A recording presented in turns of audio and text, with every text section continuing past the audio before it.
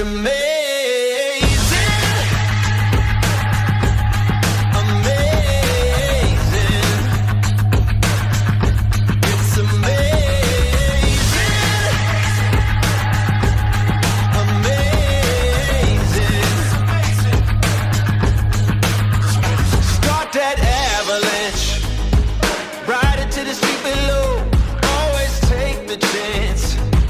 You never do, you'll never know.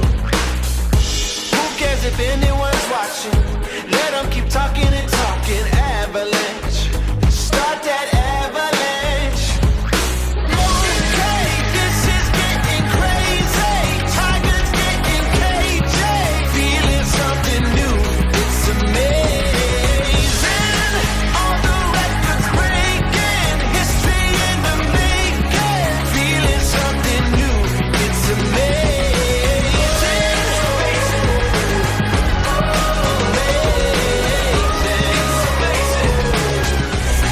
amazing. Well, hello, good morning, and welcome. Coming to you live from Lake Caroline here at the Swiss Waterski Resort. This is the Swiss Pro Slalom. We're taking a beautiful shot down the lake to open up the proceedings here for this event that has been hosted over for almost a decade now. The Swiss Pro Slalom. We've got several competitors lined up. We have 14 on the list for women. We've got 26 for men, and we're looking forward to some great skiing from each one of those categories. Continuing our little path down the lake, we're going to be seeing this shot quite a bit. Our exclusive drone shot down the entirety of the lake, and we're going to join Wade on the dock. Hey, thanks, Tony. I'm here with Clint Stadabar, owner of Swiss Waterski Resort, and as Tony has mentioned, the 9th annual Swiss Pro. And on the men's side, we've had, I call them the Big Four. They've won them all. We've got Nate Smith, Fred Winter, Will Asher, and T-Gas. Exactly. Quite a different story on the ladies' side. We've had exactly one winner, correct? Yeah, correct. Incredible. Regina won 8 times in a row. This is the 9th edition. We're getting close to 10. I'm really happy to introduce it with Wade, who just told me that his last tournament actually was here at Swiss Waterski Resort with a half-broken back, and now we're moving on to new generations, skiers like Charlie Ross, Nate Smith, and all the others. Well, let's talk about that. From broken backs to much more modern ski equipment. The boats are much better, much stronger. So the skiers can actually do less, and what we've seen is the scores just keep going higher and higher. Yeah, indeed, I think the skiers are way more efficient today. The equipment's better too. Conditions are great out there today, and I think we're going to see some big scores like we usually do here at Swiss. Yeah, I think it's going to be a very exciting event. Well, we are super excited, and we can't wait. We're going to send it back to you, Tony. All right, then. Thanks a lot, Wade, and we're going to be chatting with him consistently through the entirety of the tournament on dockside. And sitting next to me on my left and showing up on your right on the screen is Kyle Lead. How are you doing this morning, sir? Yeah, good morning, Tony. How you doing? A little tired, I do have to say. It was a pretty late night last night, but I tell you what, the crew has come through once again in getting this site set up with the cameras and everything that comes along with broadcasting an event of this magnitude. Yeah, the amazing job by these guys. You know, to cover the King of Darkness last night and then switch it all over here to the Swiss Pro Slalom. And on your screen there, we can see the format for today. We're about to start the women's round 1 here at 8 a.m. And conditions absolutely perfect, and some of the best slalom conditions and slalom lakes in the world right here at Swiss. All right, then. There, round 1, as you rightly said, takes the water first. Then it will be round 2, and then we'll replicate that with a reversed running order based upon the results on the round 1. We've got, 14 competitors in the women's competition, 26 in the men's, so it is going to be a feast for your eyes if you enjoy watching slalom skiing for the entirety of the day, and we're going to get that up and running in less than 15 minutes. We're taking a look at the Nautic towboat. Yeah, and that shot down the lake, that's just a slalom skier's dream, isn't it? Just absolutely glass calm water, conditions looking perfect. Boat's all set up there with all the gear in it, all the cameras ready for some unbelievable angles and footage for you guys at home today. And for those of you eagle-eyed folks watching in on our coverage so far, you probably noticed our rope tension apparatus has been installed. The cash prize on offer by Masterline, and we'll be intrigued to see what data gets transmitted by that. There's our water cam as well. Yes, it wouldn't be a Swiss Pro Slalom without the water cam, and great to have that on board. And we'll be switching to that at various points during the competition as well. Speaking about sponsors, we've got a whole list of them right here, and we'll get to. For those of you that are interested as to who's sponsoring the competition, they are directly below my desk, and within about the next few moments, we'll be publicizing our main sponsors by way of their commercial content during this competition. So the night for Swiss Pro Slalom about to take place within the next few minutes, and we'll return right after these.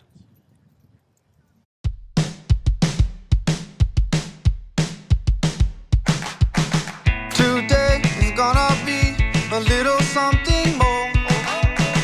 I've got a plan in mind, a special thing in store.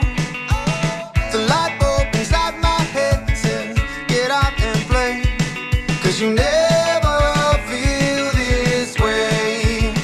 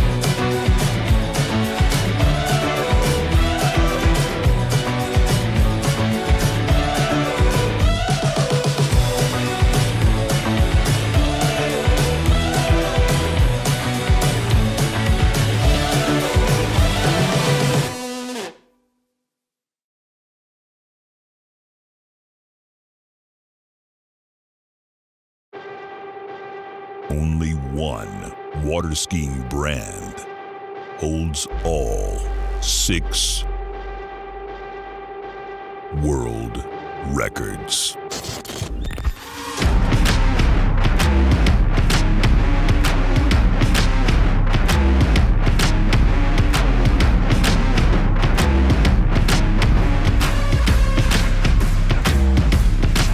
Masterline, made in the USA.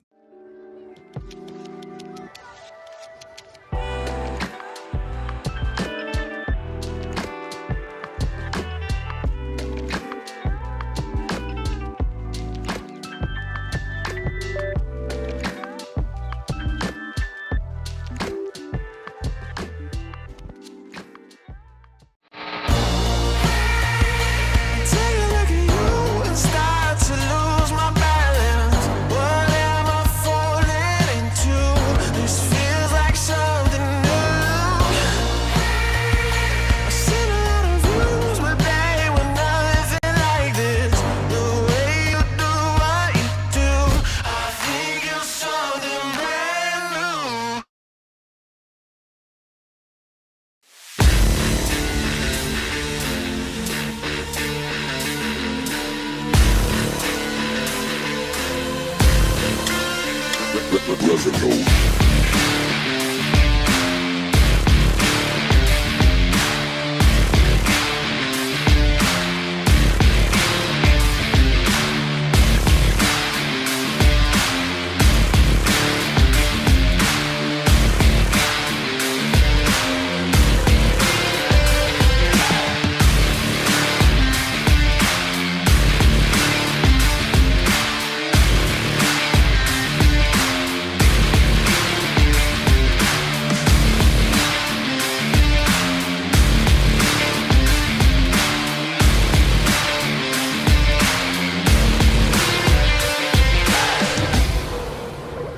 Avenol, the lifeblood of your car. My name is Thomas De Gasperi. I'm from Italy. I'm a two-time World Slalom champion. I've been coming here at La Guapa for 4 years now. The condition of this villa, it's top level. I would say 5 stars plus. Everybody is very friendly. The hosts are amazing. The staff is always helpful. There's always food on the table. I couldn't ask for anything more. Conditions, clean, and we're only an hour away from Mexico City, so it's very close and convenient to travel. Every time I come here, I feel like I'm at home.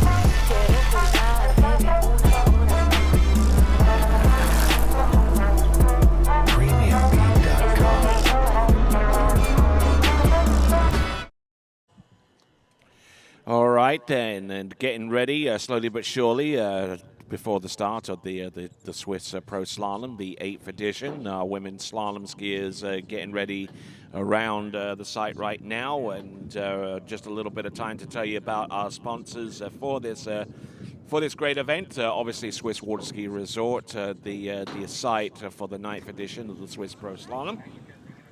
Alongside Pro Gear Gloves, Reflex Skis, Ravenol Motor Oil, Lake County, HO Syndicate, Masterline, Rat Skis, Cooler King Bikes, 2U Nutritional Bars, Hope Sound Ski Club, the USA Water Ski and Wake Sports Hall of Fame, the USA Water Ski and Wake Sports Foundation, Ski Paradise, Conley Skis, Wake House, D3 Skis, Drew Ross Realtor, La Guapa, Waters Wetsuits, and My Family Pet Food, as we take a look at Becky Lathrop inside the towboat. And let's check in with Wade's World. Hey, thanks, Tony. For any diehard slalom skier, this view is our favorite view. When you pull into a ski lake, if you can get this view, the same view that we're going to see the ski nautique get, it just sort of gives you those good morning vibes and gives you the chills. You know exactly what we're looking for. And what also can give you the good vibes or the bad vibes is the wind. And we're already seeing the flags. If you're watching the TWBC last night, you could see there was some breeze blowing, and we are in Florida on a peninsula, and the wind blows. So, yeah, it's only 7:30 here, but the wind's already up. So we're going to keep an eye on this all day, as all these competitors will be as well. Back to you, Tony. Yeah, for sure. Conditions looking pretty good right now, but yeah, we had a bit of a unpredictability through this spring. It's been up and down. Last night we saw the wind sort of favour some skiers and against others, but here at Swiss Pro and this site, it's very, very protected, and we get pretty consistent conditions through for most of our competitors. All right then, so as we continue to work our way along, not only are individual competitors competing for honours, but also teams, insofar as the brand leaderboard is concerned. After last night's action at the King of Darkness, the brand leaderboard shows that Syndicate are in the lead with 98 points, D3 on 85, Radar Skis on 80, and Good on 69. And this adds a whole new element of a competition. Rather similar to the Constructors' Championship in F1. Yeah, definitely. This is going to be a fun to see the sort of drama play out in this competition. Just kind of learning the setup for it. I guess each brand gets three skiers. Is that 3 men, 3 women, or just 3 total? 3 total. One of them has to be the opposite gender. So that's why you have Syndicate with Jamie Ball and Ali Nicholson and Will Asher, for example. Do they choose those skiers each tournament? They can be different skiers? All the way through the entirety of the Same season. Gotcha. No changes. All right. So only for injury changes apparently. So. That's going to be very, very interesting to see Syndicate obviously taking an early lead, and we're now at stop number 2. All right, let's have a look at the start list now. Samantha Dumoulin will take to the course first, followed by Jessie Dobberton from she represents the team Conley. Anna Gay we're on D3. Neely Ross with the reflex ski. Lisbeth Montavon, the first of our reps on La Pointe. Licia Bagnoli on good. Chelsea Mills also on good, and Paige Rini, Radar, one of their team members. Patrizia Yanni from Italy on good. Ali Garcia, who's recently switched from one brand to current ski, which is Syndicate. Ali Nicholson, Syndicate team member, followed by Radar team member Whitney McClintock-Rini, who came through last night and won the women's slalom event at the King of Darkness. So congratulations to her on that. And the remainder of the list should feature Regina Jaquez, and then the final skier will be Jamie Ball, Regina Jaquez representing the Good brand, and Jamie Ball representing the Syndicate brand. So anything that kind of jumps out at you? Looking at that list, there's obviously a lot of American skiers here. There's, I think, maybe half the field there, or eight out of the 14 from America. A few Canadians in the list, and a few Italians too. So international field here today.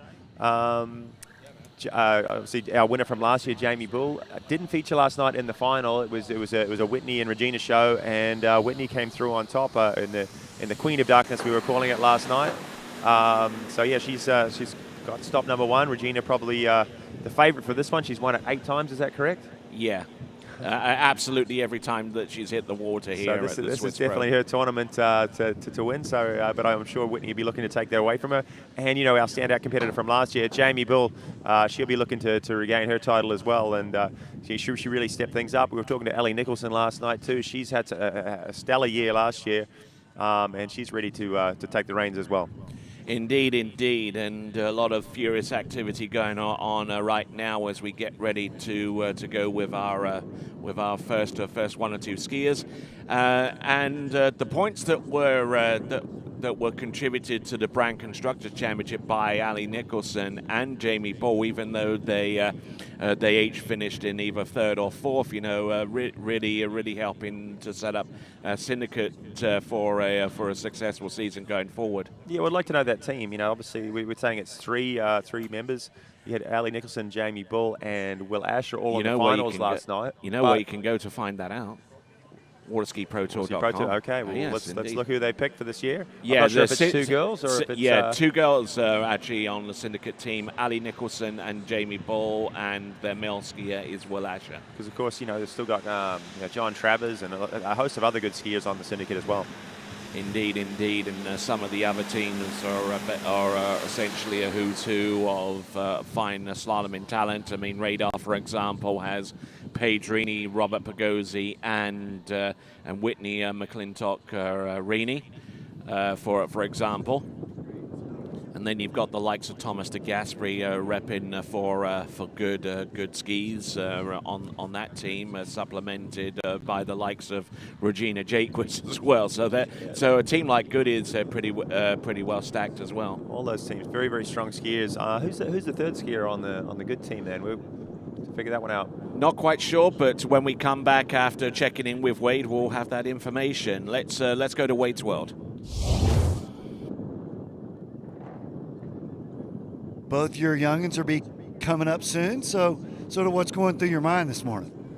Nice day for a slalom tournament. I'm looking forward to it. It's going to be exciting, and Swiss always has amazing conditions, and it's going to be breezy here in Central Florida, but you couldn't ask for more, and it's going to be a good event. So we were just reminiscing about our days on the tour and just how much skiing has changed, like the technological side. Yeah, these guys are riding some nice sticks. The buoys are a little smaller, but the scores are a lot bigger too. So it's definitely evolved. Boat path is tight and consistent. There are a lot of good things going on. It's just awesome. I love it. No, it's super fun to watch, and we're seeing the cut line scores go into sort of places that we never even dreamed of seeing. Yeah, I mean, a ride into 41 was kind of a big deal, and nowadays, you know, you want to be in the top 15, you better make a ride into 41. Well, it's going to be fun. We're obviously watching him with a big smile on his face because he's a proud papa. Back to you, Tony. All right, then. So the information that I promised to have you and on the good team features Dane Meckler, Regina Jaquist, and Thomas de Gasperi. And D3 and the likes of D3, Connolly, Radar, Syndicate, LaPointe all have representation in the Brand Constructors Championship, and we'll try and keep you abreast of how that shapes up going forward as we get ready for our first competitor to take to the water, and looking to make a bit of a comeback here. Samantha Dumoulin, who has been spending time away from the sport, studying for a medical degree, and those things aren't easily obtained or awarded. I mean, you really have to work hard and consistently over several months and years. And that's taken away from her time on the water, both in training and in competition as well. So this is one of those rare opportunities in recent times to see Samantha take to the water. Yeah, definitely. It's going to be interesting to see how Sam gets on today. She's been a busy girl the last few years. A very, very strong junior competitor. Made a bit of a hit in the pro ranks too, but then obviously went off to medical school and has got some important things going on in her career. But I know she stayed on the water as much as possible while she was at school and is still doing so. And hopefully we're going to see a lot of her this year. She's still very, very handy on the slalom ski, and one of those few skiers that has run 39 off but several years ago now. But and she's out there on, it looks like doing it on D3, not part of the D3 team, but doing it for D3 today. Okay, so coming into the course on 14.25 meters. The zero-off setting is Alpha 2, which is quite a common setting among our female competitors. Whenever you look along the list of competitors that we see. This is Sam Dumoulin. And obviously, what you notice about Sam, she's got a unique sort of style for the way she stands on her ski. She gets kind of a little bit twisted up and really sort of drives that ski through the wakes and gets a ton of angle out there across lakes and ran that pass very, very nicely. Yes, I noticed that there's quite a bit of counter rotation into her offside turn as we see Jessie Dobberton get ready for her go, and we'll probably get to chat with her in a little bit, and we're going to chat to her right now. Let's check in with Wade's World.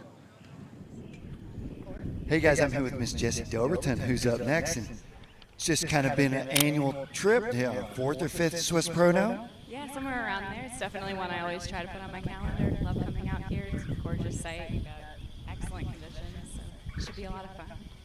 We're going to have fun with it. We'll let you back to work. Back to you, Tony. Wow, that's the whispering and all that stuff. It's like a nature watch or something like that, Well, it's interesting to tell how competitors get ready on the dock. Some are pumped up and bouncing around. Some are kind of a little more reserved. Jessie there just keeping things contained, and she's excited to get out on the water though. And here we got Sam coming back. This is 13 meters, 32 off. Standing kind of sideways on the ski there as she moves out for her gates. Looks like she got set up a little bit early there, just kind of feeling things out. Don't want to be panicked or rushed on her gates on her early passes, but as the line gets shorter, she'll definitely kind of creep it in towards the gates to make sure she keeps her speed up and has that optimal approach for a number one, which is obviously the way to start the pass. Yes, indeed. And another skier whom we'll see a little bit later on with a very, very similar style so far as counter rotation goes is Chelsea Mills. She'll be about halfway down this list. But very, very effective at going into her offside and using that counter rotation to basically hold the ski out wide enough on its approach into its offside, so the ski doesn't whip round too soon before the buoys, and at least on her offside turn, which is 2, 4, and 6, she is a lefty, as I believe you actually mentioned a few moments ago. So we take a look at dockside and see Jessie Dobberton getting ready for a go out there, and a regular here at the Swiss Pro Slalom. But 2 passes under a belt, Sam Dumoulin. Yeah, 2 warm-up passes there. Pretty easy stuff for Sam, but things get a little bit tighter here as we shorten up to 35 off, 12-meter line. And you know, we're looking for some big scores out of these girls today. We're looking down the list. There's 14 girls here, and maybe 4 or 5 of them all capable of running 39 off, 10.75. And this is one of them, but it's been a few years since she's achieved that. Here we go.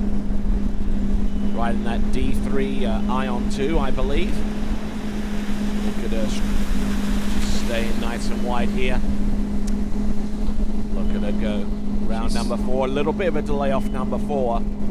Yeah, I'll agree there, Tony. That was a clean pass, but she looked a little slow off her 2-4 side, didn't she? She wasn't really getting finishing the ski through the end of the turn, a little bit back, and then maybe not the angle, the speed, the swing across to the 135. So maybe down course a little bit from where she wanted. But sometimes you see that on a 35 off pass. You know, they don't want to do anything crazy. You know, they don't want to over ski it and take the chance on a fall. So they'll just kind of safety check it a little bit through the pass. Really strong number 1, sets up early here, but I think you'll see here coming into 2, just sort of sits back a little bit, and then the angle across to number 3 wasn't quite there, and you see a little narrow and down course at 3 ball. Looking in very, very good shape, and this is 12 meters, by the way. This is 35 off or 40 feet of line for those of you in the United States that is watching this coverage right now. Very early on in the morning, the current time here. An early start for our competitors. We started about 5 minutes ago at 7:45 in the morning. Early start for our announcers too, no? I'll definitely go along with that. 7:45 to 8 in the morning is a bit of a brisk start for most people. Most skiers I know don't even train at that early hour in the morning. Well, with 40 of the world's best slalom skiers on the list in round 1, and then straight away followed by round 2, we got a lot to get through here today. At Swiss Pro Slalom. Here's Sam, and this is the money pass. She knows she needs to run this. Hopefully she's been getting through it in practice. It's a good number 1, strong number 1. She's got to pick up the intensity here to get through this, and stands up again. Maybe just a little narrow there at number 3. Unfortunately, 3 buoys. She knows that she's going to have to get through that pass to have a chance of making it into the final. It's her best score out of these 2 rounds. That's the good part. She gets another shot here in a few hours. Indeed, indeed. So 11.25 meters, a 3 buoy count. She knows that with the quality of skier that we have, and knowing that only 5 of them advance through to the next round of the competition, she's going to have to do better in round 2. Yeah, top 5 competitors advance out of the women's competition, the best score out of 2 rounds. And so far as the men are concerned, 8 advance. She's top 5. That's a big cut with the quality, the caliber of skiers we've got. So yeah, definitely halfway down, a long way down. 39 is probably going to be where the score needs to be. So a little more work from Sam in the next round. All right then, so coming to us out of nearby Lakeland, our next competitor is ready to go, Jessie Doverton. But before that, let's take a look at the instant replay once again. Anything that jumps out at you here, Kyle? Oh, she was just super narrow there at number 1, wasn't she? She yeah, just maybe struggling a little bit, getting the angle, getting the speed across the lake out of her offside. You can see her keep her shoulder up really, really high on her gate turn and trying to get that ski to move. Oh, I'm not even too sure she made it round 3. She didn't. No, that was we missed that the first time around, but you could see on the replay how narrow she was at 1, and then obviously snuck inside number 2 there, just hit it. So only a score of 2 buoys there. 2 at 38 off for Sam Dumoulin, our first competitor, and Jessie knows. She's been here before. She knows the conditions. She's got a personal best, I think 4.5 at 38 off, and she'll be looking. She's been close to running that pass, and she's looking to do that. Definitely get that done this season. And here she comes, representing Team Conley on the Brand Constructors Championship. She alongside Joel Howley of Australia and Manon Costard of France. Neither of those are 2 competitors here, but Jessie certainly is. Yeah, we're looking down the list of the field here, and when we were talking about the teams, and I saw Connolly, Joel Howley, and Manon Costard, and there was one name that I didn't see on the list, Manon Costard. I was wondering where she is this weekend. All right then, and whilst we open up that discussion after that pass, let's check in with Wade's World. Hey guys, I'm here with Miss Sam Dumoulin, who is our first competitor on the water, and conditions look great from here. How is it from your perspective? Not bad, bit of a waste. Not a great start to the day, but there's round 2. So was there any wind coming through the trees? We can see the flags blowing a bit, like on the 38 coming back. No wind. It's just a bit tricky to see on that 135 coming back from the shadows. All right, well, we'll let her catch her breath and get ready for next round. Back to you, Tony. All right, then, continuing right along, we've got Becky Lathrop at the helm of that Nautique towboat and getting ready for the next pass of Jessie Dobberton. She went in on 14.25 meters. Interesting to hear Sam Dumala there. Hey, well, we got a shot of the boat there, Tony. You'll notice that this year we don't have a cameraman in the boat. It's a pretty cool setup. I was looking at it last weekend for the tricks. There's actually a remote control camera sitting up on the screen there, so we don't have that third person in the boat, which is a bit of a step forward here for 2023 from the team here at the TWBC. Yes, our cameraman is right here alongside us here in the announcing point. Ricky Ward doing a fantastic job with panning the camera from left to right, staying ahead of the skier and getting the job done. Absolutely, no worries there for Jessie. 2 passes down, 14 and 13 meters consecutively, or 28 and 32 off in consecutive runs. And great skiing so far, getting the job done on the opening 2. Now things start to get a little bit more intense, starting with 12 meters as we have a look at dockside there with Anna Gay. Good to see Anna out here at a slalom event. She's obviously a former world trick champion, world trick record holder, and we saw her a couple weekends ago. Let's talk a little bit about the Swiss Pro Tricks, which was a fantastic event and one of the first of its kind. Hopefully we're going to see many more of that, but she did extremely well at that event as well. But here she's doing it on a slalom ski, so a good all-round skier for Anna Gay. A member of the big 3 in women's tricks. Whenever you factor in the likes of Erica Lang and Neely Ross, you know, typically if you have those 3 on your list of trickers in any women's trick competition, you would be hard pressed not to place any of those competitors in the top 3 when all is said and done. Big pass here, Tony. Big pass here to Jessie. She's 12 meters. Getting in, trying to get into form this season. A little bit of a slow number 1. Hopefully she picks it up here on her offside, which she does. Big number 3, and she's looking comfortable coming into 4. Oh, a little flat-footed off 4. She's got a long pull to number 6. She gets around it. Just about makes it. Yeah, looks like a full pass there. Again, 6 at 35 off. She'll be chasing down Sam Dumala's score here in just a moment. And she had to really dig deep on that one. I mean, right from the outset with the gate shot, rolls in, just defended that pull against the boat and got off to a little bit of a slow start here. You see her, coming out of her number 1 ball there. She's a little bit back and a little bit open to the boat. Lost a little direction into 2, but still managed to get that Conley ski, to get the tip in the water, get some good angle out of 2, and that got her back in the pass. And she'll be happy with that skiing this early in the morning, and hopefully here she can sort of just let loose, relax a little bit now that she's at 38, and see what she can achieve. Yeah, almost lost her hips a little bit more than she was able to muster back into shape there off number 5 into number 6. I get the chance to see Jessie ski quite a lot. She comes and trains over with me a fair bit, and she won't mind me mentioning that that happens a bit to her. She gets a little stretched out off the second wakes. One of the things she's working on when she does that well, she's got a very good technique and a good chance of getting through this 38 off pass. Let's cheer her along. Here comes Jessie Dobberton, 11.25, 38 off.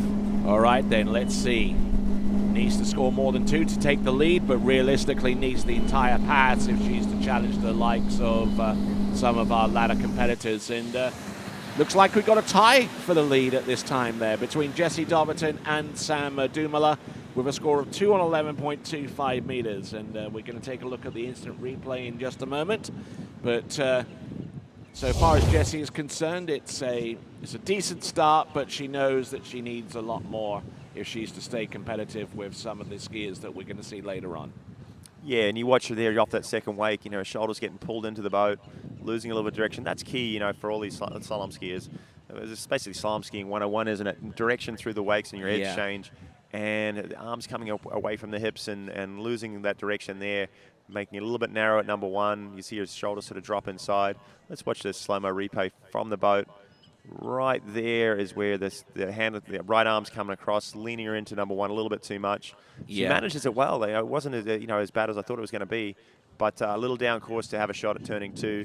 She just sort of stands up and says, okay, 2 at 38, not bad for round 1. I got to step it up in round 2. That sixth sense kind of kicking in around buoy number 2, knowing full well that she wasn't going to get much more beyond that buoy, so she bulks up and skis for the wake for 2 buoys and 11.25 meters. All right then, so next competitor to take to the water, Renegade, definitely more at home on a trick ski, but she's a handy slalom skier too, and has run 38 off at times in record tournaments. She's also a good jumper too. So overall, has a strong performance with her trick, up over or close to 11,000 points. Yes. A smaller girl, as you can see, she's light out there on the water, but gets a lot of speed, a lot of angle across the lake. And 6 buoys here in just a second on her first pass. All these girls starting at 28 off so far. I think we'll see a few of our top seeds go out at 32, Tony. Yeah, they're all going out at 14.25 meters and all looking in extremely good shape at this time. That was Anna Gay. And let's check in with Wade's World. Hey guys, I'm here with Miss Alice Bagnoli from Italy, and nice smile this morning, in a good mood, ready to put up a big score. We had a big tournament last few days, and actually skied pretty good, so I'm hoping to try to do the same, get a good first round and just get better in the second round. Good deal, and you have a good winter? Yeah, it was great. I had some time off snow skiing with my family, and then back in January to train for Mumba, so hopefully next year again. Yeah. Good deal. We're going to see you in the water soon. Back to you, Tony. Yeah, I did actually see some results last night for obviously we did the Kicking of Darkness was just covered the show just last night. The prelims were on Thursday, but I did see she skied very, very well. Scored maybe 1 buoy at 39 off, and then the prelims. So she's obviously on form, and she's very familiar with this site. So we're looking forward to seeing what she can achieve out there on the water right now. Anna Gay and 6 buoys, 28 off. Current score. She's chasing now 2 leaders, 2 at 38. That's setting the benchmark so far. Okay, looking in good shape off the first couple of buoys, and using a lot of the balance that she has acquired and uses extensively for trick skiing to basically govern how she edge changes into both sides of the course. As a matter of fact, got a little bit loose line, I would say, if I was to critique her a little bit so far as the slalom style is concerned. Which is fine for at least the first couple of passes on 14 and 13 meters. But when it comes down to actually slaloming on 12 and 11.25 meters, you need to have a full and strong contact with the boat well into the edge change, and sometimes that might not be enough. Yeah, definitely. We talked about angle weight crossings, keeping direction is kind of one of the foundations of a good slalom technique. Line control, like you say, Tony, is probably the second most important thing. And she lacking a little bit there on that pass number 2, but maybe a little bit of a nerves coming in. Again, this is early season for these girls. Second stop. I don't think she skied at the King of Darkness the last couple of days. So maybe this is the first time she's got out in a pro slalom tournament anyway this year. A little nerves maybe on those first couple of passes. Hopefully she settles down and runs this one a little bit smoother, a little easier. All right then, excellent stuff as we continue to roll away into the next pass. This is 12 meters or 35 off. Good stout pull out to the entrance gates, keeping good control of the line.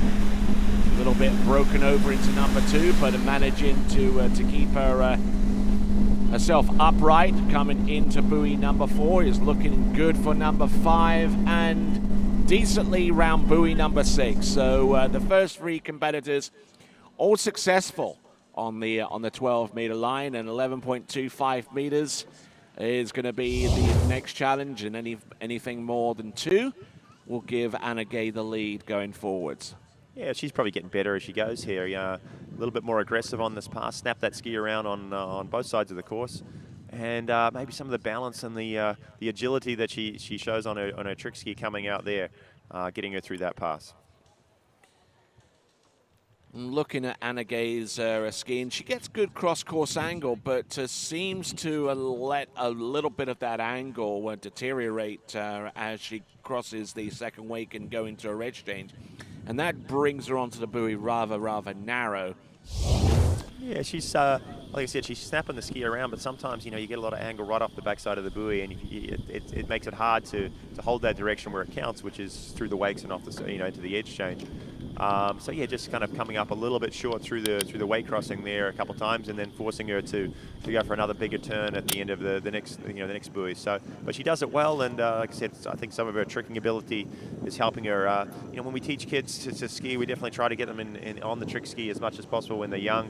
It just definitely helps all their events, you know, with that balance, that control. All right, then we're on 11.25 meters. Oh, and goes down. That means she is in third place after 3 skiers on 1.5 on 11.25 meters. And you know, the first 3 competitors in this competition kind of struggling a little bit to get past the first third of the course. Let's see what happened here on this replay. But I think she had a pretty snappy number 1 and was going for it there at number 2. Yep, hooks up a little loose line like you were talking about earlier, but she had a good strong approach into number 2, came around, and that tip just went over the top of the rope. Yeah, so she came up kind of looking, well, hey, what happened there? But yeah, the skier, that sometimes happens with the loose line, and there's not much you can do about it. But good on her. She was trying to turn 2 and get down the lake. So our skier, who currently plies her trade as a real estate agent and also does a lot of R&D work for Masterline ropes. And Masterline, the official tow rope of the Swiss Pro Slalom, providing us with examples of their pro main line, which is the one that has been out there constantly producing world records and such like, and also the optimized, the 2.0, which is a line that's a little bit more forgiving, but is every bit as tournament capable as the main pro line. You can find out more about those tow lines by going to masterlineusa.com. All right, skier on the water now from Canada, Neely Ross. And all of our skiers here, Tony, getting the choice between those 2 ropes? Yes, they are. Yes, they do. Okay, so Neely, again, a former world trick champion as well, but doing it on a slalom ski today. And I tell you what, she's been in fine form lately.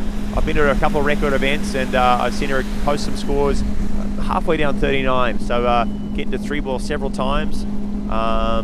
And she's looking for a breakout moment here on the slalom ski at one of these pro events. Looking pretty good, you know, and I've seen plenty of stuff posted online on Instagram and other such social media platforms out there with Neely Ross, and we'll check in on dockside with Wade. Hey guys, I'm here with Miss Elizabeth Montvaughn, and super fun to be back in the dock again, right? Oh my God, absolutely. It doesn't feel like a whole year ago that we were here, but we're back and it's just as beautiful as ever. Did you have a good winter? Oh, I had a great winter. Did a lot of experimenting with skis, did a bunch of skiing. We had really great weather in South Florida. I don't think we even really had a winter, so yeah, very grateful for that. Got married? I did, got married. He's here somewhere. He's still hung in there through another off season, so I'm a lucky girl. Awesome. Go have some good luck now. Back to you, Tony. All right, then just checked in there with Elizabeth Montalvan, and she's a member of the La Pointe team so far as the Brand Constructors Championship is concerned, along with Stephen Ireland and Cole McCormick, and we'll see those competitors later on in the men's slalom competition. And she says that that Stephen Ireland was around somewhere. He's right on the dock there next to her. And interesting, well, let's watch Neely come back in here past at number 2, doing it on a reflex slalom ski here today, one of our sponsors. And, you know, again, characteristic style here. She sort of counter-rotates quite a lot too, throws that arm up and away, but really snaps the ski around too, stays a little more open to the boat through the wakes, but very good connection to the handle and a very early, easy, probably our best 32 off pass we've seen so far. Yeah, very, very aggressive and very, very stylish there from Neely Ross, you know, and kind of go a little bit deeper into the weeds with a technique with the counter rotation with the open hips towards the boat, you know, because it's certainly a bit of a departure from what we typically see out there, Kyle. Yeah, definitely. I mean, we saw a lot of that, you know, many years ago. Well, I guess many years ago now. You know, we had some guys come in and introduce them to different sort of techniques, and yeah, sort of came and went a little bit, and there's there's different ways of skinning a cat, I guess, and that's what's great to watch all these skiers get out there. They do things different ways. There's a few sort of foundations that need to be there, but whatever works best for them and their ski setup and their style. Absolutely, and we'll continue to monitor that going forward. We've got Neely Ross on the water now, Elizabeth Montavon, who slalomed the first round at the King of Darkness, but didn't slalom the second round. I think there was a little bit of an injury involved in that. But let's take a look with Neely Ross. This is going to be the 12-meter line. Every single one of our competitors has started on the minimum starting line length of 14.25 meters or 28 off. Looking in good shape. Seems to have a pretty good handle out here, and we're just waiting for that one or two skiers to kind of break away from skiing a further way down 11.25 meters, which is going to be the next run attempted by Neely Ross there, Kyle. Yeah, another formality for Neely there. Very, very easy 12-meter. Again, she's on form so far. She's looking the best out of the three competitors, or four competitors we've seen so far. Very early and very in control through all of this pass. That connection through the wake, staying close to the handle, staying with her all the way out to the buoy. Then she extends and gets the ski out, so she's carrying a little more width than maybe some of our other competitors, and which is what she's going to need as the line gets shortened to 38 off here in just a moment.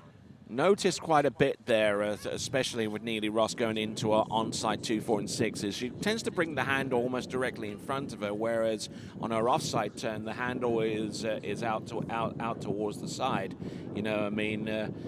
Anything you want to comment on in regards to that? Yeah, I think it's probably something she's trying to do on both sides. It's harder to do maybe on your offside, but you definitely want to try and reach down the buoy line, take the handle out as far as possible, and then again, like I said, you can ski away from the handle and out, gain that a little bit extra width, and it also helps you keep your balance. Reaching to the side, back to the wakes, that inside shoulder can drop in, tipping you over a little bit. And we saw maybe one of our earlier competitors doing that a couple of times.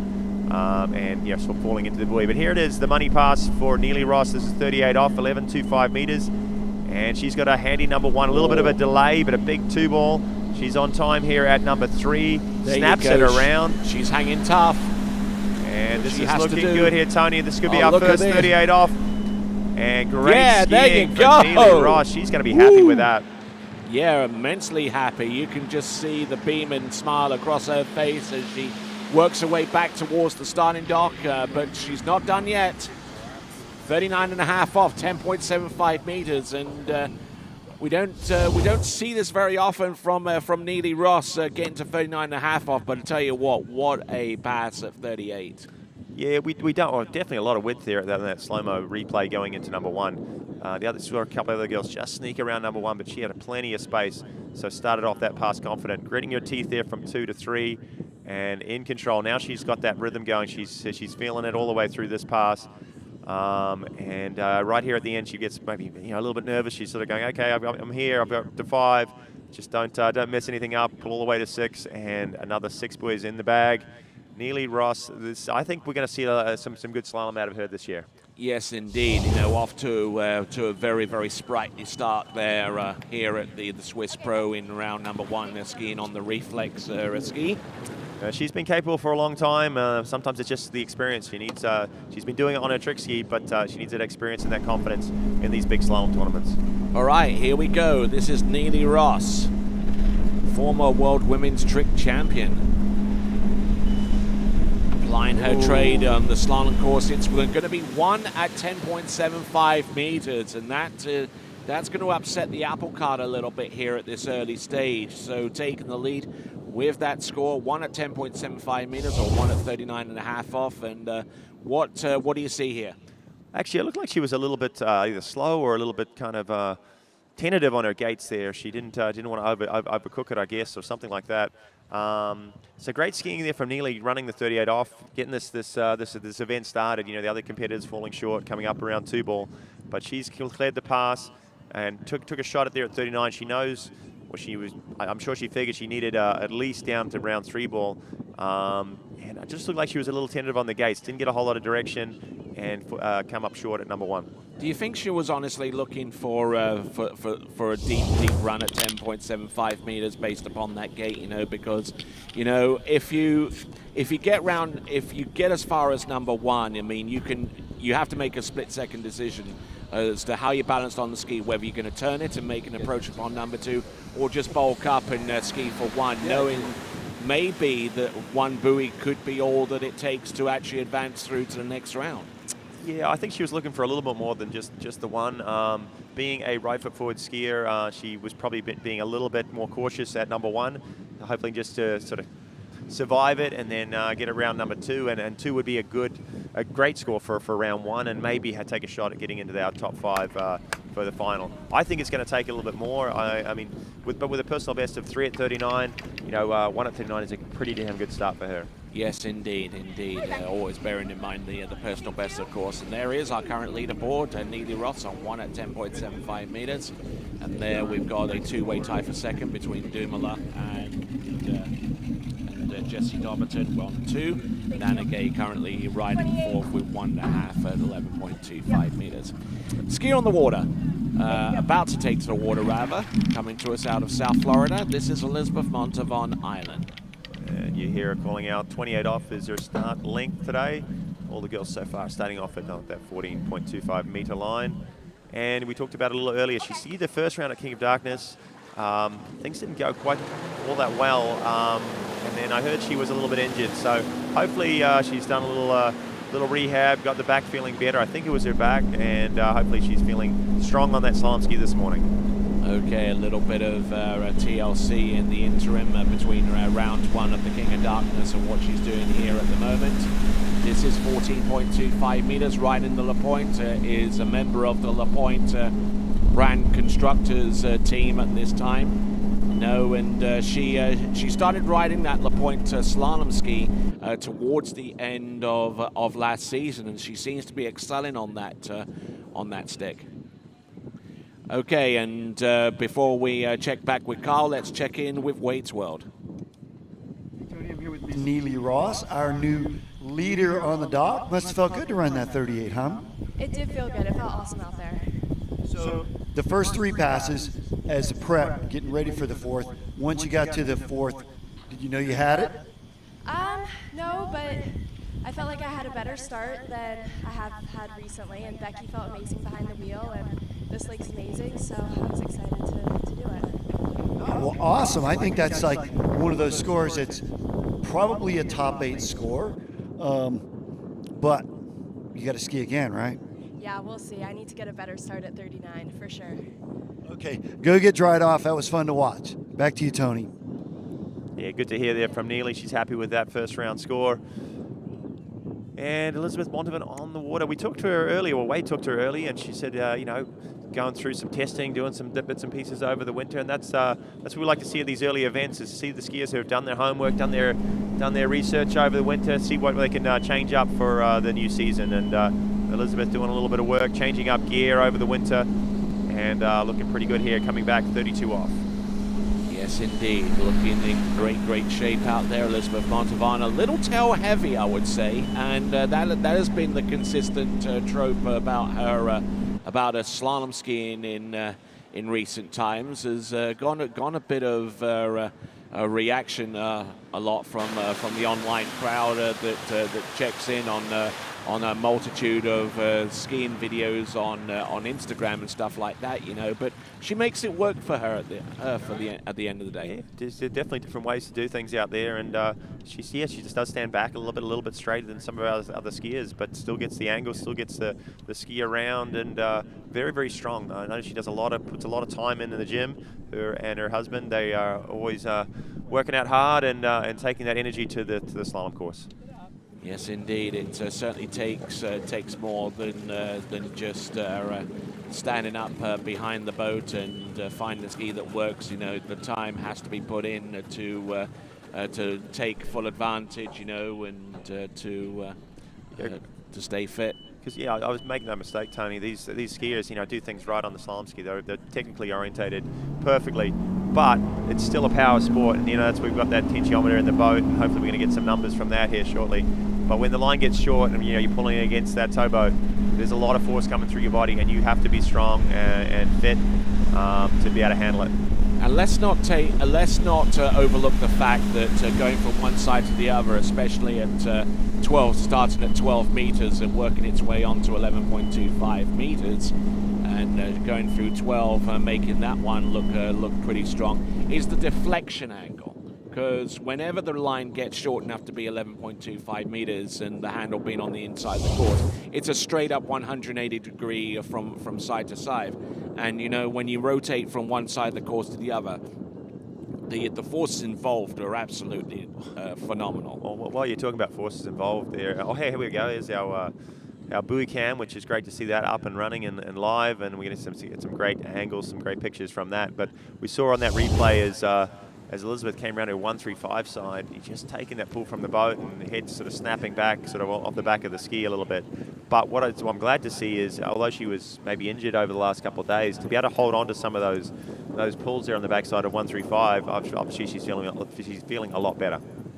Yes, indeed. I'm sure that there's been a lot of ibuprofen and maybe some acupuncture and stuff like that involved to try and mitigate some of the hurt that she's going through right now, that caused her not to be able to ski the second elimination round of the King of Darkness after her score in round 1. But all water under the bridge. Here we go, 11.25 meters, a pass that she knows that she's got to run because Neely Ross did that just a few minutes prior on that La Pointe slalom ski. Good turn off that number 2. She was still there, but unfortunately not getting the approach that she needed into number 3, and knowing full well she wasn't in a position to take it physically. She dropped the handle when skis 2.5.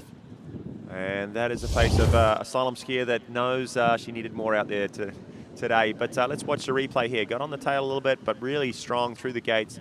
A little bit narrow at number 1, and she did, on the original shot, I saw her turn quite a ways down course, so kudos to her for turning 2. Snapped that ski round, tried to hold on to it, but it was a long way down course, and I think she's gone inside number 3 as well. I think that we're going to wait for the official score, but I'd say that's going to be 2. Just went on the inside of number 3.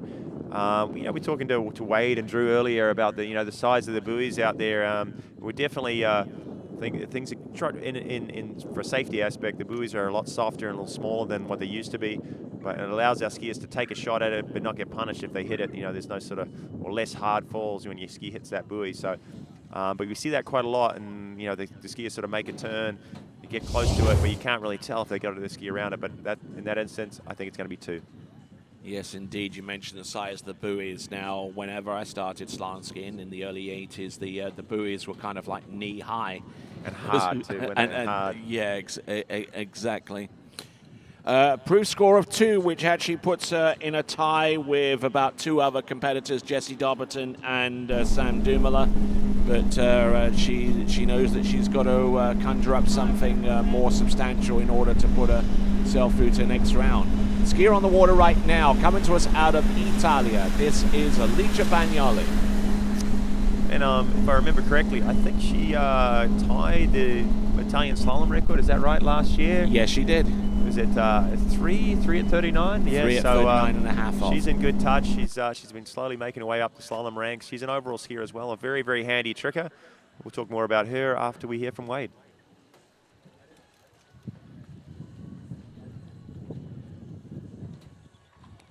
Hey guys, I'm here with Miss Whitney McClintock-Rini, and we talked about it. Congratulations from last night, King of Darkness champ, but got to be the shortest turnaround in the history of water skiing, and as far as not being able to enjoy the victory fully. It's all right. I'm ready. I'm super excited to ski behind the Nautique today. Becky's awesome, and conditions are perfect, so ready to go start the day. We were home for less than 12 hours last night, and we're ready to go again.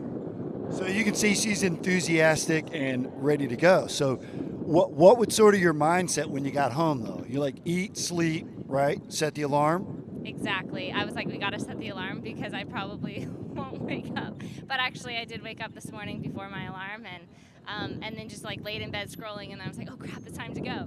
So we ended up getting here a little later than we wanted to. My little man needed to sleep a little longer too, so here we are. We're excited. It's fun. We're enjoying it. Congratulations. Back to you, Tony. All right then, and let's focus in on Italy's Alicia Bagnoli, the current European champion in overall and tricks. Looking in fantastic shape here. Good solid effort round all 6 buoys. Great skiing there from Alicia Bagnoli on the first 2 passes. A skier who trains here at the Swiss Waterski Resort, but obviously she can't afford to overplay that advantage going forward. She still has to go out there and ski and run passes in each instance, and we'll see what she can do with 12 meters coming up next. Beautiful conditions out here. I mean, you've got to agree. I mean, it's 70 degrees Fahrenheit, but it will get hotter during the course of the day, equivalent to 21 degrees C. And humidity seems to be on a pretty good level as well. So it's pretty comfortable skiing out there as we have a look at the Nautic towboat equipped with the rope tension device. As we check along the dockside to see Chelsea Mills about to take to the water herself, skiing number 7 of 14. So we're almost at the halfway point, just like that. And they run it very efficiently here at the Swiss Pro Slalom, Kyle. Yeah, definitely. Let's watch Alicia come in for the 12-meter pass. She's definitely made big progress improvements over the last few years, tying that Italian record last year and looking very in touch on her slalom ski. She does get to train here a lot, which is, yeah, a slight advantage there maybe, but very strong skier and making her way through 35 off pretty handily. And there we go, all the way from, broken over a little bit on number 6, almost left that to too much to chance there at the end of that run.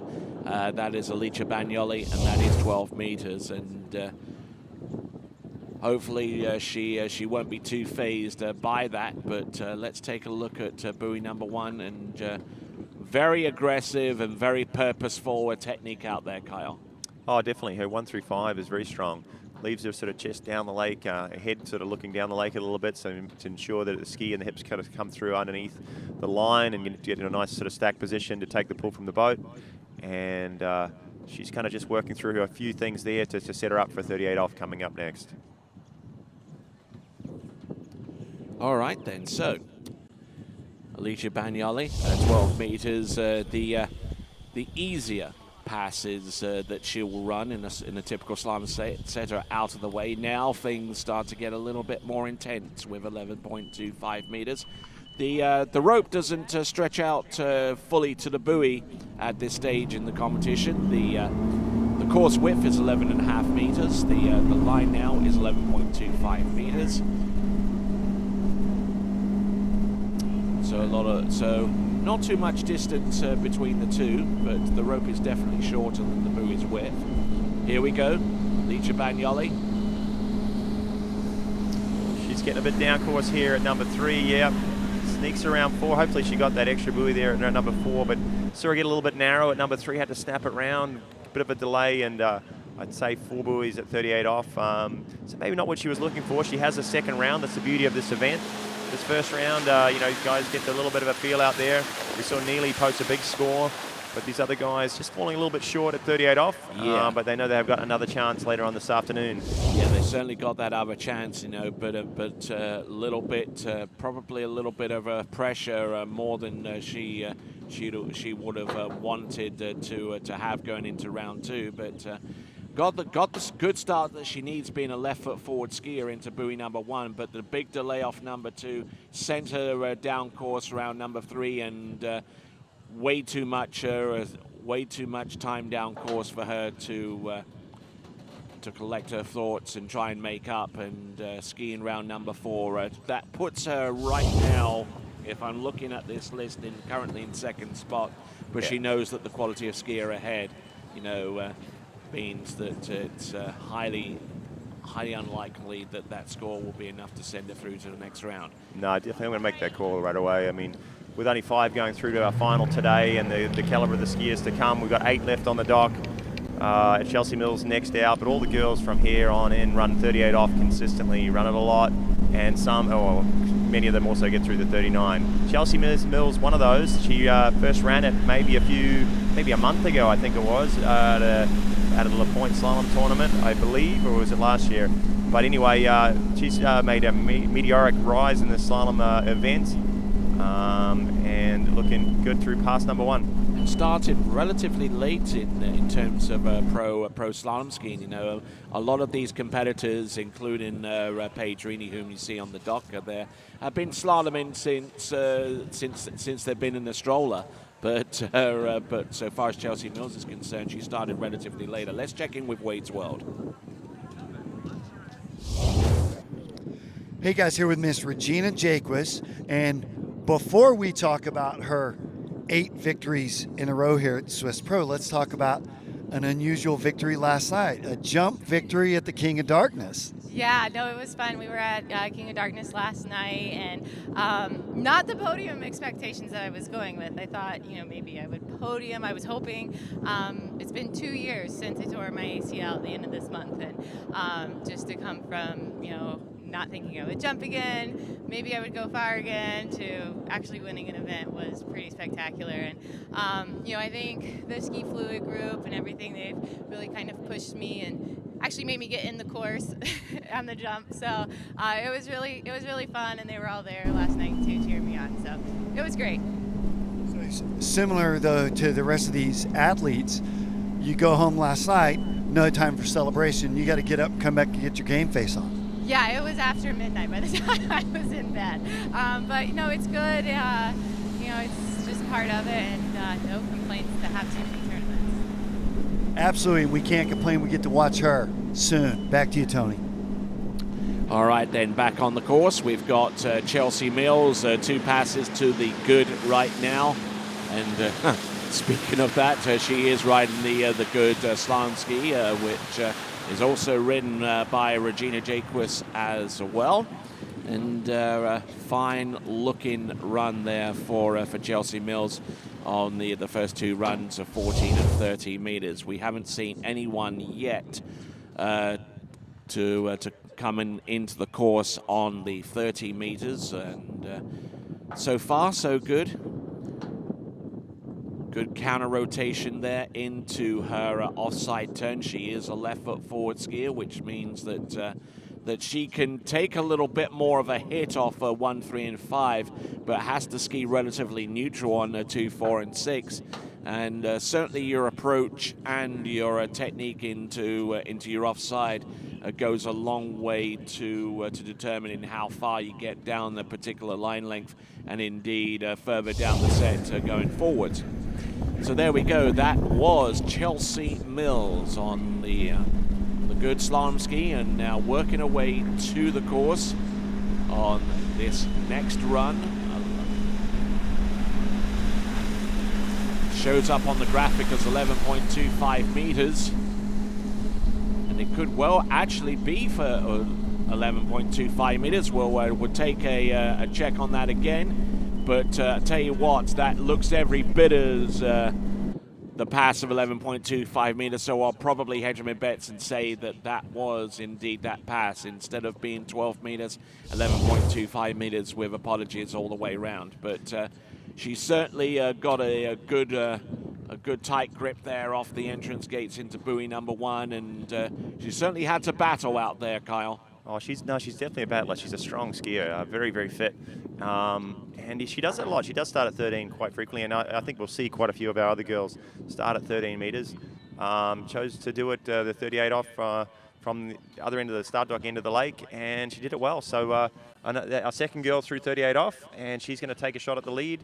Only have to surpassing 1 buoy, and as a lefty, I have a good shot. I'd say she'd have a good chance of getting past it. All right, then, Chelsea Mills, currently in outright second at the moment.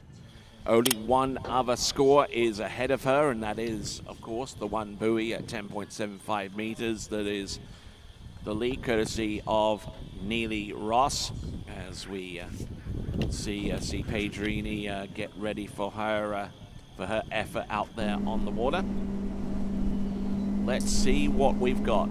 This is Chelsea Mills. Top score so far 1, but she knows she's going to need fairways down the lake. A lot of loose line there at number 1, and did she sneak around 2? I'm not sure on that one. We're going to have to take a look at the instant replay to determine that, and I'm sure that the judges are also going to review the same coverage as well. She sold it pretty well, didn't she, Tony? She made the move like she did. She did just get around and get the ski around it, but that's a big extra buoy there. So let's look at number 1 as she comes in here.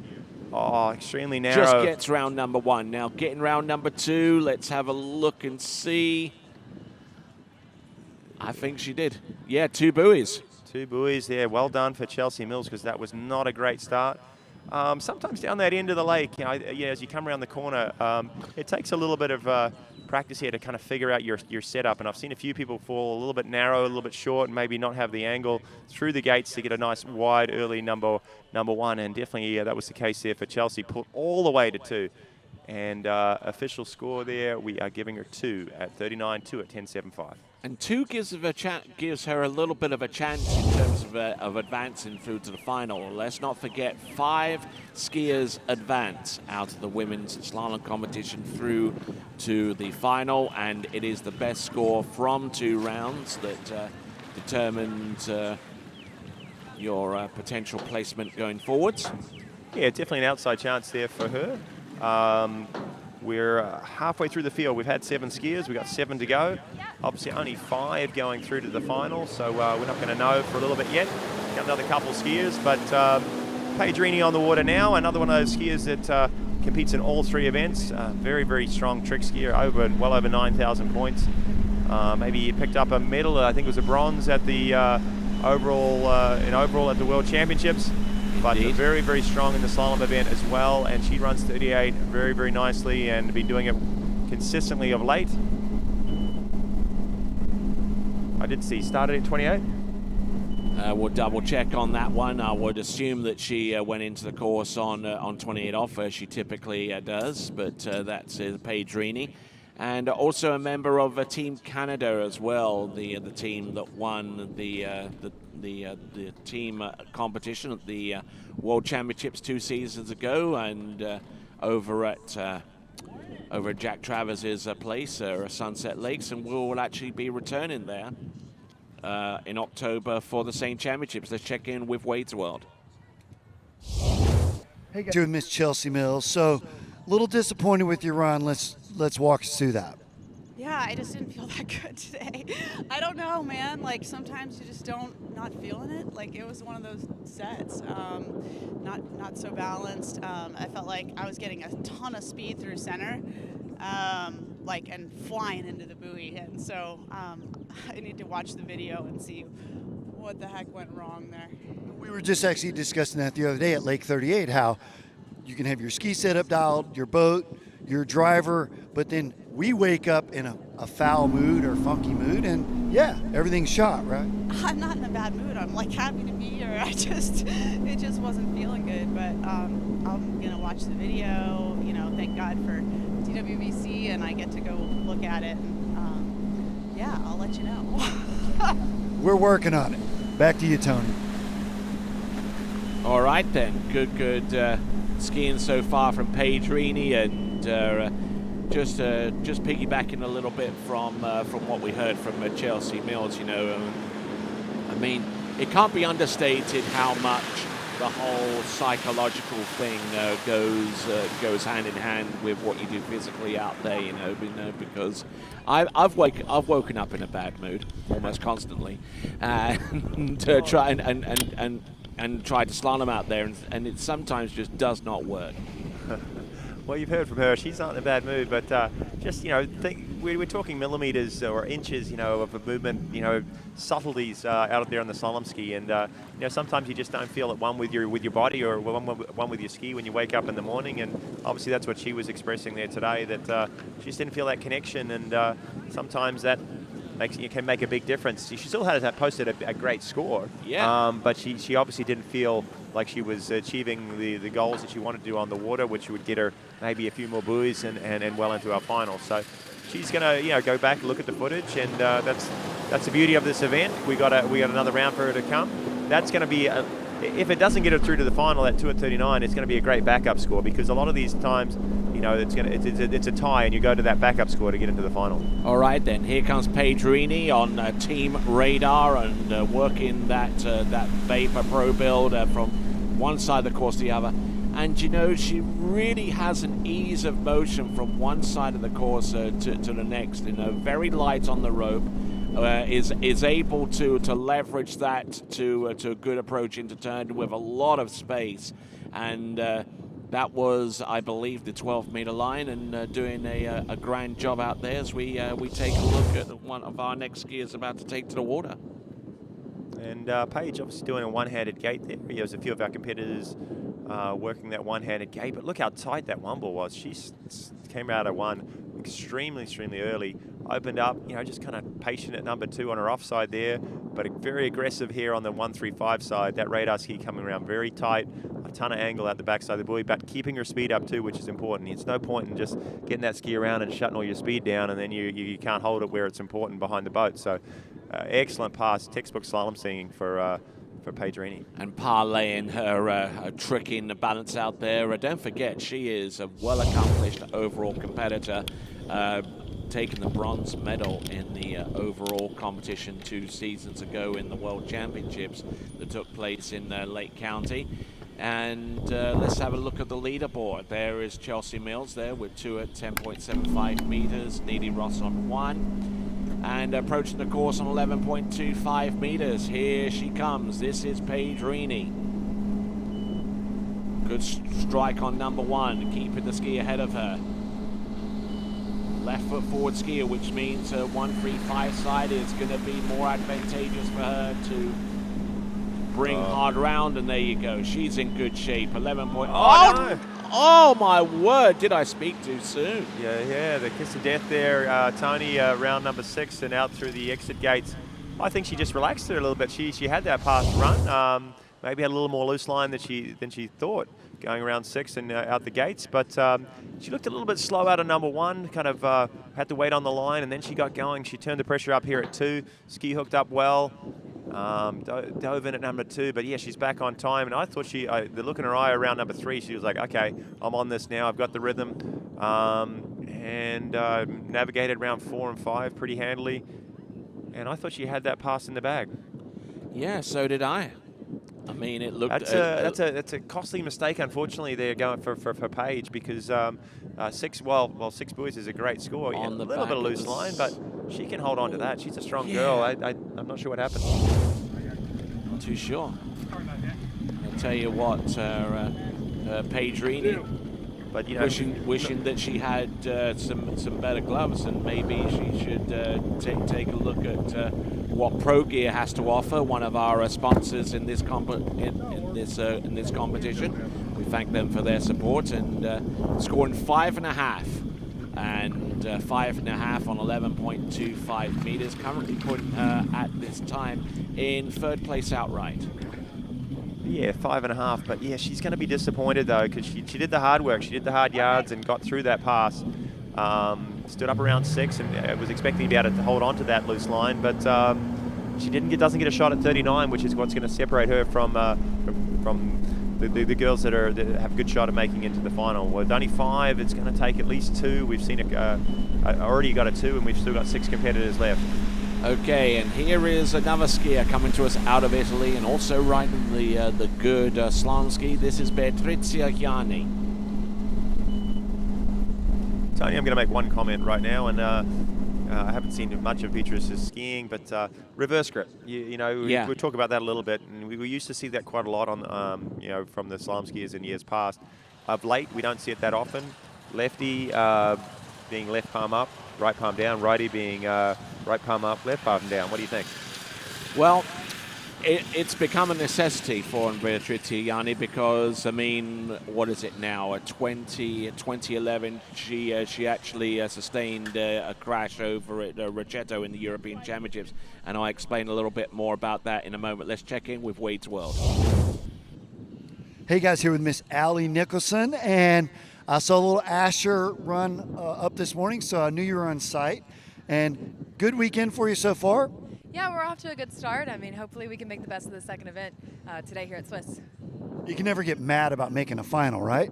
No, and it was a 4-person cut. I actually just found out today's a 5-person cut for the women. So another kind of, it's going to be tight to get in. So there's going to be some good skiing. It's perfect conditions out here today. So I think we're going to see some big scores. Rip it up. Back to you, Tony. All right, here comes Beatrice Yanni, and right foot forward, a slalom skier, and going with the right hand up. And as I said, that became necessary after sustaining a shoulder injury in the European Championships many seasons ago. But she's making that reverse grip work for her very, very effectively, and she's still one of Europe's top female slalom skiers to this day. And getting through the opening 2 passes of 14 and 13 meters, and now looking set for 12 coming up next.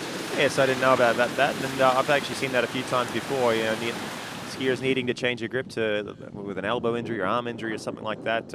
We used to see that quite a lot, and back in the day, some top slalom skiers, the guys like Mike Shaylander and big guys like that used to absolutely rip their onside coming over the top of the handle, and then you kind of that slam dunk, big onside, and then kind of a slower back-footed offside. The slalom skiers today, a little more even, a little more symmetrical. We don't see that quite so much. That also extends to the jump event a little bit as well, because, well, necessity being the mother of invention, the arm sling probably wouldn't have gotten invented if it wasn't for the likes of Robbie and Alan Kempton.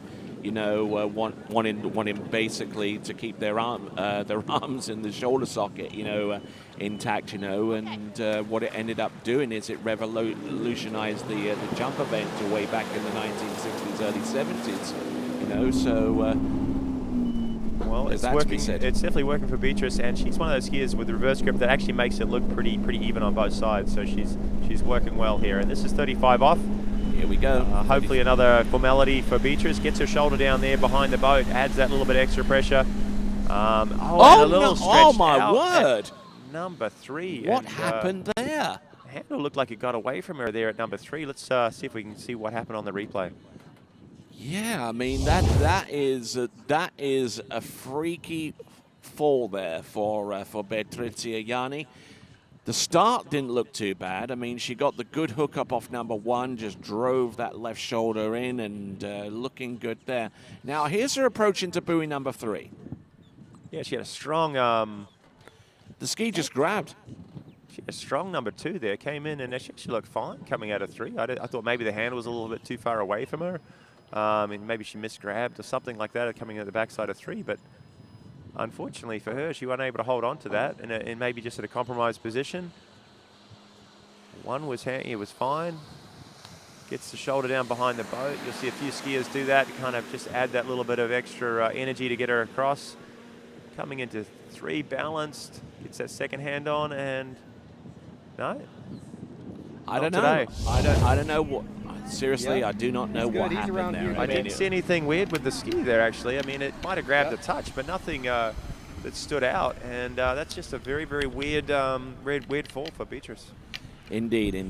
Beatrice Yanni with 2.5 on 12 meters, and if things stay the way that they are right now, she will be the first skier off the dock in round 2 as we reverse the order with the worst scorer going out first and the best scorer starting out last in the reseeded second round running order. Skier about to take to the water and would ordinarily be skiing collegiately for the Raging Cajuns of Louisiana Lafayette. This is Ali Garcia.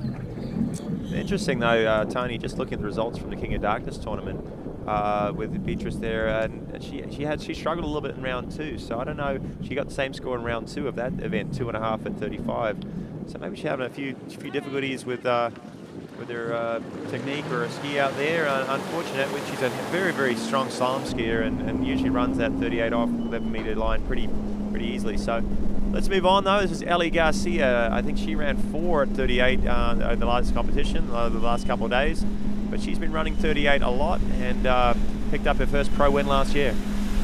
Indeed. She picked that up at the America's Cup, which took place in conjunction with the good Waterski National Championships. And actually, within the last month or so, changed from one ski brand to the one that she's currently riding now. She's working on the Works one from Syndicate, and doing a pretty good job on that slalom ski. Worked a little bit with our good friend Zane Nicholson to dial that ski up and get the fin and the foil settings and the binding to right. And with that in mind, let's check in with Wade's World. Hey, Tony, here with Miss Jamie Bull, and a bit of history for the water ski fans out there. I looked on the old start list from 2015, and Jared Bull was on the start list. Yeah, wild. It's been a while. Definitely been a while. So did you have a good winter? Lots of snow skiing? All the snow skiing was so much fun. Getting your water ski mind on now? Yeah, we're getting there. Almost. Well, it's getting warm at least, right? Yeah, though, I mean, the weather's been great, so it's definitely a big switch from alpine to water, but it's been fun. We're going to watch her go rip some turns out there really soon. Back to you, Tony. All right there, so Jamie Bull, a member of the Syndicate team, as we continue to rock our way forwards, and skiing on a Syndicate herself is Ali Garcia with 14 under her belt and 13 meters, replicating that effort. There she goes. Yeah, another one of our skiers looking very tidy on her opening passes. Very early through that 13 meters, 32 off. Ellie's still in school, and she goes to school up in Louisiana. Is that correct, Tony? That is correct, yes. And yeah, just getting back into the season. Like we said, had a strong year last year, and had her first pro win. And she's looking for big things. She's ranked pretty highly coming into this, and she's that skier that we start to look for, because she's fifth, and anybody, she knows what score it's going to take to get into the finals so far. All right, then continuing to go right along. I'm monitoring the live chat at the moment, so feel free to throw in a message or two as you continue to watch on the TWBC YouTube channel. Check that out. The live chat you can be a participant of by subscribing to the TWBC YouTube channel. You can also hit the bell icon to be informed and notified when an event goes out live on the TWBC YouTube channel. Check it out. All right then, folks, here we go. We have got on the water Ali Garcia. She's tracking down the top score so far. Chelsea Mills with 2 at 39, Neely Ross with 1 at 39. So she knows what it's gonna take, or about there and thereabouts. She's got a little bit of work to do. This is 35 off, another couple passes before we get to that elusive 39. She's got a little loose line there at number 4, stands back on the ski, and a little down course. Gave her a little hurry up there at the end of the pass. Nicely done, round all 6 buoys there on 12 meters. And a fine effort there from Ali Garcia as she pulls out and gets ready for 11. And let's see if we can pick through this technique here from Ali Garcia. Really relies on getting a good hard turn off number 1 to set herself up for the remainder of the course, Kyle. Yeah, she looked pretty strong at the start of this pass. Maybe a little bit slow off number 3. Just here at number 4, she sort of checked, stood back on the ski, waited on the rope a little bit. You see the ski come up, and a bit of a delay. Pulls a little longer than she probably wanted to into number 5, but that strong onside gets her back in the game. And you know, these skiers are so talented, so strong that one mistake it doesn't put them out on it. Passes like 35 off. All right you are, as we continue to roll right along with Ali Garcia. And Tony, all of us are probably a little bit tired coming across from the King of Darkness event from last night, and Ali Garcia probably the same. She's her family very instrumental in putting that event together, and kudos to them. It was a successful event. But yeah, I know she was working hard to make sure that event went off well last night. Here she is, 38 off for Ali Garcia. Okay, 11.25 meters needing to get the good start here to keep the flow going. A little bit high-sided off number 2. She's still there on 3 and number 4. Keeping the flow going. She's round number 5. Can she make it to number 6? Not quite. A respectable score there for Ali Garcia at this time, but she knows that she's going to have to conjure up something better in round 2 in order to stand any chance of advancing. Yeah, unfortunate stuff there for Ali Garcia. There's a lot of work in that pass. She almost got there, 5 buoys. There was a lot of movement on the ski, wasn't there, through this pass. Got high-sided, like you say, coming out. She put a long way to number 2, got high-sided coming out of it. But she gritted her teeth and almost got there. Down course at number 3, hooks up strong though, working hard and almost, but not quite. And she's going to slot herself into maybe, I think that's going to be about 4th so far. And Chelsea Mills, as it stands, has earned her a spot into the final with 1 round to come. Yeah, exactly. Yeah, that top score currently standing at the moment of 2 at 10.75 meters. And 4 skiers remains in this round, so we're going to get a pretty darn good idea of what it's going to take to advance in this slalom competition. Making predictions at this point, Tony, a little difficult, but I would say a piece of 3 of that 39, and you're got a pretty good shot of making it in. 2, maybe in a runoff, who knows? And it's that kind of target that is going to be on the mind of Syndicate's Ali Nicholson, a member of that team, along with Jamie Ball and Will Asher in the Brand Constructors Championship. And our final 4 skiers were the final 4 in the head-to-head last night. Yeah. Yep, they're earning their spots for sure, earning their rankings. Ali Nicholson, Team HO, and skiing very strong, very consistently down through 39. We're going to talk more about that after we hear from Wade.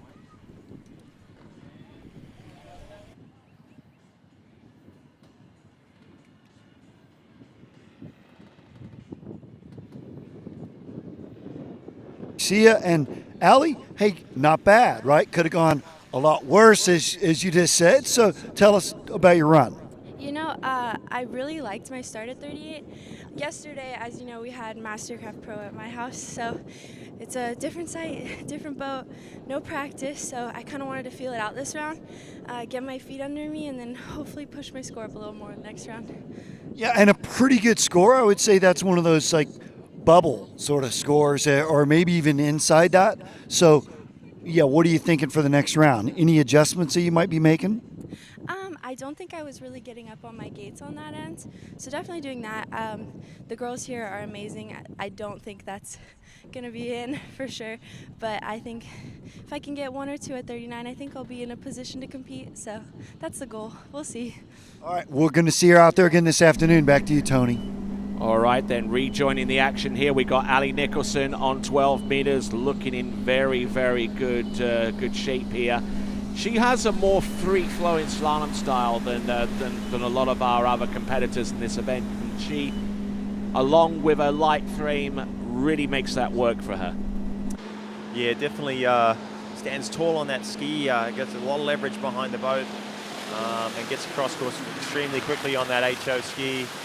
And she's been impressing a lot of people lately. Last year, getting scores well down 39. She hasn't run it. I think her personal best 5 at 39. So she's high in the rankings for not actually have gotten through that 39 off pass. But maybe today is the day for her. Yeah, so really emphasize in keeping her chin up and eyes going across course as she approaches the end of the turn. A little bit unconventional as slalom styles go, but, you know, as they say, whatever it takes. Yeah, is that our second skier that started at 32 off? Is anyone else? No, this is the second skier. Yeah, I believe it is the second skier that started at 32 off. And I would say the rest of the field will start at 32 as well. I'm probably going to be a safe bet there that 32 off is going to be the opening pass for. Love this drone shot as that boat brings our skier in on her 38 off pass. So we're right into the action here. Only her 3rd pass, but she's at 38, and this is the pass she knows she needs to run to have a shot at the final. Today, she's a little bit, taller on the ski, a little bit stiffer with the legs, maybe a little bit slow out of number 2 there. Big onside though, gets her back on time. And I think she's got this look at that. Passing the bags. Oh, no. Oh, no. What the? Very, very similar release to Patrizia Yanni. That was strange as well. Maybe a little bit of a misgrab at number 5. Let's watch the replay here. Now, bearing in mind, of course, that every single competitor coming into this event uses their own handles, so there's no common handle being used by any of our competitors at this competitive level. So she can't make the excuse of skiing on a handle that has been used by other competitors and maybe a little bit slippy, but this is just remarkable. She missed it. Yeah, just It's a missed the misgrab, grab. Yeah. No, we didn't miss that on the first shot. And it looked But like you it can see hurt as there. well. Yeah, definitely. No, there's put her hand right through the handle there and just missed the grab, which is unfortunate because she had a little bit. It wasn't her best pass for sure. She was struggling a little bit, but had it back going. You know, a bit of a harder number 1, fell into it. Was a little down course here out of number 2. That's not a great turn, but she's got a super strong onside and got things back in. That was a big turn. And I thought she had the pass done. Maybe she did too. Maybe a little lack of focus there around number 5. Sort of put the hand through. You see her wrist sort of on the bar, and then kind of can't hold onto that ball with one hand, and that was it. Yeah, exactly. So let's have a let's have a look and see who's coming up next. It is the Queen of Darkness in the women's slalom event, which took place last night. It is Whitney McClintock-Greening. She had a very, very successful start to her season so far. She's picked up the Mumbo title, which was in March down in Australia, and then she picked up the King of Darkness title last night. So 2 tournaments so far, 2 wins for Whitney McClintock-Greening. Indeed, off to a sprightly start indeed, as we have a look at the leaderboard showing that Chelsea Mills is in the lead with 1 at 10.75 meters, and Neely Ross in with a chance of making it through to the next round if everything stays exactly the same as it is now. But we've still got a lot of slalom skiing to come, and representing Team Radar alongside Robert Pagozzi and Pedrini, this is Whitney McClintock-Greening. Wind are starting to gust up a little bit and making life just that little bit more intense for our slalomers out there, as Whitney McClintock-Greening takes a path over to the other end of the course. So a pretty rudimentary opening pass of 13 meters, 32 off. We expect to ski that run, and let's check in with Wade's World. Watch any of the King of Darkness last night, and you're watching now, you're seeing the wind and the flags fluctuating, and that's really the spring of skiing in Central Florida. Is the wind's almost always blowing, and I think some of those sort of miscues that we're seeing is just basically the wind gusting up, and so we're going to keep an eye on it, but we can see the flags just came a huge gust here a couple moments ago. So yeah, I think it's going to start affecting everyone, certainly going to affect their mindset, without a doubt. Back to you. All right, then, just enough time to tell you about our sponsors, the Swiss Waterski Resort, along with Pro Gear Gloves, Reflex Skis, Ravenol Motor Oil, Lake County, HO Syndicate, Masterline Rat Skis, Cooler King Bikes, 2U Nutritional Bars, along with Hope Sounds Waterski Club, and USA Waterski and Wake Sports Foundation, along with their Hall of Fame. Here we go. This is Whitney McClintock-Greening, looking in very, very good shape here, and has really settled in out there on the slalom course, and looking strong. Yeah, straight into 12 meters, and very, very successful pass. Looks clean. Took the title last night. Took her earlier. She said she got home, got to bed, rested up, probably had a few coffees this morning, and right back into it at early hours this morning. For my part, I'm fueled by Red Bull at the moment, a little bit there. I'm doing the same this morning, actually. I got the tropical one going. I've got the regular fully leaded. Sugar? Yeah, okay. There you go. But anyway, our dietary needs aside, let's have a look and see the tail end of Whitney McClintock-Greening with 13 and 12 meters under about 11.25 meters coming up very, very soon afterwards. Check in with some of our other sponsors, Ski Paradise, Conley Skis, Wake House, D3 Skis, Drew Ross Realtor, La Guapa Resort in Mexico, Waters Wetsuits, and My Family Pet Food. So, Whitney McClintock-Rini, 11.25 meters, certainly has tread this path quite often over the last few seasons. Oh, taking a big old hit off number one. Can she still stay on top of the course? She can. And, you know, by the time she got to number three, it's almost as if she was slaloming in complete rhythm. And I'll tell you what, that shows me something that we don't ordinarily get to see from Whitney McClintock-Rini. Way down course off buoy number one and still able to get through that run. It shows the experience of the lady, doesn't it? Comes around number one. Let's watch the replay. Going with a one-handed gate, but it's a very consistent setup for her. Comes into one, everything's normal, then right there, got in deep. She was looking up at the sky there out the back of side of number one. Call a chiropractor. Didn't panic. Relied on her experience there at number two, just stayed calm and picked up number three and was back on the money here. I think she was sort of half laughing to herself halfway through the end of this pass, going, what the heck was that? Wow.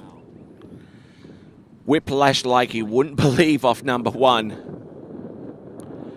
274 pounds per square inch of 274 kilos. Yeah, that sounds a little bit more like it. Yeah. We're doing metric this time, are we? Okay, we usually hear the pounds, don't we? Coming from that rope tensiometer, I think it's called. Sponsored by Masterline. And, well, not a very unorthodox pass for Whitney, but doesn't matter. 6 buoys is what counts, and she's shortened the rope, and pretty much from that pass, she's secured her spot into the final as things go. Another round to go, of course. And here's 39. She's run this a lot, every single round at the King of Darkness over the last couple of days. A little bit down course at 1, but a better approach out of it. Didn't see that head fly back. She had a strong 2. She's still on time here at number 4. And I think we got our first skier through 39. Congrats to Whitney. All right, there you go. Form. Great skiing there, and Whitney McClintock-Rini, for all intents and purposes, has a real inside line on making it through to the next round of the competition based upon what we're seeing. I'm going to say that little slip up, that little mistake at 38, maybe woke her up a little bit and got her going after such a action-packed couple of days. She's maybe a little bit moving a little bit slow, and that woke her up, and now she turned it on here at 39. And I don't think she exerted 247 kilos of pressure on this run at any given time. That was a strong 2-ball right on the backside of number 2, and that set the pass up extremely well. It's often you see, these skiers come out of, it's hard to get the rhythm at the start. Once they get out of 2, they sort of look like they relax a little bit, and they've found their rhythm, found their spot on the ski, and then they just ride it through the end of the pass, and that's exactly what she did there.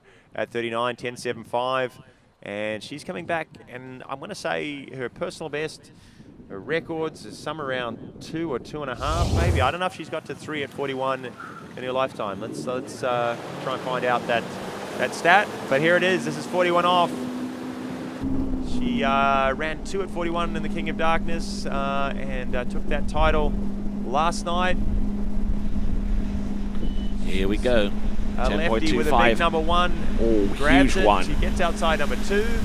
Gets around the second buoy to the wakes, and our new leader, Whitney McClintock-Rini, 2 at 10.25 meters or 41 off. And I did the conversion between 274 kilos into pounds, 605 pounds per square inch. Let's watch this replay here. This is such a short line length, isn't it? 41 off, 10.25, reaches around number 1 there. Grabbed back on top of the handle and pulled all the way to number 2 through the ski out. Secured the 2 buoys. Great score in round 1 for Whitney, and I'd say that putting her straight through to the final. Whether she skis in round 2, I'm not sure.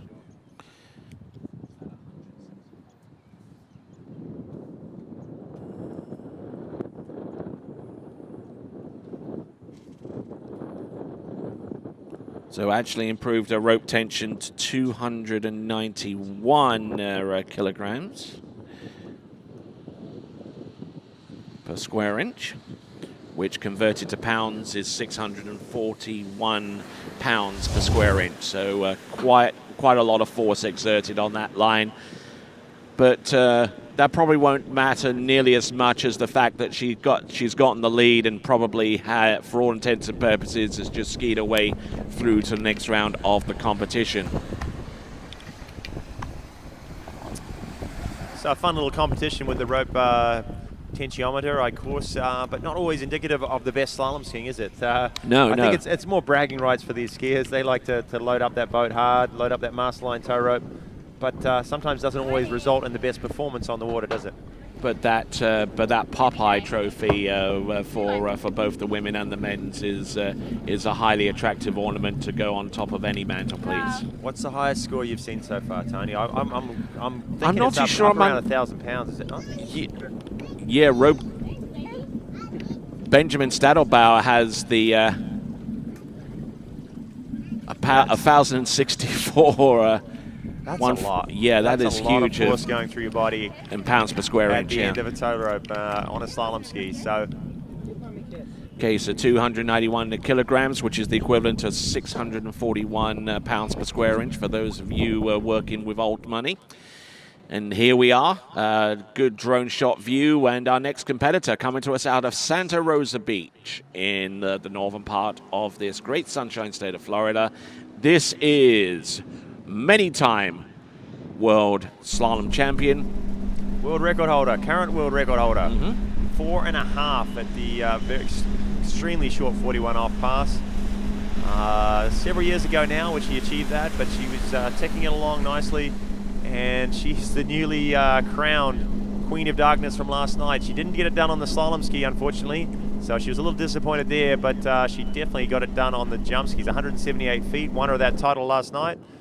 And but today it's all about slalom, and she's one of the best at it. Yeah, right you are, as we take a look at the beautiful shot of Lake Caroline as we work our way towards the starting dock with our drone shot. And with that in mind, let's check in with Wade's World. Thanks, Tony. Here with Miss Whitney McClintock-Rini, our new leader on the dock. Kind of exciting, isn't it? It is exciting. I mean, this order is a little different than we're used to because I didn't go to Europe last year. I learned my lesson. I'm going to Europe this year. But it was great. I'm super happy with where I'm standing right now. So, any adjustments for second round? And then before we get to that, how was the wind?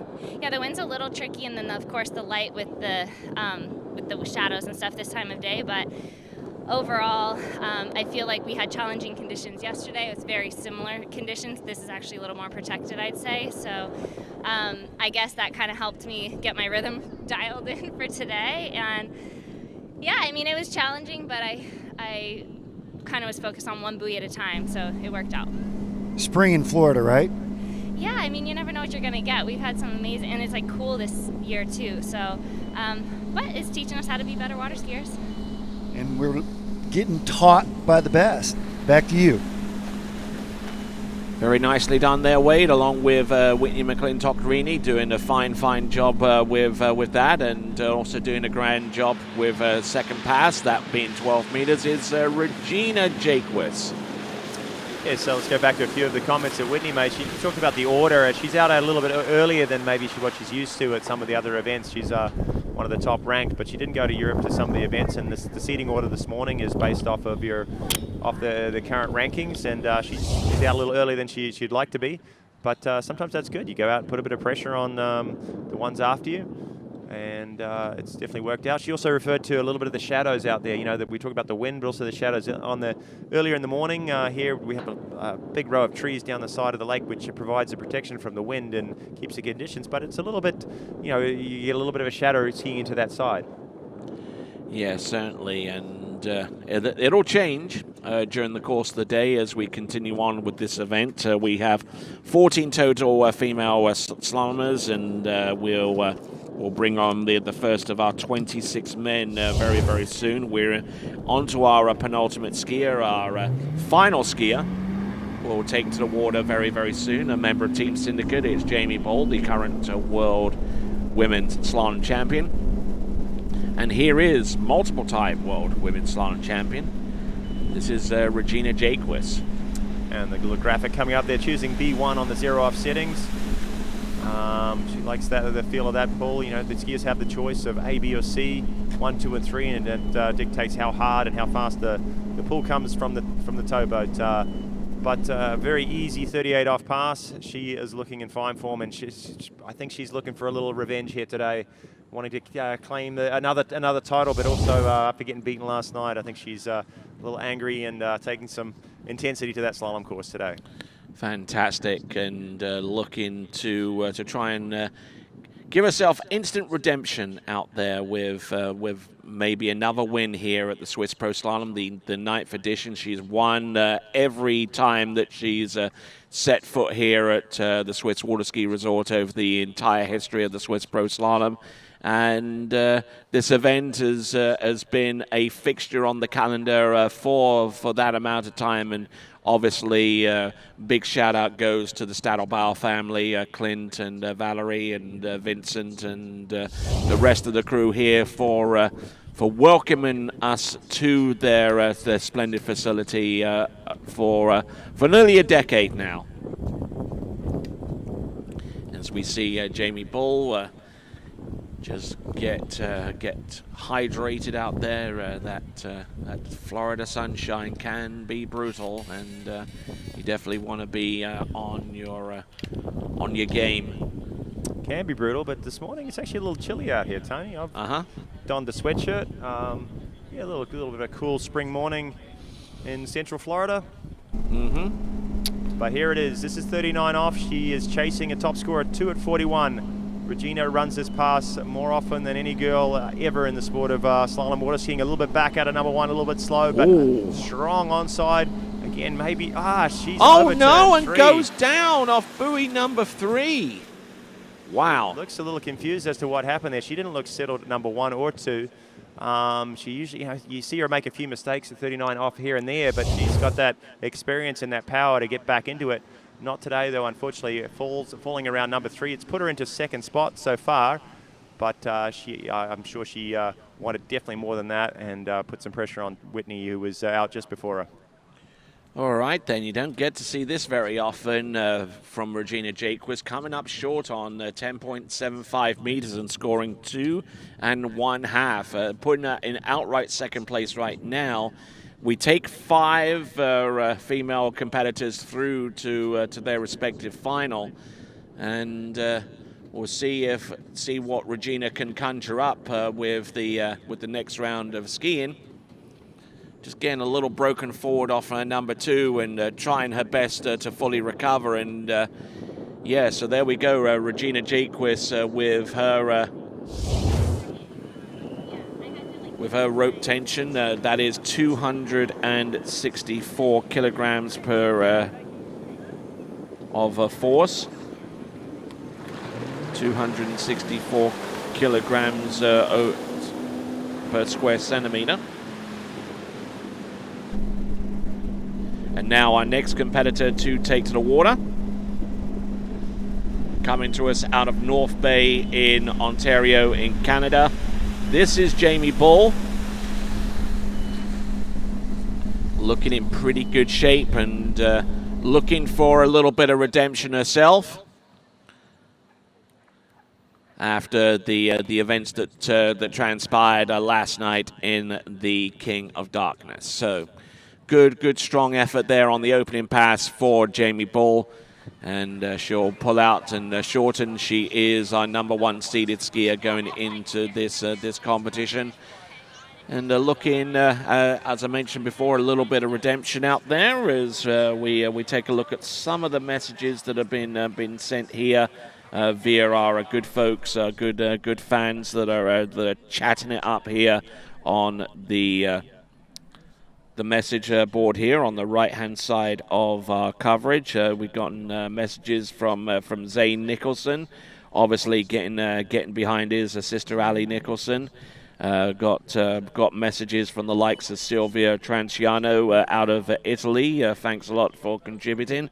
And a whole slew of interaction coming to us from the likes of Jordan Levitt and Chip Kimball and Nathan Jordan. We thank you all for tuning in, as well as those that are watching in for the very first time. This is the 9th edition of the Swiss Pro Slalom.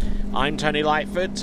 My friend next to me here, Kiwi Kyle Eade, getting ready for Jamie Bull on 12 meters for pass number 2.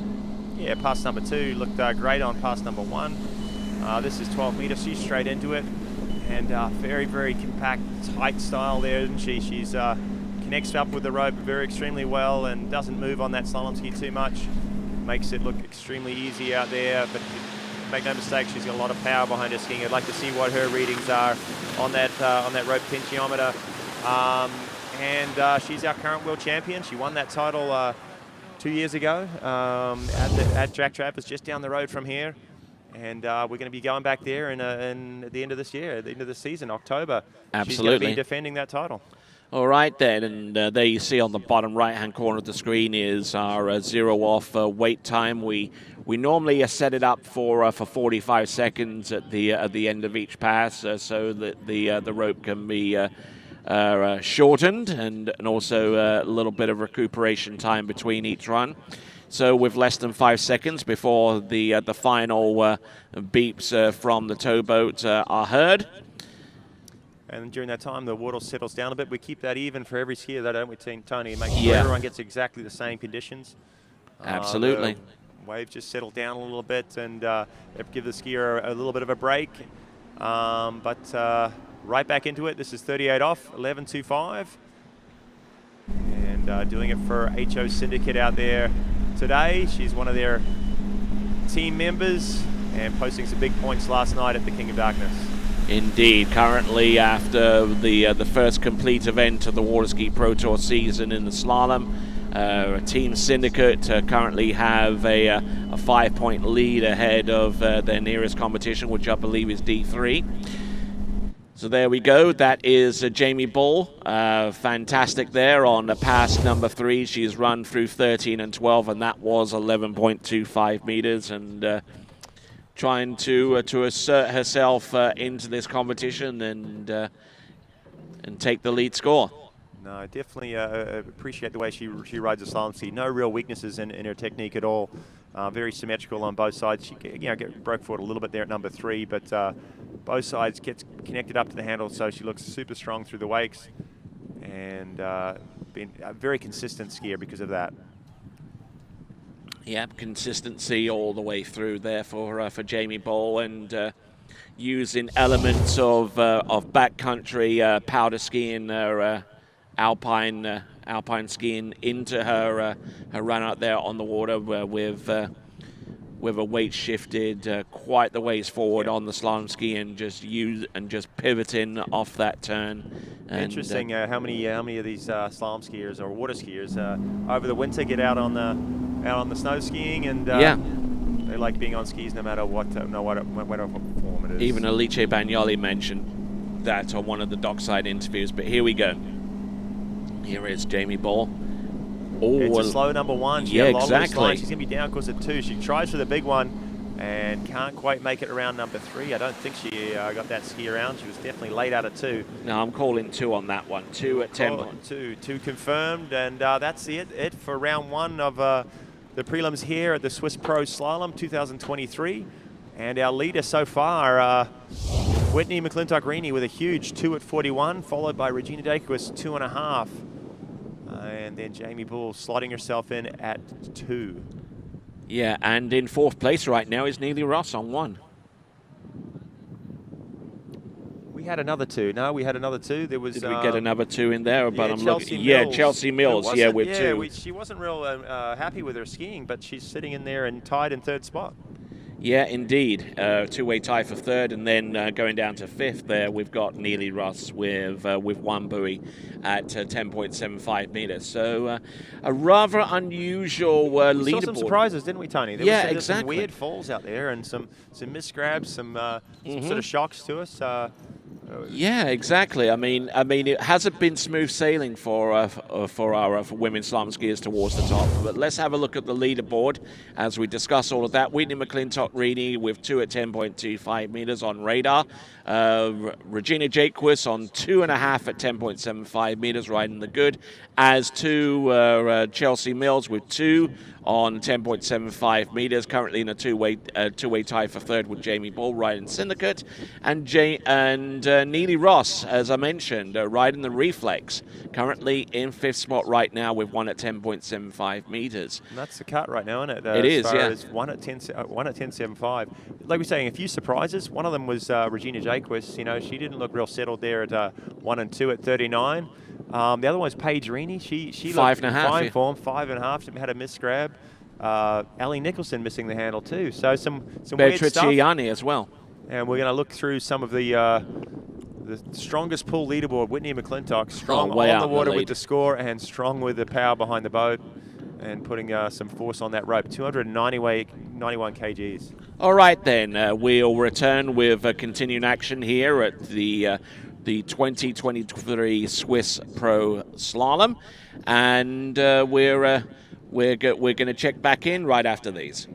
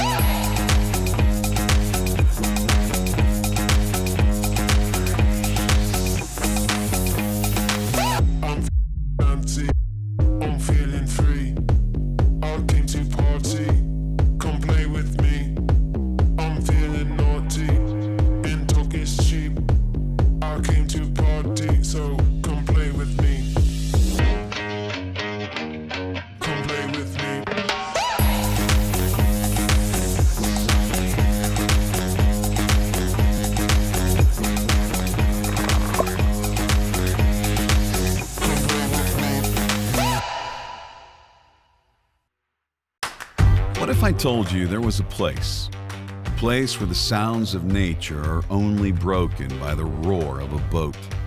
A place where that summer feeling lasts all year long. A place where the Florida sun is only outshined by the smiles of the skiers.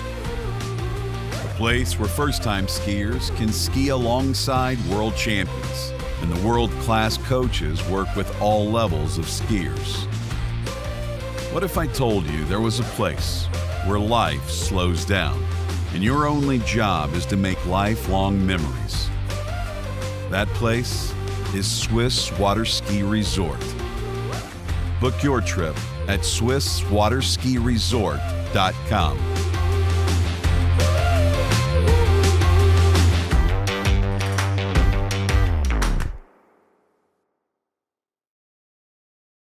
Welcome back to the continuing coverage of the 2023 Swiss Pro Slalom. I'm Tony Lightfoot. On my left and to the right on your screen is Kyle Ede. Say hi to the good folks. Hi, everyone at home. Welcome. All right, and on my right and to the left on your screen, coming to us out of Bumpus in Virginia, he is peace, love, and water skiing himself, Mr. Corey Vaughn. How you doing? Doing well, Tony. Happy to be sitting in here with you. Sorry to be missing the action out there today, but I think we're about to be in for a great show. Indeed, indeed. As we continue to count down towards the men's slalom round one, we'll should be able to see our running order very, very soon. It's going to have there we go, as if by magic.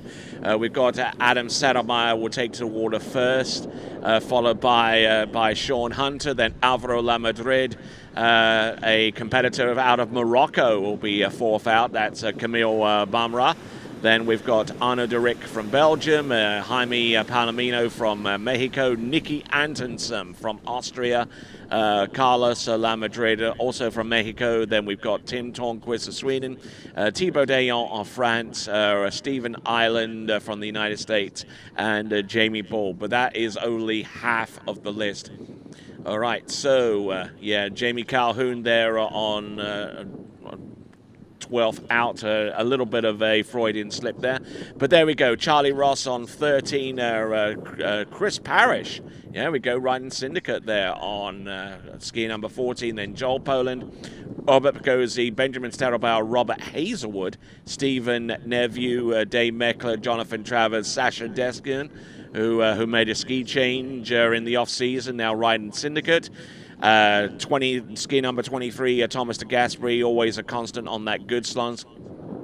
And then we got Nate Smith riding the D3 as part of their team, and Will Asher, the number 1 seed, riding Syndicate.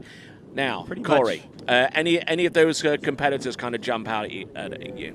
Well, I mean, we just had the opportunity to see everyone ski a couple of days ago or yesterday at the King of Darkness. A couple of names that weren't there. Sasha Deskin was not skiing in the King of Darkness, but I know he's dangerous. Like you said, he made a ski change in the off-season, so I know a lot of people will be eager to see how he can come out and perform on something new. He's a high-level skier, and we didn't see him. You know, the kind of the top 4 right there we saw, Will, Nate, Freddie, T-Gas were in the finals last night, King of Darkness. They're all getting dialed in. We've got a boat change since that event, so we'll see if everyone can make the adaptation. And like Wade mentioned earlier, this is a very quick turnaround from last night, late night, to early this morning, and here we go. Yeah, we're looking down that list. It's pretty much anyone who's anybody is on that list, and 26 slalom skiers to go here today. So we've got get ready for some exciting slalom action, but we're going to kick it off pretty big. The guy on the dock right now who's about to head out for the first pass, our first skier, Adam Settelmeyer. He was out of action for a year or so he doesn't have any rankings, but he is one of the best that's ever been on any sort of ski, whether it's slalom, trick, or jump. Today on the slalom ski, and I can't wait to see how he starts his campaign for 2023. Yeah, looking.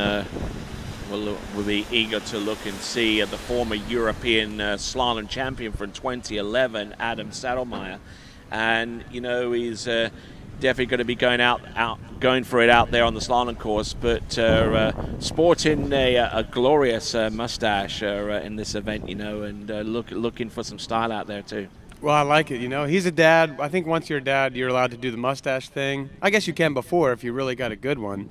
Sledge is looking real stylish, but you know, he was out first also in the King of Darkness for the same reason, didn't have scores in the book, and he went out there right off the dock, ran 2:41 on the first morning.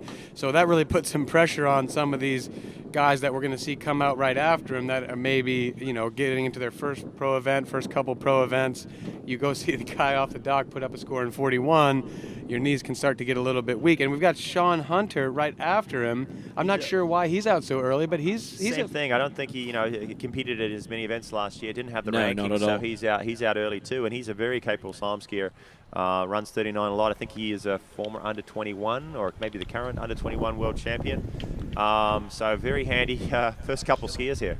Yes, and same can be said for Alvaro Lamadrid as well. I mean, he hadn't skied that many tournaments. Quite a capable slalom skier out of Mexico as well. We're skiing out of Boca Laguna out in Chapala, so he's definitely got the facility and the place to train.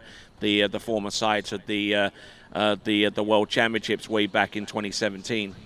Yeah, we saw Alvaro over at King of Darkness. He got around 6 ball at 39 and didn't quite get out the exit gate, so I know he's going to be looking to seal the deal on that pass and punch a score up there at 41. So another one, those first 3 skiers off the dock, we know every single one of them can put up a score at 41, and that is going to set off, you know, it's going to set the bar very high for the 23 more skiers to follow. And at the helm of that towboat, coming to us out of Scott in Arkansas, it is Scott Greenwood, and some very, very capable hands on that wheel.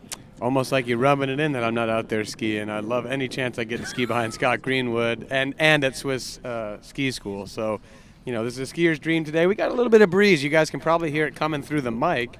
It's swirling around a little bit like Wade mentioned earlier, but staying off the water. So these guys are pretty used to dealing with conditions, and we'll see the scores be big. But you know what you can do in the meantime? You can try and win a ski of your choice. Oh, maybe I'll enter that. I was thinking I might just go ski on the other lake if I really can't stand it anymore.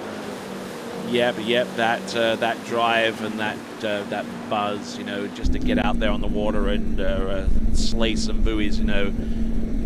There we go. Here we go. We got Adam Saddlemeyer. This is going to be a minimum starting line length of 13 meters, getting a good hook up off number 1. Very, very capable athlete there on the slalom lake, and like his approach there, good extension over the tip of his ski into 1, 3, and 5. Now, a lot of people would suggest that reaching over the tip of the ski is probably counterproductive, especially if you don't have the strength in the core. But once we get ready to discuss that, let's check in with Wade's World.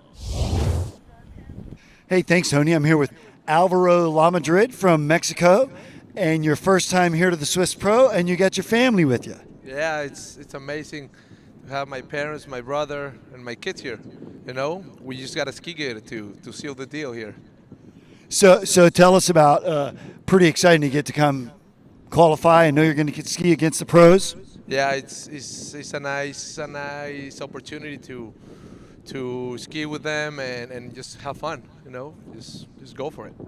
Well, I'm going to go over there and hang out with your family while you ski, and we're going to cheer you on. So we're going to enjoy it, Tony. Back to you. All right, then. That was Alvaro Lamadrid, and we get ready to bring in Adam Saddlemeyer into the course on the next line length of 12 meters. Now, quick discussion over the line management, where you place the handle in relation to the tip of the ski, Corey. What's your thoughts on that? We're watching Adam here, and you do see him advance that handle forward as he comes into the buoy. He's doing that basically to maintain line tension and feel where the boat is. It's also, as he comes off the line, his hip and shoulder, his inside hip and shoulder want to come forward so that they don't kind of stay creased, they don't stay back. That helps him get up over the middle of the ski. And then if you have that line tension in your hand, you've pushed it forward. If the handle starts to move towards the wake, that means the boat's moving away from you enough you can trust really committing to the finish of the turn. You know the line's going to be there for you as you come on and merge with the boat. So you see Dane Meckler do that. A lot of people point that out in his style. A few others. I think that different people have different ways of managing the line, but you're going to see with Sledge here, he rides the ski so nicely because he's a 3-event skier. He knows how to stand on a ski from tricks. Line management and speed management is a huge thing in jump. And so, you know, he's been the overall world champion twice. He's been the overall world record holder. The guy just knows how to ride a ski. And I think he's just a beautiful skier to watch. Yeah, maybe, you know, because of all that that experience and the skiing the other events, gets away with a few extra things. You know, moves around on his ski, climbs up over a little bit more, but has the agility to sort of get away with that. And you see other skiers like Joel Poland, I see him move around a lot on his ski, but it works for him, and he does it extremely well. Slalom is probably one of Adam's strongest events. He's placed very highly, been on a lot of pro podiums in the slalom event in the past. As we said, took off last year, wasn't on, you know, around as much, but still training, still skiing hard, and came back already and posting scores well into 41 off in a few of the record tournaments early this season. Looking pretty good on this run. He's gone through 13 and 12, and that was 11.25 meters, and has a real good handle on that line length for shortening after 3 passes. He's still on the water. He's still scoring. And a good portion of the reason why he was able to do that starts with his gait. Even though he is right foot forward, he still manages to get a pretty good gait shot into number 1. Yeah, the only thing, that little loose line there at 2 was kind of the only mistake we saw in the whole pass. Right here at 3, he really committed, and from this point on, you know, he was kind of back to that great line he was on from the 1 ball. I think that's just testing some things out. 38's a good pass to get a feel for what the rhythm's going to be like with the boat. As you get to 39, you kind of have to dial in those little, you know, micro adjustments, and so he's just getting a taste for everything, and that was a very solid pass. Okay, speaking about micro adjustments, I'm glad that you mentioned that. So between the two of you, expert coaches and all, one of the first things that a lot of people go for when in terms of adjusting their ski and trying to make it work for them, they almost exclusively like zero in on the fin, you know, to bring it forward, bring it back, bring it down, bring it up. But probably the best thing that you can do in terms of adjusting your ski, maybe the thing you should look for first is binding placement. Yeah, Adam, big 1 ball. Let's touch on that, Tony. Let's just see if Adam can get this back. It was a nice 2 and a big 3. You know what, though? This is what Kyle said. He knows how to move on that ski to keep things going, and look, he does. He didn't make that look easy at all. Right from the start, he was unsettled at number 1, but the experience came back in. His athletic ability got him back in the course, and not an easy pass, but doesn't really matter, does it? 6 buoys at 39. That's a big score so far, and he takes a shot at 41. Shades of Carl Roberge out there from way back in the day, who could move to the tip and move to the back in a split second and still keep going. Well, let's watch this 1 ball, Corey. Look at him come into number 1. He looked like he had a pretty decent approach, but just kind of lost his balance a little bit at the end. Maybe sort of overextending 2 in his position across to 2, but a huge 2 ball gets him back on time. Yeah, I mean, you mentioned it earlier. I think with Whitney, she had that big 1 ball at 38, and you just think of the experience. You know, Sledge is a veteran, and he didn't get rattled with that 1 ball. He got over to 2. He kept his head clear, made an amazing turn at 2, and I think from that point he knew the pass wasn't going to be perfect, but that he was going to take it down. Yeah, doesn't need to be perfect, just needs to be complete. And 6 buoys in the back pocket for Adam Sedemar. I'd like to see some of the numbers coming through from the rope tensiometer and see if he loaded up that mast line pretty hard there through that 39 off pass. And now the money pass, 41. What can he put out there first off the dock? We're going to see something big right here. He's going to know 3, somewhere around 3 has always been kind of that typical cutoff mark. He didn't get a great number 1. Didn't get a great number 1 at 39 or 41, and he's come up short at 2. So 1 buoy at 41. A good start to this competition, but maybe not enough in Adam's mind there in round 1, number 1. 1 down, 25 more to go in this first round. It is a packed field, and getting around buoy number 1, wheeling up and 10.25 meters. Waves inside number 2 there, wasn't it? Yeah. Waves inside number 2. So maybe talk a little bit more about, we watched on that replay, you know, see him kind of come up over the top of his ski. Maybe a little too much over the top, a little too much inside, Corey, at number 1? Yeah, let's see right here. Yeah, you saw it right there as he came off the handle. He wanted to make that advancement move, but he almost didn't have the line of attack, so he was forcing that connection to the boat, and you saw his hips drop back, his shoulders come forward. That's a move that he didn't want to make. He just felt in that moment it's what he needed to get the action out of the ski, to make the type of turn that you need to make at 41, to have a prayer at 2. Very precarious position there coming into 1, isn't it? Yeah, I've been there, but then we see the loss of line tension and there's nowhere to go. All right, then, as we continue to work our way through, our next competitor up is going to be Sean Hunter. Now, what I was about to discuss before, instead of gravitating towards the fin adjustment, maybe experiment a little bit with foot placement. Your thoughts on that? Yeah, I think you're dead on with that. I think that before you start messing with the fin, you want to have those boots in the right place. In terms of priority, if you're watching at home and you're trying to get your setup dialed in, you don't want to start moving the fin all over the grid, I don't think, until you really feel like you're standing on the sweet spot of the ski.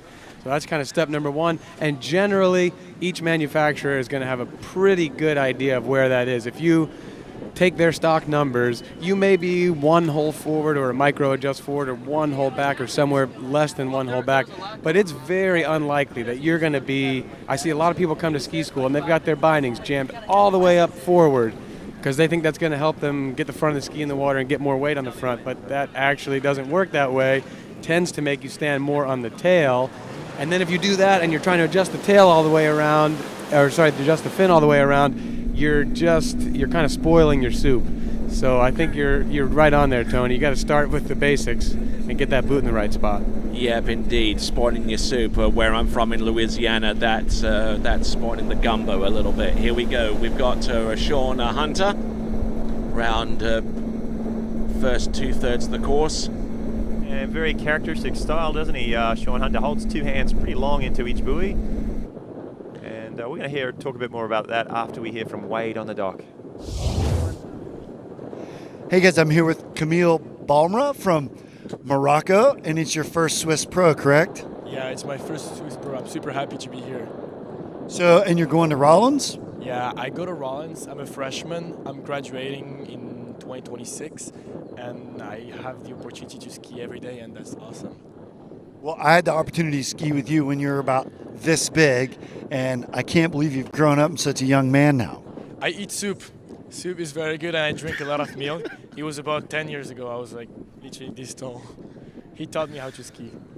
Well, we're going to watch him. We're going to take some lessons. Back to you, Tony. Oh, awesome. I can't wait to watch him ski. He seems happy, excited to be here, doesn't he? Yeah, and I think if in terms of sponsors, we should go for a soup sponsor. Maybe, Campbell's, Progresso. I think I need some of that soup this morning. Well, yeah, he was very excited. He's grown up to a healthy specimen there, so maybe we're onto something. Maybe I made him hungry with that soup comment. Yes, my favorite's mulligatawny. There you go. All right, Sean Hunter, the rope has been shortened. It's 12 meters, 35 off. And let's see how he navigates his way through this formality, I guess. This second pass, still a bit of a warm-up. And 2 hands long out to number 1 as well there. He stays on the handle extremely long, and that's a good trait to have. You definitely don't want to come off the handle early and get pulled inside. So he is skiing this pass, maybe a little bit down course at number 5 and 6. I'm not sure. We didn't see him much last year. I don't know how much he's been training. But we said he was the under-21 slalom champion a few years ago. Yes, indeed. Took that title away from Jamie Calhoun 2 seasons ago, and proud to hold the title of the king of limp-shouldered slalom skiing out there. Yeah, well, one thing I know about Sean is that as he was coming up, I think as like a high school kid, he had the opportunity to train and be coached by Matteo Luzzeri day in and day out, skiing at Lake 38. So great site, good drivers there, and then you've got Matteo, who's just one of the best skiers, coaches, characters that we have in this sport, and so a pretty good way to come up. Then I know he went to the University of Alabama, skied on the ski team there, and I think he's a graduated man now out in the world. I think so, yeah. Is that right? He is, yes. Recently engaged. Yeah, that's correct, yes. We saw Anna Gay out there earlier, and those guys will be tying the knot sometime soon. All right, then, let's get ready for Sean Hunter, who's actually worked quite a bit at the Masterline factory not too far away from here in Winter Garden. Actually worked alongside Russell Gay at that plant, and did a little bit of R&D for them at the time that he was there, and continues to be there as far as I know. And here we go. This is Sean Hunt. Oh, we're getting in a little bit deep on this run, but I tell you what, he's still there. He's still up until buoy number 6. Man. Yeah, uncharacteristic. He doesn't look like he was quite feeling it out there. He was definitely moving around a little bit on his ski. Looked a bit stiff too. We're going to see one thing on the this replay. Actually, it was on the pullout. I skied here yesterday, and I noticed. Wasn't it? Yeah, he was bouncing. There are a few. I think there are a few rollers right as you pull out from the starting dock end. We're going to maybe see that with some other skiers, but it looked like it really affected him. I think everyone else it kind of moved through their knees.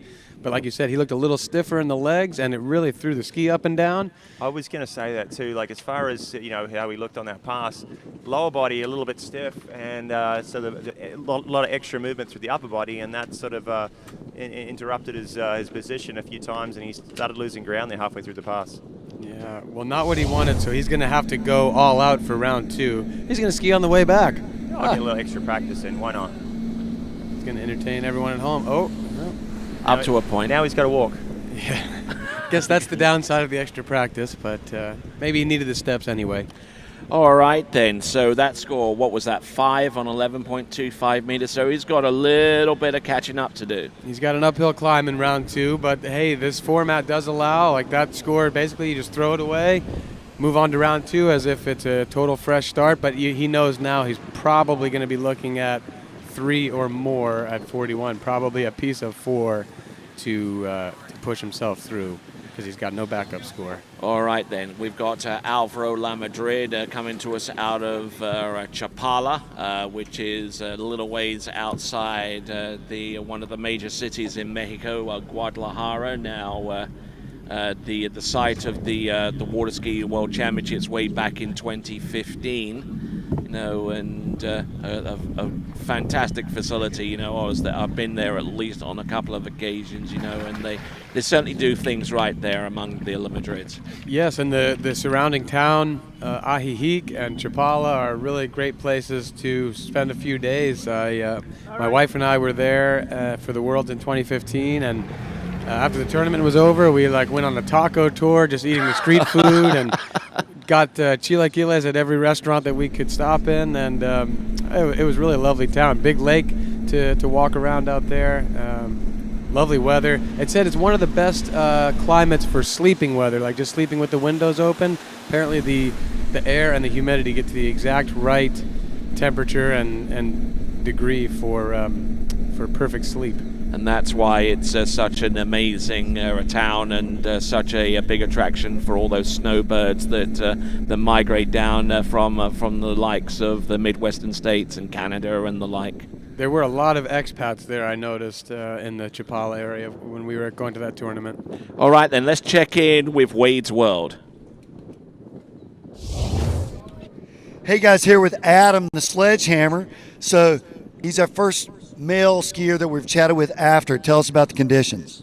Yeah, it's certainly very great out there. It's a little breezy, but this is Swiss Ski School. I mean, it can be 30 miles per hour, non-skiable anywhere in Orlando, and this lake is completely flat. So couldn't ask for a better spot, and we'll definitely see some big scores. Well, you already put up one, so it's always awesome to see the first skier go out and rip 10.7, and you did that. So will you make any sort of adjustments for second round? I just gotta kind of trust myself a little bit and get a little confidence back, and so I'm in the process of doing that, and I'll just keep it going. World's year, got the trick and jump out at all? No comment. Okay, back to you, Tony. Well, I hope we do see him back on the trick and jump skis. What a talent as an overall skier. Adam Sedlmeyer on the water. Alvaro Lamadrid coming back in 12 meters. And he's been doing this a long time. He's a strong slalom skier, and both the brothers, the Madrid brothers, get through that 39 off pass fairly consistently. I know you guys were talking a little bit about Chapala. They'll be hosting the Under-21 World Championships here in about a month's time. Yeah, I was talking to Alvaro yesterday, and apparently there's a direct flight from Guadalajara to, I guess, here in Orlando, and I think they're skiing a couple of tournaments next weekend here at Swiss, the record, and over at Lake Denise. And but they're going to fly home, take care of some business in Guadalajara, and then fly back. So it's like a 3-hour flight, no big deal. Yep, Guadalajara very well connected with some good regional flights, and actually that area of Guadalajara actually previously hosted the Pan American Games, and it is a Pan American Games year. This time around, the skiing athletes will be traveling to Santiago de Chile to compete for the Pan American Championship. The current holder of that title is Robert Pagozzi, who we'll see a little bit later on in this competition from the Dominican Republic. But here we go, Alvaro Lamadrid, 2 passes to the good right now. Pass number 3, he'll be coming in on 11.25 meters, a pass that he knows he's got to run. Stay competitive. Running with A2 out there, Corey. Yeah, pretty much the setting of choice on the Nautique. I just jumped on the bandwagon. I almost never get to ski behind the Nautique, but it seems like everyone does A2, so I just said, oh, okay, it must be something to it. I think that's the case, isn't it? I think I saw a stat last year, something like 60% of the field was running with A2 on this boat. Seems to work. I'm not one to really fiddle with the settings, even at home. I'm guilty of just kind of staying in one lane, so figure I'll just stick with one thing on this boat, and one less thing to think about is the way I look at the settings. There's plenty of factors already. I'd rather just leave that alone. Okay, let's take a little bit of a slightly deeper dive. Okay, with the zero off settings for those of you out there that are looking at this and figuring out what their settings should be. The letter is location, right? And the number is the intensity, correct? That's right, yes. By location, you mean when that pull is going to start really coming from the boat. When and how hard, I guess. Yeah. Yeah, so that's right. Start with B2 and work your way around. So I've just started with B2 and just stayed with B2, except now I just say A2 for the Nautique because I'm a follower, apparently. And as if by magic, A2 favored by 64% of the field. Yeah, so like I said, I just leave it to, I kind of crowdsource that wisdom. You know, I don't have the direct experience to know. So if everyone that's tried says A2, then probably they know something. I'm comfortable with that. All right, then, here we go. Needs to run this pass in order to be in with a shout of taking the lead. Here comes Alvaro Lamadrid. Good hook up on number 1. A little over-rotated there off number 2. Round number 3. Can he look at this? He's round number 4. Continuing to rock this one. 10.75 meters. Does he make... and he's inside 6. He was all over that pass one. He sort of dropped the shoulder a bit at number 1, but it hooked up quite pretty well, and he was early. 2, 3... maybe got a little excited at number 5, and the old I've got this pass in the bag, and suddenly inside 6. Yeah, or maybe just tried to go a little too safe at 5, because you see here the 1 and 3 were similar. 1 was a little more pronounced where he really over-rotated the ski with the shoulders right here, got that bite, but like you said, the ski was pointed, he's strong, he hung on to it, good 2, just what he needed.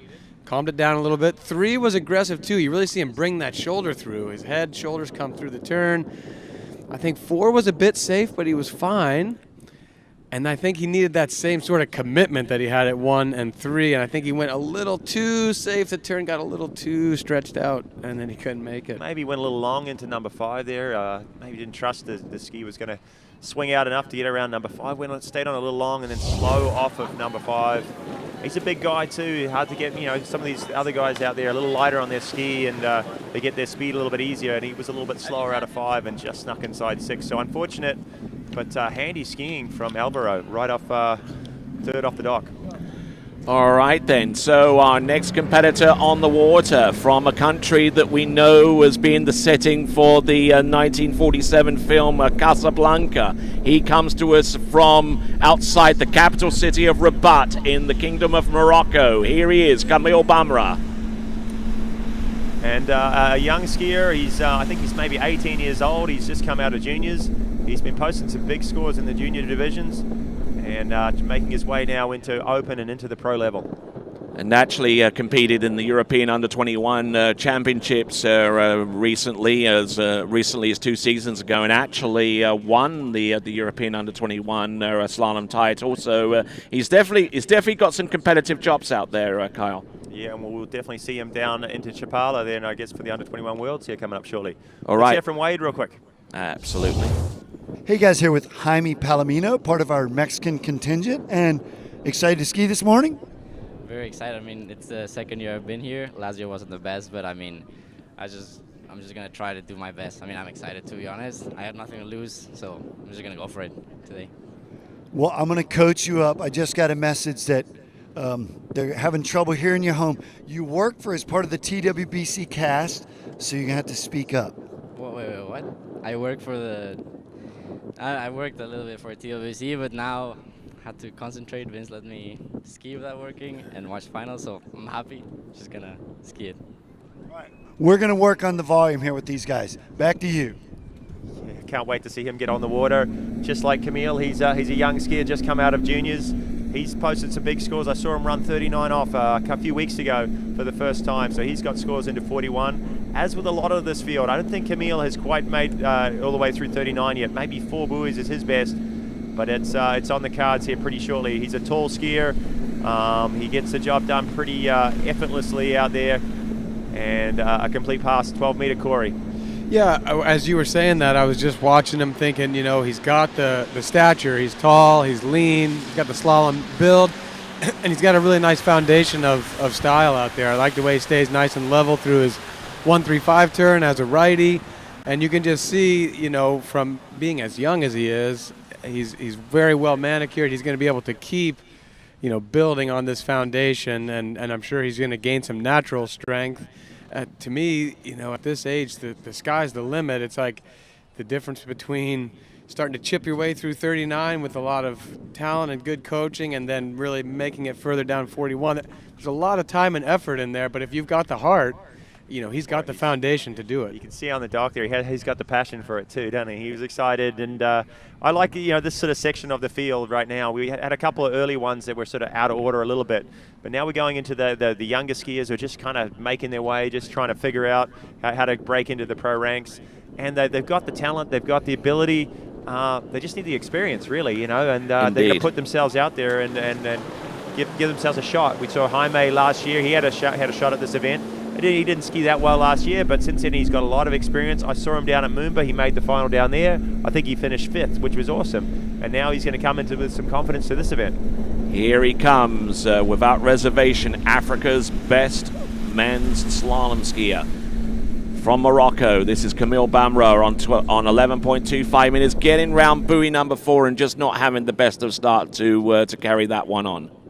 Yeah, what I'd like to see from Camille in the second round is just a little more commitment on this gate turn in. It just looks a little defensive. You know, you're on camera, you got a lot of people watching, you're skiing with the pros for the first time, or one of the first times, and I think he doesn't want to make a mistake, but it just looks a little subdued. I'd like to see him be a little more on the attack from the start. I think that's going to allow his good movements in the course to really shine through and put him on a better line. I thought little nerves coming into play, Corey? I thought the gates were just a little soft. I've done the same thing. We saw a little graphic come up, score under review. I'm not sure if they were referring to going round 4 or if they're referring to the gate shot. Let's have a look at this gate shot here. Maybe he was a little tentative because he was early. It looked all right, didn't it? I even saw it on the earlier passes. I wanted to see a little more commitment on that turn in. You know, like I said, just looked conservative, which is fair. You know, again, they were reviewing 4-ball there, and he snuck inside it. So, yep, only 3 buoys there, a little tight at the end of a few turns, Corey, and came up short at 11.25. But he'll go back in, take that experience, which he's got. He sort of felt things out, and I'm sure he'll be back in the second round and improve upon the 3 at 38. For these young guys, I feel like getting started on the pro scene, having TWBC filming is just a great benefit. One, you get used to the nerves of skiing with the cameras rolling all the time. That's a thing in and of itself. But secondly, we all benefit from being able to go back, review our performance, and pick out, okay, what was it that was going on out there. And with some killer angles too. I mean, when I was skiing, it was, hey, you went back to your dad's handy cam and tried to see what you're doing from 300 yards away, and you didn't really see much. But now you get to see all these cool angles and kind of exactly what happened out on the water. All right then, right you are. We've got our next competitor about to take to the water. We got Arnaud Duric from Belgium. And he competed, I believe, for the first time in the Swiss Pro last season. And we'll see what he can do this time around. And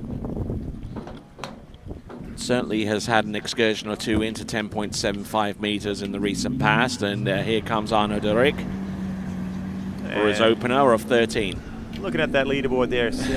We got a little mistake on there. We got 5 Adam Sedelmar, he's in the lead right now. 1 at 41, 1 at 10.25 was his score. He kicked this event off in fine form. And following him, there's Alvaro at 5 at 39. This is Arno de Rick now. He's starting at 13 meters. Oh, almost overloaded that. That's our minimum start line length for this round, isn't it? I have a feeling a few of you guys are going to go out at 12 later on. Possibly, or maybe the second round could be all 12. That was the case last year. All right, let's check in with Wade's World. Hey guys, I'm here with Carlos Lamadrid, the brother of Alvaro, and I heard you cheering for him big time at the end of 10.7. Yes, unfortunately he was very close on running 39. Hopefully next round he will run it, and we've been practicing and very happy, enjoying the stay here at the Swiss and loving this tournament, and hopefully we do our best.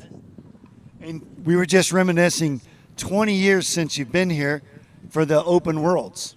Yes, 20 years ago was my first Open Worlds in 2003, and it was my last time I was here at the Swiss. We were able to practice here because the tournament was in Lake Denis, I think. So very happy to be here and enjoying such a great tournament, and hopefully we put up some good scores. Well, we've already seen your brother. We're going to see you do it too. I promise. Back to you guys. All right you are. And there we see Scott Greenwood at the helm of that Nautique towboat and working his way in towards the slalom course. Skier behind, Arno de Rick out of Belgium. Now, one thing that's a concern a little bit is he's leaving the ski a little bit behind him on his 135 side, which is manageable right now. But once the line starts getting a little bit shorter and the deflection angle becomes more and more extreme, he may need to tidy that up. I'll tell you, it's fun to watch. He takes a lot off the backside of the buoy. There is no lack of commitment going on through the finish of the turn. And so far, he's running a really nice line like that. You're right that style could be a little trickier as the line gets shorter, but I mean, so far it's very fun, very powerful. And he trusts the ski, and he's keeping the line tight. All right, and for you folks out there, being a chance to win a ski of your choice, go to waterskibroadcasting.com/play for your chance to win yourself either a D3 or a Conley slalom ski. And also going on as well is the vote for your skier of the day. I know it's early doors right now, but maybe there's a performance in the women's competition that kind of stands out for you. Maybe put in your vote this early on if you feel so inclined. The vote for the skier of the day is active as well. Go to waterskibroadcasting.com/vote and check out that as well. Arno de Rick coming in. This is 11.25, 38 off. And he knows he's going to need this pass. He's been running it quite a lot at some of the record tournaments around. Big number one, gets his shoulder in the water. Again, number 3. That's exciting stuff, isn't it? But he's down course, a little bobble around number 4. How is he still? Slams 5 and just side. Too much there, wasn't it, Corey? But exciting pass. Really fun to watch. You don't see a whole lot of slam dunking anymore, and so that's really exciting skiing. That 135, he's got something. I wish I just had that up my sleeve just for occasion, just for fun. Shades of Shaylander. Absolutely, absolutely. Let's see it right here. And he looked a little unsettled right from the start, didn't he? A little forward through that gate. Goes through this big slam dunk here at 1, but then often when you have a big turn on your 135 like that, you come off the line a little bit quick, and you have to sort of wait a little bit. You get a bit out of sync going into your offside. And down course at 3, but slams it again, and that's where he gets pulled up going to 4. You see his ski sort of chatter around here and gets unsettled. And from there he was battling. Another slam at number 5 and almost what do you misgrab there? Two palms down. Yeah, he would have. I think he would have gotten that. He just didn't get his full power. That's a weak position with 2 palms down there coming out of 5. Man. So unfortunate. I don't know if you were watching some of the women there. We saw a lot of misgrabs out of these girls, and another one in the men's. Shayla would have run that. Well, let's be fair to the young guy. Give him some time. Yeah.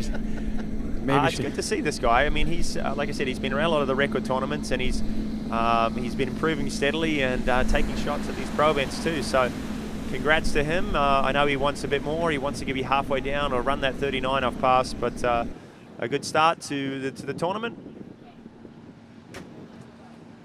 And a few of our skiers sitting there watching, waiting for their turn. Nate Smith, always pretty casual when he's just hanging out watching the event, and yeah, like right when he's next on the dock, he kind of lays down like he's going to take a quick nap, and then he goes out and runs 41. Yep, that's what he does.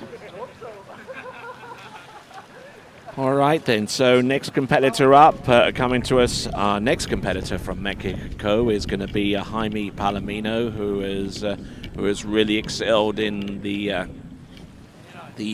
juniors and U21 World Championship level. Kind of the new generation coming through, and he's the Charlie Rosses, the Jaimes, maybe Tim Tornquist. I know he's been slaloming well. The young folks, a lot of energy and improving steadily, and running 39 at such a young age, these guys. All right then, as we continue to roll right along, as our next skier is about to get ready in the form of Jaime Palomino. Why not take a little bit of time and comment on what you're seeing out there on the right-hand side of our webcast player on the YouTube channel. And there's a reminder there to subscribe in order to be a participant of that chat. Go to Waterski Broadcasting's YouTube channel, subscribe, and also hit the bell icon to be informed as to the next time we go live. Here we go, Jaime Palomino. And what a cool view as the drone follows him down the lake. This is 13 meters, 32 off. And Jaime Palomino, he's a very aggressive skier. Does a lot of skiing with Thomas de Gasperi, and T-Gas has trained him up well. But he moves around a little bit on his ski, but takes an aggressive and intense attitude right to his first pass. All right, then continuing right along, I'm Tony Lightfoot. He is Kyle Eade, otherwise known as Kiwi, and this is Corey Vaughn. And this coming up is Wade's World. Hey guys, I'm here with Arnaud, and so it didn't go as well as you'd planned, and then just got a bit of a bum news that scrubbed your gates at 11, but what will be your adjustments that you'll make for the afternoon? In the afternoon we go out at 12, so that's already a little bit harder, but I can manage it. Normally it should be okay. And at 11, just first of all take my gate, and then stay on the ski. Yeah, we'll see. So as you were developing your style, you have quite a unique style. So how did it sort of evolve? That's a good question. I don't know. I'm working on it. Some days, I'm able to do really nice 38s. The other day, now, I'm not able to turn the ski. I'm slam dunking too much. Back to the 70s, and some people like it. Well, I'm not going to say they like it, but it is entertaining, though. So you get changed, and we'll see you this afternoon. Back to you, Tony. Oh, I like it. It's exciting skiing, and another exciting run there for Jaime. He's doing it for Team Good. I don't believe he's on the constructors team. No, he isn't. But he's one of the younger skiers coming through, and I'm sure he'll be on the team here pretty soon. Indeed, looking in good shape there on that particular run. Skier on the water is Jaime Palomino. What I like that I see there on these first two passes for Jaime is he is being very assertive through the pass. He's not kind of sitting back on his heels because he knows he can run the passes, but he doesn't want to make mistakes, and he's just going to kind of manage it. He's going ahead and starting to prime himself for the harder passes to come. He's skiing these 32, 35 off passes with good tempo, good width, nice, commitment to the finish of the turn. And so I think as a result, he's going to be set up nicely here as he approaches these more difficult line lengths. 38, 39. That's one thing I heard from the late, great Andy Mappel when I got in the boat and watched him ski. He came off the dock, and I was like, what are you doing? He's going so hard at 32 off. But he said, that's the way he treated every pass. He wanted to run it like he was running his hard pass, so he went he went strong, and you open yourself up to a chance of a mistake, but you set the tone for the pass, the tone for the set, and you get yourself geared up for these 38, 39 off passes. Yeah, and I think you feel more confident at this point. Like right there, that's a nice gate shot. Look, ooh. He's recovered though. He's in this pass. He's going to settle it back into it. Ooh, similar 3-ball, but he's managing. Still there though. What a wicked 4. That's a Hey, 1, 3, and 5. Okay. Bouncing around all over the place. But experience, last year he said he didn't do so good here. I guarantee you with a year of experience under his belt, he's made a few mistakes there, but didn't panic, and it got him through the pass. Yeah, and I mean, now you can settle down, try to figure out what caused this to happen. We can have a look here and see if we can assess, why these 135s got so big. He's just really letting that left shoulder fall down right as he's coming back to the handle. That 4-ball, I'm excited to see that one again. That was a beautiful, strong turn at 4. Right here, he's level. And that left hip, left shoulder just dropping back. Ripped that. Yeah, that 4 was great. There's a lot of scrutiny when you watch slalom skiers of kind of the offhand, the reaching hand, if you like, the outside hand. He sort of throws that one out and about a little bit, and sometimes you get a bit of upper body movement. You think that's kind of thrown him his upper body inwards at the end of the turn there on 135, Corey? Yeah, it's between, the left and right hand is where the shoulders are getting a little kinked somewhere. So, yeah, perhaps a little more control off the line and back to it. We see some skiers do that really, really well. Obviously, Rob Hazelwood comes to mind. Yeah, but Robert Pagozzi, big move right there, but it works for him. Ooh, a double pull out there. There's an Andy Mapple move. Better one. Yeah. Nicely done. Big 2 here. Can he get it? Yeah. Yes, that's an awesome number 2. Ski He's on behind time him. here at 3. He's still going strong. Can he pick up number 4? He's going to get Wow. through this pass, guys. Ladies and gentlemen, this is the Beautiful. second time ever Jaime right off. He is pumped. And that was a beautiful pass. He was actually early the whole way. It's almost like he was amped at 38 and he was running the tempo of 39. And then when he got to 39, that strong commitment worked out for him. Fantastic skiing there from Jaime Palomino, and is now within 1 buoy or so of taking a shot at the lead. Look at that double. Yeah, as you rightly said, just tightening up on that line and getting ready for the gate shot into buoy number 1. And that's his offside turn, number 1. Now he goes into his good side. Boom. That was good a huge connection. too, wasn't it? I've seen a lot of skiers coming from that tail end, and maybe Corey, you've skied here recently. That sometimes they come up a little bit short. They're a little bit slow on that gate setup. Definitely Jaime was not. He had to sort of shut it down a little bit, but maybe that set him up well for a good start and plenty of room at number 1. Yeah, well, he at least wasn't overrunning. I feel like that's the worst scenario. The wind, if we can describe this correctly, for that pull-out, it's blowing across the lake. It would have been pushing him out. So he probably went a little safe to not get loose line, which is really trouble. He had overly tight line, but that's a little more manageable, and he sure managed it. Let's see what he's got. I think his best is 1 at 41. I don't know if he's got round 2 yet. And just come up short. But great skiing for Jaime. He would love to get another buoy or 2 there at 41, but a complete pass at 39, and great skiing for the young guy. Yeah, a lot of potential going forwards there for Jaime Palomino, and so the end score is going to be 6 at 10.75 meters, and so 0 at 10.25 meters. The official score, that's what it's going to be, and currently putting him in outright second place at the moment. I'd say for any right foot forward skiers out there that are kind of trying to study different people's style today, when you get the chance to either watch his replay or watch him in the next round, I'm going to really zone in on that 2-4. He just has it's a natural gift, it looks like. 1-3, we saw some of them work really well and some of them not as well, but the 2-4 was just right there for him every time. When he needed it, when he was early, he just knows how to make that side work. I want to see a little closer what he's doing. All right. He's not the biggest skier out there, is he? He's not super tall. He's strong. He's young. He's strong, but compact. So he keeps his position very, very tight and can take a lot of pull right out of the backside of the buoy and hold on to it. Very tight turn. Maybe a little bit Freddie Winter-ish. Freddie Winter's this 2-4 is very tight and always there for him. So great stuff for Jaime, and running's on some confidence from that he took from Moomba, I think. Yeah, and I think just right there, that round is going to put a lot of confidence in his bank so that he goes out round 2 ready to swing for the fence. You know, he's got the 39 under his belt, and he's going to want to make up for the 0 at 41, and he's going to want to put a score there. All right, let's check in with Wade's World. Thanks, Tony. Hey, I was just sitting there in the VIP tent. I overheard Thomas de Gaspre, who helps Jaime Palomino out with his coaching, and said it was about 2 years ago that Jaime wanted to quit, and now we've just watched him run his second 10-7, this one in a pro event. So, yeah, things are exciting down here. They're progressing through the event. The wind is still up and down. Like, it was just absolutely perfect there for Jaime's 10-7. And as the next skier's getting ready, we're watching the flags blow again. So I guess it's going to be a continued amount of up and down. So anyway, it's super fun down here, guys. Back to y'all.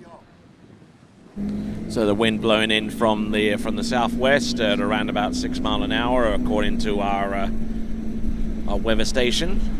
Here comes Nicky Antonsen. If I'm not mistaken, I believe that he just ran his 39 off at King of Darkness in the second round for the first time ever in a tournament. So to get a PB in a pro event, that's a great day, and that boosts a lot of confidence. All right, then let's check in one more time with Wade's World. Hey, thanks, Tony. Here with Jaime.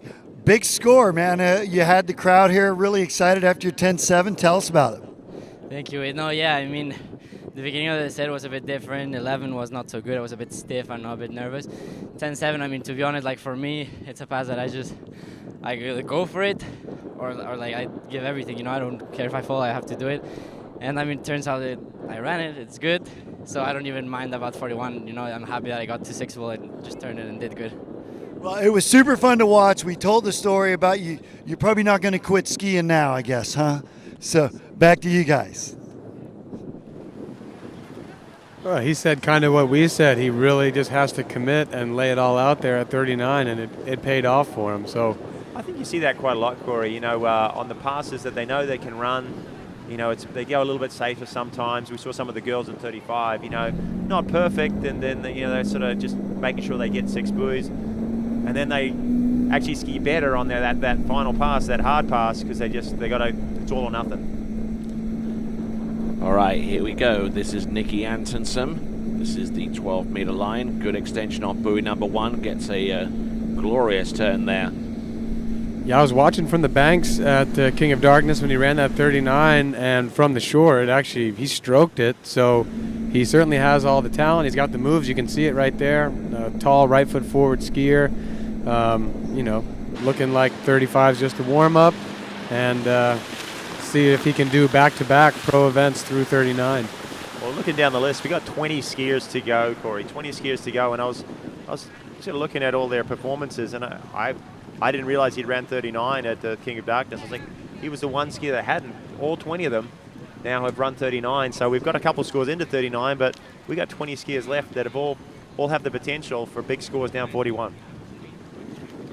Yeah, we've got the potential to see some scores get to 43, I think, also today. So that might be a little later in the field, but you know, everyone's been saying it already. Yes, there's a little bit of wind, but the conditions on the water remain fantastic, and you know, we're not seeing anything strange. I think I've pointed out the one thing I've seen on a couple people is that little bit of roll right as they pull out for the gates from the starting dock end, but that hasn't really seemed to cause anybody a major issue yet. All right, working his way towards the slalom course is Nicky Antonsen. 11.25 meters, getting closer to where he scored a personal best at the King of Darkness. With every successive buoy.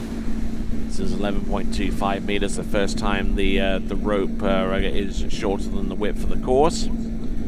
And doing a fine job there with the 6 buoy count, 11.25 meters. He continues to progress along here at the Swiss Pro. I like that I like that drone angle. That is pretty cool. All right, so what kind of jumps out at you a little bit here, Kyle? I think just how strong this guy is, to be honest. He's young, he's strong, he gets connected at the end of the turn and just holds on and he's rock solid, doesn't move. And that's the signature of a good slalom skier. He doesn't sort of get up over the front of the ski too much, stays still as he approaches the buoy, and lets the ski do the job. I like the way he moves into off 1-3 into his 2-4-6 side, especially where it comes down to his edge change and maintaining his cross-course angle going into the turn, which ensures that he keeps a tight line and is able to go at a moment's notice. Yeah, and on top of all of that, I think he's a man with good fashion sense. He wears nice, bright-colored shorts. That's big for your performance. Yeah. You got to pick the right shorts. I've made that mistake. You get the unlucky ones, and it all just goes right downhill. All right, rocking and rolling. We've got Carlos La Madrid Jr. Getting ready to get out there on the slalom course, representing Mexico. 39, this is it. Coming to us out of Austria is Nicky Antonsen, and this is 39.5 off. Oh, he's in it, but he's going to have to work. He's definitely, and just pops the tail round buoy number 4, so he's going to score 3.5 buoys for that effort. He knew he was close, didn't he? He knew he was close. He was losing a little bit of ground. He had to go for that big 4-ball, because he's got a strong onside, and he was pushing it.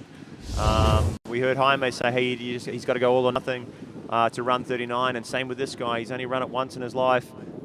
He was losing a little ground 1 and 2, but got rocked back a little bit at the end of that turn. Yeah, that slow 1-ball I think set him into a bit of he had to really pick up the pace here, and he was going to be threading the needle. He was a little late, a little narrow everywhere. Hard to keep the head steady there, isn't it? You get panicked, don't you? Yeah, I mean, he was on a hard line to make it work at 39. There's not a whole lot of room for forgiveness to be like, oh, had a bad 1, but it'll be fine. I'll work it out by 3. Like, you know, it's for those who have never attempted 39, the level of difficulty is just so much greater than what it looks like when you're watching the webcast. So doing it for D3 skis out there, Nicky Adamson, 3.5 is going to be his official score at 39, slotting him in somewhere around 5th, I would think. We've got a couple skiers at 5, but there's a couple skiers through into 41 already, and 19 left to come off the dock. This next skier, this is Carlos La Madrid. And as if by magic there, we have the leaderboard. Nicky Anderson currently in 4th place with 3.5 at 10.75 meters. Here comes Carlos La Madrid Jr. Riding the good slalom ski in good shape, keeping his chest up but keeping his wits about him and getting all 6 buoys on the opener. Wonderful family, La Madrids from Mexico, and doing a lot for skiing down in that country, and hosting a number of international events. I've been lucky enough to go down there to Chapala a couple of years ago for the Pan Am Champs. Beautiful site, beautiful place, and beautiful hosts to all the events that they do. All right, wind is still continuing to pick up and make the whole process of slaloming just that little bit more intense. And with that in mind, let's check in with Wade's World. Hey guys, here with the Tower, Chris Parrish.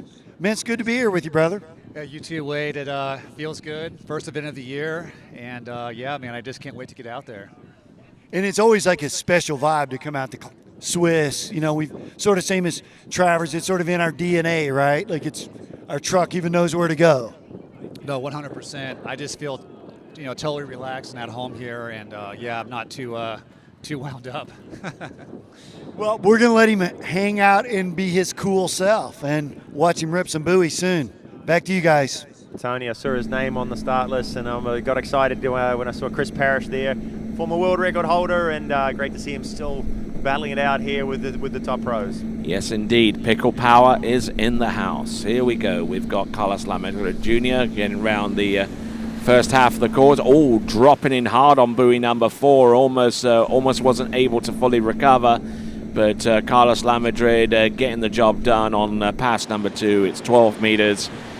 And a little bit of a bobble around number 4, which was a cause for concern, but ultimately he staved off the effects of that mistake and continued to run around all 6. Yeah, nothing too scary there for Carlos, but yeah, moving around a little bit on his ski, but that's indicative of how he slaloms. He's watched his brother go out there and post a big score, 5 at 39. Carlos has been through 39 a number of times, and he's got to get through 38 off here on his next attempt. All right, and a quick reminder, check out the waterskibroadcasting.com/play page to find out more about your chance of winning yourself a slalom ski, whether it's a D3 or a Connolly. Go to waterskibroadcasting.com/play to find out more. And those 2 ski companies, among our many sponsors during the webcast season, alongside Swiss Waterski Resort, Pro Gear Gloves, Reflex Skis, Ravenol, Motor Oil, Lake County, Syndicate, Masterline, Wrap Skis, Cooler King Bikes, 2U Nutritional Bars, Home Sound Ski Club, and the USA Water Ski and Wake Sports Foundation. Carlos Lamadrid Jr., this is 11.25 meters. Off to a good start in this pass. He's solid by mid-course. On the back of the ski, and that... That's your fault, Corey. I guess so. I didn't see that coming in the slightest. He seemed to be in great shape there, but really went out the back quite hard. Yeah, it was. I mean, he was muscling it a little bit, wasn't he? There was a little bit of extra movement there. We saw a few extra moves through the 12-meter pass, through the 35, especially on this 2-4, kind of cranking it around. He's strong enough to hold on to it, and 38 off, he can usually sort of manage that. But just maybe so over muscling the pass a little bit there at number 5. Woo. Just brought the handle on the high and on the inside, and that spells disaster there for Carlos Lamadrid Jr., who will have to make do with 4 1/2 on 11.25 meters, Corey. Yeah, I think he didn't see that coming in the same way that I didn't really see it coming. I was trying to explain the wind direction before. It would have been blowing him into that 5 ball. So, like, if what Kyle said is right, he's maybe putting a little extra mustard on it, and then that plus the wind speed pushing him towards 5, he just might have had more speed than he thought. He really went for the turn and didn't think he needed to play it safe, but that extra speed coming through made the line loose, and to the tail he went. Yeah, you can see the ripples on the water there, just kind of heading that direction, can't you? And a little bit extra speed and a little bit extra line, and didn't quite weren't able to hold on to it at the end of 5 ball there. So where does that slot him in there? Into 6th spot, right after Hunter, after Sean Hunter? I think he knows that it's just a 1-round tournament at this point. He's going to have to go out there next round and thinking at least 3 at 41. That's when it's in his head at this point. That's a throwaway round now. For sure. Unfortunately, in these events, though, although there's 2 rounds, it's not really a throwaway round because it often comes back to your backup score, correct? Well, that's why it's like at least 3. You may need to go to 4 to get into the finals, because basically he doesn't have a backup score at this point in the competition. A score in 38 is just it's a total throwaway. So yeah, he's not feeling comfortable by any means, but.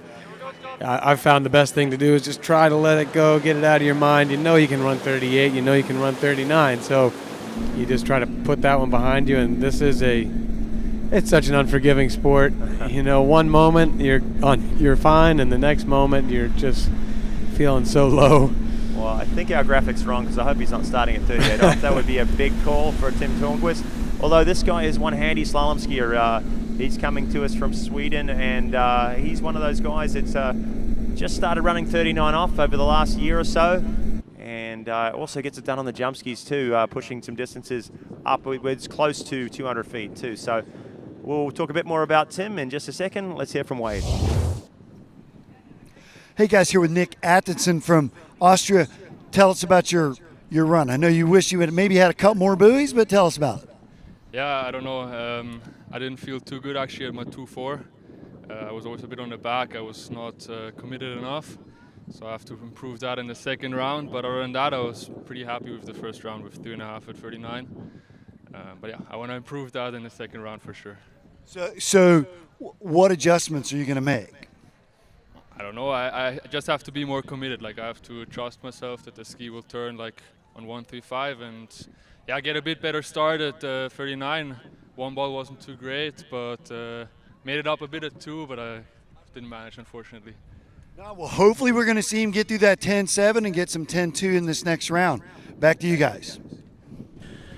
All right, then. Thanks again. Wade's World on the starting dock there, being brought to you by Syndicate, and great to have him on board to get the inside track on what's going on out with our performances from our athletes. Here we go. This is Tim Tornquist. Ooh. Oh no! Oh my word! Wow. He just got launched. That was whew. And oh my word! And I think the safety director is going to have to intervene here because grabbing at his face a little bit. Yeah, exactly. Oh my word! A little bit reminds me of Whitney McClintock's big crash at the World Championships, and then fellow Swede. I don't think she wants to be reminded of that. Well, I don't think she's going to do it again, but we saw his fellow Swede Jakob Banja had a similar crash last year in Greece. Just kind of launched off the wake, and almost he gets turned 180 in the air. So then your face is kind of coming down towards the ski. It's gets around buoy number 1. Looks good. Fairly Looks simple good right on 12 meters. Round number 2 then gets. Ooh. Oh yeah. His ski just forgot how to edge change. That was just very strange and unexpected. Not maybe as severe as Whitney's, but a similar dynamic. It didn't look as if he was overloading number 2, though. I mean, he just kind of lost his connection with the ski in some way or fashion. Let's see again. Oh, it was just before the first wake the thing started to go sideways. Yeah, and then really off of as he came out the second wake and kind of came through the trough and went upward, he just got twisted. That back arm got pulled around. And by the time he landed, he was pretty much on the shore. Yeah, and I think more or less his face hit the water first, which is that's a hard way to break that fall. I mean, he's probably going 60-something miles an hour at that point in time, and that's that's not something you want to take to the head. But he's walking, he's moving. Hopefully he can shake that off and be ready to ski in the second round. Ooh. Ooh. He's going to go gather up his ski, but looks like he has his bearings, and I'm sure that the safety director will put him through the concussion protocol, just make sure that he knows who the president of Sweden is and knows what day of the week it is. And president of Sweden? They have a king. Thanks, Tony. You would know. I went with a guess, you know. Thanks for correcting me. All right, then. We'll be back right after this.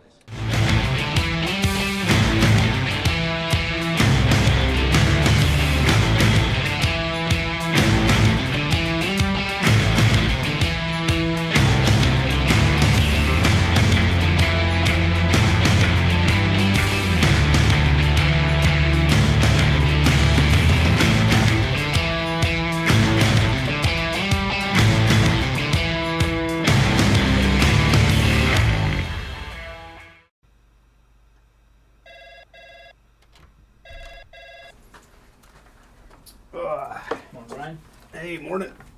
You have a good weekend? Yeah, got out on the water a couple times. How about you? Yeah, I got to set in. Just gonna make a quick phone call here. Oh, of course. Can you get that, Will? Yeah, man, I got it. Thanks for calling Wake House. This is Will. Yeah, looks like we've got those in stock. For skiers and water enthusiasts, Florida lakes are what dreams are made of. Combined with world-class golf, remarkable weather, natural beauty, theme parks, and so much more, it's easy to see that Florida is paradise. For more than 30 years, I've enjoyed Florida's lakes and many offerings. If you are interested in Florida real estate, let me be your guide and trusted advisor as you search for your paradise. Together, we can make your dreams a reality.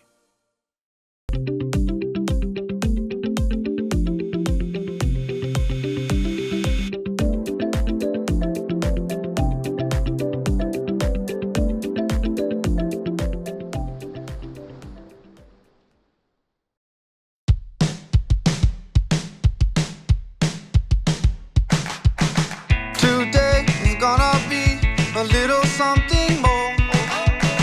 I've got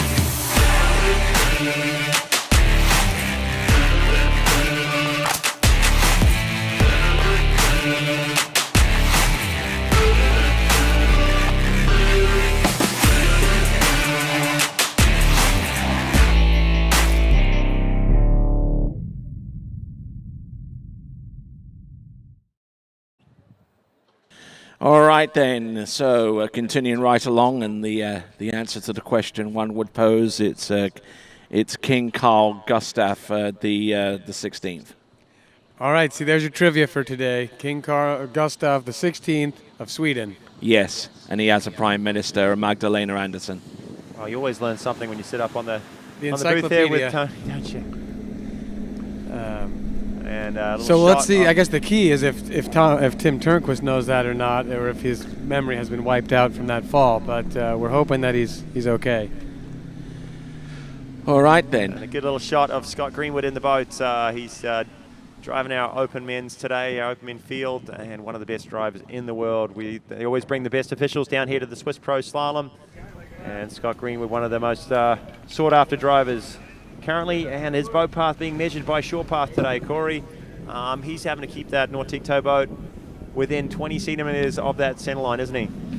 Yeah, and of course that's 20 centimeters per each buoy, and then over the length of the whole course, he can't allow it to vary 20 centimeters at each buoy, or the cumulative deviation for the whole course would be too much. So over the whole course, he has to be under 48 centimeters.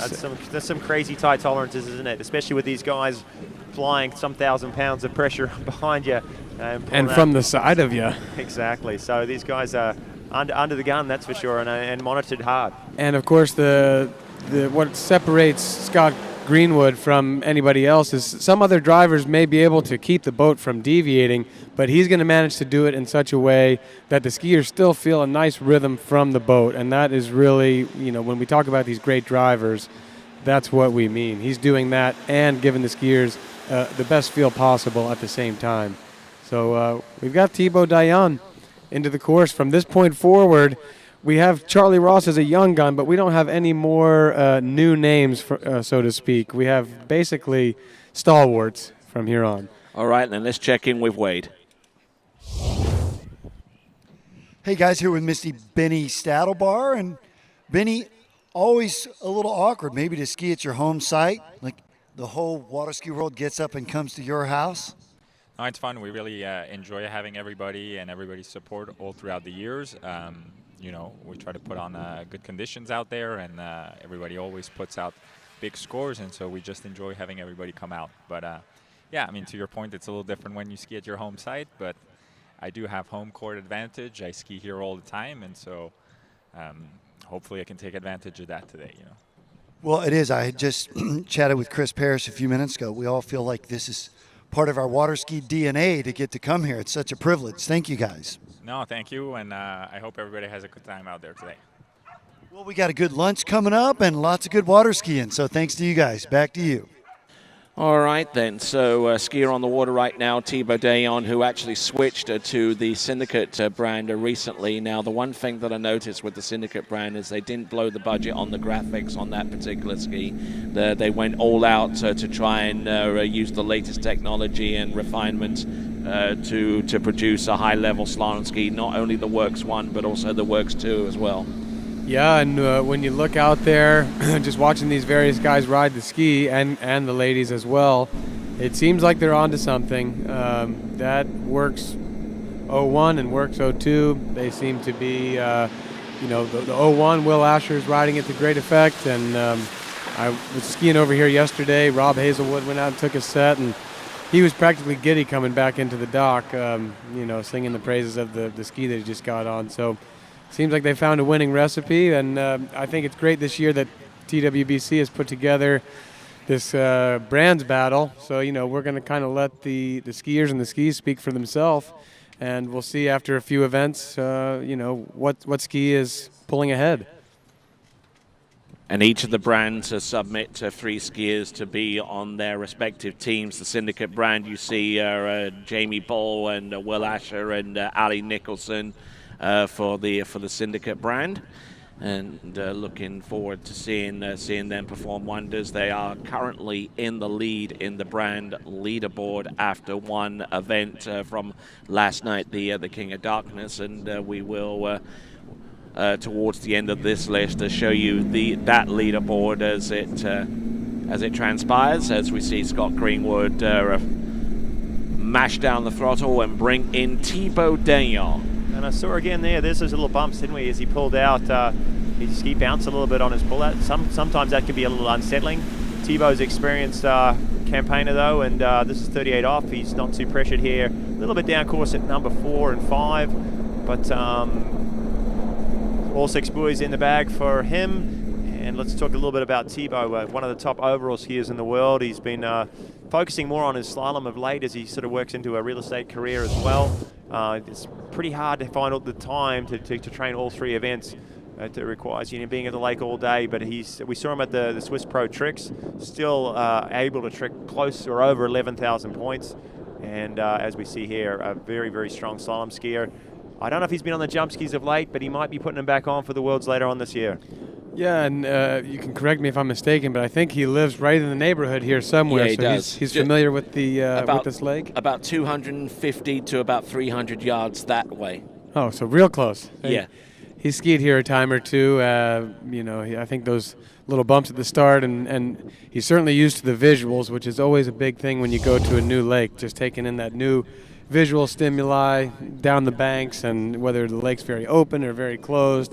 It is nice to have something familiar that you're used to. I heard Kyle mentioning that a number of times last night with the jump. It really made a lot of sense. If you've skied that lake a lot of times, you really know your marks for the cuts and the counter cut.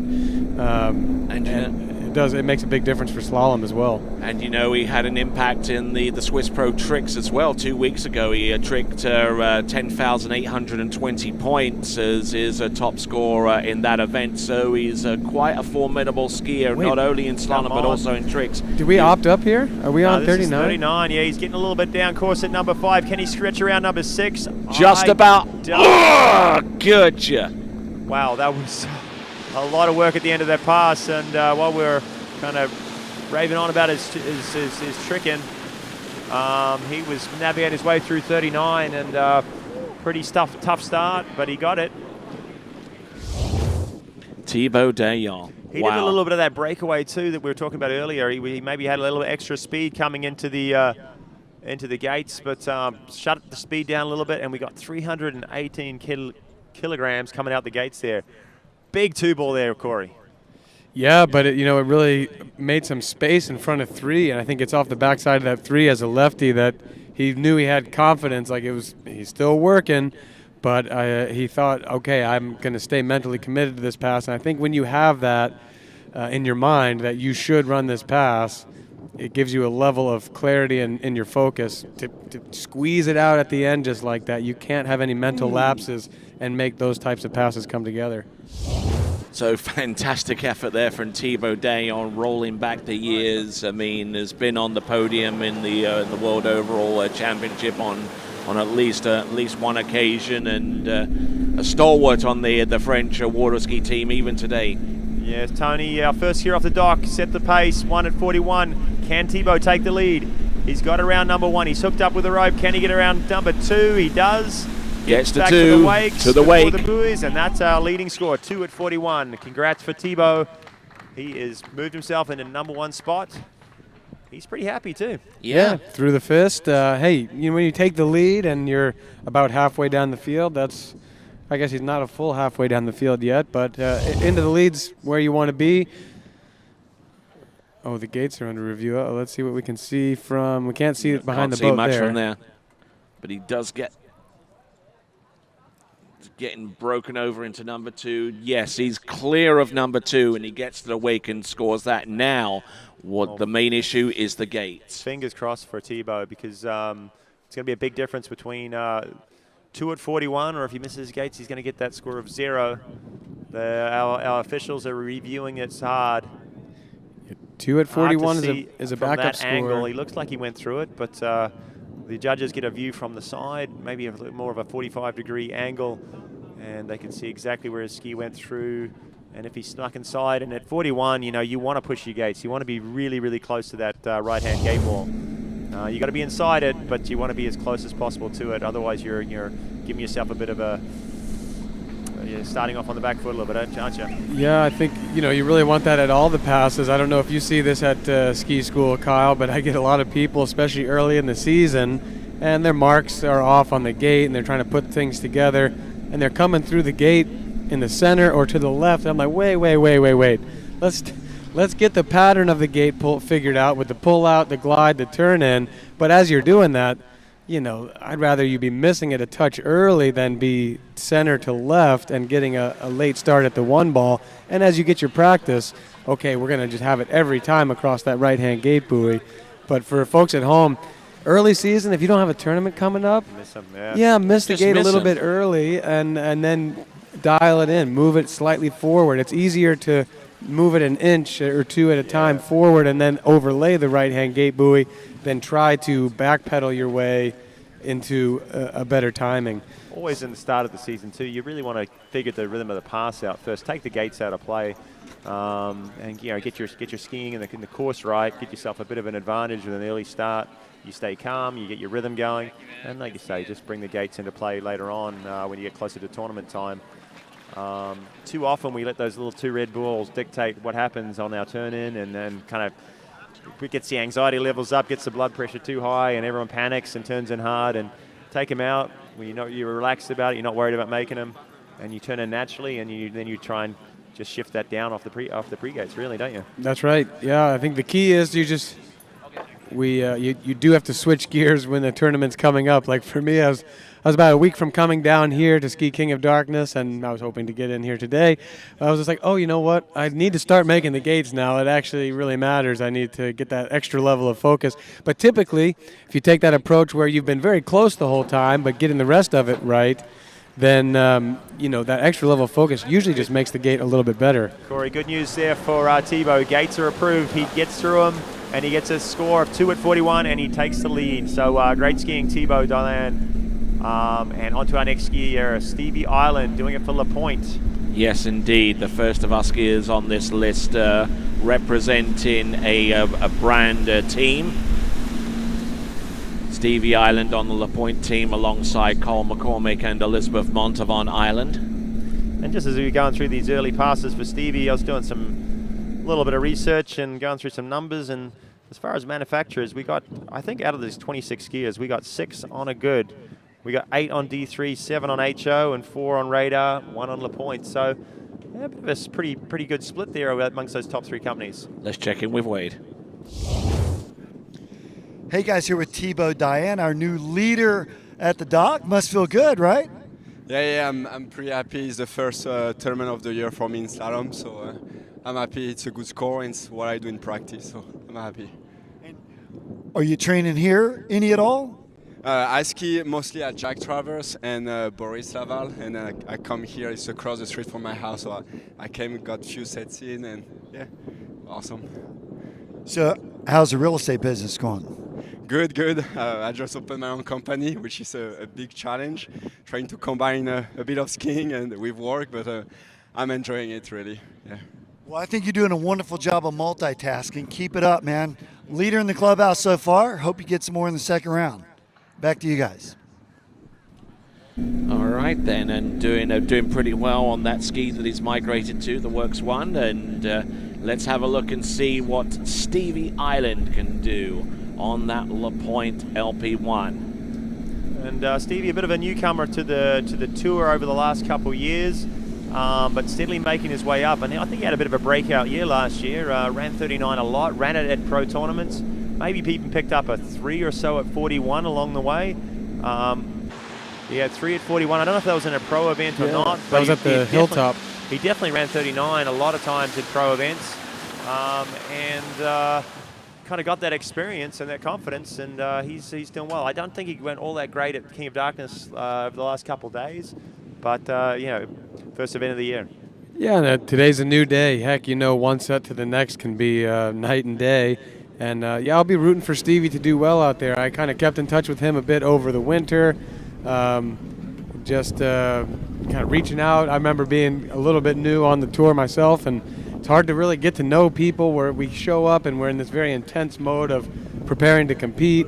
But Stevie's a super nice guy, and I think we have a lot of common interests. He's working out hard in the off season. He's putting a lot into it, spending a lot of time in the gym. So seeing somebody else that's doing that helps me stay motivated to do the work and put the time in. And So when I see somebody doing that, kind of grinding, I want him to go out here and do well because he's committed and his heart is in it. Yeah, he's putting the work in, and to be fair, in slalom skiing, the work ethic pays dividends, doesn't it? Absolutely. All right, then continuing along, we've got 11.25 meters for Stephen Island, getting it good to go around buoy number 1. A good shot there from our exclusive water cam. Oh, a little bit of a premature release going into number 5. Oh, on the back of the ski, round just about makes it round buoy number 6. Oh, he had to work hard for that.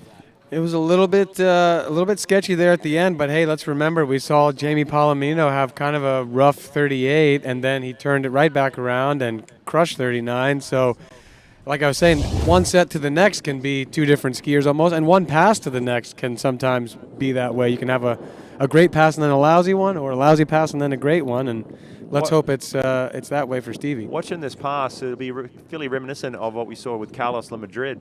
That cross tailwind pushing him a little bit into the 135. For Stevie, it's his offside. And dealing with a little loose line there at number 3, it put him on the back foot, put him down course. 4 was good, but then had that issue there at number 5. Didn't know what to do with all that loose line. Pulled it basically up to his chin. So kudos to him for managing that rope and getting across to 6th and out the gates. But he gets to shorten up. He's got 6 buoys at 38 and maybe a little bit of a headwind. That keeps the rope a little tighter. Corey coming in for this next pass. Yeah, the thing I'd like to see here too, it's a little bit tough to tell from certain angles, but I want to say his gate has been a little narrow so far. So his effective runway from the turn in into the center line has been shorter than some of the other skiers that we've seen. And let's see if this, now see that looks a little more up on the boat. This looks like a better gate right there. Here we go. Better swing into 1. 10 points, a little bit of a delay off number 1. No, he's in this. Better on number 2. Looking and go off number 3. Good to go on number 4. He's keeping a good track here. A little bit of a safety check on 5, but he gets around buoy number 6. There you go. Woo! Yep, we'll see. That's where that strength comes in off of 5. He was a little down course, but he just powered down, made some space into 6. The only thing I didn't like about that is out the exit gates. It wasn't a big hit, but he took it with 2 palms down. And I always tell people, like, you know, early passes, you come around 6, maybe you go 2 palms down just because you're relaxing. But I don't like that habit too much because we saw Allie Nicholson. We saw it slip out of, or no, sorry, who was it? A Page. We saw Page lose the handle coming out the exit gates. You just can't have any give before that pass is over and you're going down to drop. So I'm glad he ran it. And this was a better pass than the 38. So you're not a proponent of dropping the inside hand and touching 6 ball with your right hand as you go out? Only if you're Joel Poland. Okay. Then you can apparently do anything. Yeah, pretty much. Hey, so congrats there for Stevie Island, though. That's another one of those guys that struggled a little bit at 38, got a little bit, looked unsettled, but then relaxed when he got to 39 and got into it. And I think, Corey, you're right, with the gate set up, he got into it, he got up on the boat. Very important to keep your width, keep your speed, especially when you get down to 38, 39. Now he did that well. Here's 41. He's chasing a lead of 2. And let's not forget, I mean, he hasn't had all that much experience skiing into 41 off, and I think that kind of told that tale a little bit there on buoy number 1. But I mean, a great score there for Stephen Ine. Half a buoy at 41 off. That currently puts him in 3rd place at the moment. And, you know, he's got something to work from. Yeah, I think that 39 is going to give him good confidence, you know, that he can go do that again in the next round. I think maybe he can look at this and see the difference in a couple of these gates. The 39 was the best of the set. I thought that one similarly from the time he really got the ski turned under the line and began to create speed. He was so close to that first wake that it doesn't buy you a lot of space. You see he was narrow there at 1, and his speed was projecting past the buoy. Pick your brain here a little bit, Corey. Obviously, maybe with the tailwind there, he's a little nervous on the speed. Is that what you think? So maybe holds back on the pull out, and sometimes that's the complete opposite of what you want to do. You want to make sure you've got your width, you've got your space. Otherwise, you end up pulling a little bit long to make sure you've got the room at number 1. Exactly. I mean, we're talking about such a small window of opportunity here at 41. I mean, everything has to be so precise. But I think you're exactly right, Kyle. If you don't have enough space, enough speed, enough drive into that first wake into center, then just to get outside the buoy at that short of a line length, you have to keep that speed going a little longer than you want. And if you do that, plus a little bit of this wind direction, then you're going to be facing the finish of the turn with more momentum than you want. You're going to either get some slack rope, or in this case, he went for the big turn and kicked the tail out. It doesn't matter what ski you're riding at that point, it's coming out the water, isn't it? That's right. All right, so we've just gotten past the skier number 11. We're about to take skier number 12 out, and coming to us out of Canada, it is going to be Jamie Calhoun. We seem to be getting into a group of people that I want to root for here. Jamie's one of my best buddies out here on the tour.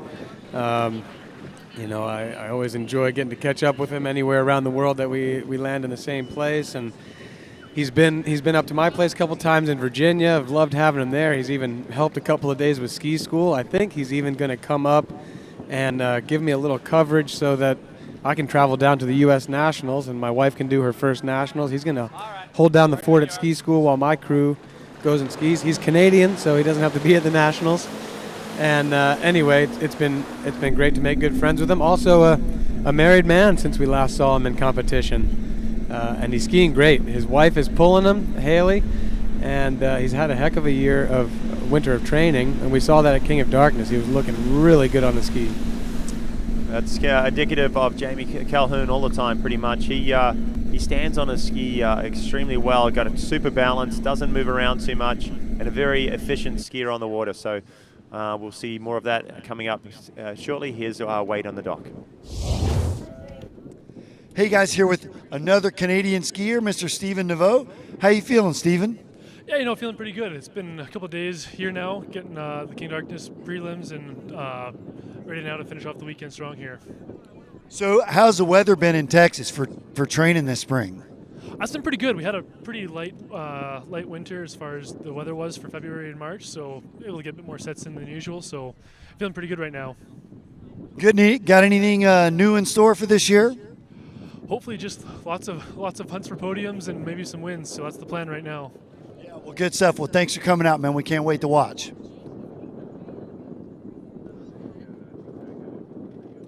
All right, then. So we can continuing right along. We've got Jamie Calhoun out there on the water, having run his opening pass of 13 meters. And at this stage of the game, the wind is pretty much swirling and changing directions, which could be a little bit troublesome for your average slalom skier. But these guys know exactly where they're at, and they could invoke the opt-up, much like we saw from Thibaut Dayon not too long ago.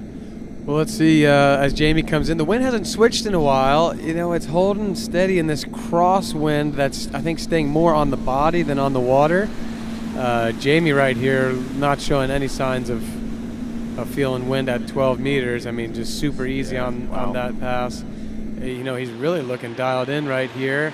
And, we mentioned he had a battle with Sean Hunter at the U21 Worlds. Sean Hunter was coached by Matteo Luzzeri, and Jamie Calhoun came up being coached by another great, which is Jason McClintock.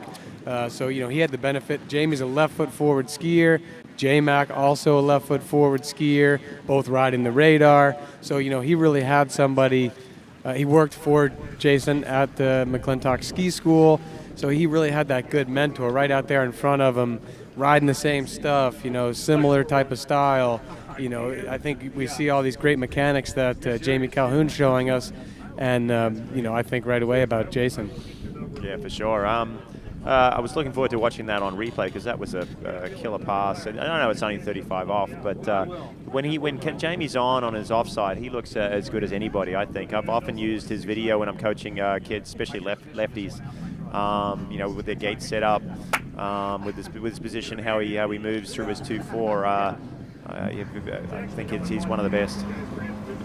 Yeah, I think a big key there is he's worked on himself at staying nice and level, both gate turn in and out of 2-4. He used to have a little bit of a right shoulder drop on the gate. I remember a few years ago he was at ski school and we worked on that, and now it's not there so much, and he's just dangerous.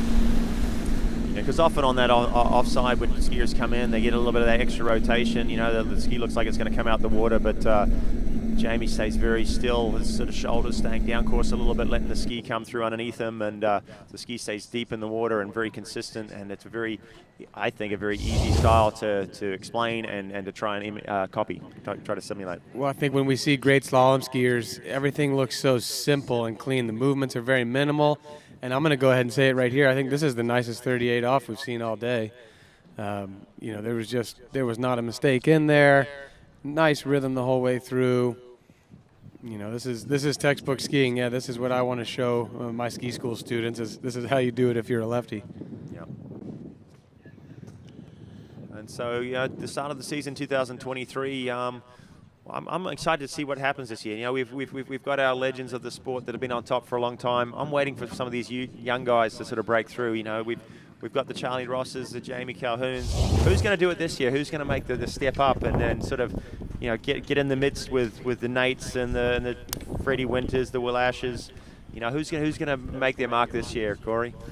Oh, you're asking me. Well, look, you know, last year I would say that Dane Meckler's stock continued to rise. You know, I think we're just hearing more and more about him. People realize that he's such a technician out there, and a lot of people are trying to emulate his style because it's so beautiful. You know, Rob Hazelwood also really took a big step up last year. Both of those guys are young. Jamie's younger than I think we think because he's been U21 and he's been on the scene a while. But those three guys that we're mentioning right now, they got a long future ahead. And Jamie doing it well here. That's 39 off, guys, in the background. He didn't have a great 1-3 that time. His onside wasn't really flowing, but 2-4 came backsiding both of them. Yeah. Unreal skiing. And I'd say that looked like a veteran skiing because there was no panic. You know, he may not have hit his keys exactly how he wanted to, but there was no drama. You know, like a little loose line, but didn't panic, didn't over-rev, still got the early edge changed to 2, and that's why he could save it at the 2 side. Yeah, most people would have freaked out there at 1, you know, dealing with that rope coming up a little bit high, sending them back, and then sort of over-pulled into 2 and tried for too much.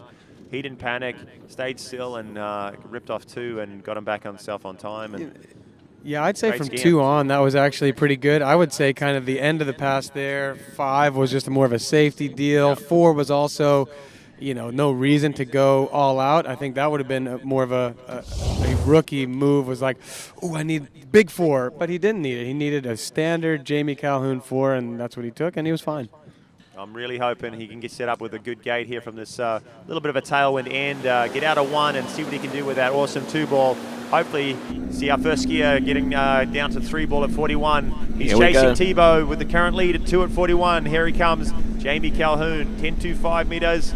He's got a good gate turn in, reaching out a little bit, not a bad 1. Can he turn 2? It's good. He's going to get around number 3, can he? Yeah. A new leader, guys. Oh, that's you know what he did right there? He put his frickin' hand on top. That was 2 palms down, and he should have taken that hit. He's plenty strong enough. He didn't grab the handle right. He had that. He had that. Well, he's come to Corey's hit-taking school. That's one thing I can do. Let's watch this again. Reaches out big. You got to reach out big at 41 just to get around it. Squashes a little bit at the end of the turn, but what a killer 2 ball. Holds on tight and pulls all the way to 3. A ton of rope here and 2 Look at that. No, he's had plenty of time to get the hand right, Jamie. Come on, buddy. 3 is a big deal. It's way you had it. It's a big deal than versus 2.5. Oh, my friend. That's why you don't do that. That is right there. Well, you never know. 2.5 and 3 could be a big difference in this competition with the caliber of field we've got remaining. Beautiful. Well, there you go, Jamie Calhoun getting round number 2, looking at the instant replay round number 3, and Corey Vaughan self-professed as the king of taking up the slack, but then again, Corey does weigh barely more than a wet sack of cement, So I wish that there was some record being kept on that one. I know Benny has the record for max load, period. But I'm pretty sure that I could be up towards the top in the out the exit gate 6 ball or 3 ball at 41 massive hit. I've got that one thing. That's a record you want? I think I could. Yeah, I'll take it. That's some bragging rights. I mean, is it the coolest thing? Maybe not, but that's one thing that I've got. $500 on the line and a cool trophy. you know. And a free master line rope. Well, I tell you what, the next year on the water is definitely not going to be one of those guys that that wins that trophy anyway. He's about 130, 40 pounds soaking wet, and one of the lightest guys on the rope, but he gets the job done. He takes a ton of speed across the lake, and this guy is on fire lately. He's the current under-17 world record holder. 4 buoys at 41 off is his personal best and his current record. So this guy's just moving from under-17 into under 21 and into open, and already he's a seasoned campaigner in the pro ranks. He's made some finals. I think he was a Mastercraft Pro last year. He made the final, and this is his favorite event because 2 years ago at this tournament was the first time he ran 39. Correct? Yeah, I remember that. It kind of set the whole world on fire because he was ridiculously young. What was he, like 15? 15, yeah, he's the youngest guy to run 39 at that stage, and still is. And he's run it a lot since. And he skis one speed as well. I mean, there isn't too much of a speed difference between the turn and the acceleration behind the boat. And, and in terms of consistency, I mean, you can't ask for much more. No, I think that makes perfect sense. That's what you want. And let's go check in with Wade. Hey guys, here with Mr. Stevie Island and another 39 in the books at a pro event. It's got to feel good, right? Yeah, it feels really great. I mean, Greenie behind a nautique at Swiss, it couldn't get any better. It honestly felt fantastic, especially coming back to the dock. We had a little bit of an offside headwind for me, or us righties, I should say, and it made the 39 nice and easy, honestly. And for 41, going into the gate, I felt really good. And coming up short there, it's tough. You run the 39. I haven't run too many 39s. It's probably like my 4th 39 in a pro event, I think. And so I just want to get to 3-ball, get into the final. But it's a backup score, going to the next round with some confidence. Well, I said to a gentleman yesterday, part of the pro skiing is just being able to go down and back twice, and you get a shot at where it really starts, and you did that, and that's what your expectations have to become, correct? That is correct, and I feel like that's an amazing simplification of the process, and I love that. If you can simplify the game, good things, right? Well, no, we got to keep it simple, stupid, right? So back to you guys. Okay, Charlie Ross coming back in. This is 12 meter. And speaking about offsides, he's got one of the best too. He snaps that ski around. Look at that quick turn. He's doing it for D3 and gets a ton of angle out of his offside. One of the best in the business. And another 6 buoys. Pretty easy stuff there for Charlie Ross. Looking in good shape. And 2 passes under his belt, and he seems to have has some confidence after those 2 opening passes.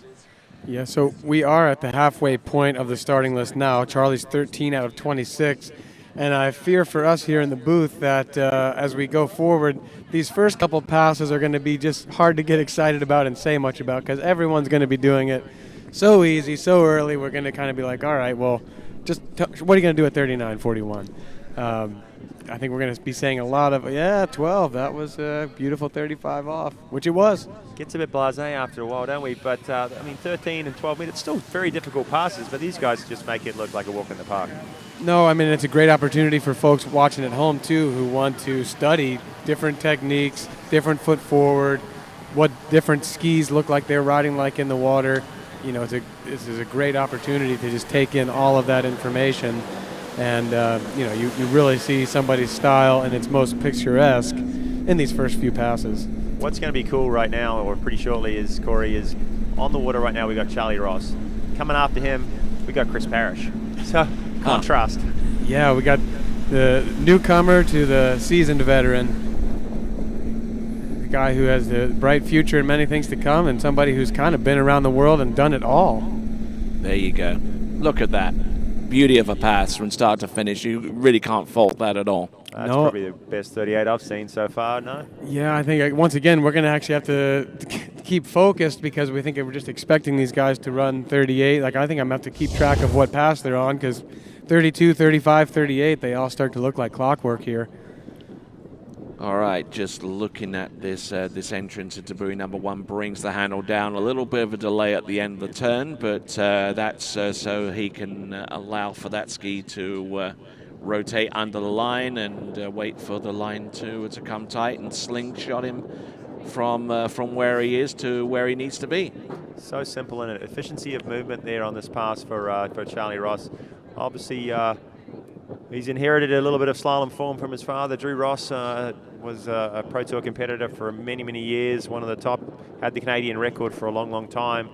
Running his ski school not far from here as well. And Charlie following in his dad's footsteps. And let's not forget he's got slalom genes from his mom's side of the family too. The Neils also big time water skiers and lake builders.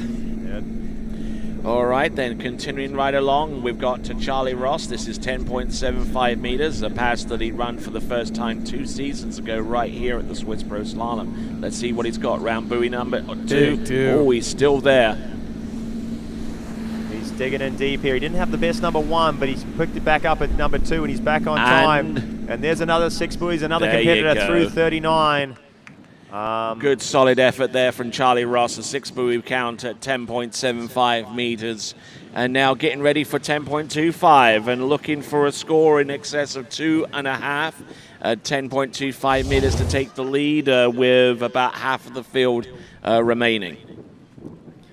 Yeah, off of this one, I had a little doubt there, no? A little doubt, but after 2, I really didn't, and he really didn't. He kind of reset his line. And from 2 on, there was really no question he was going to take this down. No, we've seen a few competitors down that end do that check of speed at on the gates. He did not. He was actually ended up a little bit slow, and I think that's the result was a little slow out of 1. But he's got such a tight turn on his onside, and he picked it up, set the pace out of 2, and never looked back. Yeah, again, that's as young as he is, he has the experience now not to panic off of that 1. Did exactly the turn at 2 that put him set up for the rest of the pass, and I'd say he basically settled in. From 3 on was just a normal 39 for Charlie. We heard Stevie talk about how difficult this sand is with a little bit of a tailwind pushing him into number 1. He was gunning for 3, but knew he needed a big 1. We've got another righty here with Charlie Ross. Can he get out of 1 quickly? Can he get out of 1 early? He's got a tight 1. This is going to be good. Look at this. Tight number 2 as well. Can he squeak around 3? Back to the wakes. Does he get to the wakes? Yes, and he had his grip correctly, Corey, so he held on to it. Yes. That wasn't a huge hit, but, I mean, good to get your hands right for sure.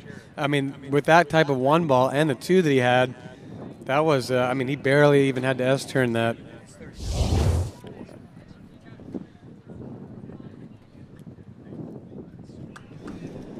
Yeah, look at this 1 ball right here. That's as good as you want to get from, from this end. That may be a more challenging gate from what we're hearing from Stevie and others.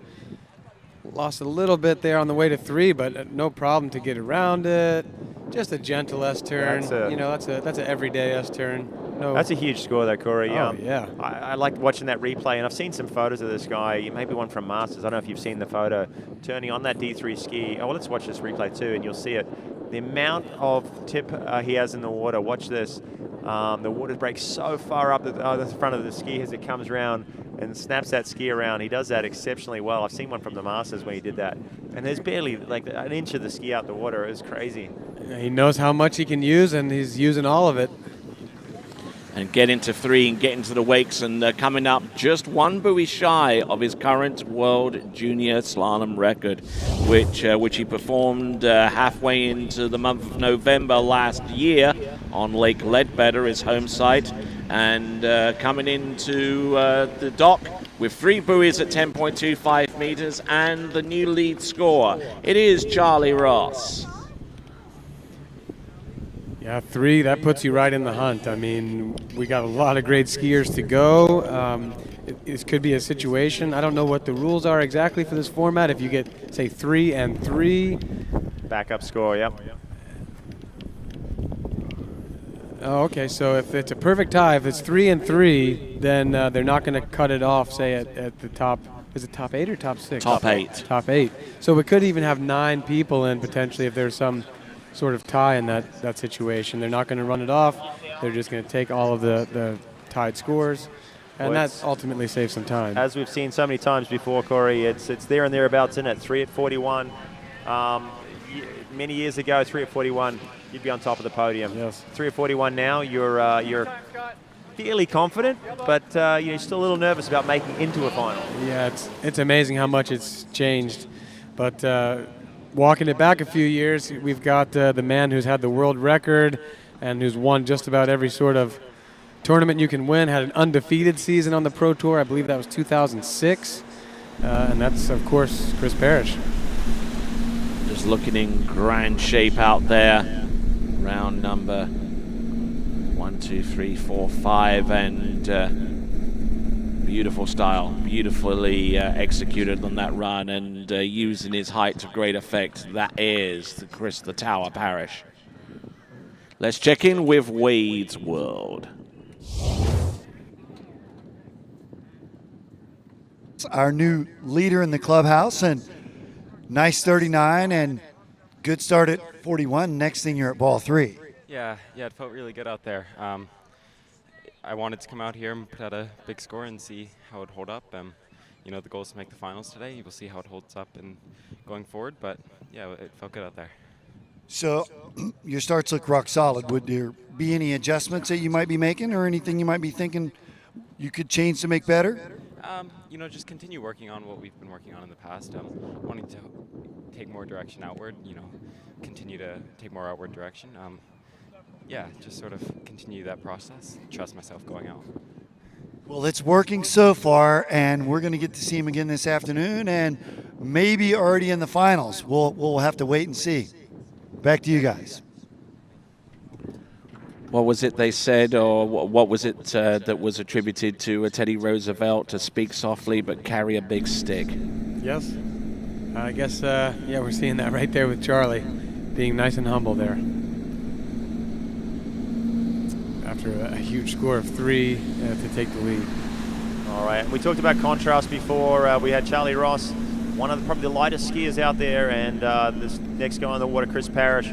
He's a big guy. He's strong. He's powerful, and it served him well back early in his career. Obviously, maybe moving towards the tail end of his career, but it's great to see Chris Parrish back, still competing and still posting some huge scores. You know, he still runs 39 about as easy as anybody. And I'd love to see him post a big score, because he gets excited. Even though he's been doing this a long time, he still has a lot of passion for the sport. He comes to the lake with a big smile on his face, and he loves being involved in these pro water ski events. Well, and he's got all the experience to keep a calm head here. There's nothing that's going to happen today that he hasn't seen before. And, you know, inside of his body knows how to run 41 off, because it's done it many times. So you get the right start, you get the right feeling going, and you know, there's no telling what Chris might be able to show us today. And his record was 2 at 43. He was the first guy to get a ski around number 2. Since then, obviously, it's been equaled and then surpassed by Nate Smith. Still sitting at 2.5. It's been there for a while, Corey. Is this going to be the year we see someone take it down a notch? What do you think? It's a tough call. 43 just... in my limited experience with it, seems to have like a brand new set of physics. Everything that you think was working up till that point kind of flies out the window, and you start wondering what the heck is going on. Here we go. So it's kind of hard to imagine. It's very hard for me to imagine going to 3-ball, as I never have gotten close. Well, that was a comfortable 38 there for Chris Parrish, but we expect that out of him. We've seen a few other competitors look a little bit unsettled as they go downwind at 38, but very easy. Well, Corey, you're one of the few guys that have got through a 41 off pass in a tournament, but limited time at 43. Do you try it much? You know, in practice a little bit, though. I have had one time legitimately getting 2, and I was pretty pleased with myself that day. But one buoy at that line length is like it's almost like gaining a whole pass up until that point. So the difference of getting one's not very hard to get, a full 1. That's pretty doable. The difference from getting 1 to 2 is kind of mind-blowing. And then from 2 to 3, it's currently beyond my comprehension. I just don't feel like I know how to crack that nut. So, you know, Nate's the only person that has done it in competition. And so he seems like the most likely candidate that would maybe be able to get the full 3. He once nearly had it and blew the S-turn a number of years ago. So, but, you know, sure, everyone's kind of closing in, you know. A lot of people are getting a lot closer, so I sure would like to see Will a Asher few of last us. year. Will Asher's run 41 a lot, but never had seen 2-ball, but he did it last year, so who knows? and riding the Syndicate 02, and Chris Parrish, a member of Team Syndicate since its inception way back in the early 2000s. Here he is. He's round buoy number 3 and number 4 at this time, getting a good jump on number 5. CP. There you go. Fantastic effort there, Chris Parrish. There you go. Nice job, CP. Well, now I'm going to correct you, Tony, because Chris Parrish was not part of Team Syndicate when it started. He was skiing on good at those times. That's when he was setting the world record. Then he skied on Maple skis. He's come to HO in more recent times. Okay, I'll roll that one back, but I mean, in the recent years, he's really helped to develop their product, and he's riding the Works 02, which is the other ski on the top echelons of that brand ranking. But let's have a look at this. Chris Parrish just absolutely on fire out there. That's one of the best one balls we've seen from that end on the 39. You know, it really set him up to be calm there off a 2, which is offside for CP. You know, and then his 135 is just, you know, really his whole style. Very clean, very simple. Yeah, exactly. Not a whole lot of extra movements going on. I think a little safe there at 5. And, you know, he's pretty much walking the dog there at the end of the pass. You talked about how good his 135 side. Yeah, he's rock solid on that turn and killed number 1 there. If there's any criticism, possibly it's that 2-4. Sometimes he's rotates a little bit, gets a little bit slow out of that side. But if he survives that, you know he's going to pick it back up on the next one. And what I like is the energy he's bringing to it. The last few times I've seen him slalom, he's looked a bit slow side to side, but here he's got some energy, and he ran that pass well. Hopefully he can get out of 1 good here at 41, have a shot at our lead. It's currently 3. It's a bit slower now to number 1, but he squeaks around 2. He's going to slot himself into 3rd. Oh, tied. No, Oh, it's no. 1.5. I thought he was going to have no problem getting back there. It's almost like the S turn, he just got a little slow with it, and I don't think he got back by the boat guides. Let's double That's the rules, check. isn't it? You've got to get round the buoy and back to the wakes, back inside the boat line buoys by the next segment, and it looked like he just failed to do so. So a score probably 1.5, pulled all the way to 2. Was a little bit kind of casual about that S turn, waited a little bit long, and yeah, we're not seeing it in. I think that was, just a little lapse. Like you said, being a little too casual. He could have zigged a little harder so that he could have zagged a little quicker, and I hope that's not consequential for him. But these half buoys, just like we said with Jamie Calhoun, you know, Jamie would be tied for the lead had he managed to keep that full 3, which he really had in his pocket. And, you know, a full 2 as a backup score can be a lot more handy than a 1.5, and that is a 1.5. Yeah, really that's where it's only going to come into play as a backup score. And 2, 1.5, those scores are not going to count, I don't think, apart from maybe a backup score. So, but hey, still great skiing there from Chris Parrish. Ran a sweet 39. Great to see him here. Great to see him getting in amongst it, and he's positioned himself pretty well. He's in 3rd spot. We still have a lot of skiers to go. Joel Poland stands on the dock, waiting his turn to get out there. There's still 12 skiers, 11 skiers to go. All right then, so waiting on the dockside, the current world overall men's champion, it is Joel Poland, and he's an exciting skier to watch. Yeah, here's another one, somebody that I really, really like to root for. You know, Joel is, I normally like to root for an underdog, which Joel by no means is an underdog. He's the world record holder, world champion in overall.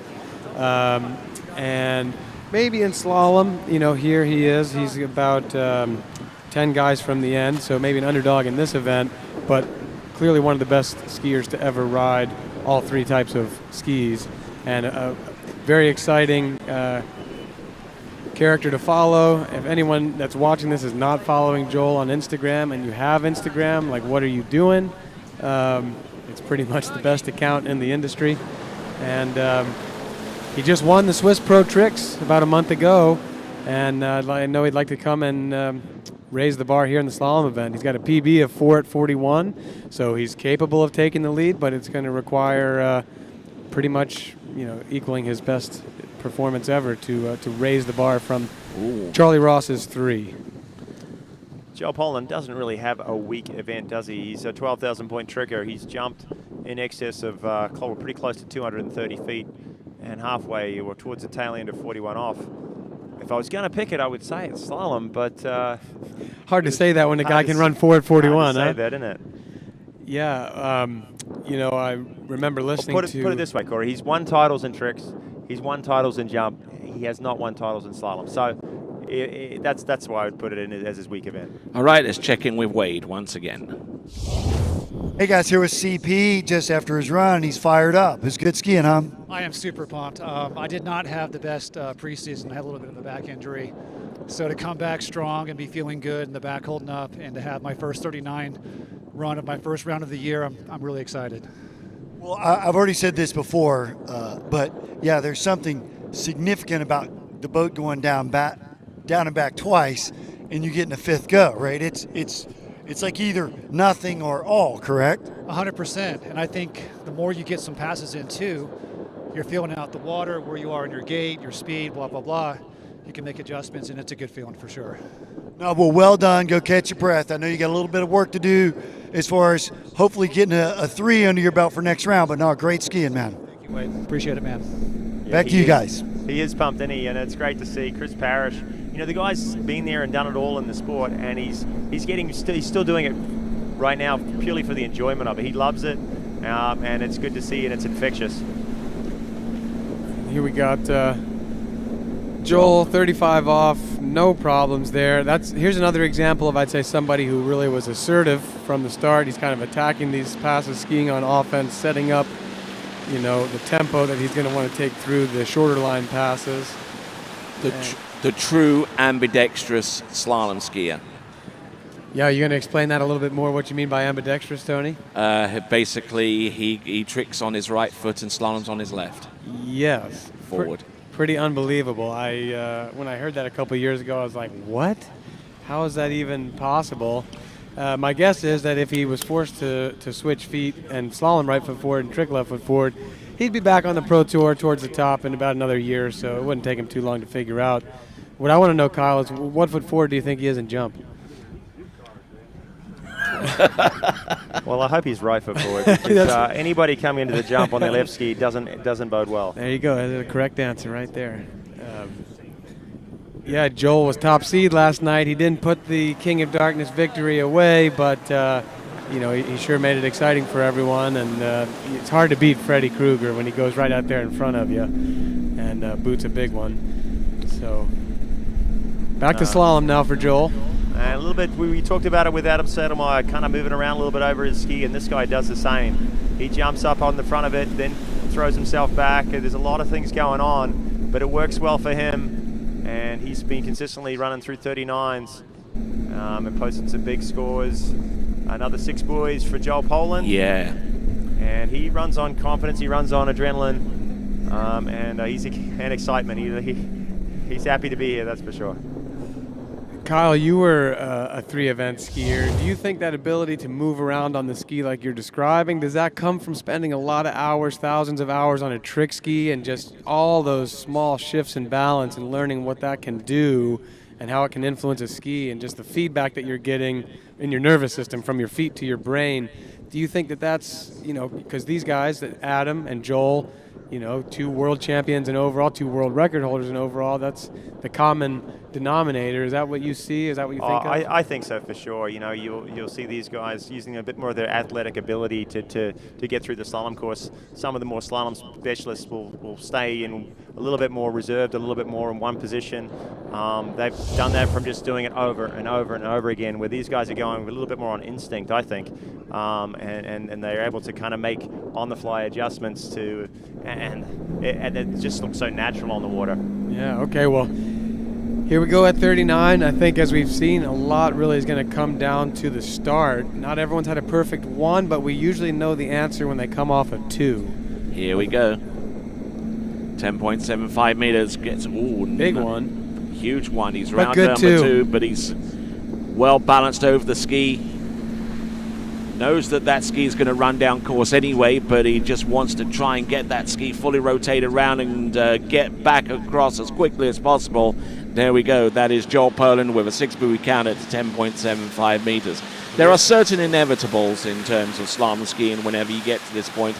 the one inevitability is you are going to run down course a little bit off each turn, but it's how you react to it and how you get back into the game is the critical bit. Yeah, well, we can watch it right here. I think that's one thing as you're kind of graduating through the line length and things start to get shorter. We see this with more intermediate level people when they go from 28 to 32 off. You certainly see it again when people start getting to 38 off. But you cannot have that same lust for the backside of the buoy because the physics simply are not going to allow your feet and your ankles and the ski to be coming across the backside of the buoy, unless maybe you were 7 feet tall or something like that. But, he just trusts where he is in the course right there. He's going off a lot of what Kyle said, his instincts, his sense of feel with the boat, his rhythm. And, he just trusts that line. He knows where he is in the course and takes it right through 6. See that 2-ball? Like that fin was getting a little loose there, and anybody else would have probably blown it. But he's just so in tune of where he is and his balance on the water. Here's 41 though. Can he get close to our leading score? It's 3 at 41. He's gone for a big one. He's got it, but he's got a bit slow. And squeaks. Does he get round 2? I'm not too sure on that one. I think he hit it and went inside. He seemed to hit it. You kind of almost saw the lump of the buoy move through his body under the ski. He kind of jarred him. So I'm going to guess they're going to call that 1, as much as I want it to be 2 for him. Well, this is the view that's going to determine it. Yeah, let's have a look right here. I think a lot of people are having a hard time with the gate from this end because of the wind. It's pushing you back in when you pull out. And then it's kind of pushing you into your turn. He clouted too. I like to be generous with the judging, but I'm thinking that's 1. I think he's over top of it, and you can't displace the buoy, so you can't push it underwater. And I think he displaced that, and the official score said the same. It's going to be 1 for Joel. Okay, and that makes the 6th skier in a row that's actually managed to get into 10.25 meters and post up a score. So with 8 skiers going through to the next round of the competition, it is pretty much a certainty that it's going to take a score deep into 41 off to really make an impact in terms of being one of the top 8 through to the next round.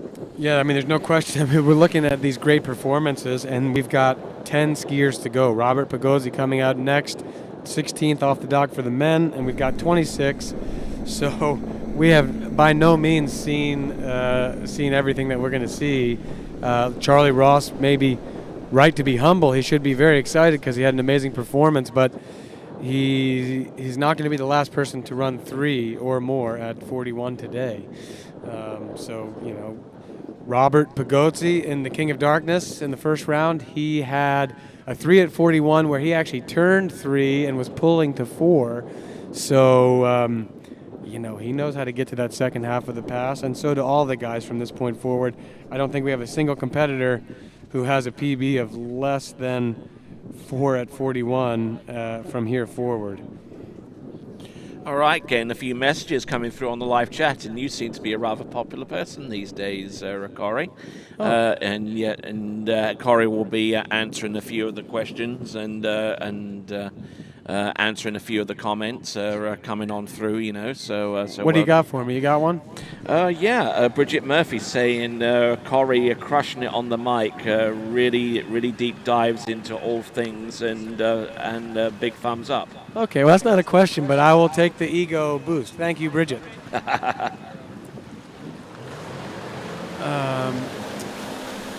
One thing that I'd like to get into that I think we'll have to wait for the right break is I want to shine some light back on TWBC, but let's first watch Robert and the opening pass here.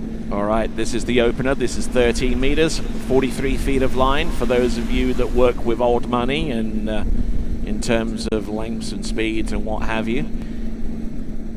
And of course, as with all coverages of the slalom event, we have metric and feet and inches as well to keep you fully abreast of what's going on. Here we go. We've got Wade on the dock. Well, hey guys, 11 men left on the first round, and we've already got Charlie Ross with his 3 at 10.2 on the board. So this is certainly a case of the new age of water ski and just how high the scores have gotten. And then secondly, just how bunched up they've gotten. And we were just talking in the 10 here about how backup scores have become so crucial that it's not just necessarily you get a one-shot deal one round or the other. No, because if you don't advance past a 3, well, then there's a good chance you're going to need a backup. And standing here by the flags again, they're up and down all day, and you're just hoping you're going to get that sort of right balance when you're out there. So we're going to see. It's getting a lot more fun down here. Back to you guys. Why, thank you there, Wade, as we continue to go right along in this event, and our driver for the women's competition taking a little bit of a breather there. That's Becky Lathrop, and we'll see her a little bit later on. And behind the helm right now is Scott Greenwood, and he is propelling Robert Pagozzi into the course, the current Pan American Games men's slalom champion. And Wade Cox down there on the dock, feeling the effects of the wind, and we saw that graphic up earlier. We've seen it bouncing around 10, 12 mile an hour. It's maybe expected to go up even more here pretty shortly as the day goes on, but not really affecting the skiers too much. It's definitely not affecting the score lines with some scores of 3s, 2s and a halves at 41. Some sensational skiing so far in this event. And Robert Pagozzi, this guy is pretty exciting to watch, isn't he? Talk about leverage, talk about power. I hope that we're getting some measurements on that toe pylon as he goes through the course, because he can put some serious pressure on the boat. Yeah, Robert, he might be able to threaten Benny for the record here. He's a super powerful skier. He's got a unique style, something for some of our left foot forward skiers to watch. And yeah, at King of Darkness the other day, he was running a little bit late at the 39, came into a 5-ball. We were all kind of watching with anticipation, and then he just did the classic Robert Pagozzi off the backside of the buoy, shoulders almost to the water, and just powered down to 6. And he knew the whole time he had it in his back pocket. And speaking about experimentation, this is one guy that's been through a few different manufacturers of late. He's been moving around a little bit and settled now. He's part of Team Radar. Yeah, he was a reflex skier for the longest time, and then we saw him come out at this tournament last year, I believe, on the D3. And then towards the end of last season, he hopped on the Radar and seems to be working for him. I mean, I know he skis a lot with Matt Reaney, which, you know, obviously if you want to ski with somebody that can help you dial in a Radar, it's going to be Matt Reaney. And seems like that's what's happened. Fantastic skiing there from our athlete out there on the water, a member of the Radar brand Constructors Championship team. He alongside Paige Reaney and Whitney McClintock Reaney, and doing a fine job on that Radar ski. This is only his second full season on Radar, and he seems to have adapted really well to that Vapor Pro build. Yeah, well, I think this will be his first full season on it. We saw him kind of get onto the ski, I think, towards the end of last year. So he's had a full winter with it, presumably. And, you know, it seems like he knows what the ski's going to do now, knows where he can push it. And it does seem to be, you know, a match. Robert's got an aggressive style, and the ski's giving him a lot of good stability and predictability so he can stay on the attack. Corey, obviously you're both D3 Radar, top skis. Compare the two though for us. You know, I know you ski on a Radar, but compare. I know you know what a D3 does in the water. What do you think of the differences? Yeah, you know, I'm much more familiar with the Radar, but I did used to ski on a D3, and I have some ideas about it. It seems like the D3 rides in the water a little bit deeper. It's got rounder bevels, which means it's almost a little more suctioned to the water, and I think, you know, people tend to find a lot of security with that. Let's watch Robert here, 39.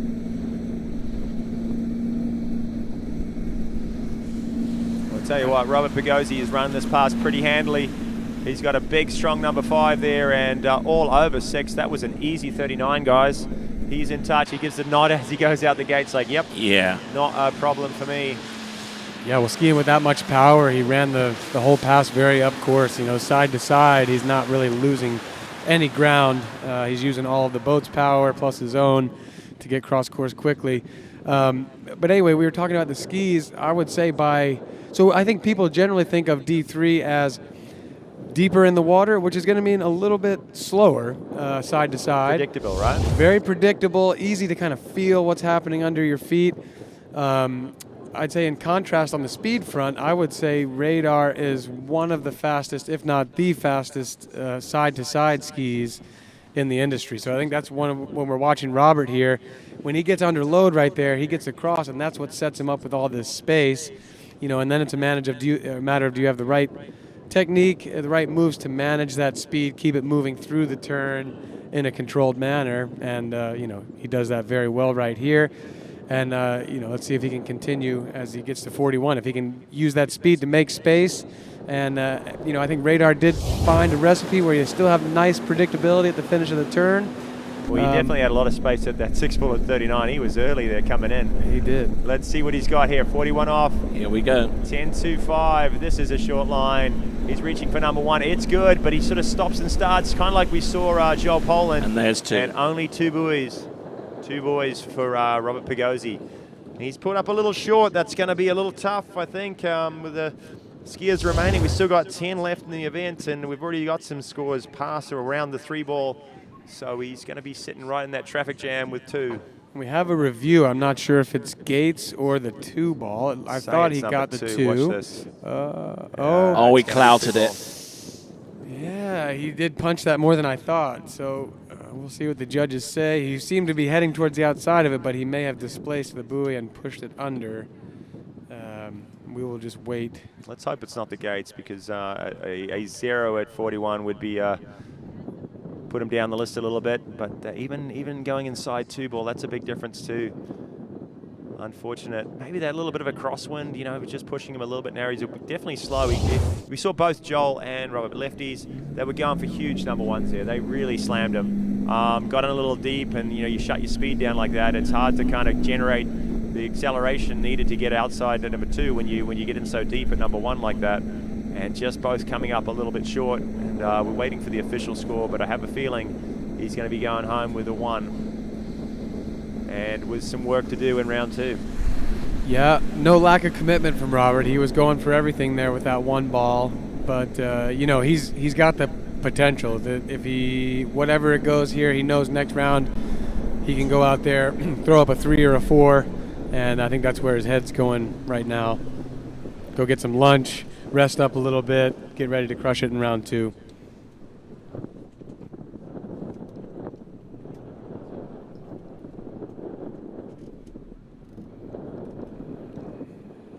All right, as we dig out some data on Robert Pagozzi's performance, let me tell you that this competition being brought to you by Swiss Waterski Resort, along with Pro Gear Gloves, Reflex Skis, Ravenol Motor Oil, Lake County, HO Syndicate, Masterline Ski Ropes, Wrapped Skis, Cooler King Bikes, 2U Nutritional Bars, Hobe Sound Ski Club, and the USA Waterski and Wake Sports Foundation, alongside Ski Paradise, Connolly Skis, Wake House, D3 Skis, Drew Ross, Realtor, La Guapa, Waters Wetsuits, and My Family Pet Food.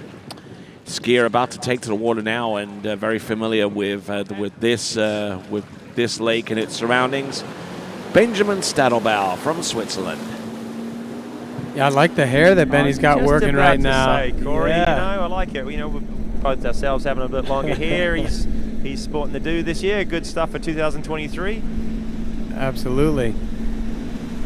Well, he's his better half, Sam Dumala, who we saw this morning, is working away at. I think she's a resident now, a medical resident, getting her way through med school, and somebody between the two has to let the hair down. So I guess that's Benny. So interesting to note there, as he came in the past, we saw the 0-off number, A1. Now, for a guy that has the record of load on the boat, to be choosing A1, that's surprising to me. Yeah, I mean, I'm sure that spiking the boat and getting the record is not what Benny is after. So, and I think I heard yesterday that he's actually riding a 68-inch ski now. Okay. So Benny tries a lot of stuff. He makes his own fins sometimes. So this is all an experiment. Let's check in with Wade. Hey guys, I'm here with Roberto Pagozzi, and he was just informed he got 1 at 10.2 instead of 2. So it sort of changes things a little bit for the second round, but it still, in a way, doesn't. You're going to have to go get maybe 3 or 4, right? Yeah, of course. I mean, by now I'm used to that they take points out of me, but the second round, just going to run it, I guess. Well, we just chatted. Your 39 was beautiful, and just need that tempo in the next pass, correct? Yeah, well, 39 felt really good, so I felt pretty confident about the 41. It's just the wind kept changing, and I just got, miscalculation that too, but it's fine. Hey, so if the wind stays the same, we go 35 second round, then 41 will be coming back. Yeah, whatever we're going, my plan is to run it. I love it.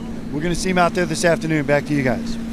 All right, then, rejoining the action here, we got Benjamin Stadelbauer having gone through 13, and that is 12 coming back, and very, very precise with that run. He's got some hair flying. He's got some shorts flapping in the wind there too, doesn't he? He's got it all going on. One thing about Benny, he does not fix the shorts when he gets up. I've noticed over the years. For me, I can't run a pass if I don't get those shorts pulled down. Yeah. My brain is somewhere else the whole pass, but Benny's not phased. He'll go full white thigh the whole way. Does he work on the tan on the upper thigh or not? I think he keeps it white. It's part of his intimidation technique, I think. But it works for him, It's classic. And if he was convinced that it would give him a few more buoys out in the slalom course, he'll probably wear a Speedo as well. The things that any of us would do for one more buoy, it's hard to imagine where it stops. But yeah, Benny looking good out there. Like I was saying before we went to Wade, Benny he really likes to experiment, try new things, get outside the box. I've seen him ride a 65-inch ski, I've seen him ride a 68-inch ski and everything in between, and he's always kind of in the R&D process and then using these pro events to test, does he have the recipe just right at this point? All right then, folks, and a quick note that the shop is open at waterskibroadcasting.com/shop for all your latest TWBC merchandise, including the Tony Lightfoot edition T-shirt. They are also being sold on site as well, and if you come on up and request a signature, I'll be more than happy to oblige as we see Benjamin Stadelbauer get through that run. A lot of right thigh showing on that one, Corey. Well, I was going to say, I think that was actually the best pass so far, which is always kind of cool when you see that the pass is getting better in sequence. 38 is a much more difficult pass than, say, 32 off, but, it shows that he's dialing in all those fine tunings. He's getting more and more precise with his movements, his gait timing's coming together. He felt that gait out very nicely, which I think is going to help if he can see it from that end at 41. I'd say if there's one thing the skiers have struggled with today, it's nailing that 41 gate from the starting dock end.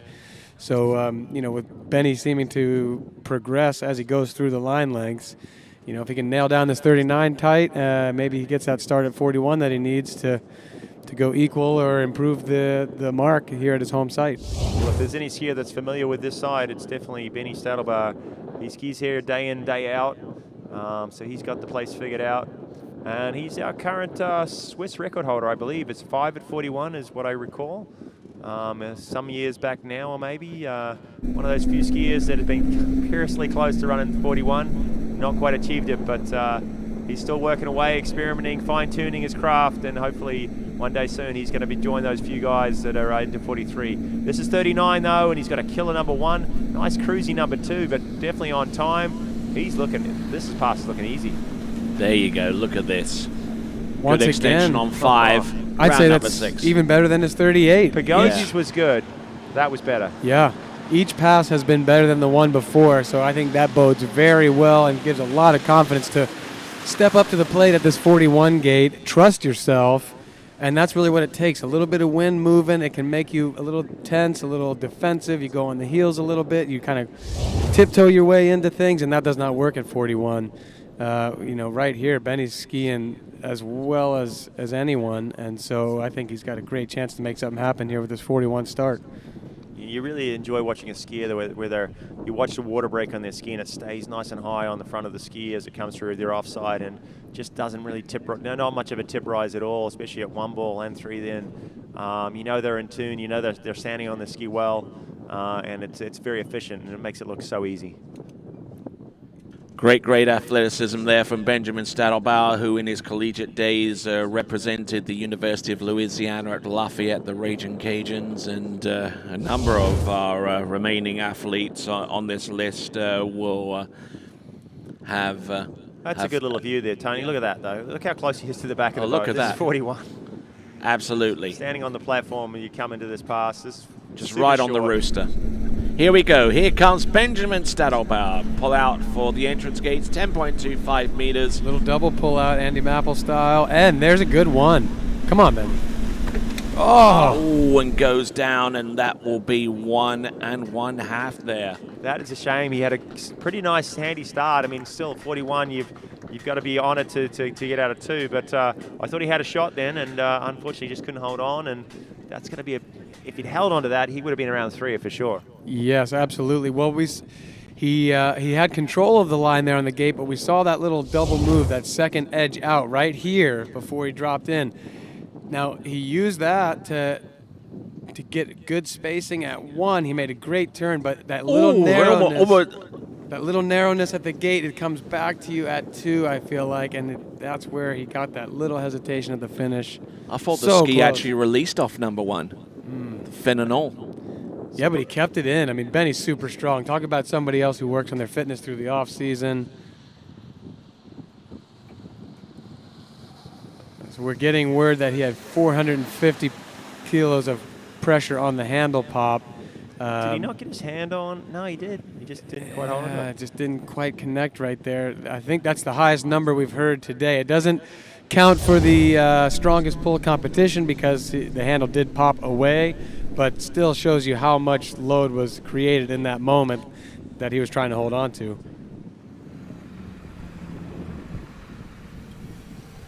A shame Benny's going to be wanting that buoy. He's going to be planning to go around 3 ball in that next round. But the way he's skiing, I think he's got a great shot.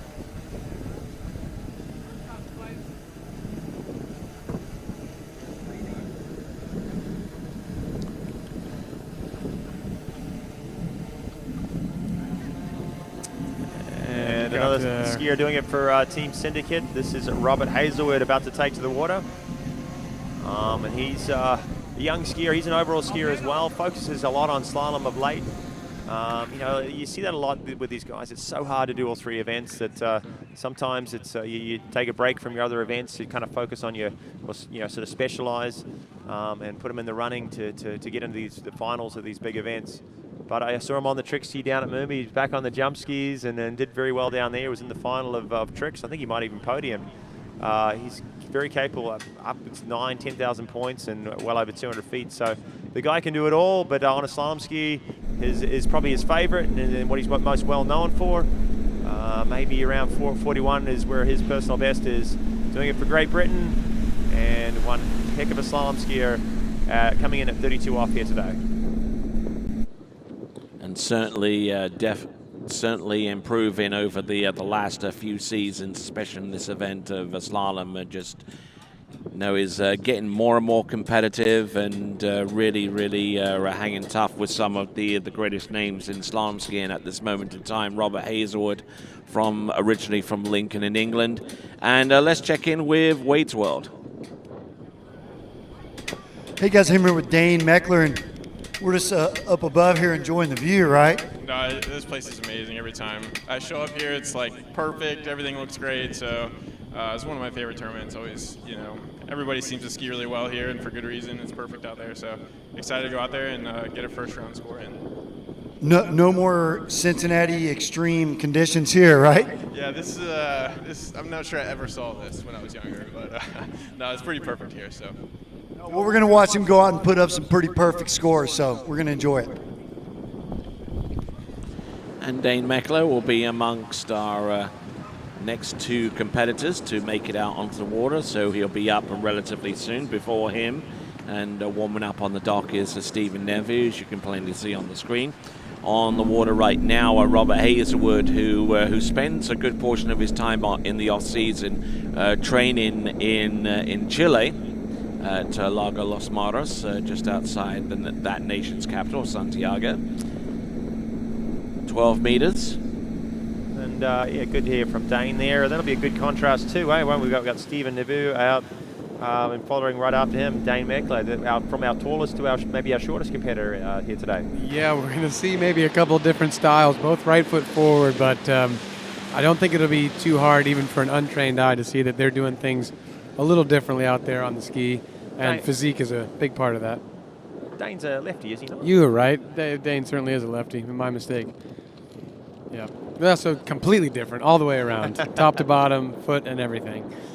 Now, Kyle, we talked about some of these overall skiers, 3-eventers. Was your favorite event jump, or did you have a favorite? Whichever one was going well at the time, which was more often than not tricks. Occasionally when the stars align, tricks was fun for me, but I was a little bit maybe a bit too big on the ski. But no, jumping was probably my favorite and my strongest event. But I definitely enjoyed competing in slalom, especially traveling around the world to some of the World Cup stops where conditions were a little bit tricky. I brought up in New Zealand skiing in some pretty rough water, and so when conditions were a bit tricky, I kind of had a little bit of advantage, I thought. In conditions like we've got today at the Swiss Pro, no, it wasn't my forte, that's for sure.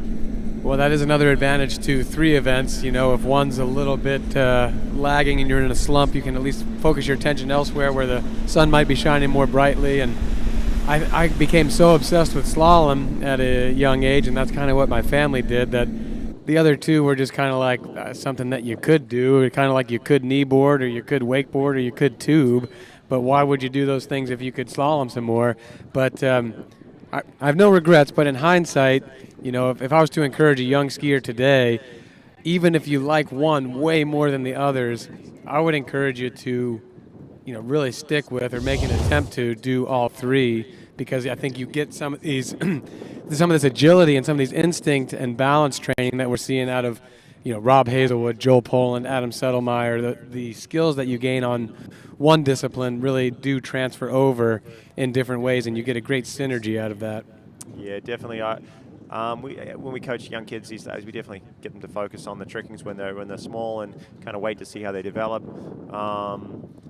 But it's the all-round balance, the agility, like you mentioned, definitely helps with all 3 events. And as they sort of grow into, and find their body type, they can focus on what their strengths are and go from there. But when they're younger, all 3 events for sure. All right you are. We've got on the water at this time Robert Hazelwood approaching the course right here and now. At the line length, he's run 39 coming up. It's a critical run. It's a must get now. Round buoy number 1, good hard stab there. Round number 2, a little open to the boat into number 3, but he counters back with a brilliant turn off number 3 into 4. Round number 5, and smooth as you like there. That is Robert Hazelwood. Guys, there's some sweet 39s going down right now. It must be still pretty nice out there, especially coming back with maybe a little bit of that headwind. But that's 3 in a row that ran 39 pretty easily. That's impressive skiing. Let's see if we see the replay here. I thought I almost saw some kind of little lump or bump in the this angle's not going to show it, in the wake crossing right here on the gate. Oh, here we go. See that right there? There was almost like something I just didn't expect, but it didn't. Then he turned 1 ball, awesome, and pretty much left no doubt from this point forward. If that's all we can critique about this pass. It was just something that it made me have a moment of nerves for him, that he hit a fish or something, and it might throw him off his mark, but clearly it did not. No, that was very, very easy skiing there for Robert Hazelwood, and he looks in good touch. And hopefully he can figure out this tailwind setup at 41 and put a little pressure on our leader. Still, Charlie Ross, 3 at 41. Following him right behind is Jamie Calhoun, 2.5. We've still got 9 competitors left though, so we still don't really know what it's going to take to make that 8-man final. But rest assured, it's going to be somewhere's over halfway down, 41 off. And here is 41 off for Robert Hazelwood. He gets around buoy number 1. He turns 2. Look at this. He's still there. He's on top of buoy number 3. Does he make a play on 4? Oh! Oh! Just absolutely gets sent over his feet. Wow. Was he pumped about the score or the fall? I don't know which was more spectacular. He's very happy out there. I mean, I can relate. I'd be stoked with that. He realized his ankles don't hurt from that fall, and that he probably picked up another quarter buoy right there. Yeah, that was spectacular. He had a great number 1, but that 2 ball. Yeah. He sent him across to number 3. What's your review here? Great number 1, but the 2 ball was huge, and he got across to 3 so early he didn't really know what to do with it. He had to kind of pause there for a second, which can be problematic at 41, I think. He got a lot of load right here, so he was speedy. All right, let's take a look at this off buoy 3. Yeah, you're right, Kyle. Didn't know what to do. He said if he'd kept moving, he would have been all right, but he sort of stood there for a second, threw himself around number 4. I assume the score is under review. Does he get that quarter? I don't know. His ski was outside of it. I think the question is if he held onto the handle or not. Probably from the boat we'll get a good look at that, whether he has the handle as the ski goes past that buoy line. If you think this is a performance worthy of your vote for skier of the day, put in your vote now. Do we have crash of the day or not? That could be a new category. We need a sponsor for the crash of the day. Here we go. Let's have a look. And yeah, I would be inclined to give that to him. He had the handle. I don't think. Maybe we need to look at the buoy closer, but I'm leaning towards that's a quarter buoy, and that's a big deal. Now any piece of 4 versus now a full that 3. crash reminds me of the crash that Freddie Winter took in 2010 at the European Under-21 Championships. Almost the same kind of dismount, and you can actually look at that crash by going into the archives of TWBC on the YouTube channel. 13 years. Sorry, I don't remember that one. There's been a few. That was in Moissac in France. Freddie's had a few, yeah. All right, then. So, speaking of awards and stuff like that, we have got the award for the strongest skier so far as the rope tension is concerned. We got an award for women and for men. They're up here on the announcer's booth. And as we get settled back down again, we've got Stephen Neveu. Stephen Neveu out of Canada, but living in the Houston area of Texas these days. When is the Grand TWBC crash reel, like the greatest hits compilation? When's that coming out? It's already there, Brutal Falls and Crashes. Oh, okay. It's yeah, there. There is actually a playlist. So that's what it's called. When people go to YouTube and they want to type in, they got to hit Brutal Falls and Crashes? Yes, indeed. It's actually a playlist on the TWBC YouTube channel. Basically, it's dubbed as When It All Goes Horribly Wrong. And is that all slalom, or is there some jump stuff in there too? There's jump stuff in there as well. Well, the good news is this can be continuously updated. Great news for Robert Hazelwood. This official score comes in. It's 3 1/4 at 41. He takes the lead over Charlie Ross, and that's a big quarter of a buoy. That's going to separate him from the pack, I think. Anything past, anything around number 4 and onwards is huge, and I think he's just earned himself a spot in the final with that. Absolutely. You can start to sleep a little more comfortably or rest in between rounds a little bit more comfortably with any piece of 4. All right, let's check in with Wade's World. Thanks, Tony. I'm here with John Travers and young son Alec. How's it been going so far this year, John? Yeah, good. Set up King of Darkness the last week, so I'm feel a little under the weather, a little tired, but hey, I'm here, I'm enjoying it, and we're just gonna go have fun and do what I know how to do. Well, and you guys are hosting the World Championships, and I don't really think in water skiing, since I remember, the entire body of water skiing has been so excited about a Worlds coming up. Yeah, it was interesting for us to even host the first Worlds, and then I believe this is the first time a Worlds has ever been in the same continent twice in a row, and be at the first time it's going to be at the same site twice in a row. So that's really cool. I guess that means we did a good job 2 years ago, and it's just, I believe it's all about the skiers, and when we can do something to help the skiers, I'm going to do 100%. So, 2 weeks before that, I'm putting a Grand Prix on. It's going to have close to $50,000 in cash prize for men's slalom and women's slalom. So I'm going for it this year, guys. It's going to be a fun year. And we can't wait to see him going for it on the water. Back to you guys. And returning to continuing action here at the Swiss Pro Slalom for 2023. That is Stephen Neveu, skier number 19 of 26. And from here on out, we are looking for the really truly breakthrough score. I mean, we've seen that score of 3 1/4 from Robert Hazelwood, and we'll see if anyone is good to go to get round that 4th buoy and back to the wakes afterwards, or maybe more. So we've got our strongest skier trophies right here with Kyle. We've got the red or pink one, and we've got the blue one for the men, and brought to you by Masterline ski ropes, and we're using those as the official tow line of the Swiss Pro Slalom, with the Pro main line and also the optimized 2.0, and great to have that kind of consistency. What's our standings so far, Tony? Have we got a little report on who's in the lead so far? Okay, we'll have that leaderboard up after we get done with Stephen Neveu coming in on 11.25 meters. Nice and slow roll off number 1. Good hook up off number 2.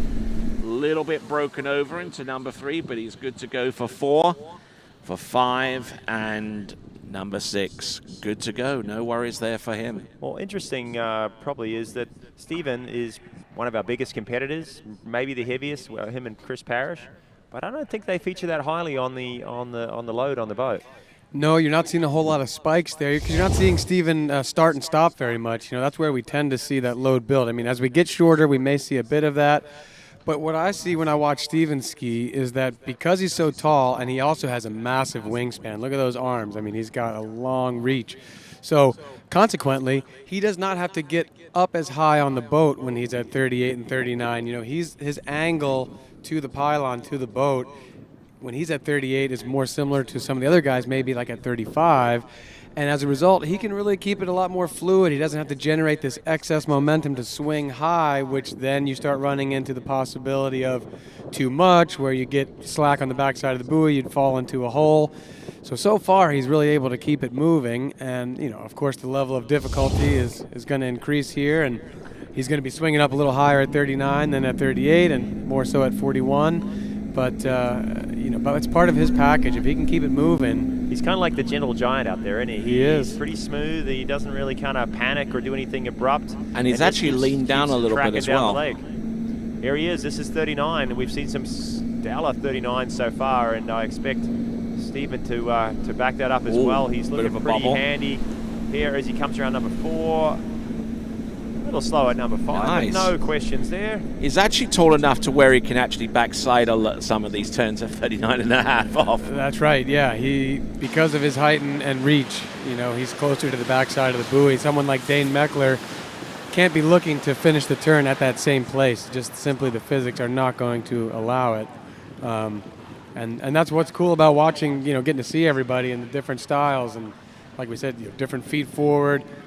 There are more than one way to skin the cat, and you know, that's why we do these competitions, you know, to see who can put it together and come out ahead. Looking at setups too, you know, obviously we see a lot of reflex bindings around these days. Not too many rubber ones, but just noticed Dane still on rocking the rubber boot there. Yeah, it's it's proven itself. In fact, I just switched to that boot as well. Oh, yeah. It's the T factor. Yeah, it kind of offers everything that you need. But you know, Stephen Neveu, he's double boots, double vapor boots, which are, you know, they're also hybrid, fantastic, super comfortable.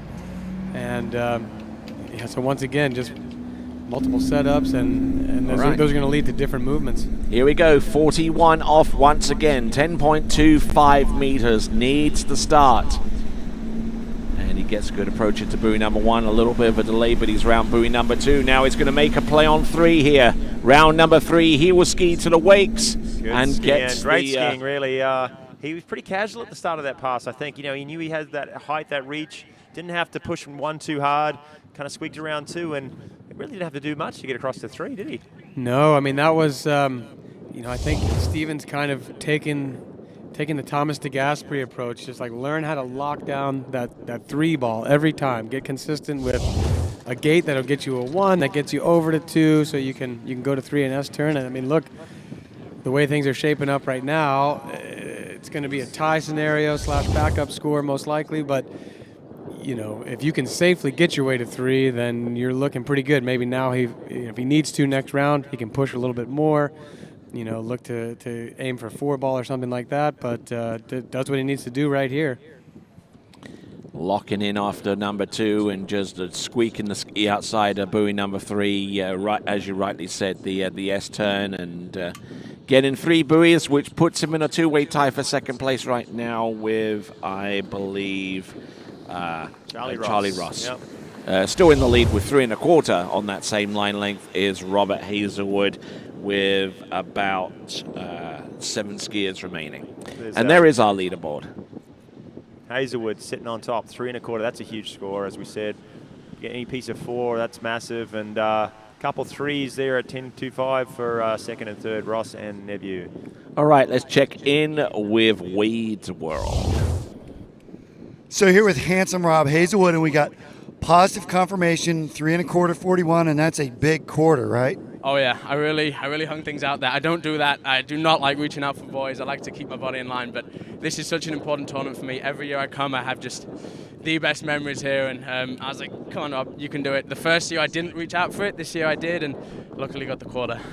Well, and it was quite an awkward fall as well. There's like, very rare do you sort of have that sort of a suck a tip, almost like trick skiing, right? Oh, ski stop. I think obviously you reach them out there for a second, you bring your feet back in and it stops, and you're just on your head before you know it. But I mean, I hopped on this ski like 2 weeks ago. The syndicate works I won, and I'm just having the best time of my life. I love it too. I love your enthusiasm. All good though? Fingers and toes, everything there? I had no thumb hurts, hip hurts, ankle hurts. I'm trying to figure it out, but I'm having a great time out here. Thank you to everyone here for doing it. And GWC, I was watching you at 10:30 last night, and I see Tony at 7:45, so we appreciate it. It's fun. I love his enthusiasm. Back to you guys. All right, then continuing to roll right along. Our next skier on the water is Dane Meckler. And Robert Hazelwood is going to have another excuse to be happy in a moment when we reveal the current data on the rope tension standings at this time, as we see Dane Meckler work his way through the opening pass. So here is the rope tension statistics, and Robert Hazelwood is in the lead, pulling almost 900 pounds per square inch. He is currently in the lead. No wonder he's a little sore. Yeah, absolutely. Jamie Calhoun in second with 877. Joel Poland with 855. Robert Pagozzi on 853. So not much in it between Poland and Pagozzi.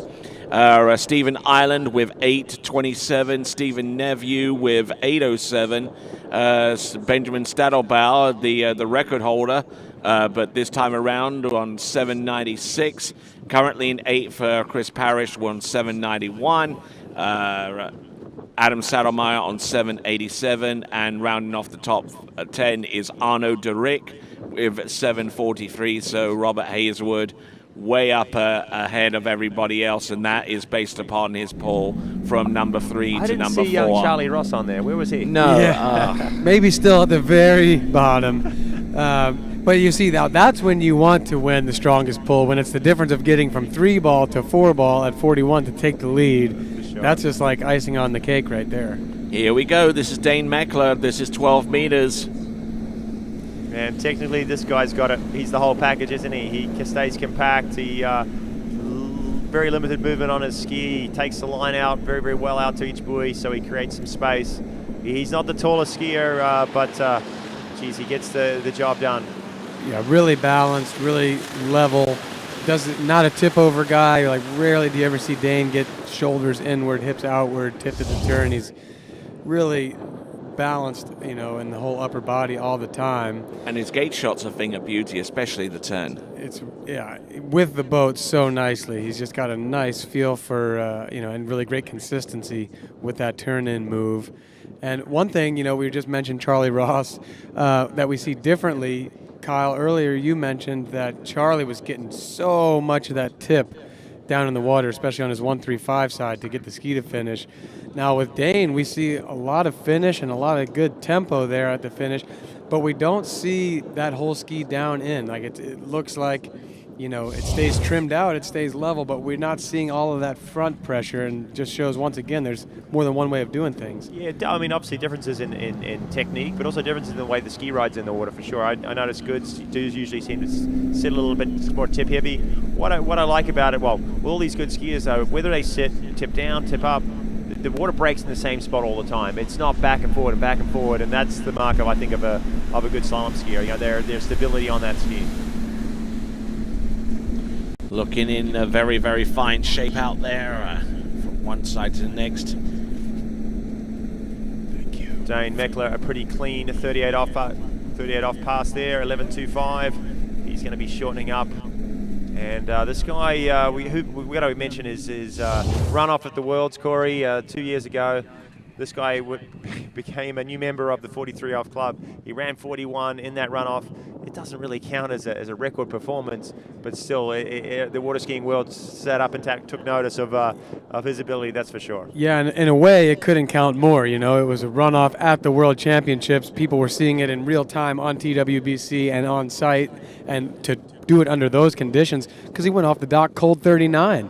You know, he ran down the lake 39 after not skiing for hours, and then ran 41, made it look like 38. It was unbelievable. And, you know, it's only a matter of time until he puts the score in the book just as another feather in the cap. What a runoff that was. I mean, yeah. The quality of skiing, the scores. I mean, I think threes at 41 weren't getting through.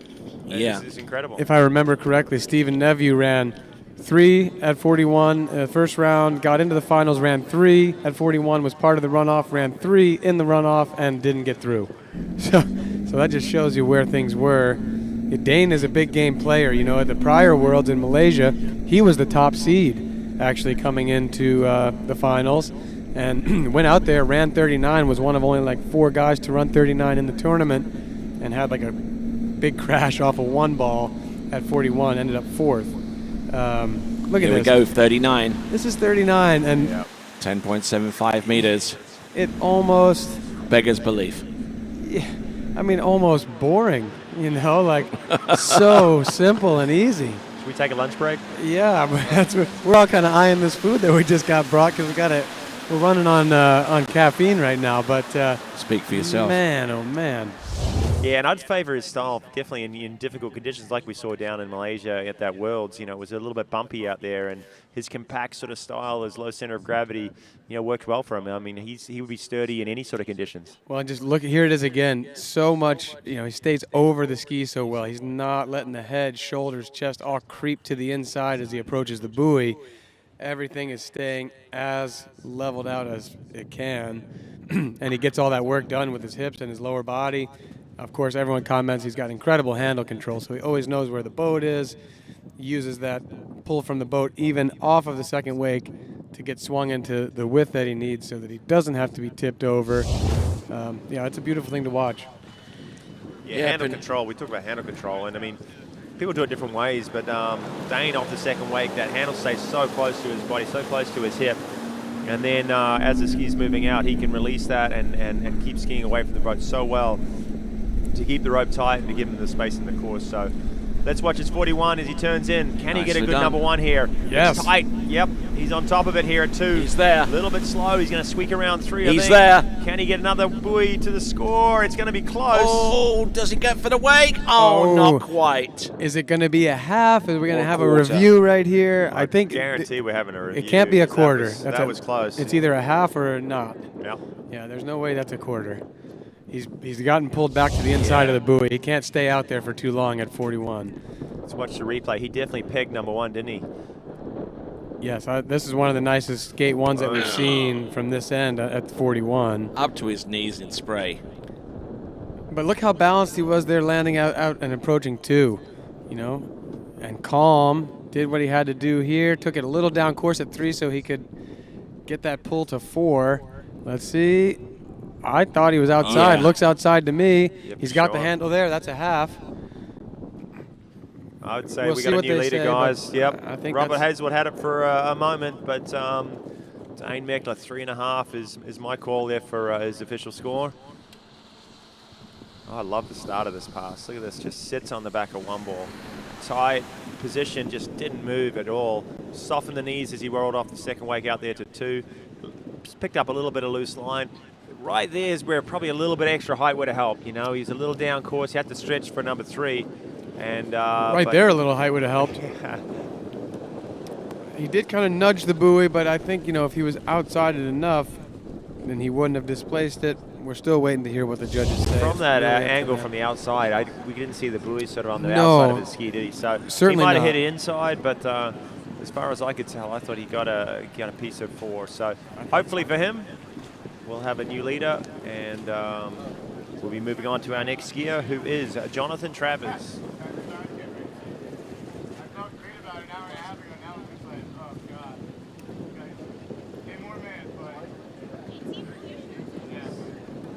From the looks of it, the conditions are holding steady. We kind of still have this same breeze that we've been talking about since the first, skier went off the dock in the men's, Adam Settlemeyer. There have been a couple of gusts here and there, but I'd say at least we're getting an even playing field for everyone. Well, that's right, isn't it? That's what you want. If the conditions are a little bit off, a little bit challenging, that's okay as long as it's the same for everybody. Yeah, I think and Dane's getting the confirmed score of 3, so we were wrong. Something that they were able to see from an angle that we weren't able to see. Maybe the look from the inside of the buoy, if he did knock the buoy underwater with his ankle or something, he definitely did graze it. There's no question he kind of nudged it, but he was to the outside of it, but you can't sink that buoy. And again, that's where we said maybe a little height would have come to his favor because he had the play on it. I mean, the good news is he's skiing great.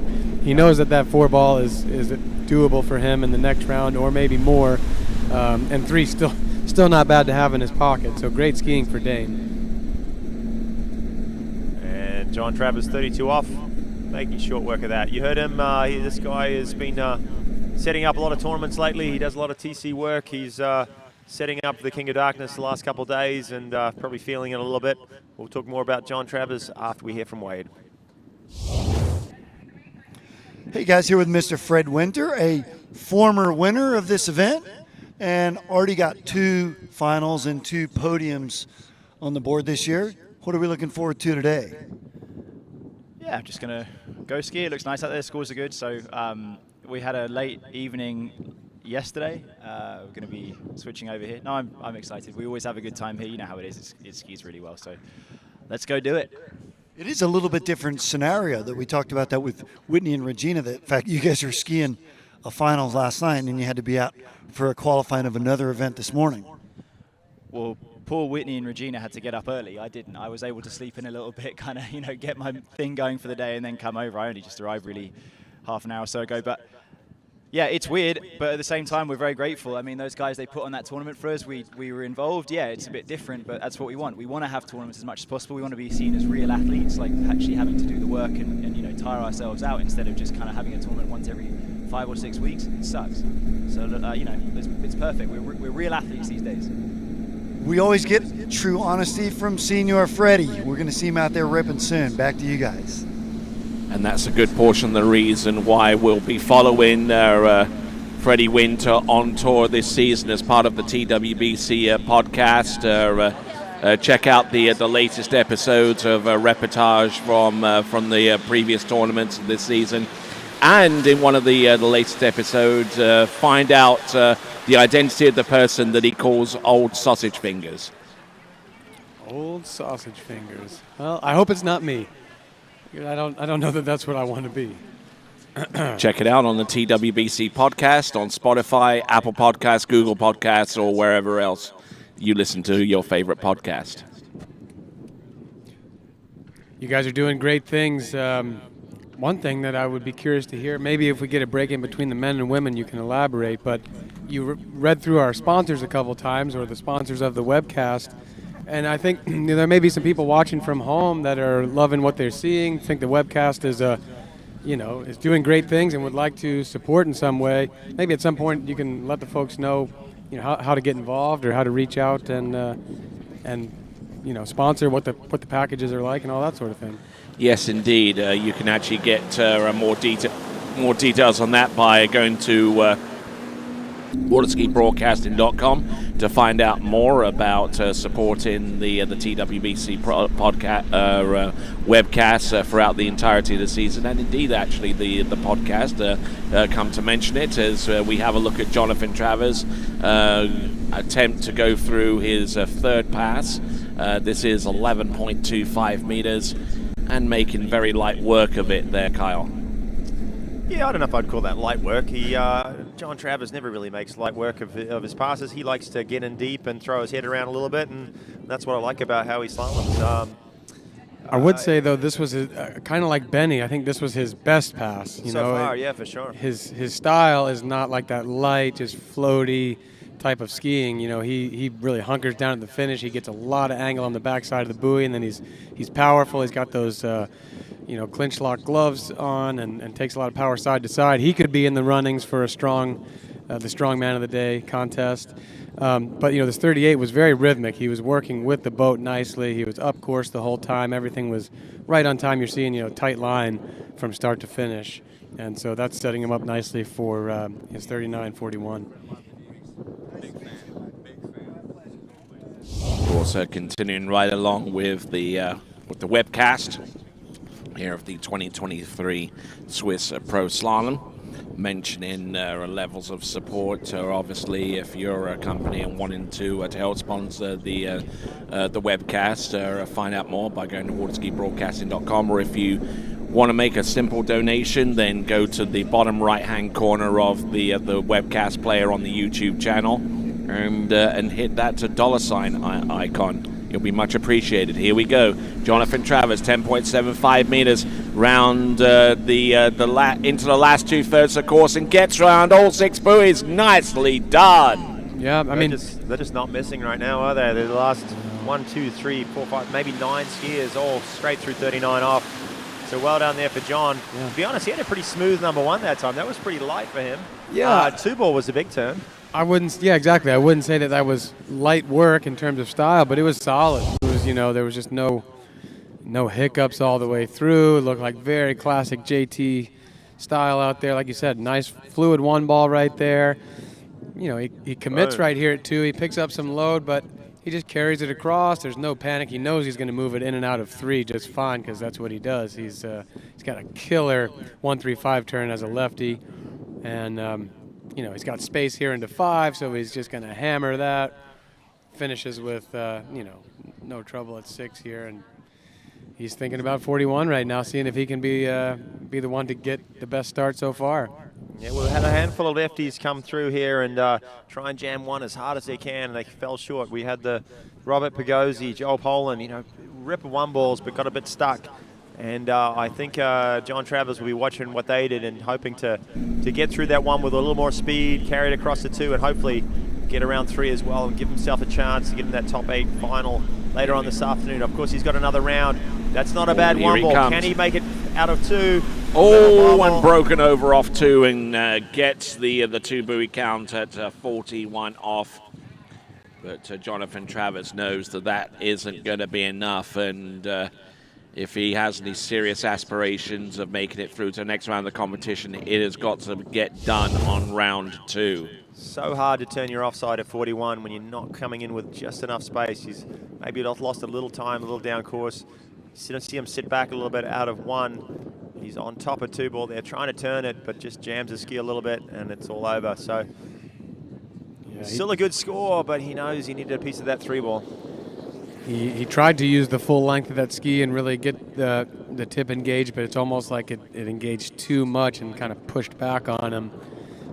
Like you said, it's such a fine line there at 41. Trying to see, there it is, that front pushes back, and that kind of stops you in your tracks. I've experienced that myself, and all you can do is shake it off and try to get a new approach in the next round. All right, then. We're going to take a brief look at the leaderboard in a few moments, but let's have a look at the starting list. We got Sasha Deskin, who will be taken to the water next, followed by Thomas de Gasperi, then Nate Smith, Frederick Winter, and Will Asher. Now, the leaderboard as it stands right now makes for interesting reading because we have got an outright leader, which is Rob Hazelwood on 3 1/4. And then we have got a multiple weight tie for second place between Ross, Neveu, and Meckler, all of them on 3. Then the next outstanding score is 2.5 at 10.25 meters by Jamie Calhoun. And then Thibaut Dayon tying with Jonathan Travers on 2 for 10.25 meters. And Chris Parrish currently the last person in based upon these results with 1.5 at 10.25 meters. So it is very, very tight at the top. And as a matter of fact, that score of 1.5 at 10.25 minutes is a two-way tie between himself and Benjamin Stadelbauer. And we still got 5 competitors to go, guys. Exactly. Unbelievable. So we got 4 scores. 4 scores at up 3 or more, and we got 5 skiers to go. So Pretty unbelievable. 3 at 41 somebody with 3 at 41 may not make the final here. Hard to fathom, but that's just the state of affairs these days. I mean, I think we all kind of know that, as we enter these events. And honestly, I guess that's why I'm not out there today. It's nobody's fault but my own for signing up late. It's like it's early in the season for me. Am I going to be ready to run a 3 or plus at 41? Today, I feel like the answer is yes, but that's a little too late. So definitely interested to see how this round goes for Sasha. Especially considering that he's had a recent ski change. Changed up, joining Team Syndicate. This guy is a powerful skier. He kind of like Dane, he's sort of a bit more of a compressed style, sort of sits down a little bit, but gets a ton of angle out the backside of the turns and holds on to that. He's had a few injuries in the past. Some of it because he goes pretty hard when he skis, I think. But exactly, yeah. I mean, I was about to say the direct net result of some of his aggressive skiing has resulted in some injuries, which he's had a difficult time shaking off. But with that in mind, let's check in with Wade's World. One of your fellow countrymen, Mr. Will Asher, a former winner of the Swiss Pro. It's nice to be here, though, isn't it? Yeah, it's awesome to be here. I feel so fortunate. I'm just 4 miles down the road to my house, so I got to watch most of the show this morning on the webcast, and I showed up maybe half an hour ago and watched my buddy ski, and then just go and have some fun. So we've talked about it with a few that you skied an event over the last 3 days, and now we're at a brand new event. It's super fun, but sort of got to pace yourself, right? Yeah, it's super fun. I mean, we're fortunate just to have these events. Like, these guys that want to put these events on, and they get to webcast them, so everyone around the world gets to see them. I haven't skied much this year, so for me, I'm still trying to build. So this is great. Just get a bit of volume skiing, and it'll set me up nicely, hopefully. Yeah. Well, good stuff. We're going to watch him set up nicely real soon. Back to you, Tony.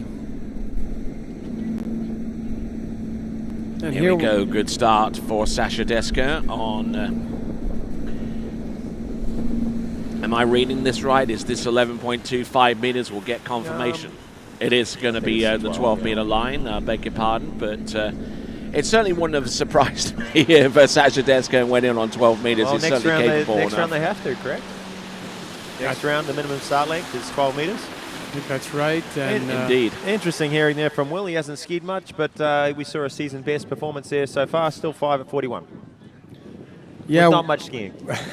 All right, checking out that electric bike along the shore side from one of our sponsors, the Cooler King bike, and check that out by going to coolerkingbike.com. Well, not skiing that much maybe is a relative term. It's different person to person. Depends on what your normal volume is, I suppose. I know Will, he may have been traveling in the off season. His wife is in Chicago, and if he was down here, I'm sure he has the opportunity to ski. But he may have been far away and in the north, and then not so much. But he's already got a 5 at 41 from this weekend at the King of Darkness. So all the years of knowing how to do it seem to have an effect. All right, here we go. This is Sasha Deska now. So far looking pretty good on that Syndicate slalom ski. But the real true test comes up here as we shorten up 38 and 39. But this guy is one of those few skiers that has got through 41 off. He's done it several times. I believe he's a European champion at some stage. He's there and thereabouts. Yeah, he's been formerly a European champion in years past, and certainly plowed his trade to the European under-21 championship in years past as well. Yeah, and Sasha has I would call it an aggressive style. You know, he takes a lot of angle off the backside of the buoy, and then he's strong to really hold it and bring it all across course. He's a righty, and he's got a really wicked 2-4 side. He can kind of always bank on that. Like if he gets the start at 41, gets off the one ball okay, I usually peg him for he's going to get in that low, kind of that low crouch position off the backside of 2 and just hammer it out over to 3. With the intensity up like that, Corey, and then he kind of sucks it up through his lower body, through his hips, through his legs, so he can maintain his direction across the lake. Something with that sort of angle, that sort of tension on the line, something's going to give, and he's right. He takes it through his legs and his hips, with the strongest part of his body, rather than trying to take it through his shoulders and get knocked around at the wake. So he handles it extremely well. But a lot of work out there on that slalom ski horse, but he needs to. He's not the tallest guy, so he needs to get across there quick. That's right. Yeah, he's not super tall, and I'd say he's another one we mentioned, like Joel Polens and Adam Settlemeyer, guys that kind of know where to move on their ski to get the desired effect. I would put Sasha in that category. He's not all still like Chris Parrish. He moves around, but he's doing it with a purpose. There's that big 2 that we're talking about. Huge turn on number 2, and he needed to as well. He was really down course off number 1. And I tell you what, this is someone who can lay it down. Beautiful. Oh, he squeaked through that, guys. Oh, wow. Left it late. Got it done, though. Whatever it takes. Doesn't have to be pretty. 41's a new pass. He didn't have his best 1.35s there. He kind of saved the pass out of 2.4, but also he managed his spacing in the course very well. He never overdid it and took himself out of it. We're getting definitely working hard on that pass. We got 448 kgs of pressure on that toe pylon out of number 4, even out of number 2. That was huge too, but this guy is obviously working hard out there. He was unsettled on 135, but making up for it on this onside. Yeah, right here. New leader on the strongest man in pull. a position to handle it though, wasn't he? Yeah, but again, he sucked it up through the legs, just like you were saying, and he got low. And how much room did he have? Not much. I thought he might have got it on the approach into 6 ball there, because he was just burying the shoulder and going as hard and as long as he could to get around 6. New pass here. It's all going to be a matter of how well can he execute on this gate, and what does his one ball look like. All right, the lead is 3 1/4, courtesy of Robert Hayswood. Here comes Sasha Deska of France, round buoy number 1. Pummeling in round buoy number 2. Oh, does he get a play on number 3? I believe he does. To the wake and will score. 3 buoys there. Yeah, impressive skiing for Sasha. Still looked a little bit out of shape, a little bit in a little trouble at number 1, kind of ducked forward a little bit, but the experience comes naturally to him, and had a big 2 ball, got across the 3, and put himself right in the pack there, leading, in that tie for 2nd spot, I guess, right now. Yes, and a 4-way tie for 2nd this time. Still Robert Hayswood in the lead with 3 1/4 at 10.25 meters. Now this could open up our slalom competition as it stands right now to the whole prospect of having perfect ties. Because if there is a perfect tie and it's a perfect tie for 8th, then that person will make it through. We'll just have to open up another spot. We will not go into a runoff situation for 8th spot if there is a perfect tie. And apparently we have a gate review in effect right now. We're going to hope that holds up for Sasha. They're just going to take a couple more looks at it here. He has 448 kgs. That's getting awfully close to 1,000 pounds, I believe. Indeed. Yeah, 9 something there. Yep, I certainly remember Robert Hayswood was on 899 for his strongest pull. We'll see if we can get the stats on the strongest pull so far as the leaderboard is concerned. But there we go, Sasha Deska making it to the dock. We're still waiting on the official score for him on the strength of that performance that you've just seen from him. And we've got 4 skiers remaining. The first of them is going to be Thomas de Gasperi. Oh, look from the inside there, the inner workings of TWBC. Yes, indeed. The man himself running the switchboard. The ones and the twos alongside Kelvin Kelm inside that trailer. Good to see him doing something in there. I thought he just slept in there all day, to be honest. Looks like he's operating a spaceship or something. I'm glad I don't have to be in there. I wouldn't know what to do. We would crash. Be a crash landing. Okie doke. We're getting All right. ready to make that score official for Sasha Deska in a moment. Oh, he's a little nervous sitting there waiting for that gate review, innit? When you're out there, did I make it? Did I not? You know, you want to push it, but sometimes you think you have, and you've gone that little bit too much and displaced the buoy. And so that's a big difference between 0 at 41 and 3 at 41. Yeah, huge. That one is not merely a half a buoy by any means. We don't have the official score, but we're going to carry on anyway. This is Thomas de Gasperi coming to you from Italy. And should we just go ahead and give him 3 at 41 already? Well, the odds are. Safe bet. The odds are. Safe bet. And he has skied extensively here at Swiss, and so he knows the inner workings of this course and the setup here. So no worries there. Opening pass, 13 meters. No worries there for him. And in the meantime, let's check in with Wade's World. Descones coming off the water. Did we get your score? They were doing a gate review. So we know there's a 3 with the gate review. How did your skiing feel? We felt okay. It's the first set of the year on a different lake, so I was a bit not comfortable. But yeah, in practice, I'm taking my time between passes. So here it was, I was dead at the end. I need to go a little bit faster in practice. Well, with that being said, will you make any adjustments? You talk about not being comfortable. Will there be something technically that you might make, or just physically? Maybe mentally, probably. Yeah. I was just on the defensive because I was scared of I don't know what actually, but I will try to be more relaxed next round. All right, we're going to get to see him up again. We're waiting on his score. Great skiing, Sasha. A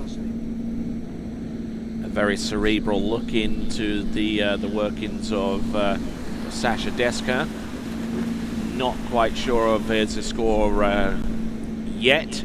We're still reviewing that as we continue right along. We've got Thomas de Gasperi out of Trento in the northern part of Italy, doing good work out there with the first 2 passes, 13 and 12 back-to-back, and we await 11.25 meters coming up next. Well, Corey, for, putting on your coach's hat, mate, and watching Sasha ski, obviously he didn't look comfortable on 135 on some of his earlier passes. He's obviously got his game plan, what he's going to work on. What would you suggest?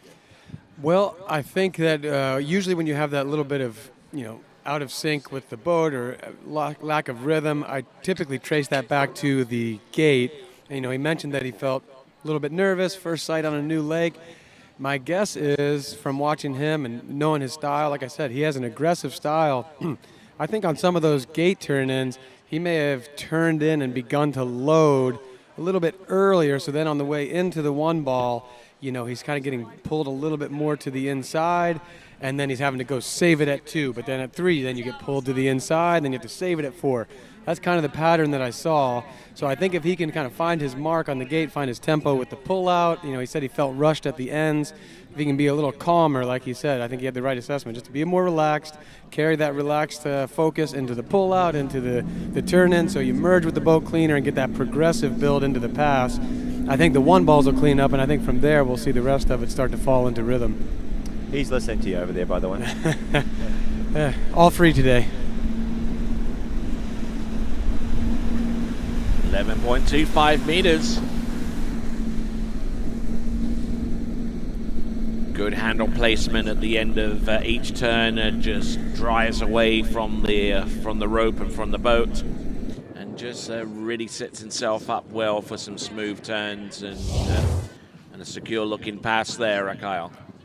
Yeah, a no-brainer there for Thomas de Gasperi. Well, we're just Ooh, that's a big call. He's got 0 on the gates for Sasha. That's unfortunate. That's a gut punch. So he's got a choice now, though. He can ask to review that or protest that and see where he goes. But it's always hard to do that when you feel like they just reviewed it. I never really understand. I have seen the mind get changed on a review, so yeah, for sure. It's I don't know. Sometimes the skier just wants to look at it themselves. Yes, You just want that validation. But anyway, get back to the T-Gas out there. So what's going to be interesting for him, we saw one of his pupils, Jaime Palomino, go out there earlier, 1 at 41, big score. And, now he's put some pressure on his teacher, so which is great to see. And he did the same thing down at Moonbird. I think maybe Jaime might have come out on top or at least tied him down there, which was really cool to see for the young fella. Wow. Yeah, I'd say what we've seen so far, it looks like very classic T-Gas. This is going to be 39. I think your call is on target still, Kyle. A 3 at 41 sounds like might be what's in the cards. But, hey, it's slalom skiing. That's why we do it, because none of this is easy. Well, that was a very hard, hefty release there into number 1, just jumping around inside all over the ski here. 1, Oh, 2, look 3, at that. 4. Tremendous, incredible buoy number 4, and he's still there. Still gets through 10.75 meters. Right in. I don't think he's going to mind me saying that was an ugly pass. I don't think I've ever seen T-Gas running past that ragged. It's not typically what he does. He's not thought of as like a scrapper guy, but great management. There's a couple times there he could have taken himself out of that. No, he started at 1 ball, just right off the wakes into number 1, jumped off. I thought he almost put the handle in the water, jumped to the inside. He does that a little bit on his offside, climbs up on the front of the ski a little bit, kind of breaks forward a touch. But watch this, really quick, hard release inside, drops down, almost the handle hits the water. Still hooks up okay, but then he does the same thing into 2, follows it in. And he's battling right from the start. Yeah, but then it got, where was it? Here at 4, I think, is really where it started to get questionable. You got just down course. He actually hit the ski with the line. Yeah, that back bite. And then 5 was smart management right there. He could have really taken himself out. He did just enough to seal the deal. All right, then. So it's game on for Thomas de Gasperi. 9-time European men's slalom champion. Only 9?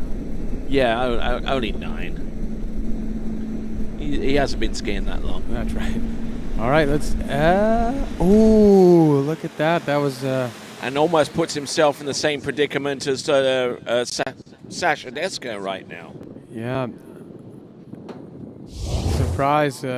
We would have mailed in the 3 for him, but again, it's a razor-thin margin of error at 41. That head and shoulders, it gets dropped over to the inside.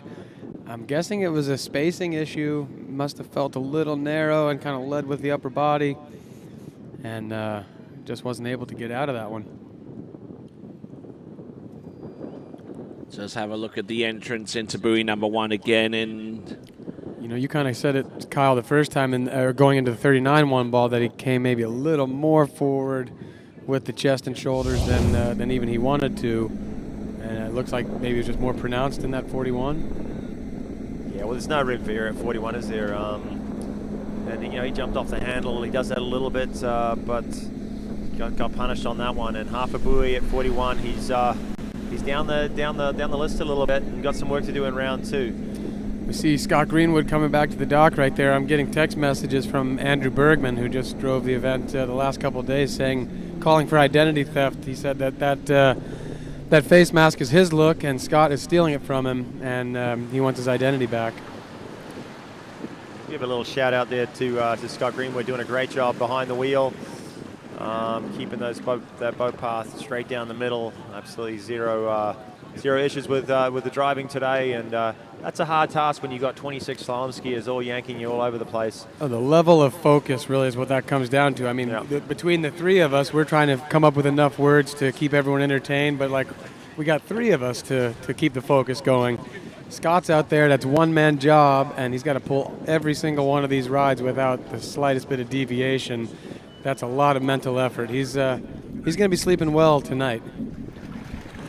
All right, then continuing to roll right along, we have got Nate Smith about to take to the water, the current defending and two-time consecutive champion here at the Swiss Pro Slalom. An event that's been brought to you by Swiss Waterski Resort, Pro Gear Gloves, Reflex Skis, Ravenol Oil, Lake Captain T, Syndicate by HO, Masterline, Wrap Ski, Cooler King Bike, 2U Bars, Hope Sounds Waterski Club, and the USA Waterski and Wake Sports Foundation. Here we go. Opening pass, 30 meters. Nate Smith, he's your world record holder. He's your current world champion. He's your previous years. He's a 5-time champion here at the Swiss Pro Slalom. But he's not the last off the dock because last year he had a few injuries, correct? That's right. He missed some of the Pro Tour, and the seeding right now is being done by your Pro Tour standings, which is accumulation of points that you accrue from your finish and your placement at each event. And Nate did miss some last year. Will Asher was the Tour champion, and so he'll be the top seed today. And but Nate going to go out there and try to apply the pressure doing what he does. Nate Smith, a member of the D3 brand championship team. He, along with Freddie Winter, and I think one other skier on the D3 team. Memory kind of leaves me at that point in the proceedings, but on the D3 team, maybe Sam Dumala or no, it's actually Kristen Brooke Baldwin, Brooke Baldwin, Freddie, right, and Nate, Brooke Baldwin, yeah. So there we go. There's the team. That is Smith, Baldwin, and Winter on the D3 brand team. Unfortunately, I didn't see Brooke Baldwin's name on the list. I think she's just dealing with a little bit of an injury. Hopefully we'll see her back in some of these other events later on this year. Yeah, I think she did her ACL, which is takes some time. So Nate Smith on the water right now, 35 off, 12-meter line. He's been to 2 events this year so far, 2 pro events. He's won them both. He won it down at the Moomba Masters in Australia. That was back in March. He won it pretty handily, and then last night, the King of Darkness took down Will Asher in a head-to-head matchup. Will had an unfortunate miscalculation at 2-ball at 39. Nate went on to run 39 and 41 under the lights, which was a pretty awesome feat. Yeah, and of course the women's showdown last night was incredible because it was neck and neck. Whitney edging it out over Regina, but of course Regina taking the title in the jump, so not a bad night for her by any means. And let's see, we still have, we're on Nate, yeah, 2 more. This will be Nate coming back at 38. Still not getting too exciting at this point. We basically expect these of Nate. Really the question is kind of like you called 3 for T-Gas, like you're just going to call full pass at 41 for Nate? Yeah, pretty much. All right, let's see what we've got. And an opportunity for you to win a ski like Nate Smith's as part of the audience prize. Win a ski of your choice. Go to waterskibroadcasting.com/play. We're also taking the votes for the skier of the day as well.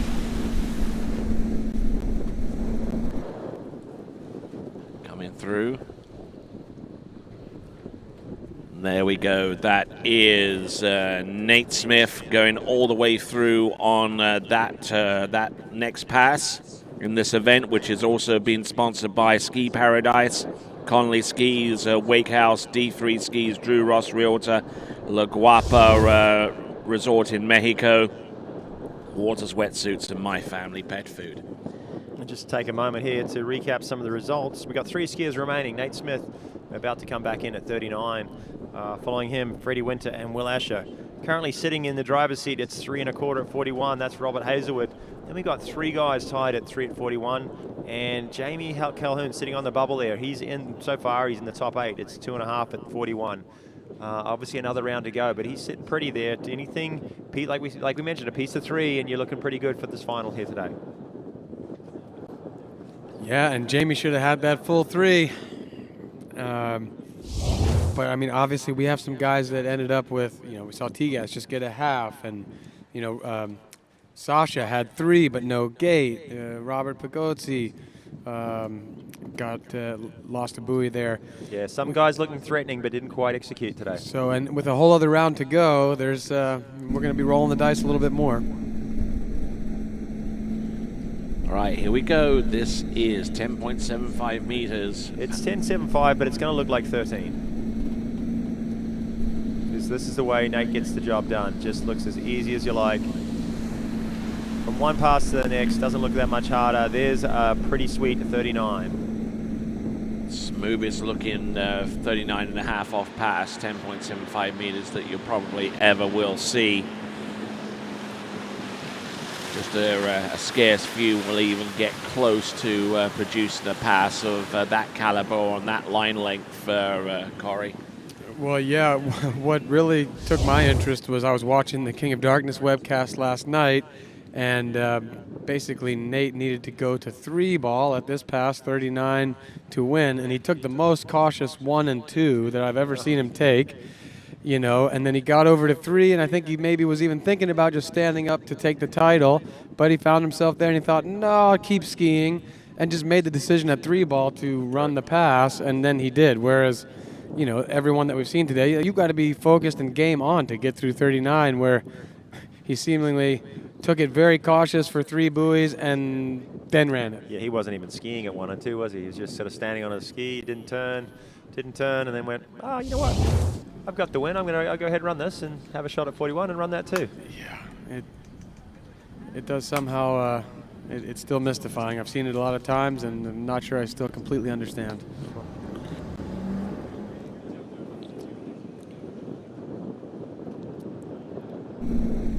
There he is. This is the guy that's got to 3 at 43 off. The only guy, 2.5 at 43 is his current world record. This is 41. Yeah, he's released a little early. There's a bit of a bobble there at number 1, but still cranks number 2. He's back on time. A lot of slack at number 3. I can't believe he's still going. See, yeah, he's still there, and he gets round buoy number 5 and through to the wake, so he takes the outright lead at this time. Certainly supersedes Robert Hazelwood in that respect. He didn't run it, but again, the mystifying part to me was, we'll get there in a moment, that he got off of this 4 ball, because it looked to me like he went so long to 4. Most people would be lucky if they could S-turn it, and he turned and went to 5. Well, even his position coming into 1 there. If you took a photo of that position, you'd go, okay, he's done. Yeah, but here, look how long he goes to 4, doesn't S-turn, turns, and goes to 5. Probably was still almost thinking about turning it, and then said, no, I'm not there. All right, then. So it is 5. It's going to be a 5 buoy count that puts him ahead of Robert Hazelwood, whose score was 3 1/4, and it also relegates those ties for 3 between, namely, Stephen Neveu, Dane Meckler, Charlie Ross is Charlie the third Ross one on that spot. And I believe there was another one with 3, although that other one was 3 with Sasha Deska, yeah, exactly. But that's been relegated down to 0 at 10.25 meters. So the tie with 3 is now a multiple way tie for 3rd. You're still trying to figure it out, aren't you, Corey? It's like he temporarily rearranges the laws of physics. They obey something slightly matrix kind of stuff different going on there. for a 6-minute window while he skis, and then it just returns to normal, and the rest of us can't quite do the same thing. And whilst we discuss the benefits of the space-time continuum, we just had a look at the leaderboard, and now we're going to get to see our next competitor up. Coming to us originally out of the London borough of Wandsworth. His name is Freddie Winter. So one thing Nate didn't win there is the strong pull. No, strong pull. He didn't win that, so we'll take that away from him. He's only in 6, so he can't take it all. Let's see, somebody surpassed Rob Hazelwood though, didn't they? Who? Sasha. I believe, yeah, that's right. All right. Well, so Sasha did. Round is 4 at 39. That was that big load at the back of the ski, and he snuck through that pass. Unfortunately, cut his gates. Is that the only gate? taken we've had Pretty today? much. We've had some reviews, but his was the 0, yeah. Some reviews, but yeah, he lost his, unfortunately. And this is Freddie Winter, always exciting on the water. This guy is a strong guy on a slalom ski and always brings the intensity, brings his A game, and throws himself at pretty much an extra buoy he can get.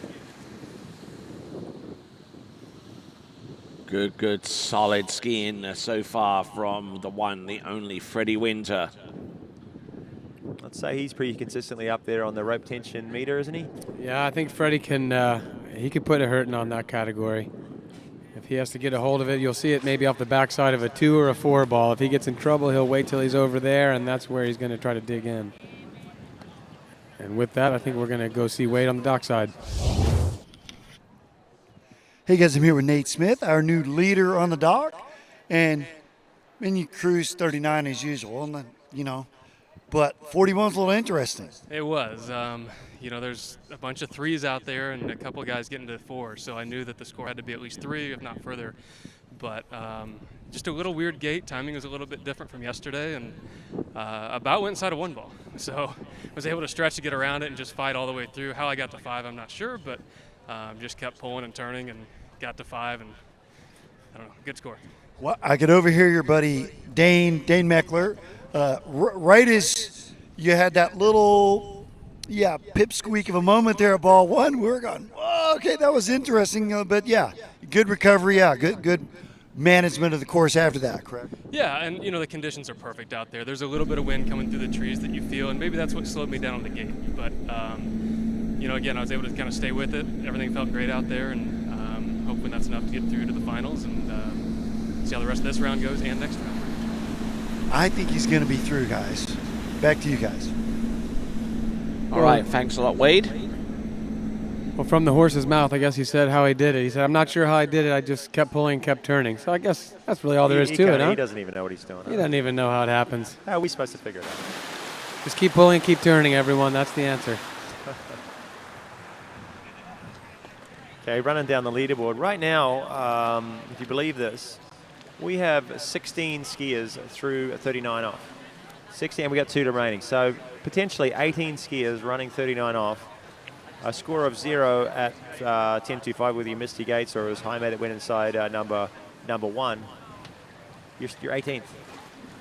Yeah, I think we were saying as we were going along, some of these lower 41 scores, the halves, the 1s, the 0s, you know, it's not even a backup score at that point. You're just hopefully getting some feels so that you can go out there round 2 and fully swing for the fence. You know, at this point, you're thinking, you know, it's going to have to be a piece of 4. You're not getting in with a 3 by any stretch. So, at least you know.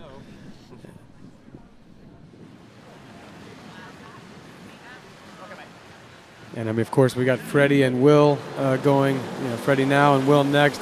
Both of those guys could get to 4, and so then that really changes the composition.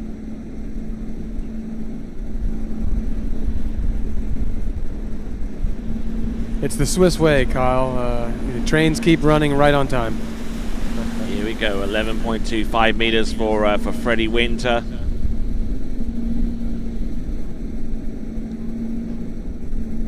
Good effort. All the way through 11, it's certainly a critical pass now for our competitors. Just the first 2 passes, 13 and 12, just really rudimentary and by comparison. And Freddie Winter, who's been taking 1 or 2 shoulder shots out there, hence the reason why he's wearing some KT tape on his left shoulder, and actually explained to me that in preparing for a performance like this, he actually reuses the KT tape from some sets before. Yeah, no, I've never actually tried KT tape. The idea of it makes some sense to me, and I would maybe like to explore it because I get the little aches and pains here and there from time to time, but I don't know. It's just one resource I haven't quite figured out yet. So great if it's reusable. I think I would definitely sign on to that program.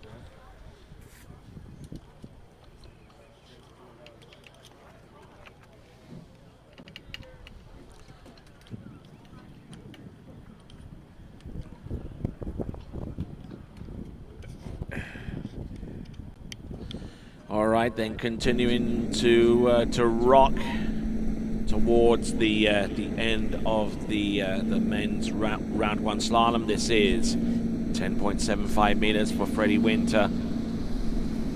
Almost bringing high side in the handle there on number 3. Good to go round 4 and 5, and number 6 never in doubt there for Freddie Winter. Yeah. Let's wake up a little bit, guys. That's 39 off. But we're just going, oh, that's another pass. Yeah, all right. He got in a little deep a couple of times, but we've seen 17 of them. Well, I mean, come on. But that's incredible. That's some great skiing. 39 off is a tough pass, and all these guys making it look so easy here today. Everything's set up right for fantastic performances. We've seen a 5 at 41 as our lead, and I think Freddie Winter's shooting for it. He's one of those few guys too that have been through 41. I think he's been around 2 at 43, if I'm correct. I know he at least has a 1.5, half. maybe 1.5. Yeah. Yep. It was I think it was a close call, or a quarter, but I remember it being a half. And was the European record until Will. Will, yeah, just got the 2 last year over at Jack Travers' site, not far from here. Yeah, so I'm sure Freddie's got that somewhere in the back of his mind too. Definitely. Would like to reclaim that one, and best to do it all at one foul swoop. You know, do it in a pro tournament and make the finals. And we talk about this a lot. The caliber of slalom skiers coming out of England. You know, obviously the Andy Mappel back in the day, and then these guys have been on top for a long time. But just they don't have the longest season. They don't have the best conditions, but they keep churning out top slalom skiers. No, you're right. Let's pick up on that after we see this 41 start here for Freddie. Here we go. 41 off, needs a good start. Nice Gets one. it. Round buoy number 2, he's still on there on top of the water. He's round number 3. High sides 3 a little bit. He's round buoy number 4. Does he get outside 5? Yes, he does. Does he get to the wake in time? Yeah, there you go. Oh, 5 at 41, tied up with Nate Smith. That's some impressive skiing there for Freddie Winter.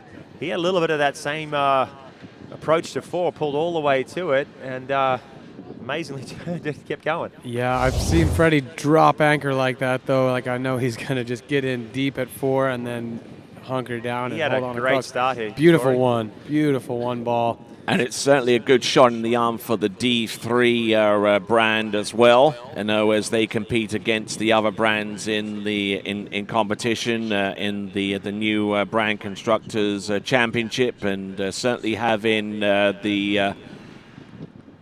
having Freddie Winter skiing on that Ion 3 along with Nate Smith, the top 2 competitors on this list, both tying with 5 at 41 off at this juncture. Yeah, and the fist went up. He's pretty happy with that. This gate shot, this one ball, he definitely figured out the wind. That's about as good of a clean of a one ball as you could hope for at 41 downwind. 2 ball, talking about drop anchor, he went for it here, didn't he? But he got a little bit stuck, a little slow right at the end. And I thought he was almost thinking about standing up here, but he trusted himself to keep moving. Didn't want to just settle for 3 and sort of tie things up.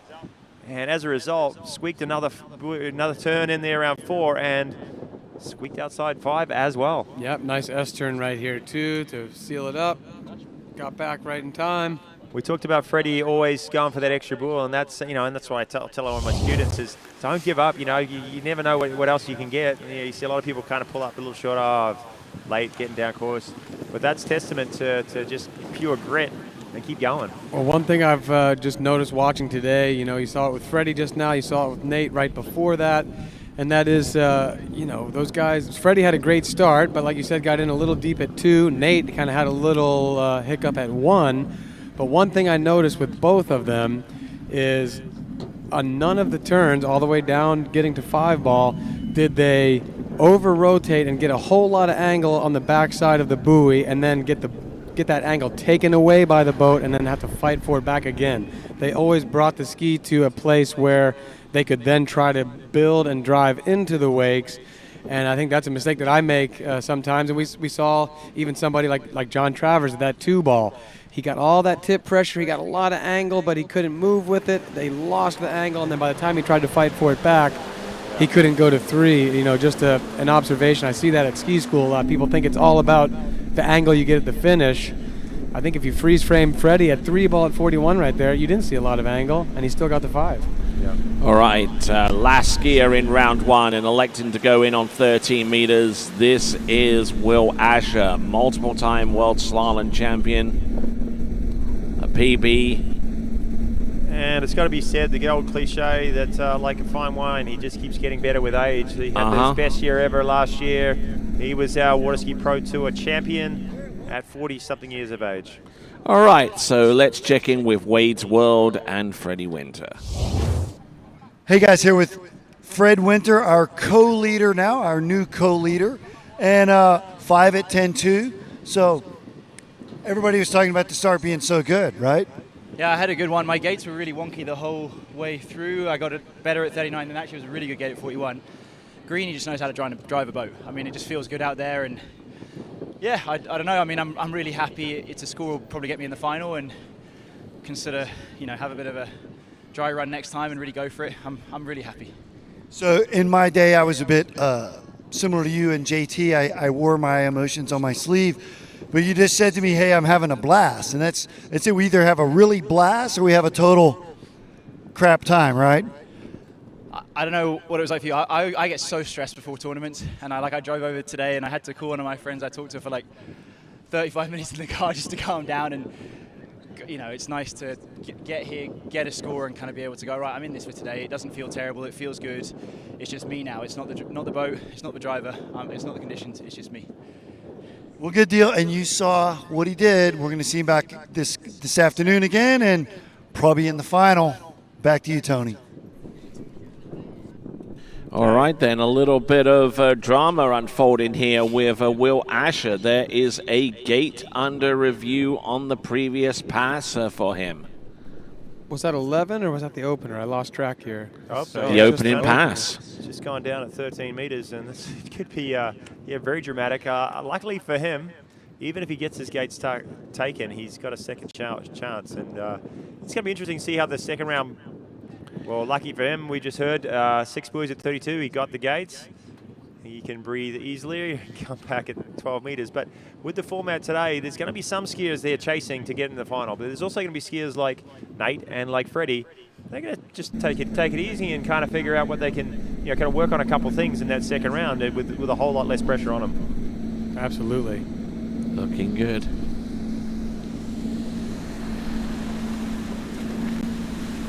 $12 meters, and an absolute cinch there for him. And I would have really liked to have seen the gate camera for that pass, because I guarantee you he split that one.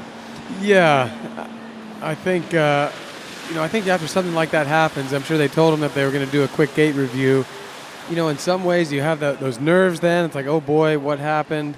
But then when they tell you that it's okay, you can almost let go of some of the nerves that you had prior to that. Like, okay, I got a chance to go do what I know I was going to do. Let's just get down to business now.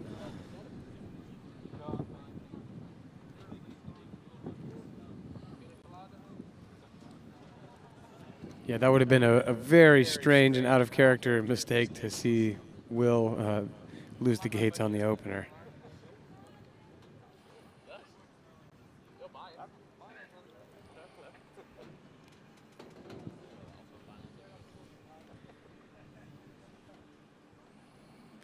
And all the better for everyone at home. Now we're going to get a chance to watch Will make his way through 38, I'm sure 39, and then we got the 2 5s at 41. Yeah, well, he's chasing the 5 at 41. That's what he ran at the King of Darkness, so he's in touch. You heard from him that he hadn't been skiing that much, but still chasing some big scores at 41. And this is another pretty much no-brainer, a bit of a formality for Will Asher.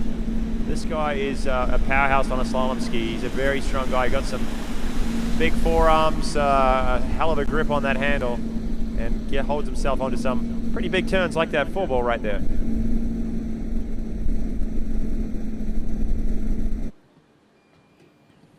Yeah, Will's one that if it came right down to it, he might be able to take a stab at this strongman competition. No, yeah, you wouldn't want to get in an arm wrestle with him. And there's an old video, I think it was from a European Championships, where he needed to go to 4-ball at 41, and it was just one of the best, like hook up hard off at 3 and like show you the whole bottom of the ski type of lean on the way to 4. We weren't measuring rope tension in those days, but that video always makes me think that it would be up there.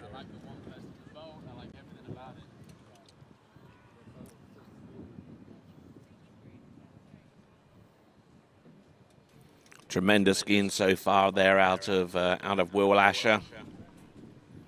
13, 12, 11, 10.75 meters is next. And he's coming off a runner-up position last night, King of Darkness. He skied very well in the preliminary rounds. In the head-to-heads, he made it through to the matchup with Nate Smith, and we're all excited to see it. Unfortunately for him, whether it was the lights or just a little bit of a mistake, it's tough at night, or it was right on dusk actually. So that light was fading a little bit and made a misjudgment and come up short, got 2 at 39. Pretty easy win there for Nate Smith in the end, but redemption could be on the cards for Will Asher today. All right, as Will Asher works his way down 10.75 meters, he's good to go round number... round all 6 buoys, as a matter of fact. Good to go, 39.5 off, and it's really become a critical pass for all of our competitors at this stage in the game to run. But now, how much energy does he have left? I mean, he's certainly one of the fittest athletes out there. Physique, anaerobic and aerobic fitness combined to produce some great slalom action on top of the water here, courtesy of Will Asher. He does quite a bit of fitness work in the off season. I mean, in years past, he's done some cycling, road cycling, that type of stuff. I'm not too sure whether he does too much of that anymore, but he's certainly a well-conditioned athlete and ready for whatever it takes and needs. Yeah, I think he still spends a lot of hours on the bike around this Claremont area, making sure he stays in shape over the off season. And the other thing that's gone from his experience, he's been doing this a long, long time. I want to say it's 20 years ago he first won his World Championships right here, was it, Swiss? 2005. 2005, was it? Down in China? Is that the first one? Yeah, that was the first one, but he got a bronze medal in the one 2 years before. Here he comes. 41. Oh, nice hook up off buoy number 1. Round number 2, he's still there, great two. Round number 3, ties on 3 with about a whole slew of other competitors. That sets up a potential tied situation in the second round. So he wasn't prepared to sacrifice all of 3 for the sake of trying to make a play on 4. So one of the more cerebral skiers out there on the tour.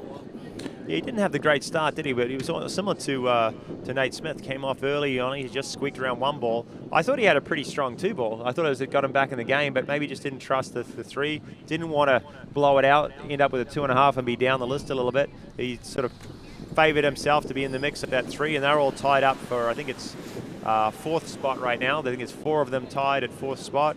We've got the 2 5s at 41, then down to Robert Hazelwood at 3 1/4, and then at 4th spot, 4 guys at 3 at 41. The other guy clutching onto 8th spot right now in the hot seat is Jamie Calhoun, 2.5. All right, so some great skiing, and we're going to go into the women's slalom round 2 in just a few minutes after we've dumped some fuel in the boat and changed out officials and so on and so forth, where we thank all of you for watching in from the nearest locales here in Central Florida, all the way to the likes of Abu Dhabi and the United Arab Emirates, Australia, New Zealand, and a whole bunch of other places in between. We thank you for watching the Swiss Pro Slalom. Here's the current men's slalom leaderboard. A feast for your eyes there, with Nate Smith and Freddie Winter tied with the lead with 5 on 10.25 meters.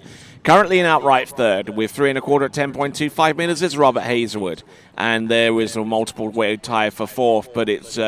But we take 8 through to the next round of the competition. You can find out more about those scores by going to waterskiprotour.com. All right, then, we got the men's strongest pole leaderboard. Sasha Deska on 988 pounds per square inch, ahead of Robert Hazelwood on 899. Jamie Calhoun in third with 877. Will Asher on 869. We just saw him off for number 2 buoy. Freddie Winter with 862. Joel Poland on 8:55, marginally ahead of Robert Pagozzi with 8:53. Nate Smith on 8:53 as well. Jonathan Travers on 8:40, and to round off the top 10, Stephen Ireland with 8:27. So that concludes round one in both the women's and the men's competition. Stick around, folks. The round two of our event will be taking place very, very soon here at the Swiss Pro Slalom. A quick opportunity to mention our sponsors: Swiss Waterski Resort, Pro Gear Gloves, Reflex Skis, Ravenol Motor Oil, Lake County, HO Syndicate, Masterline, Rap Skis, Cooler King Bike, 2U Nutritional Bars, Hope Sound Ski Club, USA Water Ski and Wake Sports Foundation, Ski Paradise, Conley Skis, Wake House, D3 Skis, Drew Ross Realtor, La Guapa Resort in Mexico, Waters Wetsuits, and My Family Pet Food. We will return very, very soon, but let's check in with Wade before that. Thanks, Tony. With Will Asher, and as he's catching his breath from his run, there was sort of always that anticipation, and then you never really know what it's going to be like when you get out there. But yeah, solid, got into 41, got a solid score 3, and yeah, still surviving.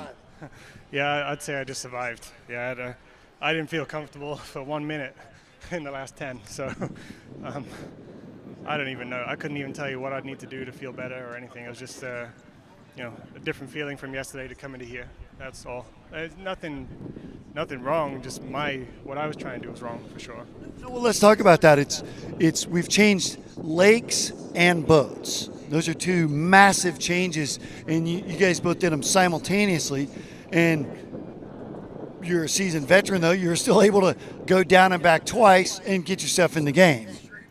Yeah, I knew. I mean, I just tried to go back to basics as much as I can. I was like, well, at least try and get your body to be somewhat structured and try not to just completely fail. Then I nearly went inside one. I was like, well, that plan just completely failed. So then it's just kind of you go old school and just drop the shoulder and then try and drop the shoulder again. And you just see how many times you can drop the shoulder. That's basically it. Well, it's fun to watch, and we're going to get to watch him again this afternoon. So thanks, Will. Appreciate your time. All right, thanks a lot, Wade. Thanks a lot, Will, and great skiing that we've had so far. We'll be back in a few minutes for the continuing coverage of the 2023 Swiss Pro Slalom right after these.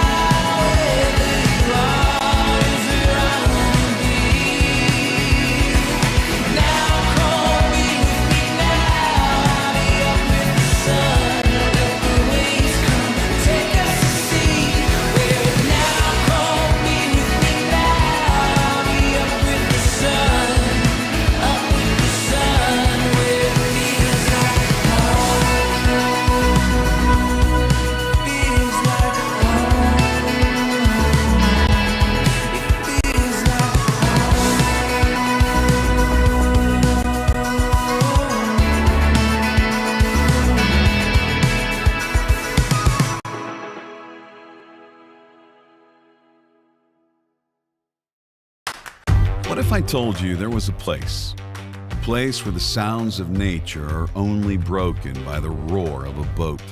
A place where that summer feeling lasts all year long? A place where the Florida sun is only outshined by the smiles of the skiers?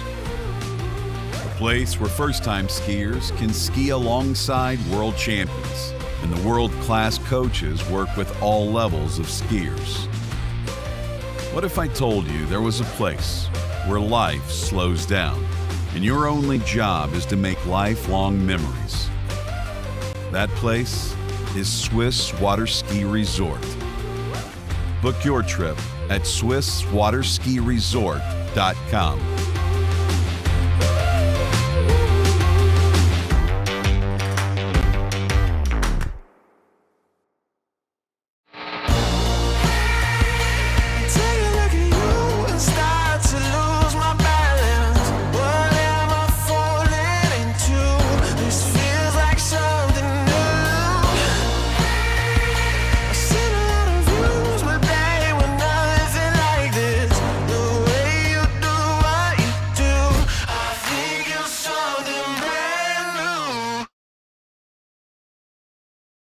For skiers and water enthusiasts, Florida lakes are what dreams are made of. Combined with world-class golf, remarkable weather, natural beauty, theme parks, and so much more, it's easy to see that Florida is paradise. For more than 30 years, I've enjoyed Florida's lakes and many offerings. If you are interested in Florida real estate, let me be your guide and trusted advisor as you search for your paradise. Together, we can make your dreams a reality. All right, then. We'll go headlong into round 2 in the women's competition. And let's catch up on the leaderboard first, which will determine our running order in the second round. The women's leaderboard, Whitney McClintock-Reaney with 2 at 10.25 meters, the only person to get through 10.75 meters, and thus the leader. Regina Jacquez on 2.5 at 10.75 meters, currently in second, a half a buoy ahead of Chelsea Mills. On 2, Jamie Ball, Neely Ross, and Paige Reaney with 2, 1, and 5.5 respectively, taking us to sixth spot right now. We take 5 through to the next round of the competition. And here is the women's running order. Our first competitor out from Italy is going to be Beatricia Ianni, followed by Anna Gay, Samantha Dumoulin, Jessie Dobberton, and Elizabeth Montavon, our first 5 competitor out. It is going to be a 13-meter start. We've moved up the minimum start in line length up from 14 to 13. And at the same time, we'll also do the same with the men's minimum starting speed. Starting line length, we're going to move it from 13 to 12. All right then, Corey Vaughn. Yeah, well, so here we go. You know, this is going to settle it out. Bea had, she didn't have the first round that she wanted. Missed 35, which is almost like so far away from what she normally does that you almost can't even treat it as anything but just a fluke. So here she's going to come out. She wants to take down this next pass, which is going to be 35. So and then get through 38. Right now we saw that the top 5, it basically is make 38 or be on the other side of 38 is kind of the exact mark that we are to make it into the finals as it currently stands. One thing also to note for this round is that everybody is going to be experiencing their passes from the opposite end of the lake. The men also are going to be starting up one line length now. They'll be, at 35. The women are all starting at 32. So most of the women started last round at 28 off. So they're going to, like I said, have alternating passes from each end. Now I think a few of the top women, Allie, Jamie, Whitney, Regina, I believe they all started at 32 off or 13 meters already. Yeah, they have. But no, so it says 13 meters, but I believe this is 12. We're straight on to 12 meters. We're on 12 meters for the second pass for Beatricia Ianni. I've gotten to talk to Bea a little bit during her time in the States. I saw her over at King of Darkness, and she said the season's been off to a little bit of a slow start. It's been a little bit cold in Italy, so her training hasn't been regular. She has to drive a couple hours to a site, stay a couple of days, but then if it's rainy while she's there, you kind of miss that water time, and then, if she's back home and it's sunny, it doesn't help too much. So it's been a little bit up and down as far as the spring, but, we saw her last year on the tour. We know what she's capable of. She can certainly get through that 38 pass, and, she set herself up with a good chance right here. It's going to be all about getting a great start on this gate in one ball, and if she does that, then she certainly has the strength and the moves to put the rest of the pass together. All right. We've got Beatricia Yanni, who's battling with the likes of Alicia Bagnoli for supremacy in Italy so far as women's slalom skiing is concerned. Getting through the opening 2 passes, which will certainly help her going along. Riding the good slalom ski. A resident of Rome in Italy, skiing out of the Sperlonga Waterski Club, which is a little ways south towards Naples. This is Beatricia Yanni. Let's see what kind of start she gets right here. Good one. She can make something out of this. Now let's go. Maybe would have liked a little tighter at 2. Oh, on the back there on number 3, and a huge error there for her on 11.25 meters. And that's going to move her up the marks a bit, but, it's still not going to be in the finals. She knows that, and that's why you saw her kind of slap that leg a little bit, like, oh, come on. Because for my money, she had a good enough start with the gate in one ball here to take this pass down the lake. That's solid. But I think, as a right foot forward skier with that reverse grip, she needed more out of that 2 ball right there. She needed something a little tighter, quicker onto the line, and to set up an earlier 3. When I saw her coming down the lake towards 3 that way, I thought, it's going to be really hard to make that work. And sure enough, it was. Okay, 1 skier down, 13 to go in the women's slalom second round. The next skier about to take to the water will be Anna Gay from nearby Winter Garden, who's recently started her career as a real estate agent, and recently graduated from the University of Alabama in Tuscaloosa. And I think, as we mentioned earlier, recently engaged also. Absolutely. To Sean Hunter. So always nice to see a ski couple making it work. Yep, absolutely. And I think from here, that's the end of Bea's run. I think she's headed back to Italy.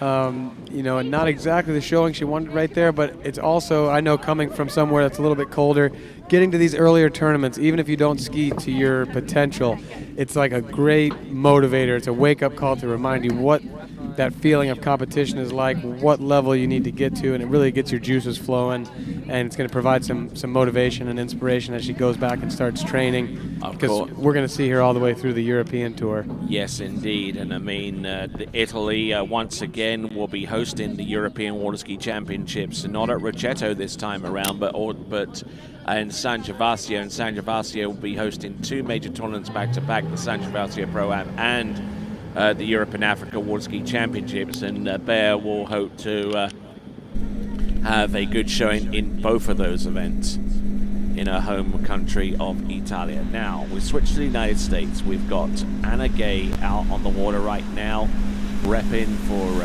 D3 and for Masterline. Masterline, the official tow rope of these Swiss Pro Slalom Championships, and it's the only tow line that can hold claim to all 6 world records. Slalom, trick, jump were all towed with Masterline. Yeah, we saw a nice opening pass there for Anna, and then kind of a spicy 6 ball, like a ski kind of bit just a little bit. She shook her head coming out the exit gates because she didn't see that one coming. But in any case, a complete first pass, and I'm sure that from there she'll just settle in, and she wants to do the same thing that Bea just did, which is improve on her score from earlier. I think 1.5 at 38 that she got in the first round is below her average, below what she's capable of, most certainly. So, you know, she wants to get in here and get all the way through this 38 pass and take a stab at the finalists. All righty. At least she's off to a better start than a couple of years ago, if I remember correctly. After the first round, she was bitten by some sort of caterpillar that ended up landing her in the medical clinic, and she had to miss the second round. So already better that she's out there taking a shot at this round. Yeah, I'd definitely say so. This is 12 meters on pass number 2. Oh, look at this. Good solid skiing. Anna Gay. All right, great effort there around all 6 buoys on the pass number 2. That was the 12-meter line. Reminder once again that the minimum starting line length has been moved up from 14.25 meters to 13 for the ladies. But a reminder also once again that a few of our ladies in round 1 actually started on 13 meters on their own. So they're already accustomed to skiing in a certain direction and placing the line length where they find it to be most comfortable at any given time. And this is a nice, a very technically sound pass for Anna, this 35.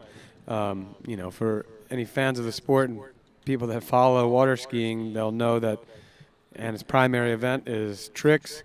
She's a multiple-time world champion. Yeah, 3-time world champion. Yeah.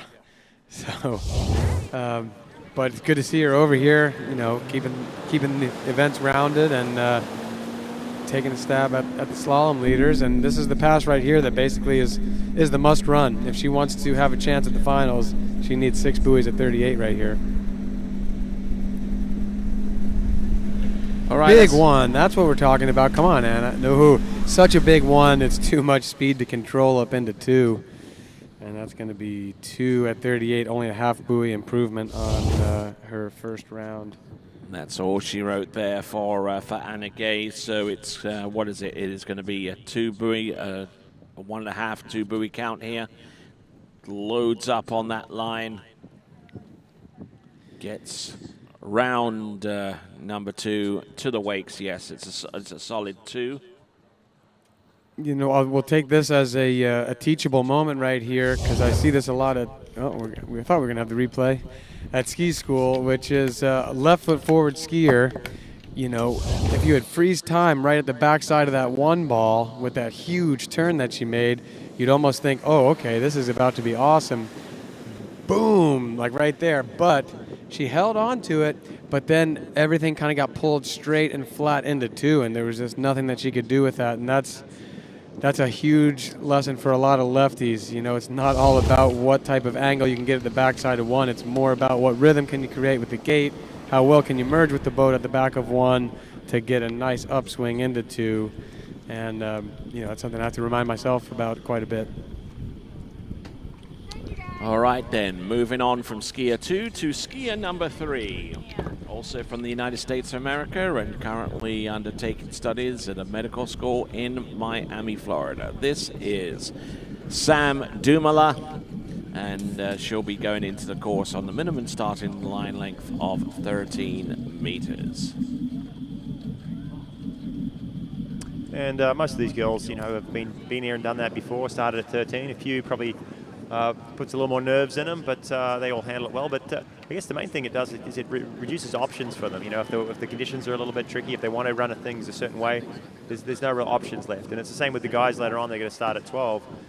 You know, you have to start at if you want to pass a certain way, the only option is go out shorter or opt up somewhere along the line. So you know, maybe we'll see some of those strategies coming in here, especially as we get towards the ladder field, and they start to know what it's going to take and which way they want to run it. Well, you might be able to tell me this. I'm guessing for the finals, the start will remain at the shorter length. I think the women will have to start at 13 meters. The men will have to start at 12 meters. So it's almost good to have this preliminary round familiarize yourself with the direction that you're going to see everything. so that it's not new for the first time in the finals. You know, whatever you're gonna, in other words, whatever you think you might do in the finals for your strategy, you're probably gonna want to do it in this round. All right, getting through that pass, the opener on the 13 meters. 45 seconds of wait time in between the conclusion of the opening pass and the deep water start in preparation to second pass. Now we see on the dock side Jesse Dobberton. So what I see happening a little bit here, though, Corey, in the women's especially, is last round the money pass was 38. You had to run it. If you could get a couple of 39, you know, you're in the hunt for getting in the top 5. This time round, starting at 32, these girls are forced to run the 38 tailwind. And if that wind picks up a little bit, which it's a bit up and down, that's going to put a little bit of pressure on that pass, make that a little bit harder. If you get through it, you got a good shot at the 39 coming back. So going to be a little bit more challenging. A little strategy will come out here shortly.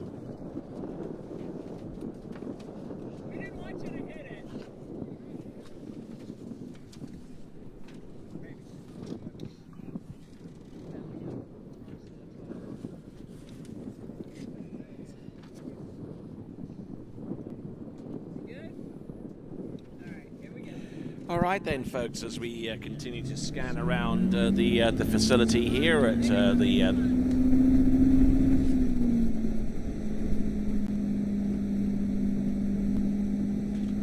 sorry.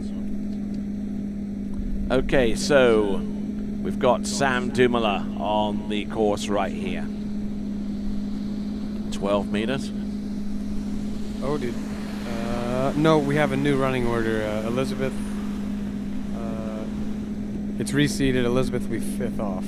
So that is Samantha Dumoulin running opening 2 passes of 13 and 12 meters, and we'll see if she's got anything left in terms of trying to make it through to the next round of the competition to stand any realistic chance of doing that.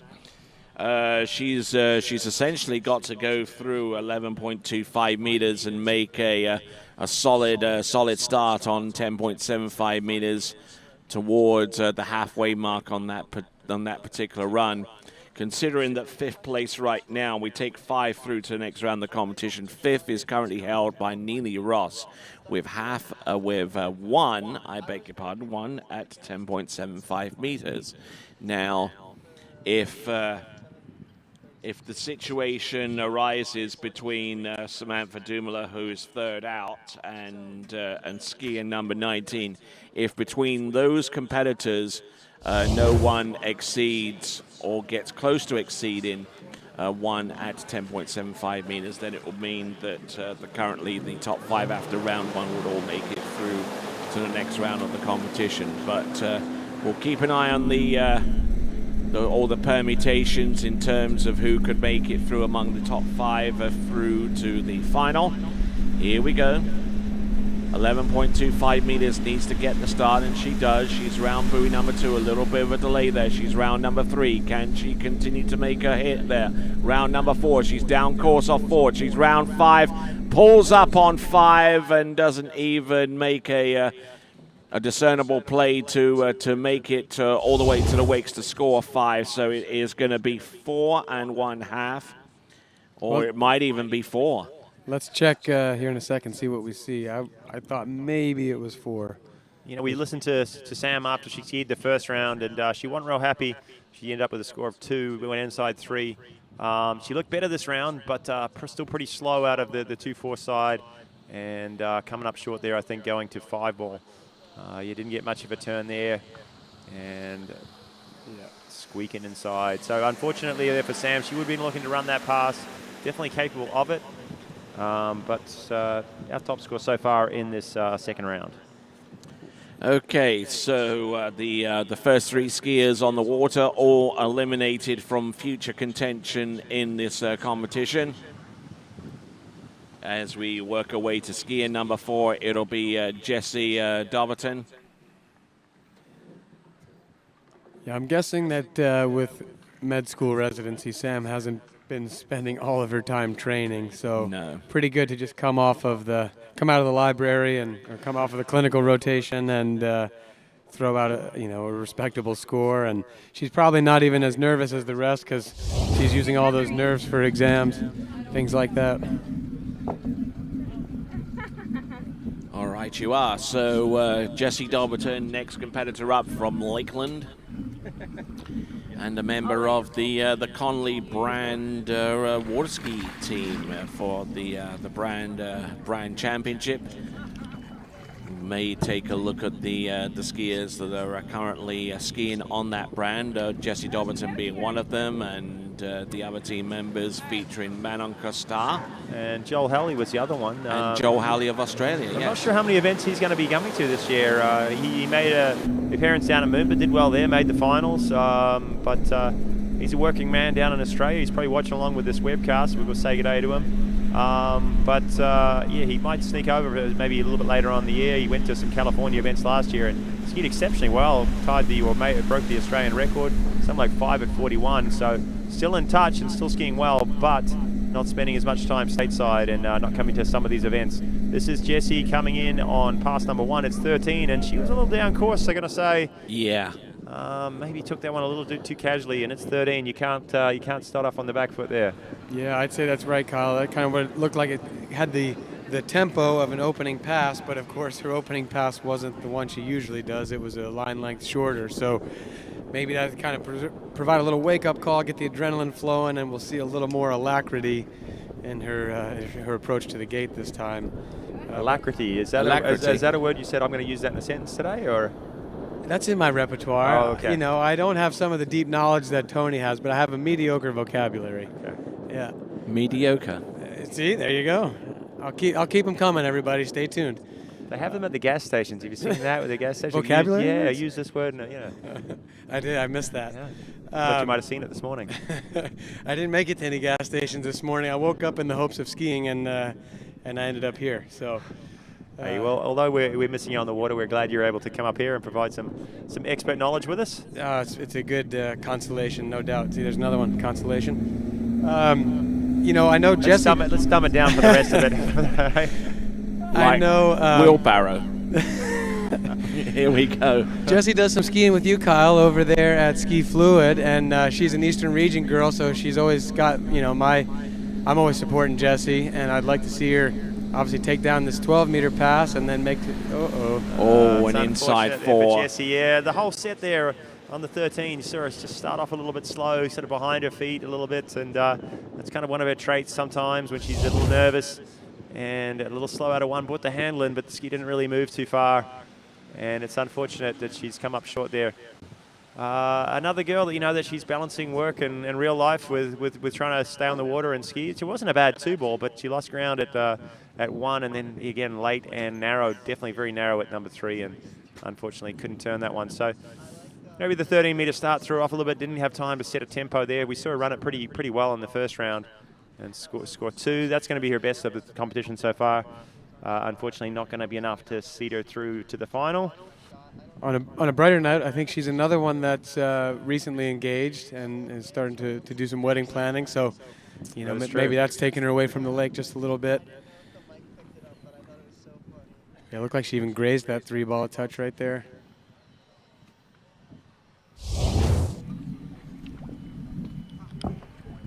All right, Elizabeth Montevan going out now. She scored 2 at 38, along with these other 3 girls in the first round. Probably a little disappointed with that. She's capable of a lot more. I think her best is somewhere around 4 or 5 at 39. So she's well into the money pass, or the winning pass, I guess, for this event. She has won a pro event, Miami 2021, I believe. Kind of came out of nowhere and picked up a win against Regina Jaquist in the final. And that was some sensational skiing for her. She's been battling some injuries off and on last season. Change of ski brands just recently, and now she's back into it. All right, and a member of the LaPointe brand team that will be competing against the likes of D3 and Conley and Radar and Syndicate.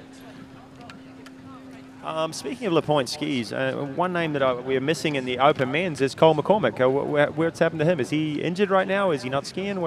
He is injured. He has an ankle issue going on. I just skied with Chris. I landed in town at the end of last week, and I was over there. I got a set with Chris LaPointe, and he told me that Cole, yeah, he banged up his ankle in the off season, and he saw a bunch of orthopedic guys, and they all said, look, you got to address this now so that it doesn't get worse, take some time off, and hopefully he'll be back with us very soon. All right, let's check in with Wade's World. Hey guys, I'm here with Allie Nicholson, and Allie, you do the 13-meter start all the time, so no big deal, and gonna have to run 38 to make the cut. No big deal, sort of same task that you typically do every day, correct? Yeah, I mean, I hope that this is pretty business as usual. I had a weird fall earlier. I stuck my hand through the handle out of 5 ball at 38. But yeah, right now I'm not in, so pressure's on a little bit going into this round.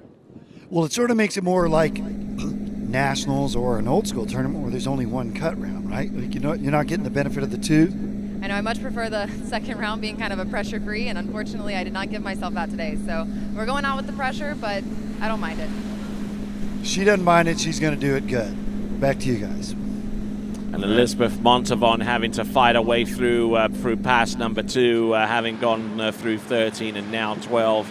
Elizabeth Montavon, who comes to us from the South Florida area of the Sunshine State. Yeah, she hangs out down there with Chet Rayleigh, a guy that I have a lot of respect for. I'll give a shout out to Chet. He's, I'm sure he's following along with the webcast. I enjoyed skiing with him when I was younger, and he's been instrumental in Elizabeth's development as a slalom skier. Used to be a trick skier, used to be a fine trick skier. Won a few national titles, I believe, and switched up to slalom, and killing it on the onside there, but a little slow and down course. We caught the tail end of that pass, but yeah, she was a little down course on 2-4, right? Yeah, like you said, it's we're seeing it in these first few women with the line length moving up off the start. Everyone almost has been a little bit of a step behind, not like a full pass step behind, but they need that alacrity. We'll bring it out again. I think they need the Red Bull actually on the dock and get these girls going a little bit. You know, been sitting around, you know, kind of a little bit sleepy, ready to go. They need to get step it up here. It's 13, get started. Yeah, no, go for it. Can someone get me a Red Bull? I'm run out on mine. Emergency. Red Bull to Tony, please. Red alert. Anyway, this is 38. She's going to have to pick up the tempo here. She's got a good onside, snaps it round. Hopefully she turns. That's better out of 2. She's on time at 3. That's a big 3. She can't hold no, on and to she it. drops the handle on 3, and that results in 2 1/2. And it looked fairly good for the beginning portion of the run. And 2 1/2 at 38 off 11.25 meters eliminates her from contention in the final. Well, we mentioned it this morning, or you two mentioned it this morning, that she was coming off of an injury that pulled her out of the second round of King of Darkness, and that was only days ago. I know that the day before yesterday, she told me that she couldn't even put her shoes on. Stevie had to help her get her shoes on. So to go from there to skiing in a pro tournament, you know, she may not have been 100% physically, and, you know, heck, even at 85% or something, you're not going to get the movements and the timing the way that you want, and that might have been what's going on right there. Regardless, it's good to see her back. We missed her a bit last year. She didn't ski in as many events. I said maybe a few injuries. Already a few popping up so far this year, but hopefully she can manage them and join us for the rest of the season, the 2023 season. Moving on.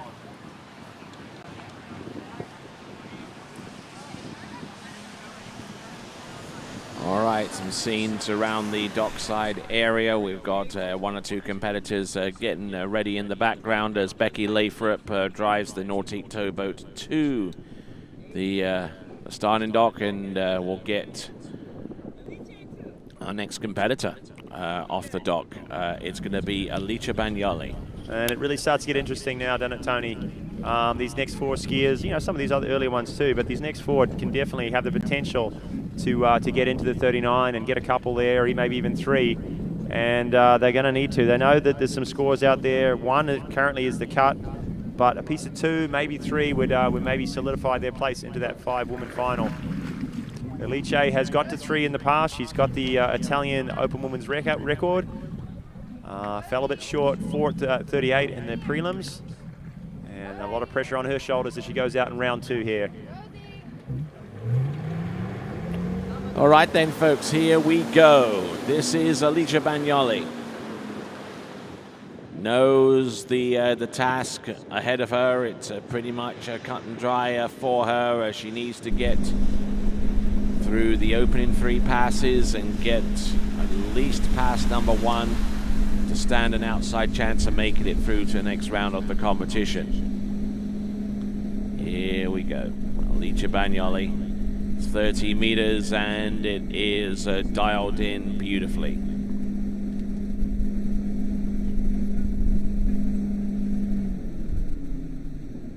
On the men's side, we obviously just saw all of those guys with a high bar. Oh, timeout. I think we're going to go over to Wade for a moment. Cool, thanks, Corey. So, got the beats on. What are you jamming to? Oh, it's called Moonlight by Kylie. I can't pronounce the last name, but it's good. She's got her little squeaker voice. Go on. We got to speak up. Sorry. So, I have a soft voice when I'm pre-tournament, you know, just getting in the zone. So we're talking to Miss Allie Garcia, former winner of the America's Cup. You ready to go? Yeah, I think so. I think I am. We'll let her get her game on. Back to you guys. I'm sure that Moonlight song's very, very adrenaline-packed, isn't it? Yeah, maybe not by the way she was sounding. I think she just wanted to be left alone, which I can appreciate. I'm never sure what to say in the pre-ski interviews because you can't be like, yeah, I'm about to kill it, because if we know one thing about slalom, it'll humble you real fast. And you go talking a big game and you could miss your opening pass. You know, it can happen to the best of us. So it's hard to, I think it's hard for Wade to know what to ask that's going to get a good answer. It's not an easy job down there. At least it's not Songbird by Kenny G. That thing put you flat out to sleep. Yeah, I think knowing the song choice, that's good. Anytime you catch somebody with the earbuds in, you know, it'd be fun to find out what they're jamming to. But well, we heard it all last night at the King of Darkness. My favorite was Taylor Garcia rocking to some Shania Twain as his intro song, and hey, it worked for him. It got him a second spot. So hey, different strokes, eh? It was skier's choice, huh? That's what the story was of the songs? Yeah. Okay, yeah. I think we need to bring that in here at this event. I like it. I like a little intro music. I would be all for it. I think that'd be fantastic. Yeah, sure, it'd be no problem for Vince. There's no way that TWBC couldn't handle that.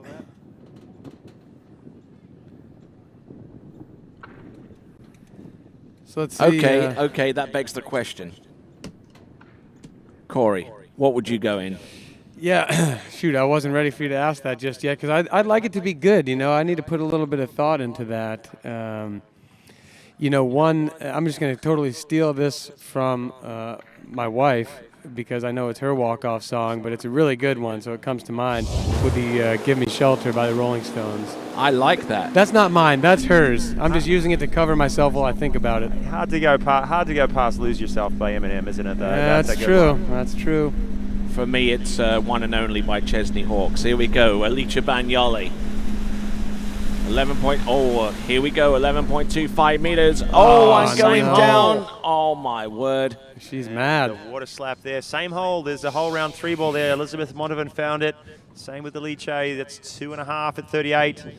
And her best score will be the 4 from preliminary round. It's not going to be enough. And we are slowly creeping through this field, and no one has challenged that 1 at 39 of Neely Ross that's currently in the 5th spot. See, it was a good one. Let's try to see what happened here because it looked like Alice is a little mystified. She didn't know why the run ended so abruptly. I mean, that's what I say about slalom. It's unforgiving, humbling. She just sucked up a little extra rope there. She didn't see that coming. She thought she was going to connect and go. And one moment you're in the pass, and the next moment you're in the water. We have the benefit of sitting here in this seat and watching these replays over and over again. I've seen that exact same fall, or it's very similar, a number of times here today, with a slight tailwind pushing them on the harder pass, coming in and taking a little more speed, a little slow out of the offside maybe, coming in with pulling a little longer and a little too much rope, not sure what to do with it, and it's a pretty quick way to end up in the lake. So unfortunately for Alice, 2.5, it won't be her day.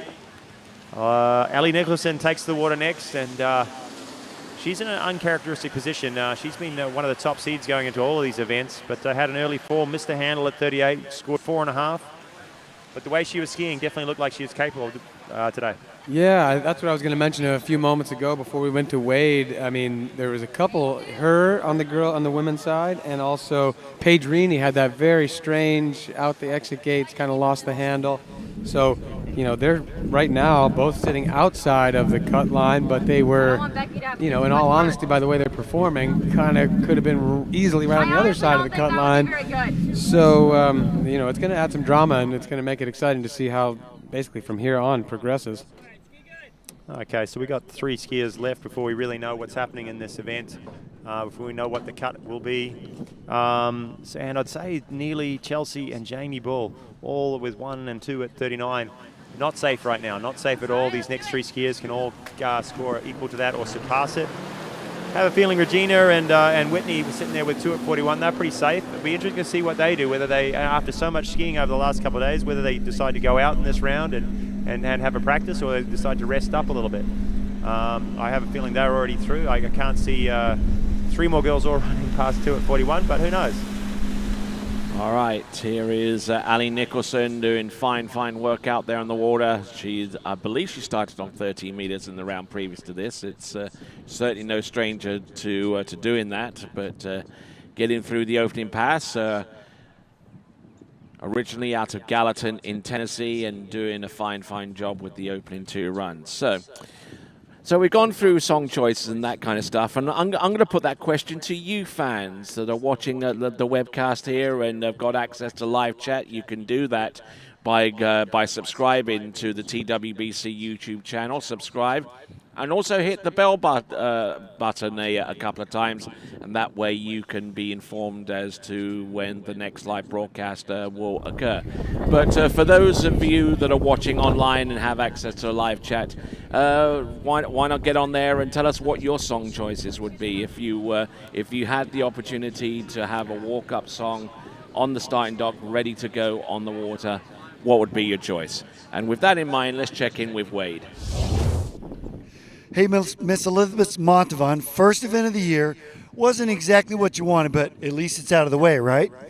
Yeah, I mean, I knew today my back was not anywhere close to 100%. It's probably like 50%, but these events are such a privilege, you know, to be qualified and then to train for them, and then the organizers put them on. It is a privilege, and I didn't want to bail on that after all the work everybody put in. Not that it's for me, but this is cool to get to do this, and I wanted to do it.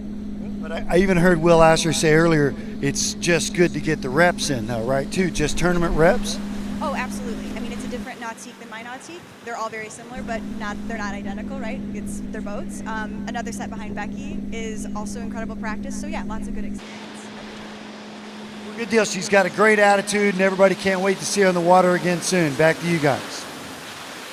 Yeah, words of wisdom there from Elizabeth. Yeah, this time of year, definitely just trying to get some, sets in. Everyone's got kind of that early season nerves when they get out on the water, so it settles them in. Even if it's not the tournament that that they want, at least they're getting time on the water and putting some pressure on themselves, seeing where they stack up. They go back home, go back to the drawing board, and figure out a game plan for the season ahead. All right, then, as we continue to look at Ali Nicholson, some really good drive off that number 2, despite the fact that it is offside a turn.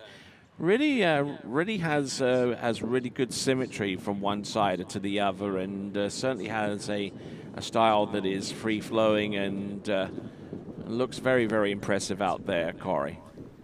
Yeah, I always like watching Ali ski. You know, that's why she's coming out of the middle of the pack right here. But you know, I heard a calm confidence in her voice when Wade was interviewing her that, you know, she knows she was in it last time. She knows she has what it takes to move herself into the top 5. I mean, we're going to have to see it right here. It's slalom and it's unpredictable, but it's very unusual for Ali to not get through 38. And right now she's on target. Let's see if she can keep it going. Stretches out a bit at number 3, but she's still on time. She's going to make no mistake grabbing the handle here at number 5. Having said that. Had securely had her second hand on the handle and held on to that, even though she's out the back of the ski, and 6 buoys. So she's sneaking ever closer to that final spot. She's chasing Neely's score of 1. She'll be looking for more than that, though. All right, then. So Ali Nicholson, a member of the Syndicate brand championship team, that'll be competing for brand championship honors during the course of the Waterski Pro Tour season. So it is Jamie Bull, Will Asher, and Ali Nicholson. And Ali Nicholson had a prolific number of events which she skied in Europe last season. She's going back to Europe this season as well, although this time around she'll be traveling pretty much alone, except with the syndicate team. Last season her boyfriend actually went out there for half of the stops, and then her mum substituted for him for the remaining few stops. But it's her first time traveling to Europe. She absolutely enjoyed it. Yeah, and came away with an event win. So all in all, a great trip. She started her 2023 campaign exceptionally well last night too. Made it through to the semi-finals. Just missed on the finals, but here she is. This is 39. A big There's one ball. one. Makes no mistake at number 2. That puts her in the takes frame. Full buoy. That's in third spot, tied right now. Yeah, that puts her in the multiple way tie for third spot, which extends out to include the fifth place at this time. The only scary part there for Ellie is if it comes back to a backup score. She's got that 4.5, which is not super strong. You know, it's hopefully she gets on the merit of the 2 at 39. But if she has to go back to that 4.5, you know, one of these other competitors could sneak ahead of her. Quite possibly. But I mean, she's scored enough so far to put her potentially through to next round of the competition. She's superseded the score of 1, which was the bubble score from the round previous to this one. That belonged to Neely Ross. So Neely Ross now realizing that there is going to be a task ahead of her by the time she hits the water within about the next 2 to 3 skiers. But in the meantime, another skier looking for a little bit of redemption is about to take to the water right now, and her name is Ali Garcia.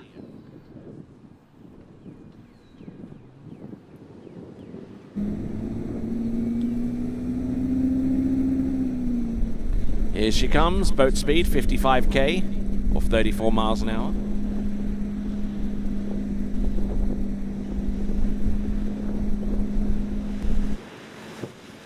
Entrance 1 and 2, looking strong. Opening pass of 30 meters seems to be handled very, very well here by Ali Garcia, who made a recent brand switch from what she was onto the syndicate brand of slalom skis. So I'm looking here at the live chat, Tony. I've seen one submission for their walk-off song, and it's Sugar Magnolia by the Grateful Dead, which I'm into that. That it says here that gets my heart beating right, and it does mine too. I'm not saying that that's my choice, but I respect it and I like it. That was submitted by the Dave Miller, which I'm thinking is maybe the Ohio Dave Miller. I'm not sure that the Canadian Dave Miller gets mellow enough to like the Grateful Dead. All right, then, with that in mind, let's check in with Wade. Thanks, Tony. I'm here with Miss Sam Damala, and wouldn't maybe your best water ski weekend ever, but let's not talk about that. Let's talk about you're in your 4th year of med school, correct? Correct. Almost there. One more year. And so what will your next year be? What will be your focus? I take my last test in 4 weeks, and after that, it's just all the good stuff, all fun. And do you already know where you're going to be? No, not yet. I'll apply this year, but I'm hoping for Orlando. Well, good for you. Congratulations. All right, then. So best wishes going forward there for Sam Damala as we look at Ali Garcia, who's in college herself at the University of Louisiana at Lafayette. Okay, and she's your current America's Cup Slalom Champion 2022. That's an event that they held at the end of the U.S. Nationals. She won that event. It was under lights up in Kansas. Skied exceptionally well to come through, beat the likes of Regina and Anna Gay and all those ones in a head-to-head format. And so that was her first pro win, and given her a lot of confidence for the current season. She had some good performances too over in Europe, I believe, last season as well.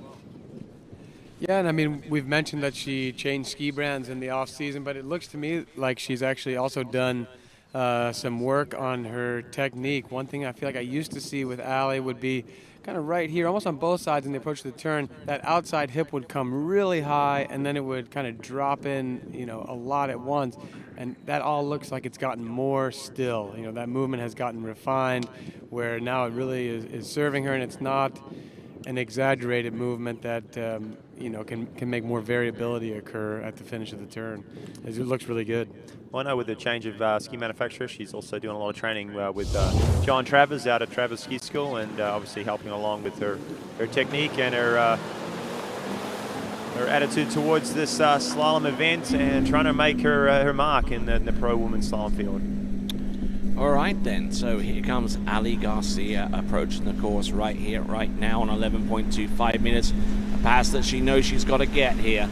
Round one. Oh, and tries to make a play on two, and has come up short. So it looks like it is going to be a one buoy count at 11.25 meters.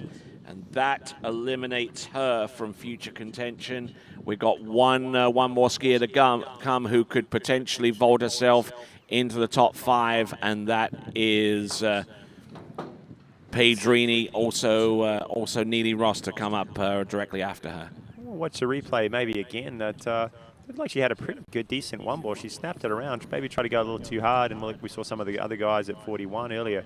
They were getting sort of pulled up and inside going to 2, but you know, for her, it's a little down course, a little bit stop, but she got the shoulder down. I'm surprised she came up short. I agree with you, Kyle. I didn't quite have an explanation for that myself. We were talking about the lefties getting a heavy load on the back of 1 and then getting a straighter line into 2, but really everything looked pretty especially for normal. her. I mean, she's a seasoned slalom skier, and she's run 38 a lot. You know, to have an average one ball, she could still run the pass from that point. Yeah, I would have expected so too. I'm a little lost as to what happened there. Maybe Wade will be able to hear from her what she felt.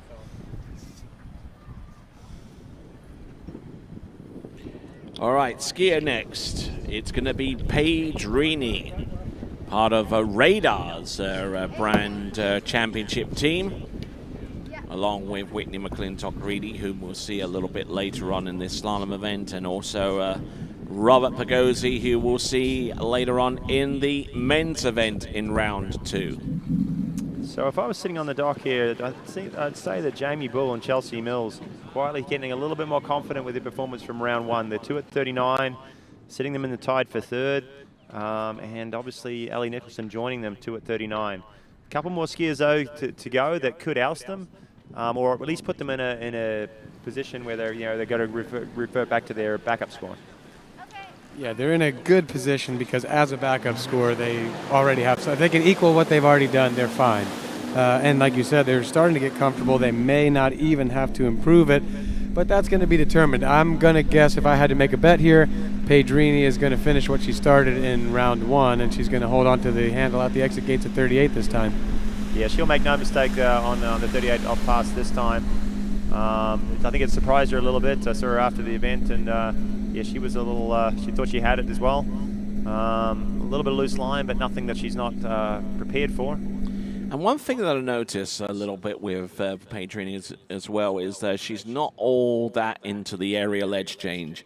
You know, she keeps the ski pretty much in constant contact with the water all the way through the edge changing phase, through the turn, and then the acceleration, and then the whole process starts again. But as we get ready to discuss that point, let's check in with Wade. Allie, I know you're disappointed, but I could hear Corey analyzing the replay as I was watching, and it looked like your start off 1 was good. Did you go too hard too soon? I think that's the first time I've kind of come out of 1 this year on the backside of the buoy and not a bit down course. And I think I just kind of didn't want to mess it up, and I pulled all the way to 2. So I started my season a bit late, and I'm just trying to trust the process and work through it. Season's just starting, so not too upset.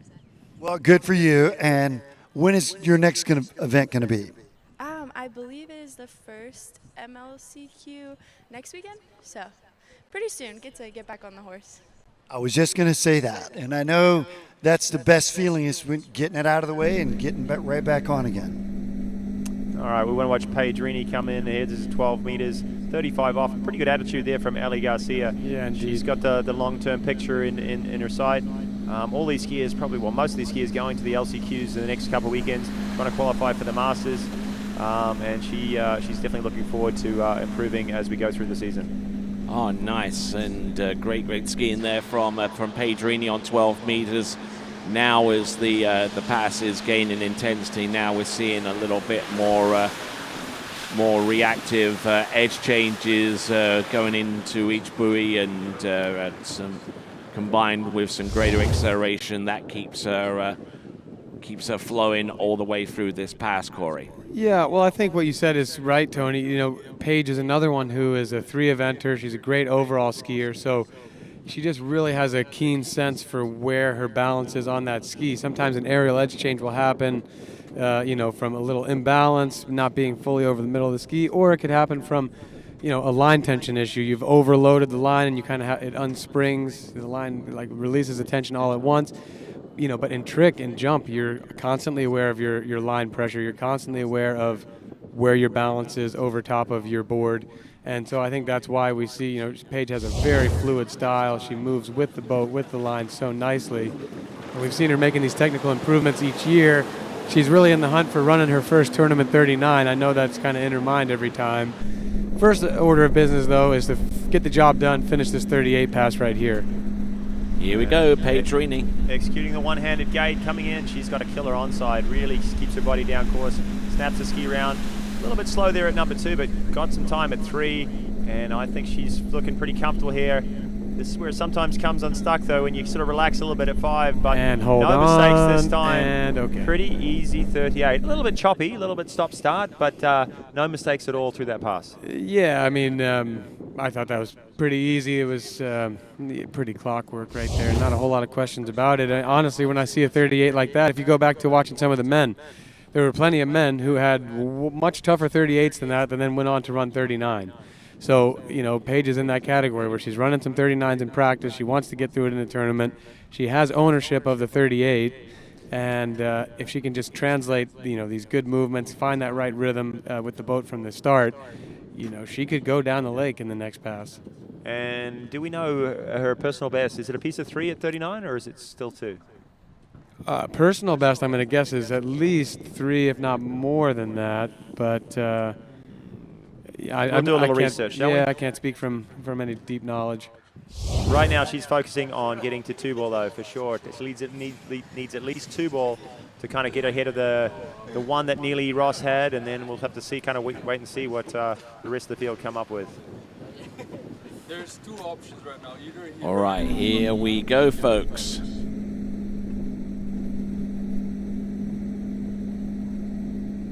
This is Paige Rini.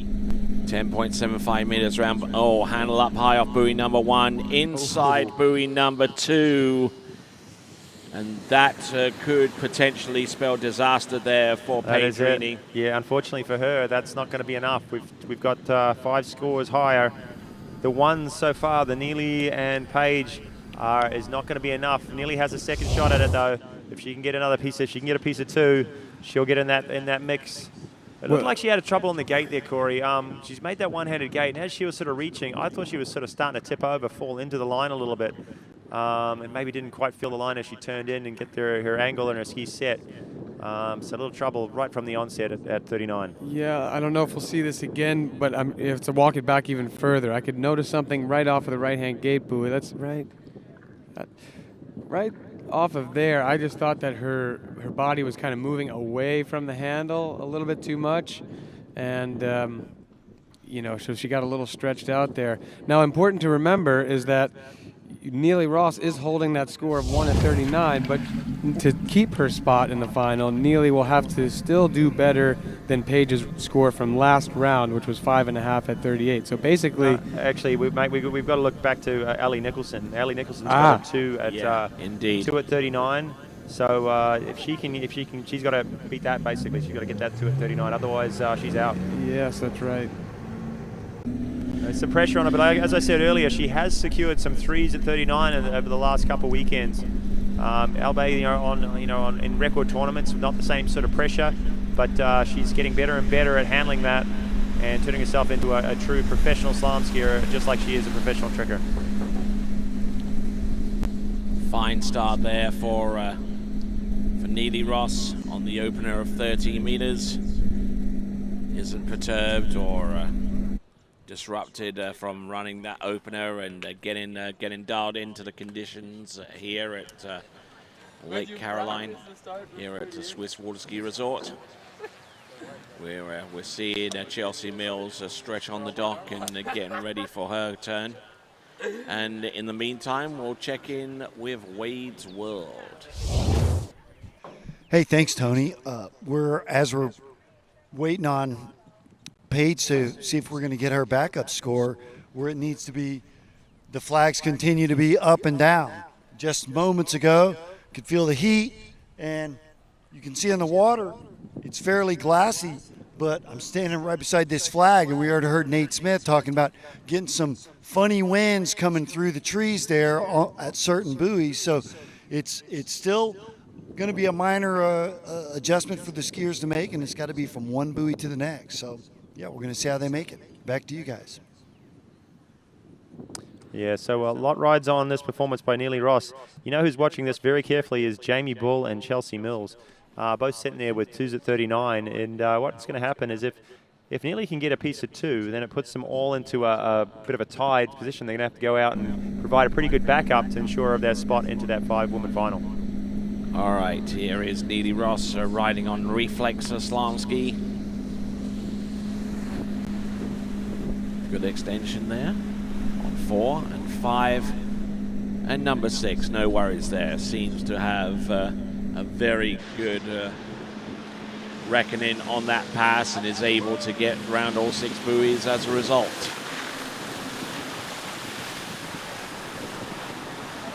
So as she sinks into water, gets ready for the next run, give us your take on what you're seeing out there, Corey.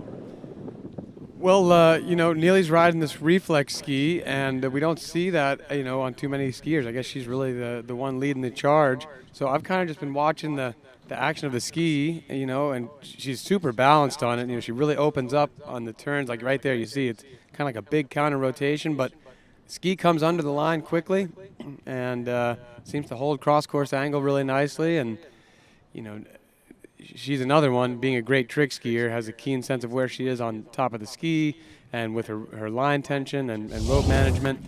So I think now we're just going to see if all that will translate into this next pass, which she needs to run. Okay, the line has been shortened. It is now 11.25 meters. She ran this the first round. She scored 1 at 10.75. She needs to do it again and get to a piece of 2. She does a great job riding her ski. She stays pretty open to the boat, but sometimes that gets her in a little bit of trouble. She fails to kind of keep the direction outbound off the second wake, but she's managed to figure that out lately. And like I said, been scoring some big performances. Little tail slide at number 3. She's getting down course big to number 4.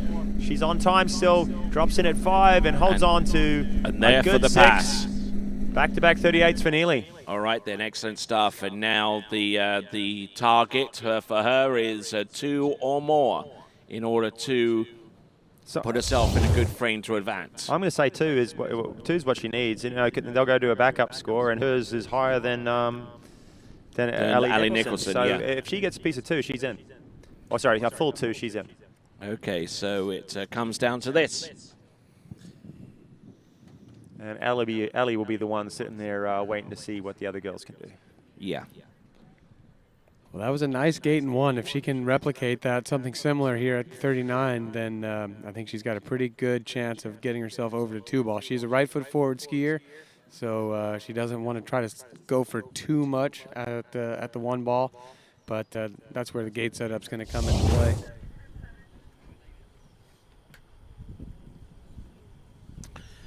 All right, so good, solid effort so far from Neely Ross, who came into this round with a 1 buoy count on 10.75 meters. Ali Nicholson, for her part, in round 1 scored a 4.5 in round 1 and came back with 2. And it is that score that Neely Ross needs and unfortunately does not come through with that score, which eliminates her one buoy at 10.75 meters. It therefore means that your 5-skier final, as it stands right now, is Ali Nicholson with 2 at 10.75 meters, along with Chelsea Mills, Jamie Ball, Regina Jaquist. They tie on 2 as well. And Whitney McClintock-Greeny, the current leader after round 1 with 2.5. Tony, let's watch this replay as she comes in 39. Looked like she had a pretty decent gate. Just couldn't quite hook up at number 1. A lot of pressure on that one ball in her offside. She knew it was hers for the taking there, wasn't it, Corey? And she was going for it. Maybe she looked for the line too soon. Let's look again. I'm not sure I have the answer. That looked like a nice gate. I agree with you. She came up nicely. Yeah, look, see how that outside hand kind of rotated fast back to the handle, brought that shoulder. Maybe she just tried to force that connection a little early. I mean, there's just no givens in slalom skiing, is there, really, especially at these line lengths? It's brutal, man. Just to get to 2 is not easy at 39, and especially when it's your offside at buoy 1. But congratulations to her. I think she did a great job running 38 both rounds. She stepped up a lot from the last couple of years. I know she'll be disappointed not to be making the final. But along with the tricking that she did great a couple weekends ago here at the Swiss Pro Tricks, she's looking in form into slalom as well. Yeah, I mean, she's got to look at it as part of the process. Close but no cigars, a frustrating play. Preliminary round in the first round of this competition. So it's a little fun sort of set for Chelsea. She'll be using it to sort of prep herself for the final. Hopefully not expend too much energy. What would you do in the situation, Corey? You know you're in. Would you go for it here and try and get a big score, try and up your seeding a little bit? Would you kind of conserve some energy or just kind of work out a couple things for the next round? Well, I think there's 2 things. If it was me, I think I would be trying to go for the bigger score because I'm in Florida, I'm at Swiss, I don't get that many opportunities to have record tournaments. Now, but if I'm Chelsea, you know, I spoke to her after her round earlier, and she said to me she didn't have the feeling with the boat, with the lake, with herself, with her ski, the whole package. She just felt off. She felt out of balance, out of sync. And, you know, she's put up a good enough score, but she was working, you know, she felt like she had to muscle it. So I think she's going to try to use this set. I don't know if she's too worried about the score outcome so much as if she can just hit her keys, you know, find the boat, get in sync, and establish some rhythm so she knows in the finals, you know, then you just have to trust what you can do and go do it. I agree there, Corey. What a luxury, though, to have this round to just kind of feel things out, not worry about the score. And that's when performances usually come pretty good, when you take your focus off the outcome and just kind of focus on what you're feeling and your tips or your cues on the water. And I know she. Oh no! Geez. And that's not what she wanted to do. Oh wow! No. Now when you see something like that, it almost makes me think maybe she needs to check something in her setup, because if she felt weird this morning and then something like that happens, you know, let's make sure she's okay. She waved after that fall. It was a hard fall, but sometimes that wave is more automatic, instinctual than anything. Exactly. Gets around a buoy. This is only 35 off, guys, and you know, she had a decent one. Not trying to crank too much here at number 2. Decent position, and then just kind of shifted forward. Breaks there at on the approach over to 3.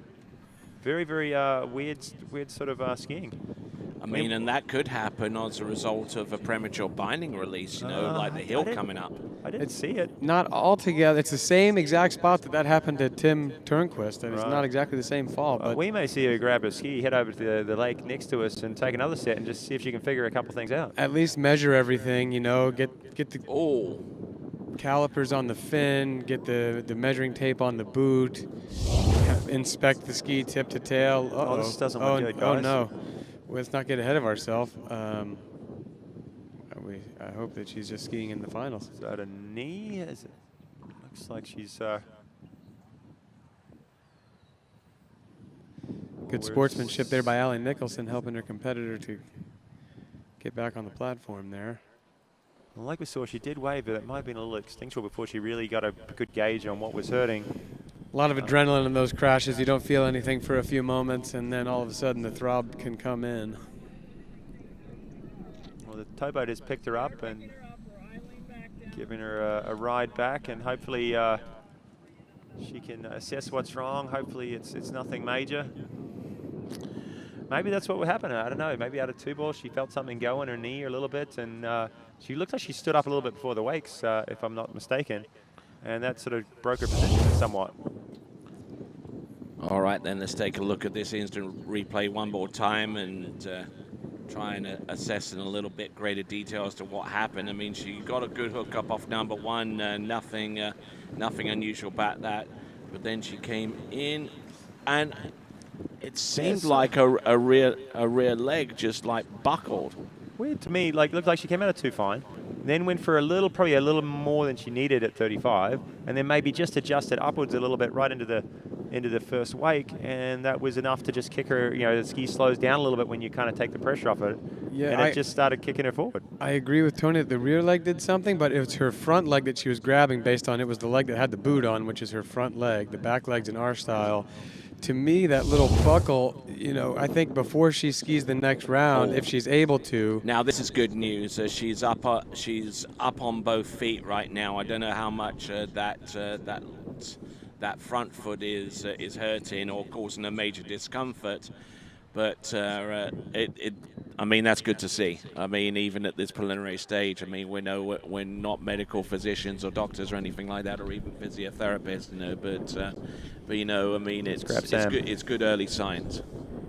What I was going to say there is, you know, if she's able to continue, and I certainly hope that she is, I think a full examination of the ski, like even the structural, like giving a couple pushes on that to make sure that little wobble that Tony saw through the back leg isn't a weakness in the ski right there. And we'll return right after this.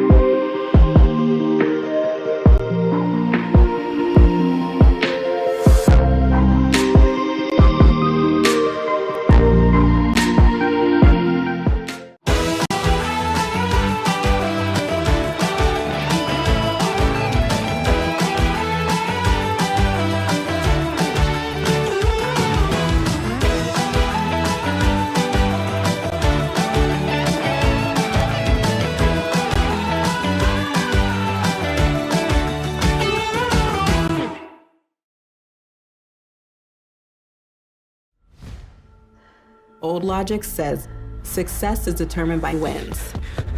It says you can't be a mother and a professional athlete, that you can't take on giants. New logic says watch me. Watch me become the most decorated track and field athlete in the world. Watch me start a brand designed by women, for women. When old logic holds us back, it's up to us to defy it.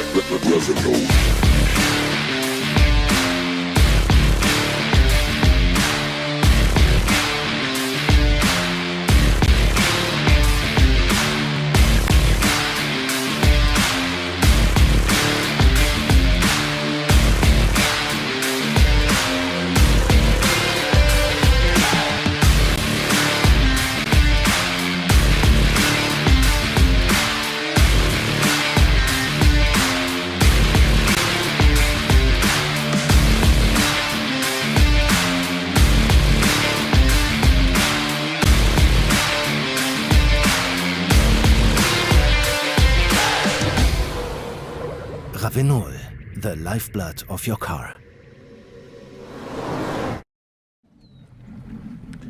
All right then, continuing action here at the Swiss Pro Slalom for 2023. Tony, Next competitor up we'll is try and going get to an be update, Jamie shall Ball. we, of Chelsea Mills. We saw her come back to the dock here just a second ago. She was helped out of the boat, but limping along. I guess the safety person will kind of take a look at her, hopefully get some ice on her knee, and maybe we'll give you an update here pretty shortly. But unfortunate stuff for Chelsea. Has made her way into the final though, Tony. Yeah, absolutely. Now, whether she'll be in good enough shape to actually ski that final is yet to be seen. But in the meantime, while we find out about the health status of Chelsea Mills, on the water right now is the current world women's slalom champion. It's Jamie Ball from Canada. And Jamie didn't have the best round for her. She did enough to make the finals in round number 1 at 2:39. But yeah, it came up a little bit short on what she'd like. She ran 39 a lot last year. A lot of great scores, and we'll get back to her on the water in just a second. Here's Wade. Thanks, Kyle. I'm here with Neely Ross, and Neely, it's hard to believe you run into 39 twice and you don't make the final. Yeah, I'm really excited though. I was really excited to run 38 both rounds. It feels so awesome out there, so I was excited to do that. Well, that's actually sort of that part of the progression is just being able to always give yourself a shot at the money pass. And yeah, the field's growing and getting better, and yeah, your scores are going up and the confidence as well, right? Yeah, for sure. I've got a lot of work to do at 39, but yeah, I'm happy. We'll get down now and sit back and enjoy your brother while skiing, right? Exactly, yeah. Okay, we're going to watch her many times in the future. We're going to watch her little brother coming up soon. Back to you guys. And thank you very much there, Wade and Neely. Looking at the dockside and seeing Regina Jacques get ready for her turn. But not until we've seen Jamie Ball complete her effort out there on the water. It's a 12-meter pass number 2. And she just seems to have a pretty darn good handle on this one and making it very, very light work there, Kyle. Oh, definitely. Yeah, she looked good on her opening passes last round too. Just kind of came up a bit short at 39. And we're looking at the back of Regina's bib earlier. 4 X's on it. Sorry, 8 X's on it. That means 8 times she's won this event, undefeated. And so this is Regina's event, really. Just like Whitney has picked up something like 8 Moomba Masters. So the girls have got those events locked down. But I guarantee you Whitney will be looking to iron this one up as she took the King of Darkness last night and challenging her again seriously in the round 1.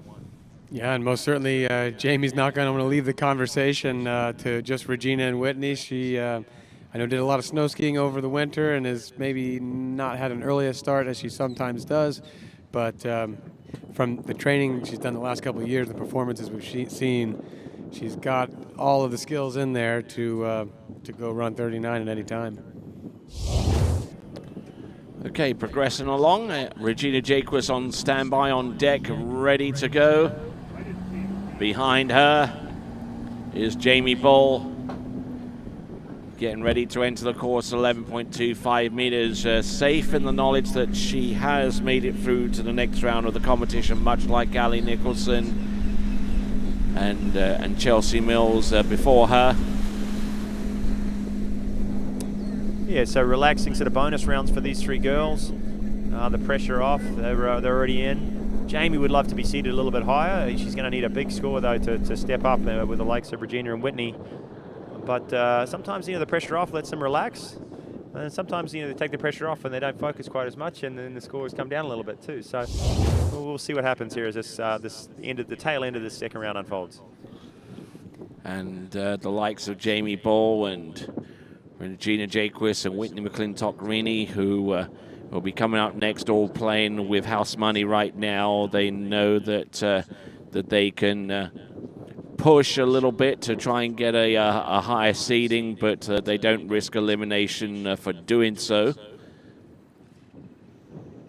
As far as formats go, Corey, you know, you're in the hunt in these events. Do you have a preference? Is this one of your favourite formats? You obviously gives you a couple of chances out there. It gets everybody skiing a couple of times. It's not so cutthroat. We see a higher level of performances possibly because of that extra kind of round. What do you think? Yeah, I mean the 2 qualifying rounds, you know, without a combined score is nice because you're never out. You know, even if the first round doesn't go that great, you got every reason to stick around and try to go for it all. You know, go for what Rob Hazelwood did earlier. Get off that 3, stick your ski around a piece of 4-ball. I'd say we're all a little bit more comfortable when it's best of 2 rounds versus a combined score, or you know, in some cases we see a 1 round and cut the field in half, and then you know, like a cut. Ooh, wow, wow! A little bit of an early exit there on 10.75 meters for Jamie Bull. Now, the significant part about that is because that she's tied with a first round score of a 2 with a few other people. That means that there could be a way open for at least a couple of skiers to be seeded higher than her. Now, no, she's going to manage. She's going to go out there third. She's got a 2.5 at 39. Okay, you're right. And we're going to see Ellie will be kind of second, the 4th seed, I guess. And maybe Chelsea will go off the dock first if she can compete, because she had the lowest backup score.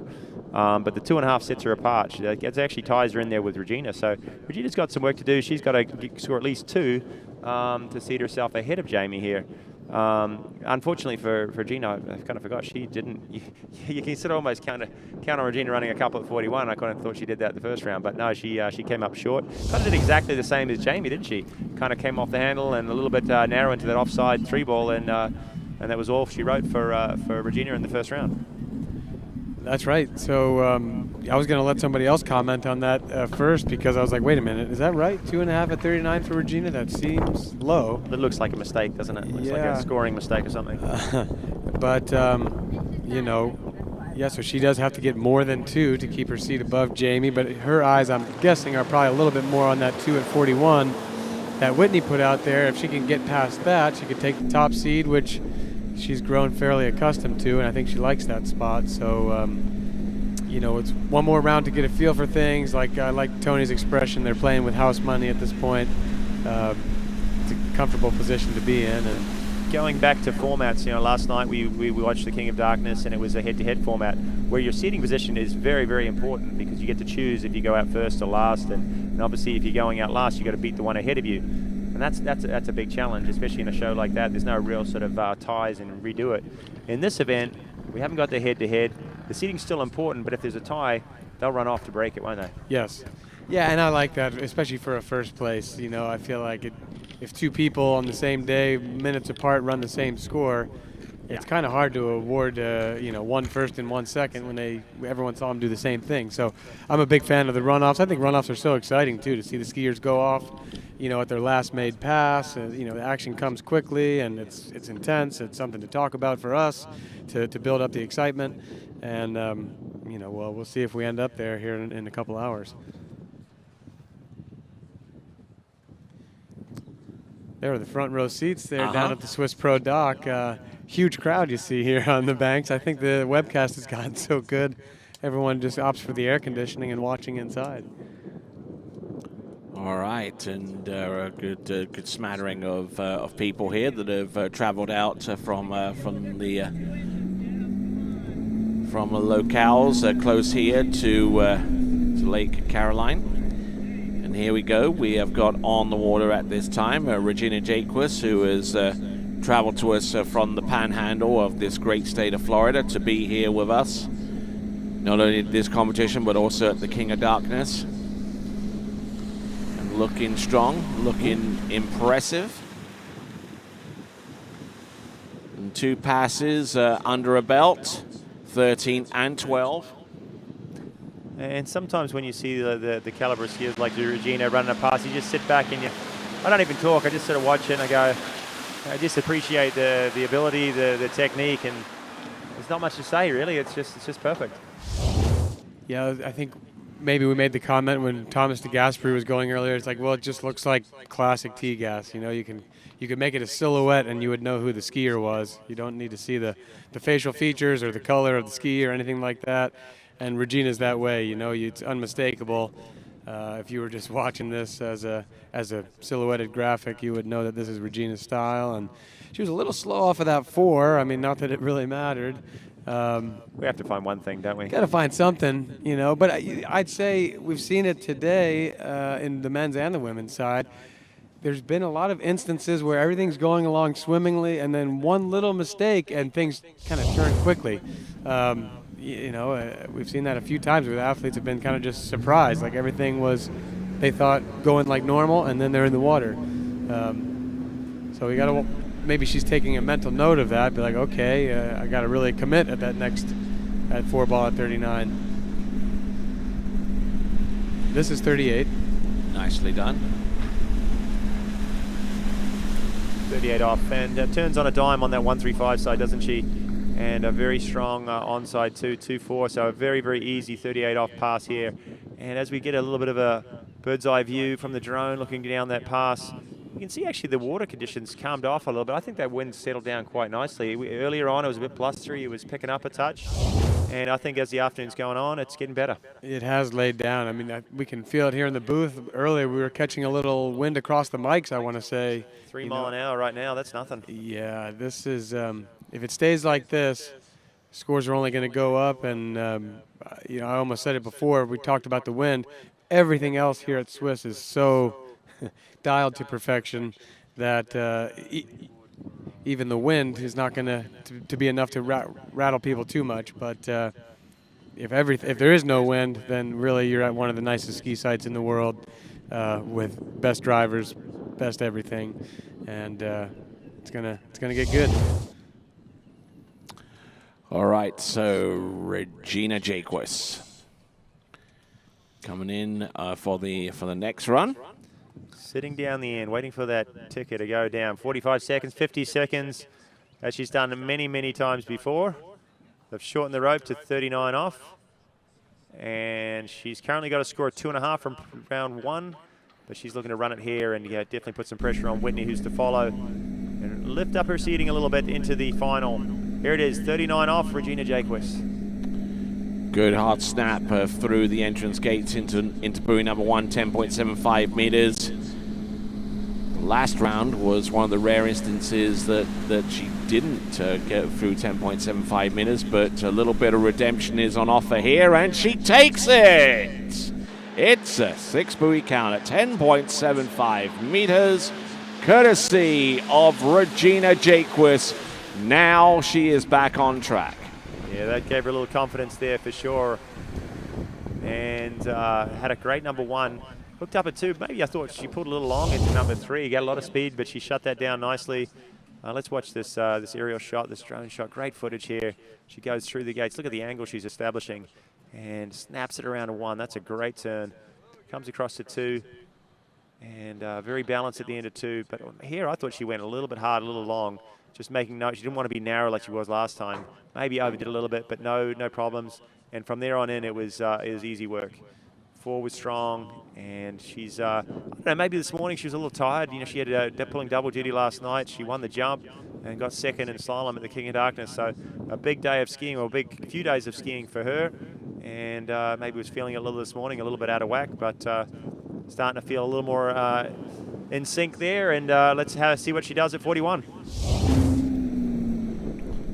41 off now, 10.25 meters on top score. In this competition so far is 2 from Whitney McClintock-Greeny.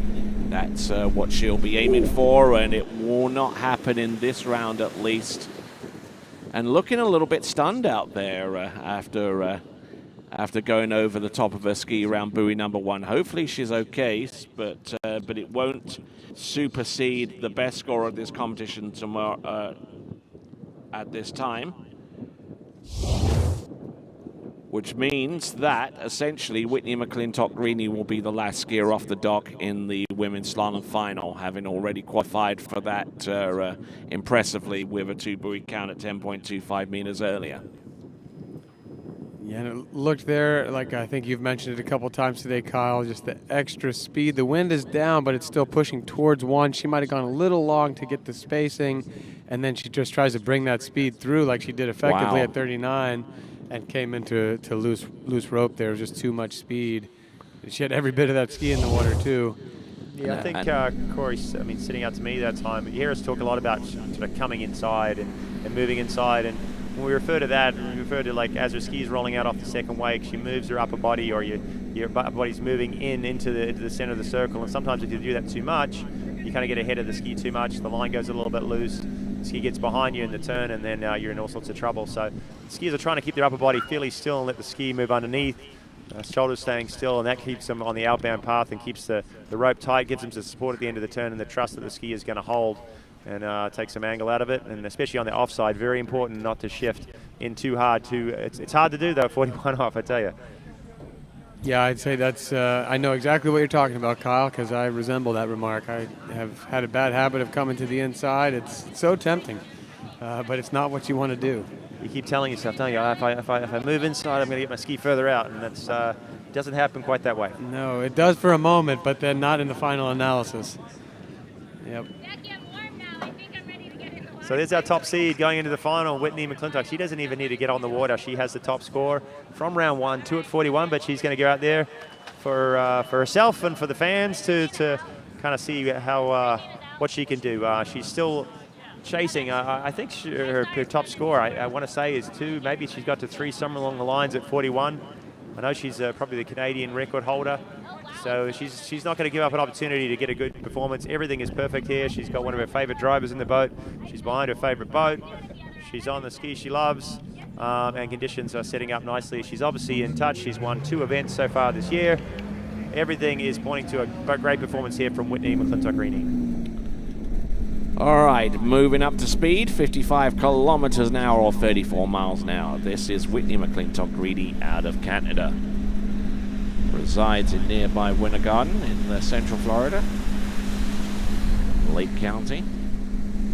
Getting around the first few buoys. Number 4 looking good, number 5 splendid, and gets it to go around buoy number 6. And the member of Team Radar, that team consisting of herself, Paige Reaney, and Robert Pagozzi, as they pursue the top honors in the Brand Constructors Championship on this season. And that is being supported by TWBC with a season-ending prize for the top team who prevail in that championship.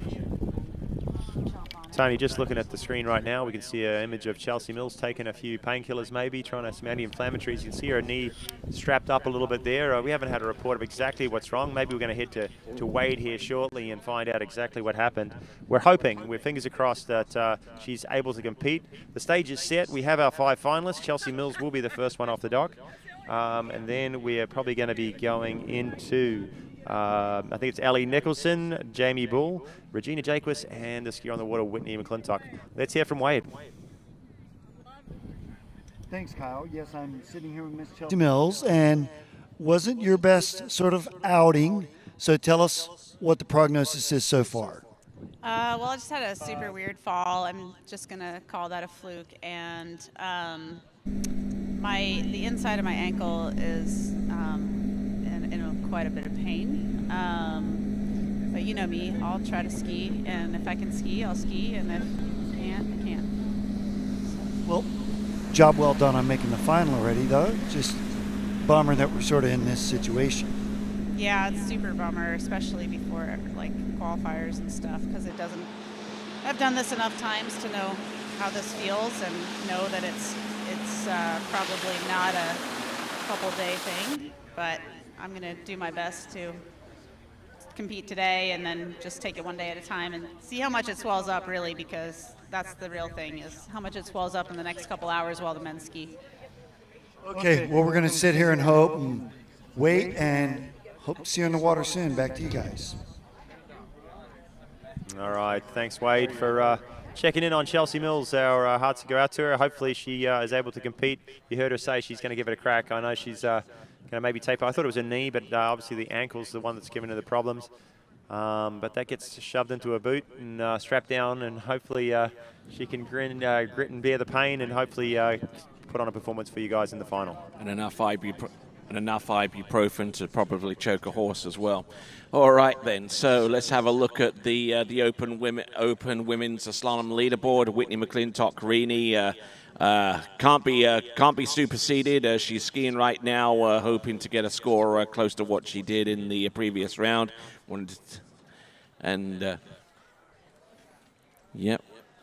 Yep. So she came in after a couple of passes, and then we've got Regina Jacquez in second, Jamie Ball in third, Ali Nicholson fourth, and Chelsea Mills. Those are the 5 that advanced through to the slalom final. Commiserations to Neely Ross, Paige Rini, Ali Garcia, Alicia Bagnoli, Samantha Dumala, Beatricia Yanni, and Jessie Dobberton eliminated at this stage of the competition. All right, in a few moments we'll go into round 2 of the men's competition as we sort out our finalists. This is the 2023 Swiss Pro Slalom, and we'll return right after this. My name is Thomas De Gasperi. I'm from Italy. I'm a 2-time World Slalom champion. I've been coming here at La Guapa for 4 years now. What I really love about this place is that we get a chance to ski in a big natural lake right behind me with a perfect course. Also, we have a chance to go 10 minutes away to a perfect man-made lake where conditions are always perfect. The boat, the drivers are always top level. The weather is always perfect.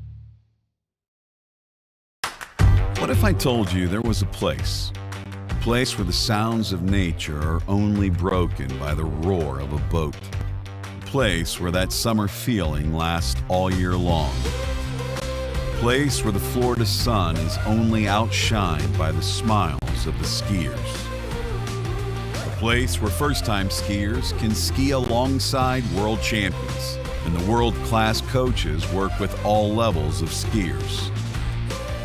What if I told you there was a place where life slows down and your only job is to make lifelong memories?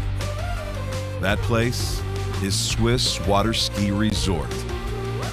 Book your trip at SwissWaterskiResort.com.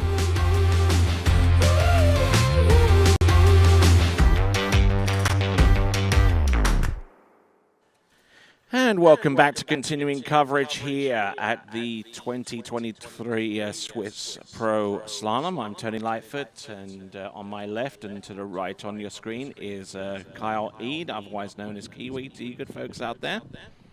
And on my right and to the left of your screen is none other than Jody Fisher. Say hi to the good folks, Jody. Hi guys, welcome to the webcast. Hope you're having a great day, and thanks for joining us for round 2 of the men. All right then. So tell us a little bit more about Wrapped, sir. Well, we're a new company. We started 2018. We kind of fought our way through COVID, but we're now making progress, and we're out here. We intend to grow as a 3-event company in the future, but yeah, we're finding our legs, and it's working really well. We're going to do a competition actually in a little while. This is our junior model, so we'll talk about that a little bit more later, but yeah, really excited about growing this brand and helping the kids of the next generation come along in slalom. Sounds good. Sounds good. We'll look forward to hear more details on that, and you'll stay with us for a little bit as we work our way through the men's running order. Tim Tornquist will be our lead-off skier, followed by Arnaud Derick. Then Camille Bamra of Morocco will be third off the on the water. Then Carlos Lamadrid Jr. from Mexico. Then Sean Hunt of the United States, Nicky Antonsen. Then a pair of Mexican skiers, Alvaro Lamadrid and Jaime Palomino. Sasha Desquin of France, Stephen Island, United States, Thomas de Gasperi, Italy. Adam Sadelmeyer from the Czech Republic, and that completes the first page of our running order. And then the remaining skiers are starting with skier number 13. We'll take to the water. We've got Joel Poland, then we've got Robert Pagozzi, Chris Parrish, Benjamin Stadelbauer, Thibaut Dayon, Jonathan Travers, a trio of Canadians consisting of Jamie Calhoun, Charlie Ross, and Stephen Neveu, Dane Meckler, Will Asher, Robert Hazelwood, Nate Smith, and then Freddie Winter. All right, skier number 1. 26 slalom skiers here to go, and Tim Tornquist setting off here at 12 metre. He came unstuck on this pass in the first round. He ran his 13 and uncharacteristically came up short. We had a bit of a tumble off to the shore. It looks like he's okay. He's been slaloming really well, at least recently. I know he's got through the 39 in a couple of record tournaments. So, and we said earlier, he's a great jumper, up close to 200 feet. But having trouble in round number 1, so that's why he's out early. And having been forced to start at 12 metre, he put a little nerves on that pass, I bet. Yeah, exactly. These guys actually were skiing last night at the King of Darkness, and they turned around straight away into a slalom tournament here at Swiss Ski Resort. So these tournaments are putting a lot of pressure on these guys right from the beginning, but they know what to expect. They've trained for this. And yeah, Tim's pretty new to the pro scene, but he's really putting some scores out there in practice, and it's great to see new talent on the tour.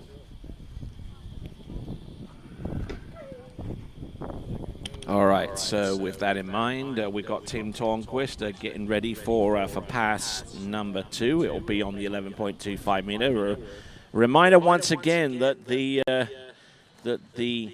lowest mandatory pass is going to be on the 12 meters, the minimum starting line length.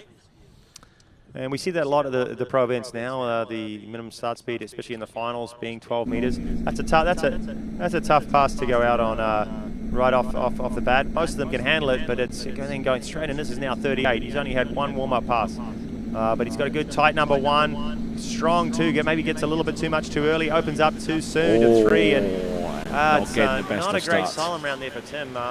Just unsettled. 1 wasn't bad, but too much at 2, and kind of stood up out of the wakes going to 3, and not really finding his rhythm with that short 12-meter start today. Absolutely, yeah. You know, he's a young gun. He's breaking into the Pro Tour, and this is what we call paying your dues and getting in the trenches early on and gaining that experience. So there we go. That is Tim Tornquist with his run. I believe it's going to be 3 on 11.25 minutes. We'll get confirmation here. Get in round buoy number 2. Again a good hookup, but then just losing his balance and composure and just coming off the handle just a skosh early, and just wasn't able to whip that ski hard enough round to go cross course. But anyway, it is a 3 buoy score on 11.25 meters. It therefore eliminates him from contention for the finals. So maybe a tournament, Tony, where Tim might want to forget as far as performance, but hopefully he learns, some lessons there. Very hard out of 2, and got pulled up going to 3, come off the handle early, and a pretty narrow approach. But like Jody was saying, experience is worth its weight in gold, and all these guys can do it, on their home lakes, when the pressure's off them. They've got the scores, in little record tournaments where there's, not a lot of expectations. Come here with the rest of the pros, money on the line, and to be able to do it with all that going on is just a matter of putting yourself out there time and time again. Absolutely. And learning how to deal with it. All right, here we go, folks. Next skier up coming to us out of Belgium. This is Arno Durik. And in the round previous to this one, we did comment on the fact that he was leaving his ski a little bit behind him on his 1-3-5 side, and unfortunately with a harder start on 12 meters, unable to conjure up the 6 buoy opening pass. Yeah, I think there's a lot of nerves going on there also for this young guy.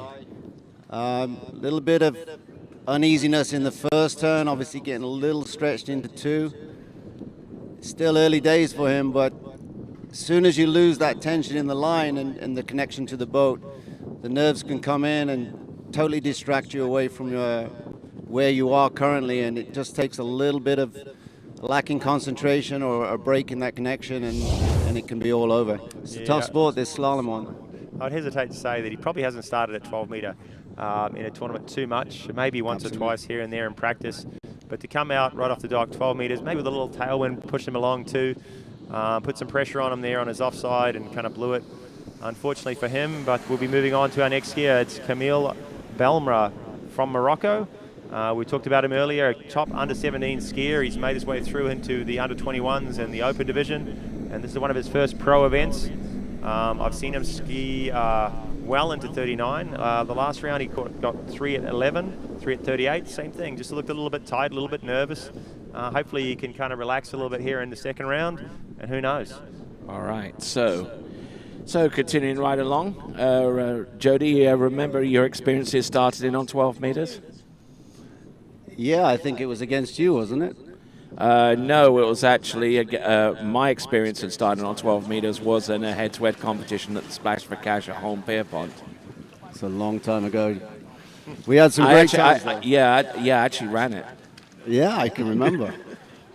When we started off with those Splash for Cash tours and some of the European stuff, I mean, that was our training ground, and we were very young and blessed to have those opportunities. And that's what really gave us the platform that we've got today. Yes, and if he is watching and checking in to this coverage, a big shout out to one Sean Bronson who made those legendary in the UK. Yes, indeed. Now let's see how he handles 35 off. He's probably never done this before. Okay, here is Africa's #1 men's slalom skier coming to us out of the Kingdom of Morocco. This is Camille Bamra. Very tall skier. I would hesitate to say he's probably about 6'. Oh, a little bit loose down course, but manages to make it up round 5 and just Wow, Gets he round made that 6. look tough, didn't he? Ooh. He was looking awkward right from the start. He kind of looked like he was a bit cautious on his gates, didn't want to kind of overdo it, and didn't really get a smooth turn at 1, drifting down the lake all the way through that pass. But hopefully, under review, he's going to score 6 and give himself a shot at the next 11-meter pass.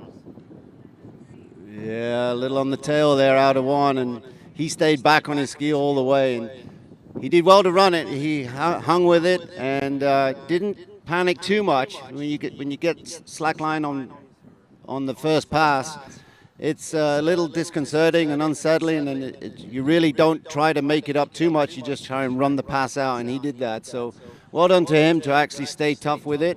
Oh, it looked like he went inside 6. Well, he sold it pretty well, but even with that 6'4" frame, he couldn't quite get enough and get that ski outside 6 balls. So I'm going to say he's done and he's heading home. Unfortunately, 5 at 12. But you know what? He was so excited to get out there the first round. I'm sure he had fun. We'll hear from Wade here in just a second. Hey guys, I'm here with Tim Turnquist from Sweden, and Tim, you had a really unfortunate crash this morning, and we just saw Chelsea Mills do sort of a similar deal, but sort of walk us through that. What happened?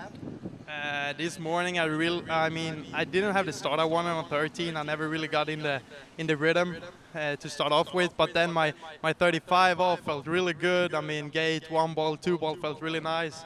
To be honest, I don't know what happened. I watched the replay. I can't really figure it out. Maybe I overloaded the boat a little bit. Because it's hard. I mean, I was skiing King of Darkness behind the Mastercraft, and now going Nautic it's a bit different.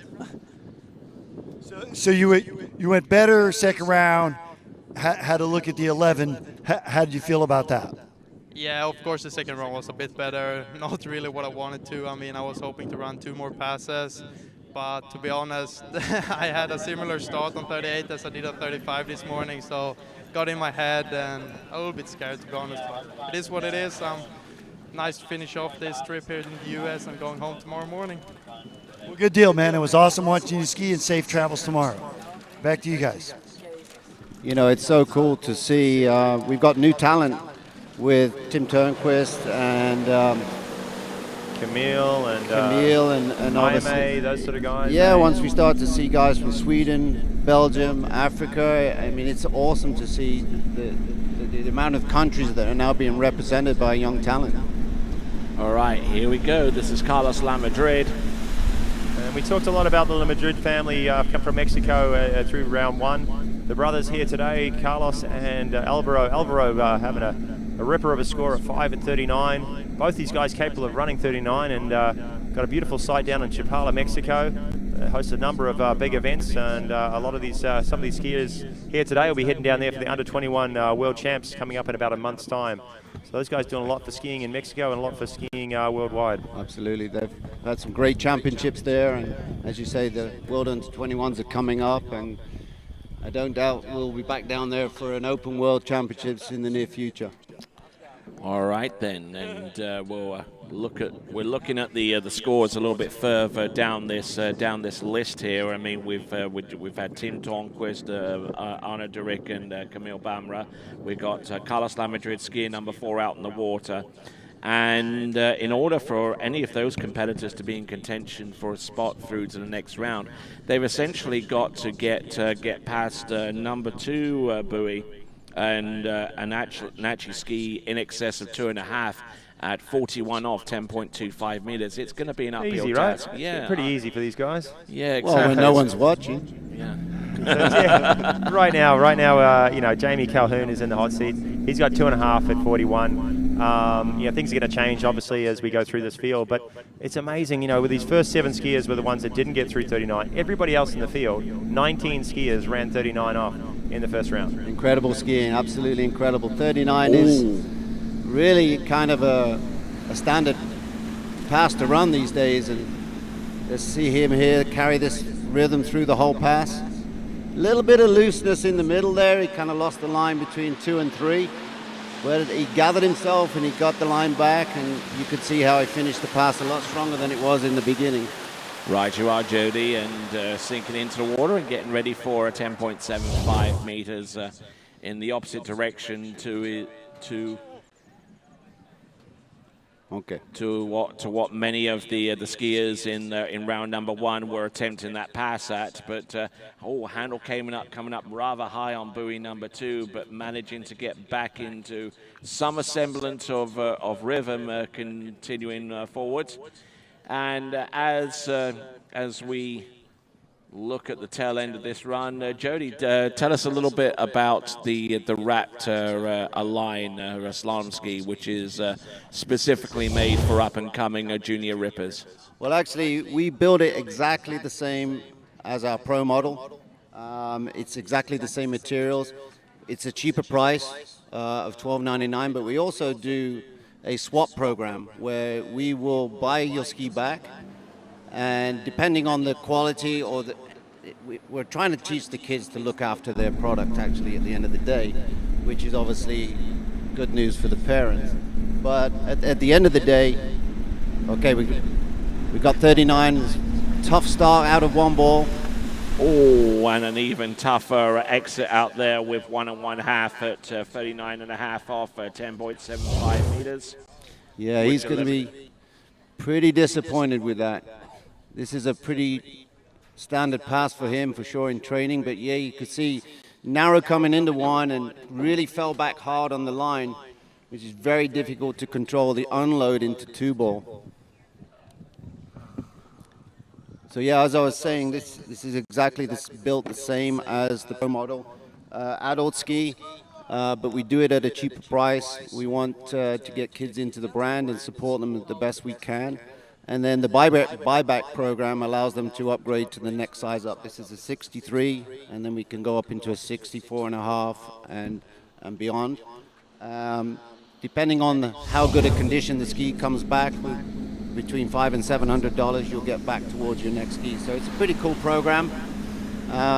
What we want to do is we want to give one away. We want to ask 15 years and younger, we want to ask you to put a short video together of you skiing and send it in. I want you to send it in to either wrappedusa.com or to the broadcasting, the Waterski Broadcasting Company, and we're going to pick the best skier out. Simple. You guys get your game on, put a good pass together, and we're gonna present this. You're gonna win a free ski from Wrap. So best of luck, kids.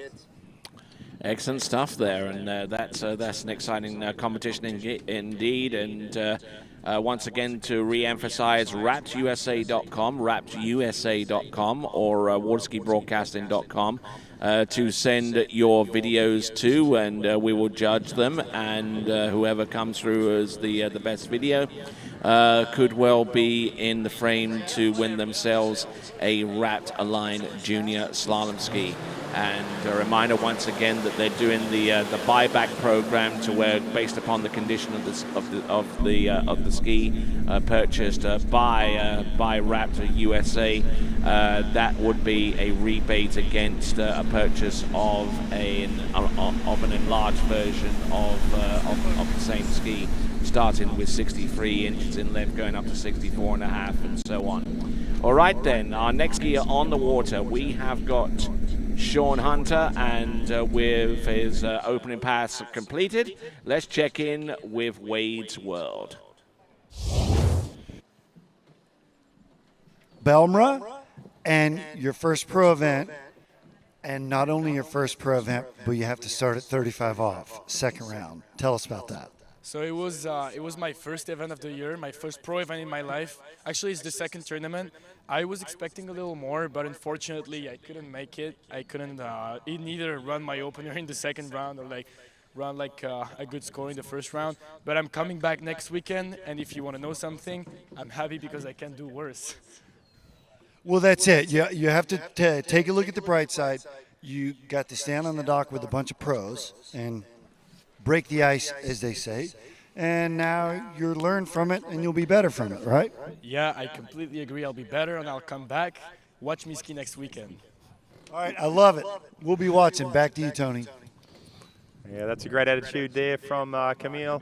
and we'll see him, I'm sure, for a long time on the circuit, and hopefully in the pros. He's definitely moved up in the under-21s. We're going to see him at the Worlds, I think, in a month or so, and big things will come from him. On the water right now, Sean Hunter, he's got 12 metre in his back pocket. He's coming back in at 11. He already looks better than the first round. He looked pretty stiff the first round, I thought. Maybe he hasn't been on the water as much as he'd like to. It's early season. He came up short. He got 5 at 11 metres. Unfortunately, though, he's getting down course here again. And he's not happy there. Not in the best of shapes there on the second pass, you know, and I mean, you rightly said, you know, I mean, he just wasn't in the greatest shape there, working that D3 NRG slalom ski. He was definitely looking better, wasn't he? The 12 metre was more relaxed. He had a decent number 1 there. And he's a great slalom skier. He's an under-21 world champion. Yeah. He's got many scores into 41, I hesitate to say, but he's probably been to 3 balls, somewhere along the lines. So for him to come up short at 38 is disappointing for him. But, you know, who knows what he's got going on right now. I know he's recently finished school. He's just got engaged. A lot of life things going on. So maybe not as much time on the water as he would have liked. And you can definitely see that stiffness here in his front leg. You'll see a little pop off the wakes through the entry gate. Right at the gates right there yeah. off the second wake, off the trough. And he also gets it out of 2 balls. So, yeah, like you say, he's probably not got the training under his belt that he's used to. And a lot going on in his life at the same time. So you're going to see a lot more from Sean Hunter. He's going to be around for a long time to come. And a great slalom skier that wasn't his day, but we're going to see him again in the future. All right, then we look forward to seeing that in the near future, as Jody mentioned. That was Sean Hunter. And now our next competitor to take to the water comes to us out of Austria. Coming in on the opening pass of 12 meters. Svolfmeter. A new member to the 41 off club. This guy just got through 39 for the first time in the King of Darkness tournament over the last couple of days. He's been perilously close at some record events over the last month or so and the end of last year. Strong skier, stays very still and makes short work of that 12 metre pass, 35 off. He scored 3.5 at 39 in the first round. Was doing pretty well, but just kind of pushed it a little bit, got a little down course and pushed it a bit at 4, and that was all she wrote for Nick. Hopefully this round he sees him all the way through, but he's got a lot of work to do. 2.5 if he wants to have any sort of chance of making our top 8 men's slalom final. And he's certainly capable of it because, I mean, Nicholas Antonsen at the King of Darkness actually in the second elimination round actually got through 39.5 off for the first time ever, and he got 1 into the wakes. Now obviously he'll need to ski more in excess of that, you know, but if he can leverage that kind of performance again and maybe get just a little bit more of a better start off number 1 at 10.25 meters, then he could put himself through to the next round of the competition. And Nicholas Antonsen, a contender for the European U21 Championship not too long ago, was actually in a head-to-head runoff with Camille Bamra, and in the same Europe and Africa Waterski Championships. Here we go. Here comes Nicky Antonsen. Look at him go. I want to say he's a pretty young skier, right? Maybe 18, 19 years of age, is that something correct? like that, yeah. And unfortunately looking a little down course here at 4 and 5. Great 5-ball actually. But picked it up.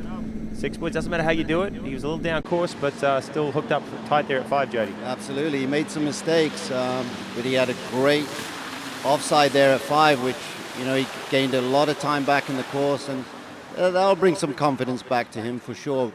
Because I think it was probably on his offside earlier in the course where he lost time. So to get a good turn again, make up, he'll be settling down now, and he's got a chance to put that behind him and move on. So far in this second round, we've got Carlos La Madrid with the top score, 1.5 at 39, 1.5 at 10.75. But really irrelevant, you know, being the top scorer in this round. It's really they're chasing the scores of the previous round.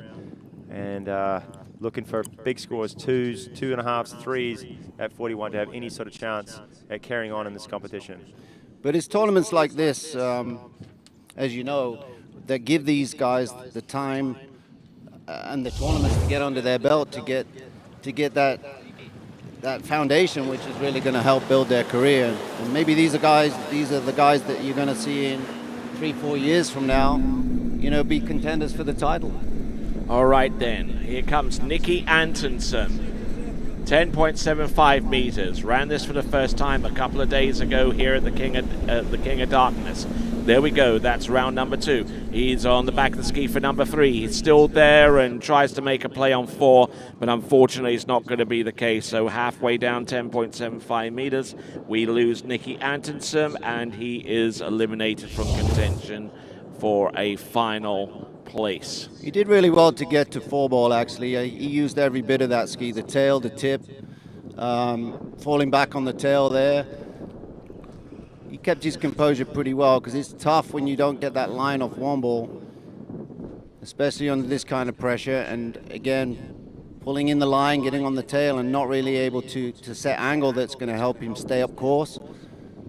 But again, early days, I actually hadn't even heard of this guy before this weekend, and I kind of keep my eye on it. So it's great to see these guys really having a first time, maybe their first season on the Pro Tour, and that's going to help them come back the next time with a lot more confidence. All right then, and Nikki Antonsen, a name that we should be seeing a lot of in the future. Round number 3, I don't think he made enough of a play on number 4, certainly not without the handle in his hand. So whether it's score is under review. Score is under review right now, maybe 3 1/4, 3 1/2. I'll put $5 on it. Oh, I'll see you $5, mate. I think he's got 3. No, all right then, we've got wagering going on here. He was still holding the handle. All right then, so continuing right along, our boat driver for this men's slalom event is Scott Greenwood. A lot of our folks that are messaging in are wondering who was driving, and many of them speculating it might have been Andrew Bergman, but no, he's just jacking his style a little bit there with the hood and with the mask and all that kind of stuff. And it's a 3 buoy count, Jody? 3 1/4. So I just made $5. Okay. Today's looking well good, done. man. My day's looking good. Double my money. Double or nothing on the next skier? Why not? Why not? Why not? I'm Why gonna not? Put it out there. And our next skier is Alvaro La Madrid, and he skied exceptionally well the first round, 5 at 39. Bittersweet, really. Good skiing, a good score, but just 1 buoy shy of having a shot at that elusive 41 off pass. He's capable of doing it. He's done it a number of times, but hasn't been over the stateside and skiing some of these pro events as much as some of these other skiers. Absolutely, and again, this is great to see them kind of stretching their wings and getting outside of their country and getting on the tour on a world level. We've got a great season ahead, and we hope to see these guys make it out to all of the tournaments around the world. All right then, let's check in with Wade's World. Hey guys, here with the Tower, Chris Parrish. So CP 35 start this round. So what are you seeing so far? Yeah, just not really paying a lot of attention. A couple of guys had some unlucky, some bad starts, but just focusing on a couple of moves for me today in my next round, and I'm going to go out there and really attack and hopefully be in the finals. Right on, which you've actually been on the podium here a few times. I was looking at the record book last night. Must be a good vibe. Oh, it's great. Yeah, I've always loved skiing here. I've had some great scores here and some podiums, and yeah, man, I really love this place. All right, well, we're going to sit here and enjoy. Back to you guys.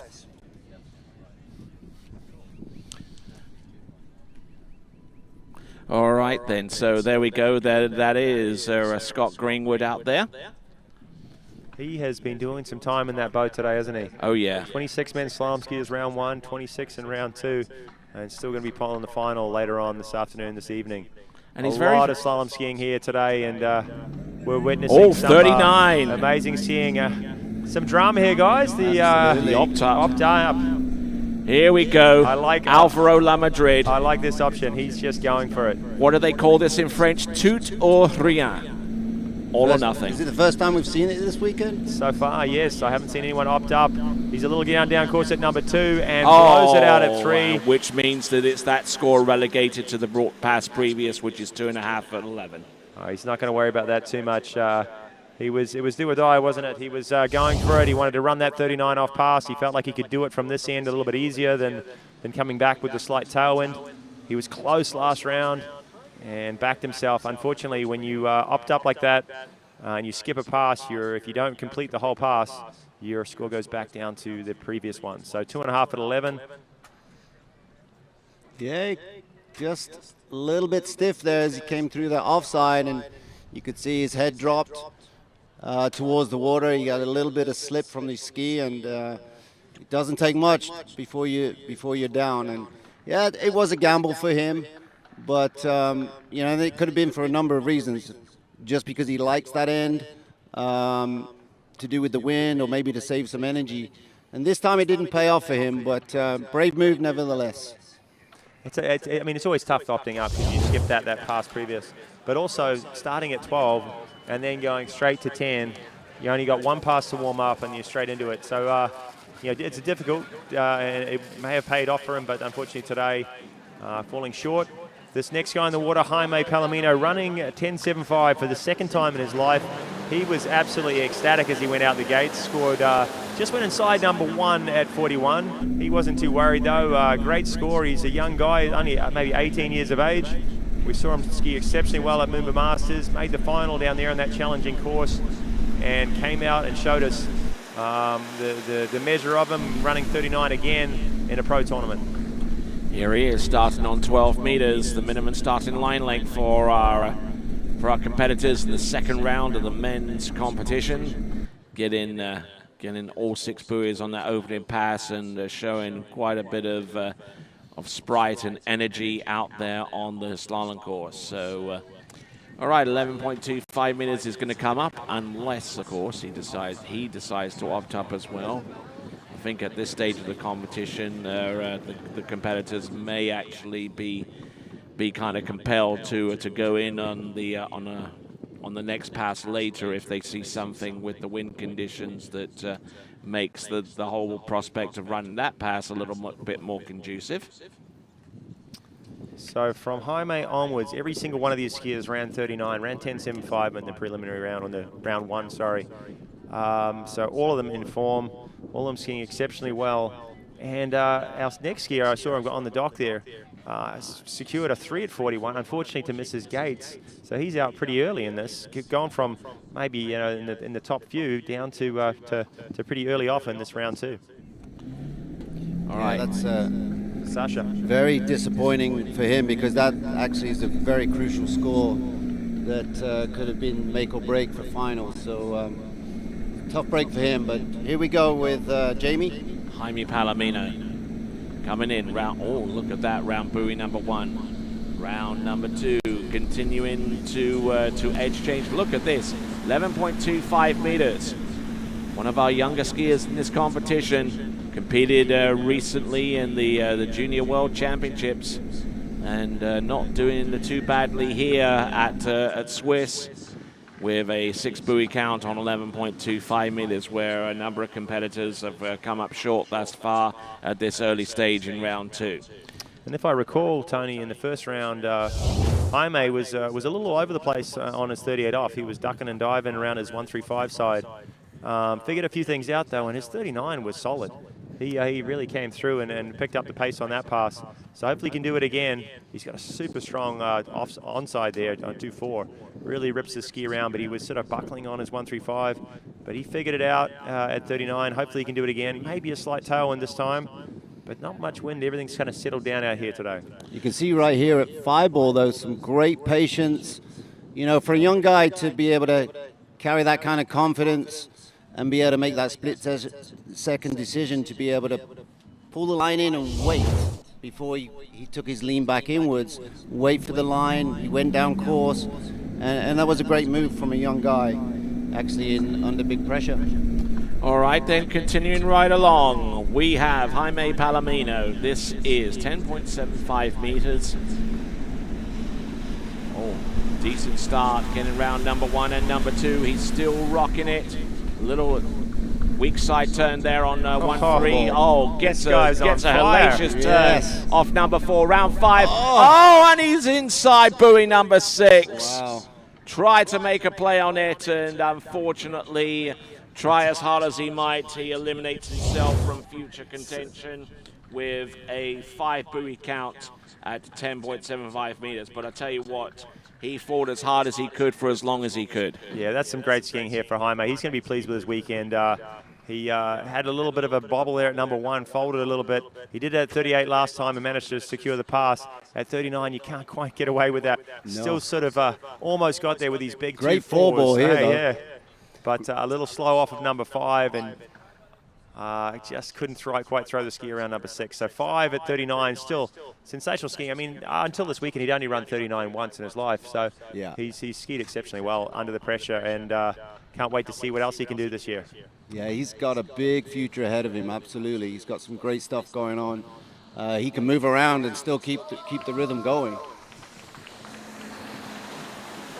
right. You can see here, you know, he comes off 2, his onside's pretty good. He gets buckled here, drops his head, but he regains his position really quite well. He lost some time there, obviously, into 4, but big turn on his onside, gained some time back, and you thought that was going to give him the pass, but this, as Carl said, a little bit of a stall there on 5, and he just couldn't get the speed on that offside to gain the space in front of 6. He's not the biggest guy either. He's a little smaller in stature, so probably didn't quite have the reach to squeak out around that 6 ball. But when you're running scores that match practice, you can't Personal grumble best with in a that. pro tournament. I mean, what more can you ask for? Yeah, yeah. Fantastic. Absolutely. All right, there. That was Jaime Palomino, and getting in the 5 at 10.75 meters, and was just so close to running that pass. Now, go to waterskibroadcasting.com/shop to shop TWBC merchandise. Check out the Ranger t-shirts, including the brand new edition, the Tony Lightfoot edition signature t-shirt that you can buy at waterskibroadcasting.com/shop. And for those of you that are on site, Splash Threads are also selling those same t-shirts. And if you do want them to be signed, you can request that. I'd hit that. You would? Well, I've seen one of those shirts. Oh, lovely. I'll sign it. Does it cost extra for the signature, Tony? No, it doesn't. I want a live signature from you. All right, here we go. Here we go. The skier on the water right here, right now, is Sasha Deska. And speak about angle and intensity, this guy has got it all. Yeah. Really turns that ski extremely hard, especially on his onside, but offside as well. I've seen some incredible photos and footage of him absolutely shredding and taking some insane attack angle into the wakes, and he's getting it done. 12-meter, pretty easy pass. He's switched up skis. He's on a HO Syndicate right now, and looking the goods. The first round he had a good score. It was 3 of 41, but he missed the gates. Yeah. Unfortunately, it must have been close. I heard him saying it was kind of a little dubious. I think he kind of challenged it a touch, but he got denied. But he was, he's gone from possibly maybe 4th or 5th down to maybe, I think he's like 15th or 16th with the missing of the gates. He was struggling a little bit on his onside last round. I don't know if you watched him, Jody. He was sort of, it looked a little uncomfortable, even at 38, 39. His onside was ripping. He was catching up on that pass. But to get the scores that he wants, to get through deep down 41, he needs to get that offside working. Absolutely. Well, as you said, Sasha's been around for some time now. He was a young gun probably 10 years ago, and he's got some phenomenal skiing under his belt. As you said, some ripping video and pictures, and he's actually had some podiums as well. And not the tallest guy out there either, but he can certainly do it and get it done. But he's had to moderate his style over the last few seasons for the sake of longevity within the sport, because he he was even more intense than what you're seeing right now in terms of his entrance and exits into every single turn, you know, and that takes a toll on your body. So, and to the point where he's missed several seasons due to injury, and has now come to realization that yeah, I do want to ski a little bit longer, but I'm gonna need to find an easier way to do it. Yeah, it's absolutely. Well, there's a lot of ways to get it done. Well, actually, when you come to the finer points of physics, there aren't too many ways to get it done, but you do see some differences in style. And as you say, there's some guys out there that have really had to fine-tune their technique to make it smoother. I mean, the likes of John Travers in the early days used to put some huge turns in there as well, and you know, he's been able to make it long-term like this guy here, and we're seeing some phenomenal smooth skiing out of him now. Yeah, I think he's made some changes from round one. He looks more comfortable there on that offside. Hopefully he can carry that through to 39. And like we say, I think as these skiers get older, they get smarter with their training. Maybe their technique's changing too, but also, you know, they don't throw themselves at it every day like when they're young. You know, they kind of balance things out a bit. Maybe they save the big hard runs for the tournaments and kind of a little bit more calculated with what they can do with their bodies. And so having the opportunity here with the rules where we have to start at 35 on the first run, that gives them a chance, if they don't opt up, to take 39 from either direction. Of course, that's an advantage going into the finals, because they will have had that chance to test both ends. Jody, I'm liking his changes. He's drifting down a little bit there at number 5 and 6. A big hit out the gates, but 1 and 3 looked pretty good. He was all over the place on 1 and 3 last time. Yeah. His 2-4 was counting, but oh geez. Score under review. I guess we're looking at the gates, I'd say. Hopefully he hasn't pushed it against himself too much there. Or maybe even whether he went inside 6 ball. Possibly too.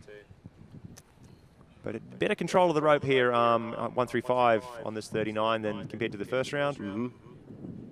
But he did lose a little time for 5 and 6, and maybe that's what they're reviewing, whether he snuck around 6 and out the gates. He definitely had a boatload of slack there. Yeah, he's having to wait and be patient for that line to tighten up off 135, as you can see, which that little hesitation and break between him and the boat is causing him to go down course, and also the boat get ahead of him, which then gives him a late pull into the next buoy and a much faster approach. Let's see what the judges have to say on that review. Yep, nervous moment, waiting for the officials to come back with the communication towards the boat. Yeah, there was nothing conclusive from what I saw there on number 6. I think that's what they're reviewing. I couldn't tell just on that quick little shot of it. I don't know if it's the gates or a 6 ball, but whichever one it is, they're looking at it closely. We're waiting for the final decision. Do you imagine what's going through his head in French right now? I know a few French words that might be going there. Yeah, it's the first ones we learn. Merde. He's a great skier, though, and we're certainly going to see Sasha again in the future. He's still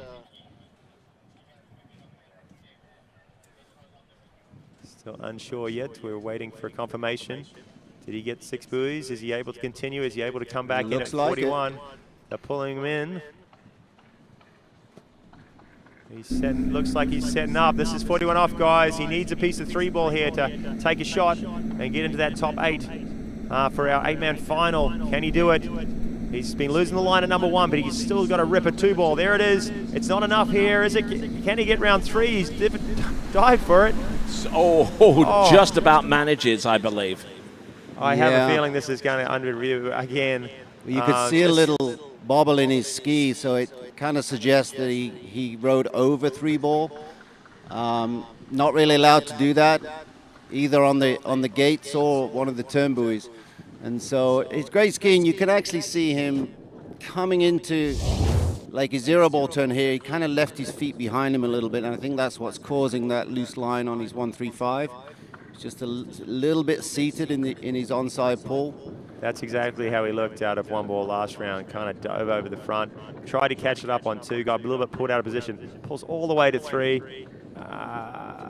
He did well not to take that on the nose. Yeah, and back in our day, Jody, if we'd done that, we would have hit that ball and gone sailing. The buoys were so much bigger, I think. Right. So much harder, but nowadays you can just kind of run over them, and it doesn't sort of a lot safer. That's for sure. Absolutely, and it's good for well, for our face, but also our ankles. But as you say, he's an incredible skier to be able to even ride over a buoy these days and be able to ride it out. Okay, if we're going to hold the skier, if we're going to carry on through with looks like Stevie Island entering the water. Judges still furiously looking at the replays, making sure they make the correct decision. And it's 2 confirmed there for Sasha Descun. Unfortunately, that's not going to be enough. He's got 0 at 41 in the first round, 2 at 41 in the second. But he's going to fall short, and we will not see him this weekend in our 8-man final. And moving on, it's Stevie Island. He scored a half at 41. In round number 1, he's got a personal best of 3, and so he's capable. He's new. He's early days for his pro career, but skiing exceptionally well. Another new name for me on the tour, so I don't know where I've been. I guess I got locked up in COVID, but it's great to see some new faces on the tour. And look at that angle from the above drone shot. Phenomenal skiing. Great view. These guys put such a good show on. It's so good for the sport. All right then, and having seen Stephen Iden go through pass number 1, let's check in with Wade's World. Thanks, Tony. I'm here with Sasha Deschamps, and Sasha ripped through 39 again, or so it seemed to me, and came up a little short at 41. Walk us through that. Yeah, I had the chance to have a long break between 39 and 41, so that was my chance. When I get to 1, I wanted to turn really hard to be maybe able to turn 3 and go to 4. But 1 going to 2, no legs, no power. So yeah, I couldn't go more than that, so that's it for this year. Well, you got to be happy you at least went through the 10.7 both times, and I got to look at 10.2, right? Yes, that was not really pretty at 10.7, so yeah, we'll see in 2 weeks. I need to train more, and that's it. Well, best of luck. We'll see you on the water soon. Back to you guys. Thanks. Yeah, you can definitely see the disappointment on his face. You know, he's capable. He's run 41. He's a European champion in the past. So coming up short with 2 at 41 today. Not the start to the season he was looking for.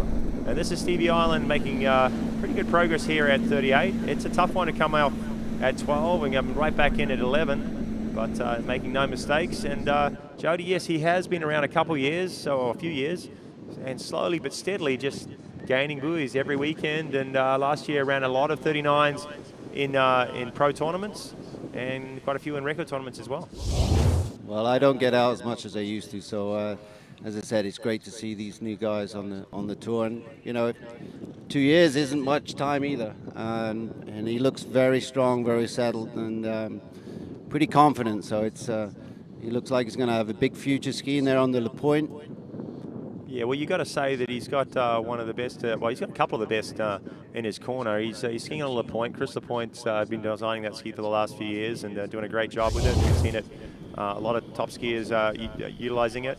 And then he also does a lot of skiing down with Chet Rayleigh at the Palm Beach Training Center down in Boca Raton. So he's right with the right people to make his progress nice and smooth and fast. Yeah, absolutely. I mean, Chris, arguably one of the biggest resources in water skiing. He's been around for a long time. I think he held the world record back in 1973 and set it numerous times right through the 80s, and spent a lot of time. Probably has some of the most deepest knowledge within ski design. I would say you're correct on that. Yeah, he's always stayed around working with different companies, kind of helping them tune their skis and advance them. But then now just recently started his own building skis. Just actually right in Orlando. There. Look at this. This is Stevie Island though coming in. This is a tailwind 39. He was off to a bit of a slow start. A lot of line at number 1 and 3. And blows it out there, trying for the big 4 ball. Unfortunately, 3.5 39 is not going to be enough. He might be hurt too, yeah. He's throwing himself around a little bit coming around that 4 ball.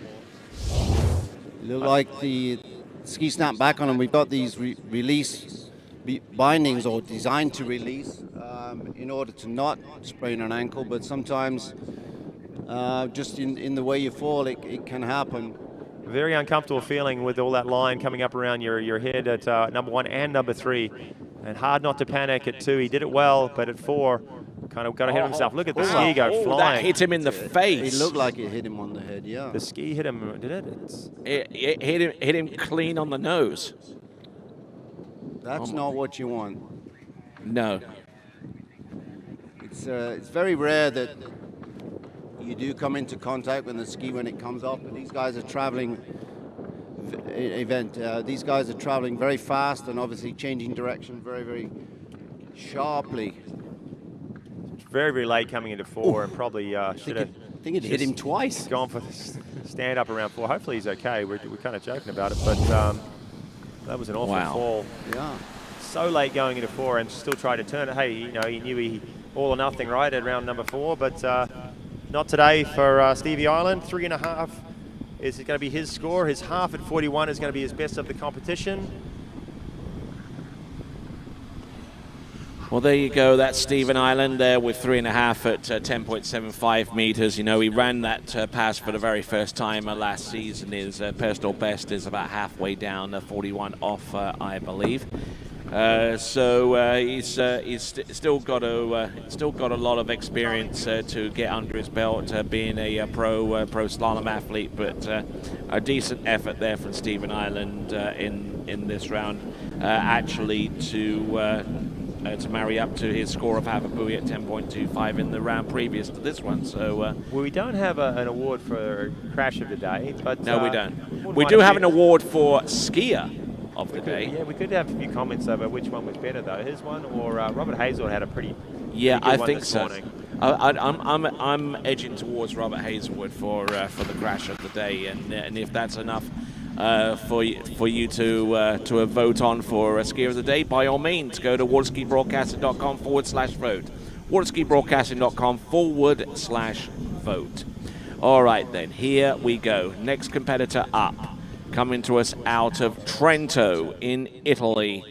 This is Thomas De Gasperi. We just talked about Stevie Ireland's experience. He probably could have, would like to have borrowed some of this next skier's experience. Thomas has been around, done it all. He's a 2-time world champion, multiple, maybe 8-time European slalom champion, is that correct? Won the Moomba Masters, Malibu Opens, all sorts of tournaments. And he loves these sort of competitions. He fell a little bit short, half at 41 in the first round. Uncharacteristic for Tom, but hopefully he gets things sorted out. Starting at 12, a lot of pressure on him in this round. He knows he's got this one chance to get down to 3, but if anyone can do it, this is the guy. Absolutely. You would normally see Thomas in the bottom end of the group, obviously coming straight off a tournament yesterday as well, and one of the most seasoned guys out there, 40 years of age. He's been on tour for a long time and been on the podium a lot of times also. All right then, so with Thomas De Gasperi opening up with a complete pass on the 12-meter line, let's check in with Wade's World. Hey guys, I'm here with Joel Poland, and so Joel's already won the Swiss Pro Trick event, made the jump final last night, and here battling for the slalom final now. So quite impressive, Joel. Thank you. I've been having a good start to the season. Obviously, you know, last night I just missed out on the podium by like a foot, so that was, you know, like a hard pill to swallow. But you know, it's not failure until you give up, is it? But as I've already chatted with a few skiers, you can never really be that nicked about making a final, right? No, I mean, being in a final is always good, but then, you know, you're always wanting more when you're not on that top step. Well, World's here again, and got to defend a title. Yeah, I'm going to try go for a little more as well if I can, but yeah, World's here coming up, but that's a long way away. I mean, we got a whole season ahead of me, so I'm just trying to focus on each event one at a time, and when Worlds comes around, I'll focus on that one too. Well done, man. We love watching you ski. Go rip it up. Back to you guys. All right, then, here we go.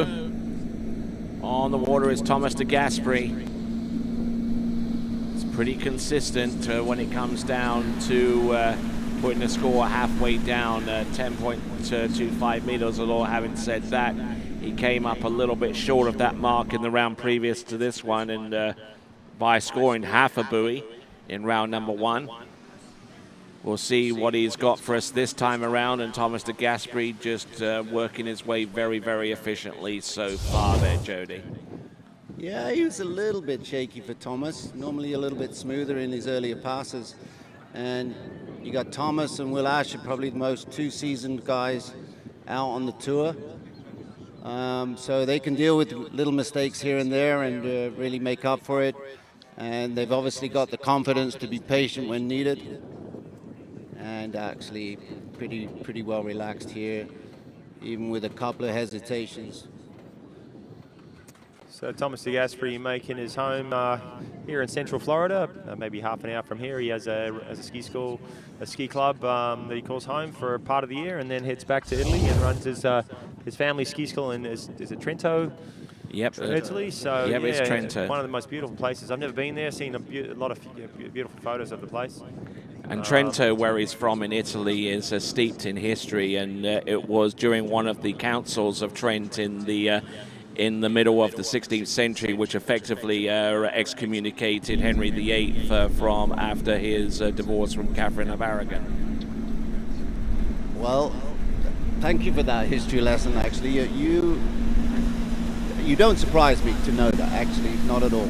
But here we Let's go. get back to the point though, and Tegas he was looking good.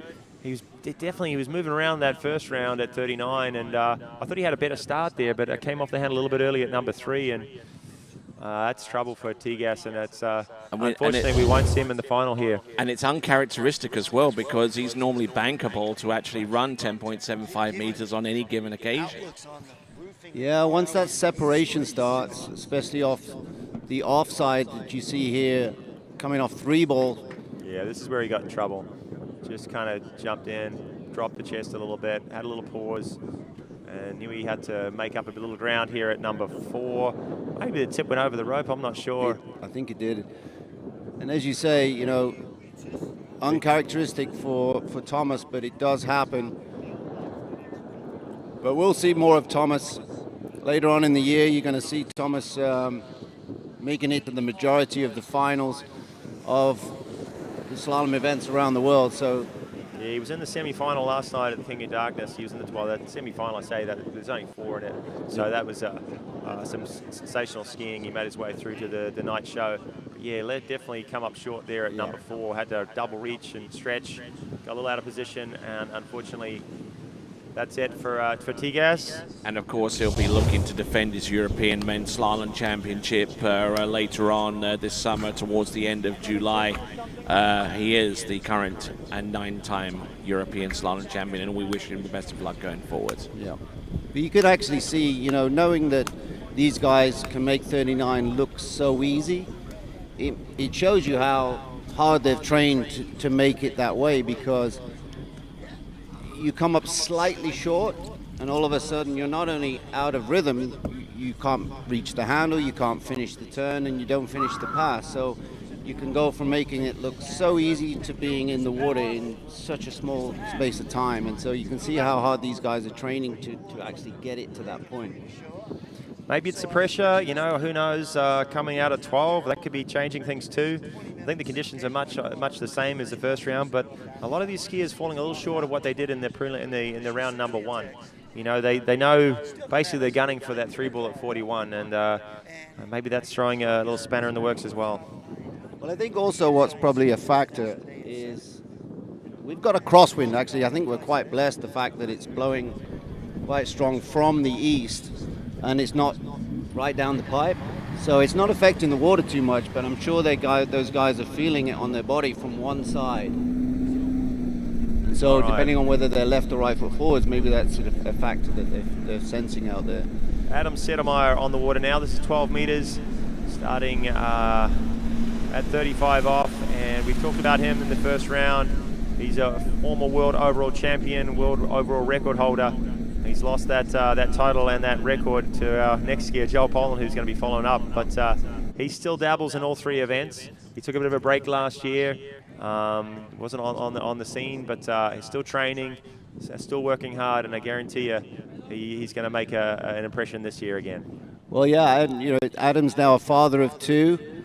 Congratulations. We saw a whole lot of families last night. All right, then, let's check in with Wade's World. And Jaime, a really good weekend for you, right? You ran 39 a few weeks ago for the first time ever. Now you've run it in a pro event, and you just almost ran it again, right? You got to be excited. I'm super excited. To be honest, I came here just seeing if I could get a halfway through 39. I mean, first of all, I didn't think I was going to run it. Like, I haven't been running it much in training, but to be honest, just like the adrenaline from the tournament and everything, it just makes you go further and further, and I'm like very excited about my results. I can't complain about anything, to be honest. No, well, it's been a great pleasure watching you and your Mexican contingent here this weekend. Yeah, so congratulations. Back to you guys. No, pretty cool to see the amount of talent coming out of Mexico right now. Jaime hitting it up for the younger skiers. Also, Nicholas Nelson, he's a under 17 world champion, has skied exceptionally well. So a lot of slalom talent coming from Mexico. They've always had some good trickers. Obviously, Pato Font, one of them, he's our current world record holder. But yeah, exciting stuff coming from Mexico. We saw the Madrids out there earlier. They've been around a while. Back on the water, though, this is Adam Settlemyer making short work here of 11 meters. And not looking too bad at all there. 11.25 meters for Adam Settlemyer. And Jody, before you head on out a little bit and allow Corey Vaughn to take over, your analysis of what you see so far from Adam. Well, again, very seasoned skier and an absolute. Well, he's actually has some slalom championships under his belt. I know he won the Andy Maple Pro-Am at Thorpe. Head-to-head like this, final will be, so he's definitely used to being under this kind of pressure, and to be an world overall champion, you obviously have to be a very accredited slalom skier. So it's looking great, it's quite smooth. He's a father, he's probably not got as much time to dedicate to his training like he used to, but he's still in the mix. All right then, so some great skiing there from Adam Settlemyer, and thanks a lot for your analysis there, Jody Fisher. A pleasure as always, and best of luck in the future with the Wrapped brand, and you can check it out at wrappedUSA.com. Thank you guys, it's been a pleasure, and enjoy the rest of the event. Here it is. This is Adam Settlemyer. This is 10.75. He ran this in the round number 1. He came up a little short at 41 though. He ended up with 1.5. He needs more, so he needs to score a full 6 buoys. He's getting down course here, a big number 4, and he can't hold on. That is maybe the 3rd ski in a row that's gone down around 3.5 at 10.75. Maybe that wind's a little stronger than we think, Tony. Or they may have just found a hold out there in the course there with 3.5 at 10.75 meters, and yeah, it's just strange that score seems to have been replicated itself not once, twice, or 3 times out there. And Adam Settlemyer, definitely a skier who's capable of running 10.75 meters, especially with the conditions that are present here at Lake Caroline. But what that effectively means that as we continue going forwards, obviously Adam Settlemyer eliminated from contending in the men's slalom final. But what that essentially means as we get closer and closer to skier number 19, which is Jamie Calhoun, it therefore means that the target score becomes ever so clearer for those remaining skiers before skier number 19. Yeah, welcome back, Corey. You're watching this replay with us, mate. Looked like he was just losing ground all the way down there. The tailwind, maybe. All these guys ran at headwind last round, and we saw an amazing 19.39s last round. So far in this round, only one guy's made it tailwind. Yeah, and I'm just getting up to speed here. I can't say that I really got to see that whole replay, but looking back, since you said that, the conditions I think seem to be about the same. We mentioned earlier that the wind had come down. I think it's maybe returned to the level that it was in the first round of the men, though. no more than that. So yeah, it's a line length start. It's got to be, right? It's forcing them to do the 39, the 10.75 downwind. We saw one guy switch it up and opt up. It didn't work out for him, but he was going for it. Maybe he has the right idea. Maybe some of these other skiers will do it. However, if they do it, they got to run it, and then they still got to navigate their way to 3 at 41 downwind. So, who knows? The strategies will come out here shortly.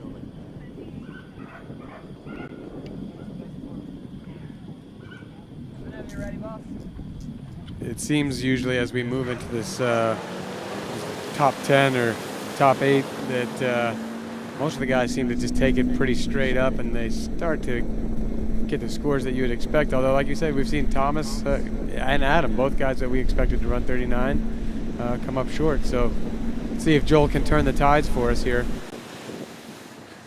Yeah, it'll only take sort of one guy to post a big score, and then the other guys will start to follow suit, I think. It's kind of how it works in these events.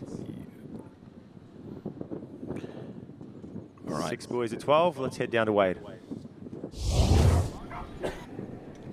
Hey guys, here with Thomas de Gasperi, a former Swiss Pro champion, former world champ, Masters champ. Man, it wasn't your day though, right? Yeah, I know. It's we had a pretty long weekend. This is the 5th day of tournaments for us, so it's pretty tough. I'm not making excuses. It's my fault. Just jumped on a new ski like last week, so still learning about it. I'm gonna go home, work hard, and make a few changes. And fortunately, I'm qualified for the Masters, so I have a couple of weeks to really dial it in, and then I'm heading back to Europe for the European tours and see family and spend time in Italy. So it'll be good. But happy to be here. Well, good for you, man. I'm going to miss you because I love hanging out with you on the dock. So anyway, enjoy your summer in Italy. Yeah, thank you. I'll be back next year. Back to you guys. All right then. So that's something to consider going down the line. Thomas de Gasperi on a new ski that he's jumped on. I wonder if it's just a new rendition of a ski that he's typically liked in the past, that asymmetrical slalom ski. Yeah, I mean, I think that he's really the only one that has the rights to ride the Thomas de Gasperi ski. So I think to those of us on the outside, it all remains a mystery. He may be able to make changes, but it's not a model of ski that good sells to the public, and it's all under wraps for T-Gas as far as I know. All right, then. We'll keep an eye on that as we work our way down. We've got Joel Poland out there on the other end of the slalom course, getting ready to rocket in towards the course. Once again, it's going to be an 11.25 meter run. They're taking a bit of time here. Not too sure whether there's a review of any kind. We haven't heard anything, but maybe they are looking back at something.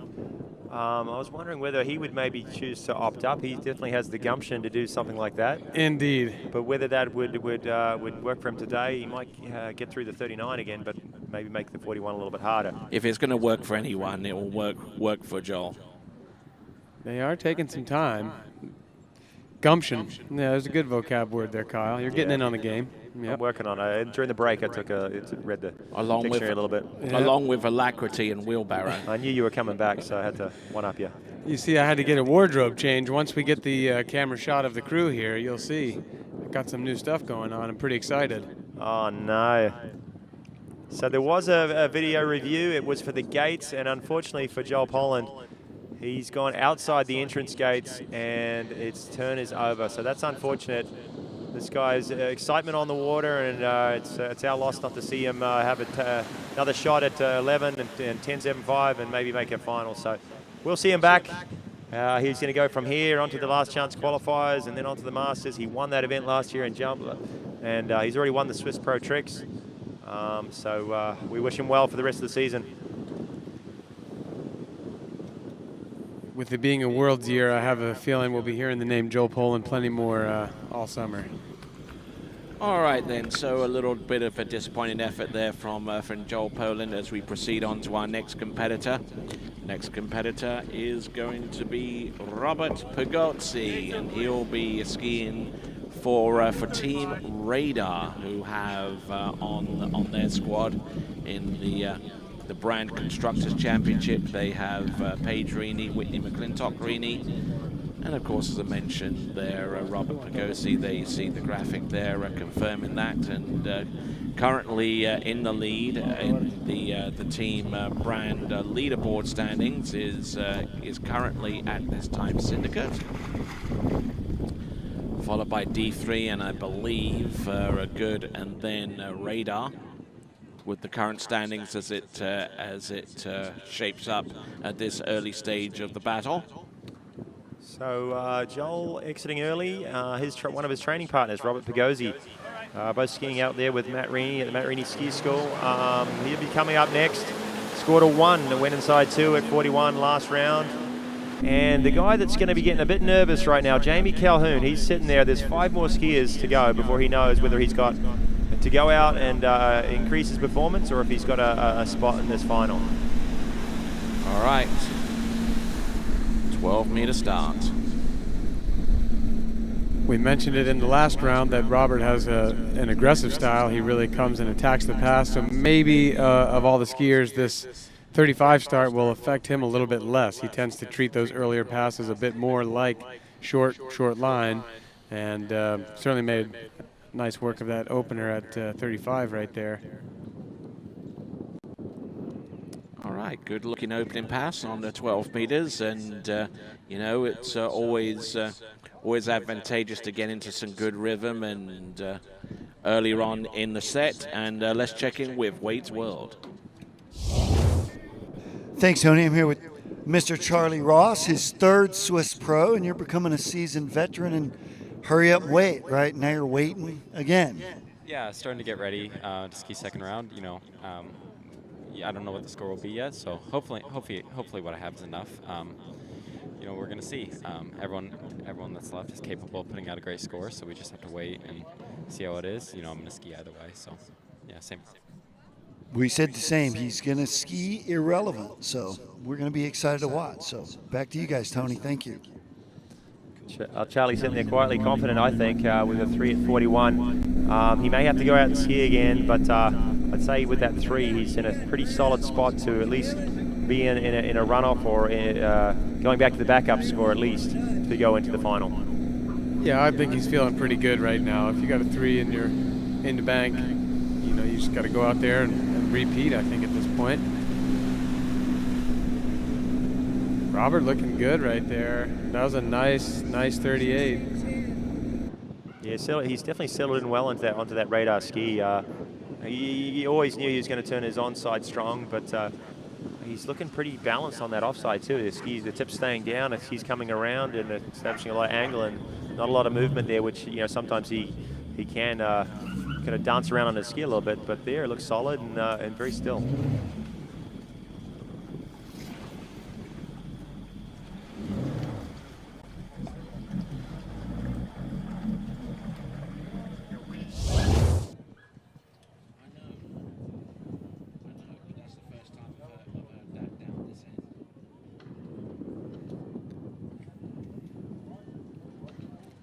All right then, so Robert Pigozzi, true to that second pass, he's gone through the 12 meter and 11.25 and looking in pretty textbook pass, wouldn't you yeah, say there, guys? Yeah, absolutely. just watching that really in sync with the boat. You saw a tight line everywhere. He was just skiing on a cable, and that gives you a good feeling as you approach the 39. So far this round, only one guy through 39 tailwind. Only one guy really stepped up their score from the round number 1. Hopefully we can see Pigozzi get through it and have a shot coming back upwind at 41. Here he goes. Oh, he's got rolled up a little bit on his gates, but still a nice number 1. He's got time at number 2. Big 2, holds onto it tightly. There's his 3. He's on time here at 4. Hopefully he settles down a little bit. Yeah, a little quieter, number 4. And all 6 buoys as he goes around and out the exit gates. Great skiing there for Pigozzi.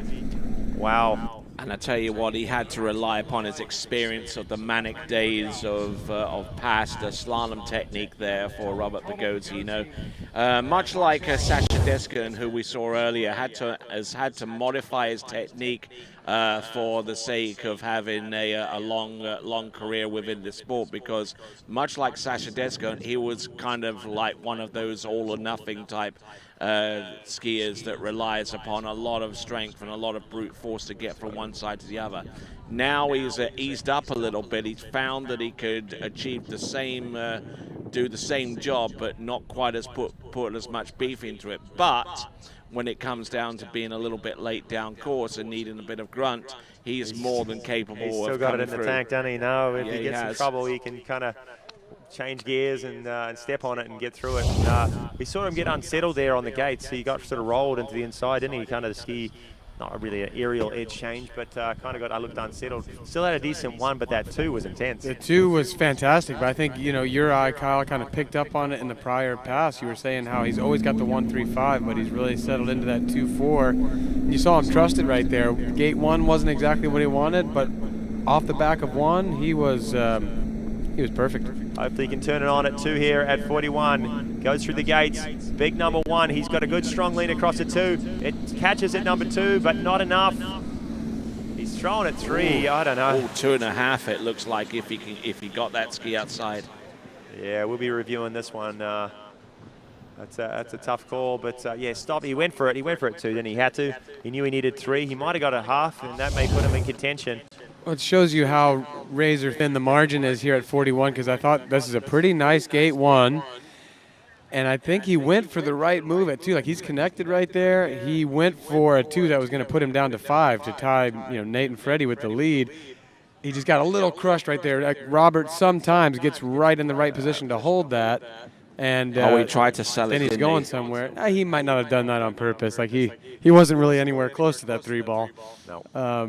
That was the right attitude. There was the right approach. You know, he killed 1 ball. He went for it at 2. No point in sort of checking up there. He was never going to make 3 with that. Unfortunately, just got broken. This guy's strong too. So look at the force through the body there as the ski catches.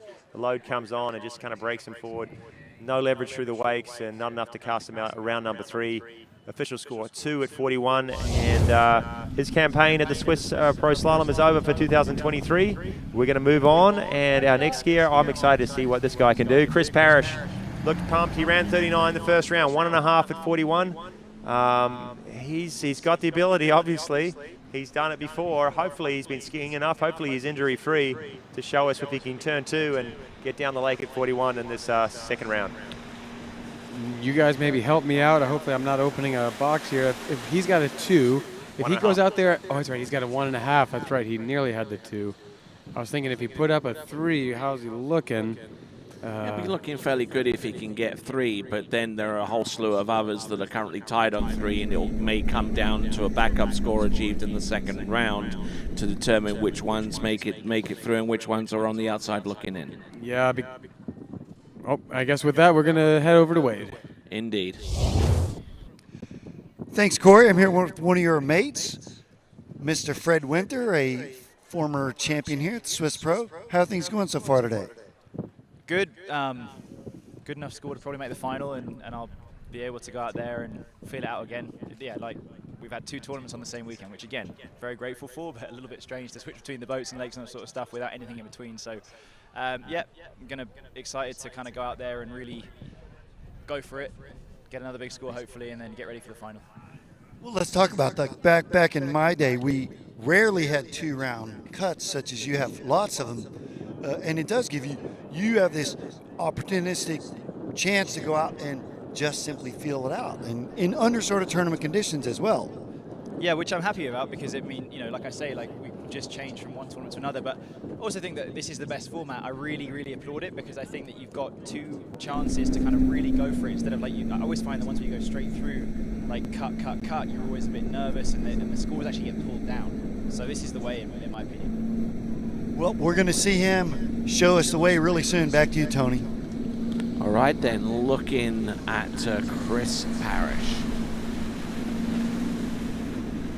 Transcendent talent out there on the water.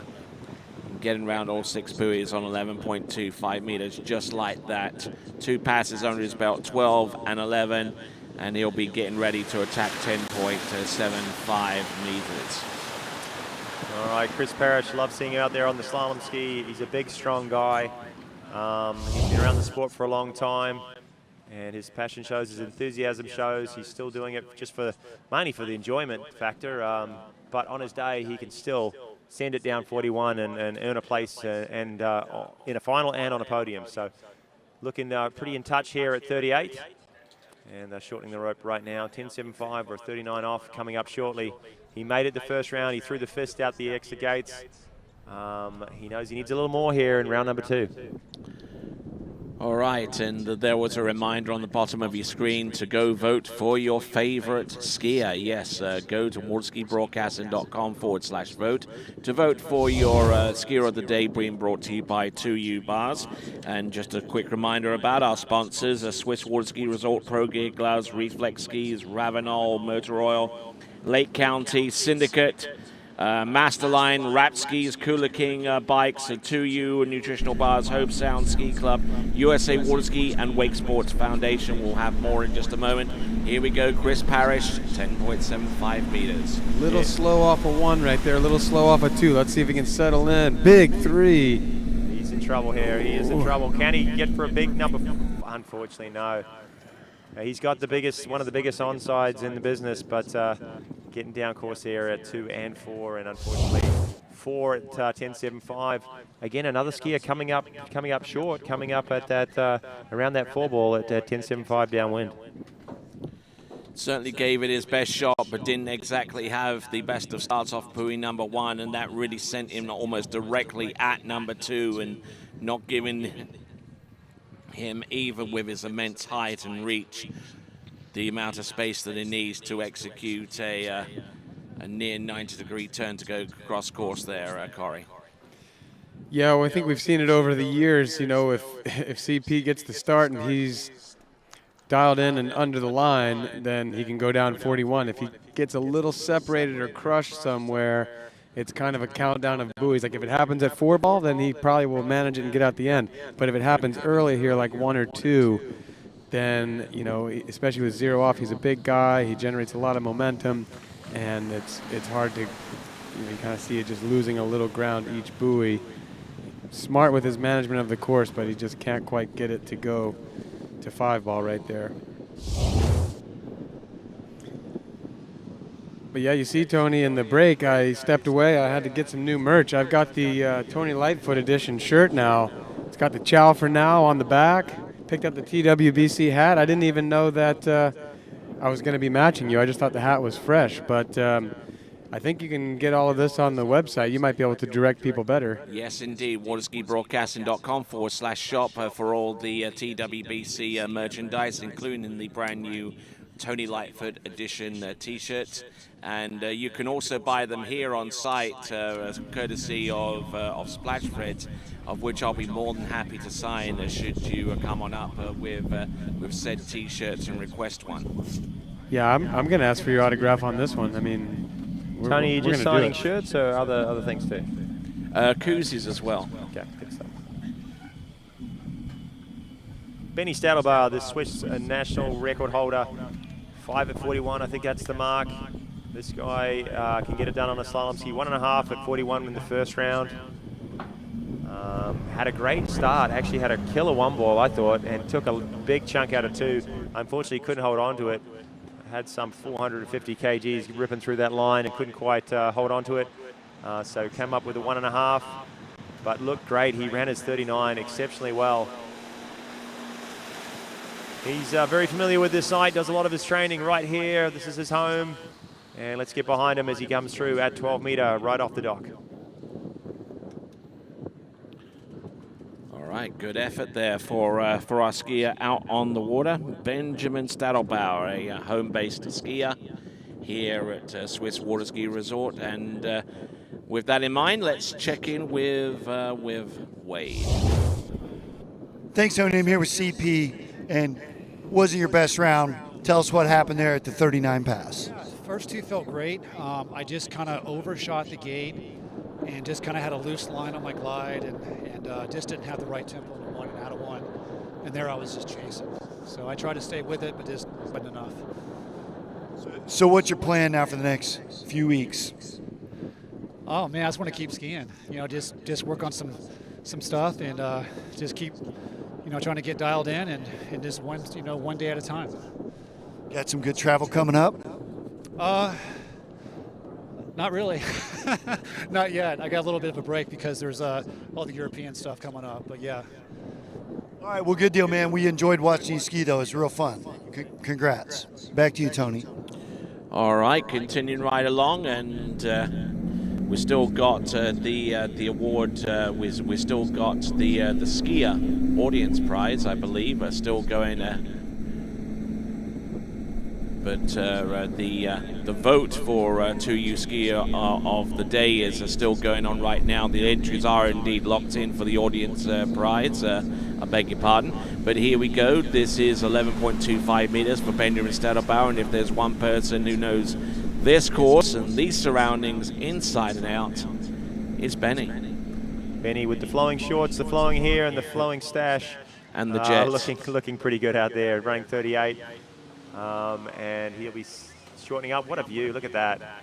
Yeah, that's not too shabby. Right, what a beautiful place. You can see the beautiful golf course around it. It's almost... Are they playing golf down the end? Are they chipping over top? You know, down that, right at they drop down after the first pass. They usually hit across you on that second hole. I wonder if they're... It's almost like one of those Goodyear airship shots, isn't it? I think they only let the good people play today so no one gets hit in the head. If you're like me with the golf club, they don't let you play on the day of the tournament. I've played this course quite a bit and back in the day, and it's not an easy green to find. The water's a lot easier to find. Yeah, that's why I just skip swinging the golf club in the first place. I go straight for the dock, just find the water, and then I'm good. Well, you could practice at Top Golf. And then there's the third hole comes right down the side, and if you've got a bit of a slice, like most of us, they ended up around 2-ball. That's why I don't hit a golf ball with anything more than a 7-iron. Anyway, here we go. This is Benjamin Stadelbauer approaching the course right here, right now at 10.75 meters. A good edge awake, tightening up the line. Good strike on number 1, round number 2. Good reach on number 3. Oh no, and overturns number 4 and just completely overcooks it there. And another score. 3.5 at 39. There is definitely something happening down around that 4-ball. As he came in, I was thinking, can he capitalize on that local knowledge? You know, he's probably skied in here with every sort of possible wind conditions and knows how to navigate it. But with the pressure of the competition on him, knowing he needs to get through that pass to have a shot, just got pushed down course a little bit again. And unfortunately for Benny, he's come up short. And he was looking good there off the backside of 2. I think you said it earlier, Kyle. That's kind of really a point that we look for. Is like if the skier has rhythm off the back of 2, usually they're away, you know? Yeah, you go. But you know, here he was in pretty good shape right there. Like you said, there's a whole something's going on at that 4-ball that is swallowing people up. Very, very different considering that first round with so many guys running through 39. And then this round, we've only seen a couple. I think it was Sasha earlier. He got a couple at 41. And Robert Pagozzi. Those are the only 2 so far. All right then, folks. So we've got 2 more competitors to go before skiing 19. Now, what's the significance of that? I hear you ask. Well, from skiing 19 onwards, there are 8 skiers remaining. We take 8 through to the next round. So whoever's currently in 19th spot right now is basically the bubble score. And in that instance, it is 2.5 at 10.25 meters. Now, anyone who scores more than that puts themselves in a pretty good chance of making it through, but it's not all cut and dry, because if there is a multiple way tie for several of our scores, it could come down to a backup score to determine who makes it through to the next round and who's on the outside looking in. Yeah, well, if you'd asked me after the first round, with so many guys through 39 and so many of our top guys just, you know, maybe falling up a little bit short, 1s and halves and 0s at 41, I didn't think Jamie Calhoun was safe. I thought he was quite vulnerable there, sitting there with 2.5. Even the 3s, I thought it might be a bit of a. But as it goes, we've only got 2 skiers left before we know what the cut's going to be. All right, then. Next competitor to take to water is going to be Thibaut Dayon. Now, one of you folks here on the live chat is asking me a little bit about that junior ski prize competition from Wrapped USA. They couldn't find the website.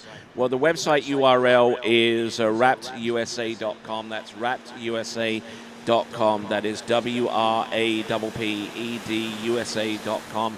Find out more about that ski giveaway from Wrapped USA. All right, then, here we go. On the water, we have got Thibaut Dayon, a very well-rounded skier, and we saw him trick not too long ago at the Swiss Pro Tricks and scored over 10,840 points. And if he could strap on a pair of jump skis again and get practicing ahead of the World Championships in October, then he could be a force to be reckoned with. Let's check in with Wade. Thanks, Tony. I'm here with another one of your fellow countrymen, Mr. Jody Fisher, and I was over there coming around the back, and I heard your voice on the mic, and it's been a real pleasure having you here at the event. Thanks for coming. Yeah, it's always a pleasure. Thank you for having me.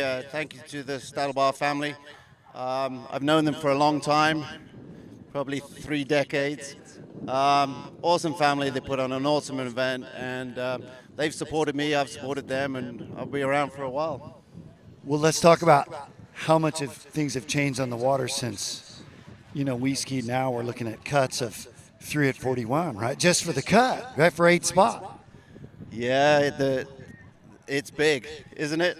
And you got to do it twice, at least. So, the sport's come a long way. I mean, maybe for us it was 3 at 39. It's come a long way, but yeah, it hasn't really. 6, 8 buoys. The equipment's come a long way. The boats have come a long way. We were back from hand driving, hand timing, and no pre-gate. So I think these guys got it easy. No, good deal. Well, we're going to take it easy and watch some more skiing. Thanks, Jody. Back to you. All right, then, returning to on-water action. Currently out there is Thibaut Dayon, 2 passes already under his belt here at the Swiss Pro Slalom. And among our other supporters, we've got Ski Paradise, Conley Skis, Wake House, D3 Skis, Drew Ross Realtor, La Guapa Resort in Mexico, Waters Wetsuits, and My Family Pet Products.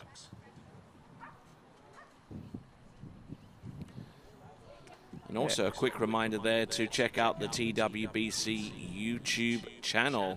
Subscribe, and then hit the bell icon a couple of times to be notified as to when the next live broadcast is. And also check out the TWBC podcast, available on Spotify, Apple Podcasts, Google Podcasts, and wherever else you like to listen to podcasts. We've had some amusing conversations with Freddie Winter of recently, and we'll be doing a podcast directly after this event again to round up what has been a gigantic weekend of skiing.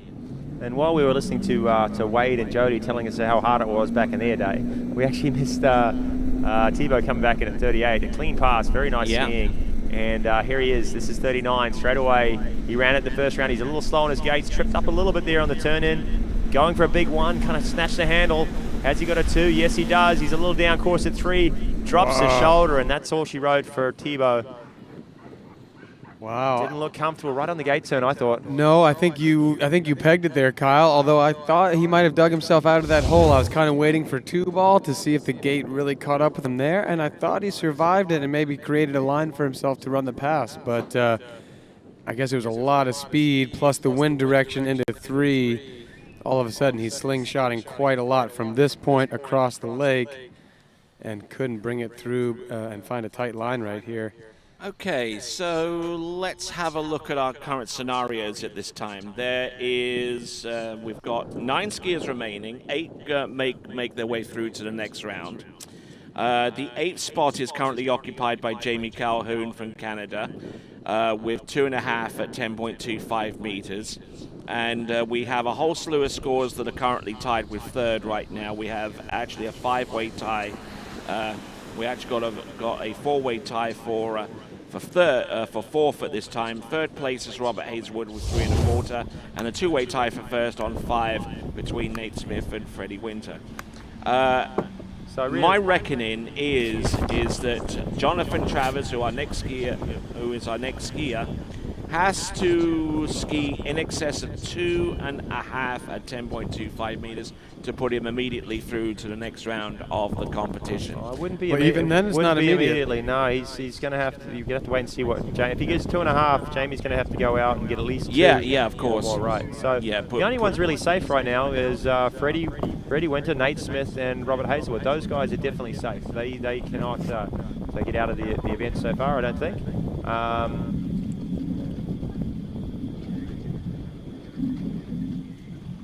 Yeah, so a lot of variables coming into it. We'll wait and see. So yeah, it's essentially a head-to-head battle right now between Jonathan Travers and Jamie Calhoun right now. Yep. And John Travers has been skiing exceptionally well. He's a bit of a sure bet through 39. What he can do at 41, let's wait and see. He's got a killer onside. If he can get his ski hooked up at 2, he almost did in the previous round. We saw it kind of snap through and fold him a little bit. He almost held on to it. If he does get a turn at 2, he'll be sending it down the lake and earning his spot in this final. But he's got a few passes to go to get to 41 yet. So here we go, Jonathan Travers, who trains just down the road at Jack Travers Waterski School in nearby Groveland in Lake County, which will also play host to the World Championships once again come October.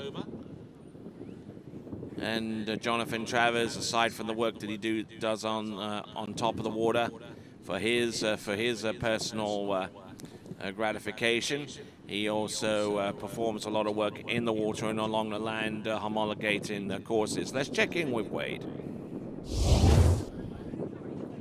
So, Tony, I'm here with one of my favorite skiers who I'm not seeing on the water today. So, Cole McCormick, tell us what's up. When are we going to see you back?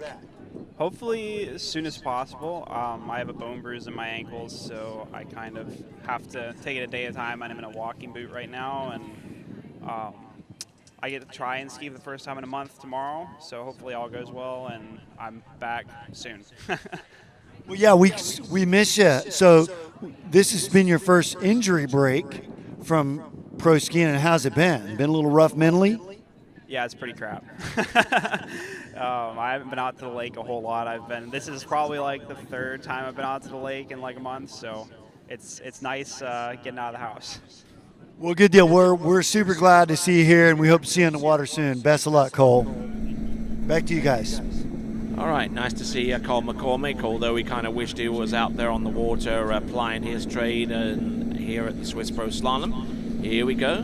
Skier on the water now. A little bit of a delay there on 11.25 meters on buoy number 3 into 4, but still managing to slingshot his way round buoy number 6 to run 11.25 meters. Now the pressure starts to mount. Definitely feeling it there for Cole McCormick. Nothing worse than sitting on the sidelines during a slalom event. Hey, Corey. It weighs on you a little bit. I'm happy to be in here with you guys, but it does look awfully fun out there. And Cole has done exceptionally well here. He's pretty a sure bet to get a ways down 41, and he's picked up a few 3s and 4s along the way. Touted to be one of the next guys to run a 41, I think. But has to wait and see, wait for his body to heal, and hopefully we'll see him back later on this season. Yeah, I think you're right. He's smart to heal up right now. We got a long season ahead. We got the Worlds later in October as the kind of the crowning event of the year.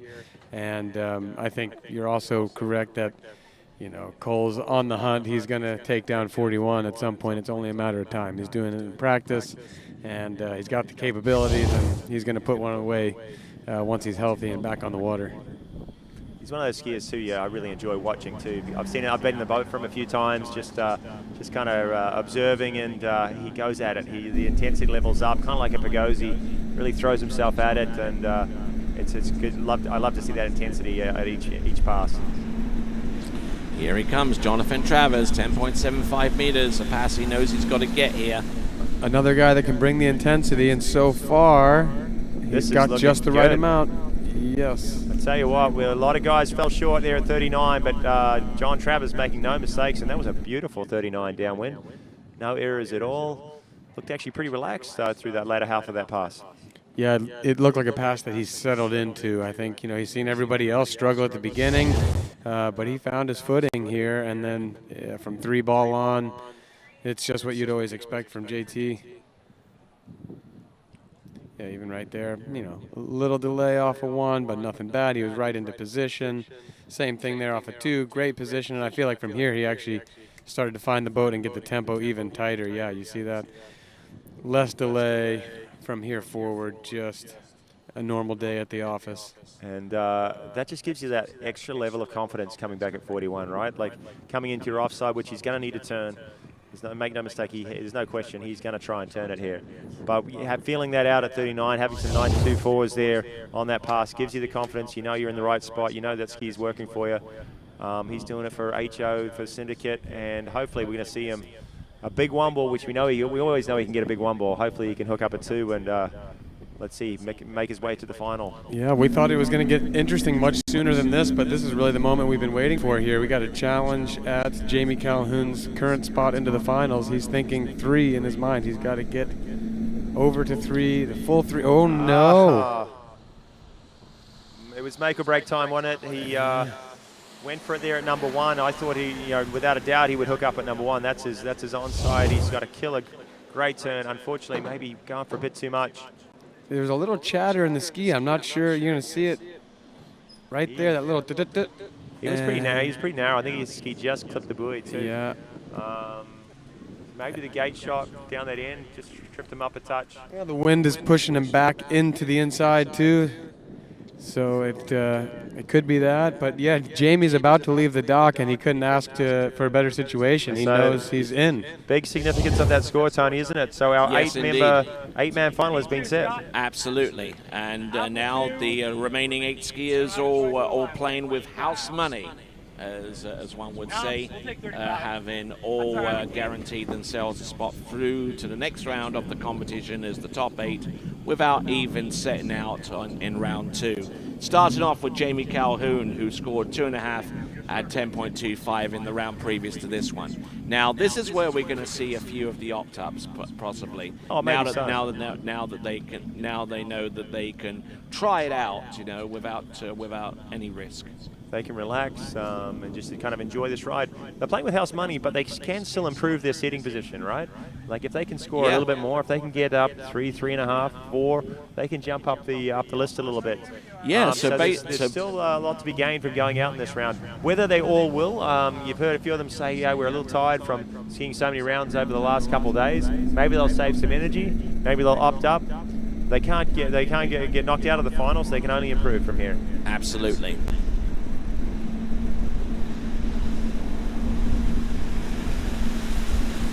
Meter start. And if I know Jamie, he hasn't had as many opportunities as he'd probably like to have some shots at big scores. Obviously, he loves skiing here. It's like all these skiers do. It's at Swiss Ski Resort, so I think he's going to be out there having a good shot at a big score. His personal best, somewhere around 3 at 41, I believe. He's probably got that Canadian record in the back of his head, currently held by Jason McClintock, I believe. Maybe it's 5 at 41. And he's a working man now. He's getting married, or he is married. Doesn't get as much time on the water as you probably would like, but still skiing exceptionally well. And when he's on form, I firmly believe he could be one of those guys that goes deep and maybe even runs 41. Yeah, well, one thing that I think is pretty cool, Jamie got married and last fall. Oh, we're going to take a timeout right there, put a pin in that, and we're going to go to Wade.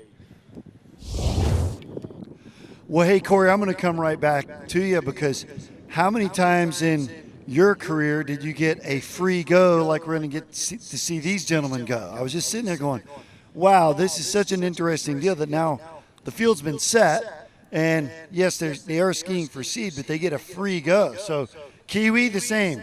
Did you guys get any free rounds in your careers? I wish we had. Yeah, I think we expected some shakeup here. We thought somebody was going to come in. We had Sasha with the 3 that got turned to a 0. We had all this drama in the first round, and then, just for the odds that it would end up, the top 8 from the first round would hold. I thought those odds were slim, but you know what? That's the case, and those guys all skied great. They deserved it, and that's what you get for skiing really well in the first round. I'm glad they get to enjoy this, and I think we're about to witness some great low pressure skiing. Yeah, well, we heard Freddie Winter talk about he likes this, really likes this format. You know, it ensures the best 8 skiers are in there because they've got 2 chances. You know, there's no, you know, if somebody has an accident or missed the gate, so, you know, he doesn't get knocked out early, and the top 8 skiers from those 2 rounds come through. Regardless, whichever format, you would have had the same field. No, that's right. What I was about to say before we went to Wade was, you know, something that I really appreciate and admire about Jamie. He got married in the fall, and he's now training primarily with his wife as his boat driver, and that's what I do. Familiar story, eh? Yeah, I just think it's the coolest thing. They were both sharing their experience with me over at King of Darkness, and you know, they were cautioned heavily that for sure this was going to lead to divorce, but I know better. I know that it can be one of the greatest things to get to ski with your spouse. I think maybe Stevie Island and Elizabeth Montavon are also in that boat, but it's a minority. But look, it's working for Jamie. He skied awesome at King of Darkness. He's made the finals today, and you know, let's see if that extra boost can carry him well into the finals. Your wife's your driver. Is your kid now your observer point? You got it. You know exactly how this goes, Kyle. And 0 off is the speed control. That's it. Here we go, Jamie Calhoun getting a little bit down course. Reps at around number 4. He's still going. And Still nice there. Solid 5. Another skier to get through 39 off. All right. He looked actually pretty relaxed, didn't he? You know, some of those other guys got a little down course and they started to panic and push it. He knew he had nothing to lose. He stayed calm, and there it goes. Another 6 buoys. Well, what I'll say about this is, you know, he was getting a little down course. It wasn't like as good as his 39 earlier. There was a couple parts where he had to manage it, but I think Jamie's 22 years old, or 23 at the most. But the composure that he showed in that pass is what you would expect out of a seasoned veteran. I mean, Jamie's been doing high stakes tournaments since he was a junior, but that was just really smart skiing. Like you said, he stayed calm. 4, 5, and 6 there. He had to walk the line and not overdo it, not underdo it. But you never saw him get rattled. He did exactly that, just did what he had to do. All right, then. He's now on 10.25 meters. Now, for those of you that are curious enough to wonder what the Canadian record is, I can give you that information. Jason McClintock currently holds the Canadian national men's slalom record with 5 at 10.25 meters. He set that record way back in 2016. The skier on the dock. There's a couple skiers on the dock there. Drew Ross and his son Charlie Ross. I have a feeling they both got the similar PBs. I remember seeing Drew get somewhere around 4. He had the Canadian record. I think he had a 4 or so, maybe 4.5 at 41. And his son now has a 4 at 41 too. Come on, not a bad one. Did not get out of the 2. So with Jamie out there, 1.5 at 41, he had his shot, and Charlie scoring around 4 at 41. That Canadian record is definitely under attack, isn't it? No doubt. Yeah, I don't think it's going to stay where it is for all too long. I thought that was a pretty good one. Maybe a little quick trying to come back to the handle there. Maybe wanted that backside a little more than he could have had it at 41. You know, the wind's pushing again into that 2 ball, which is making it all a little bit more difficult. It's probably that. That's been the story of the day when we've seen some of these little mistakes. Like 1 looked good.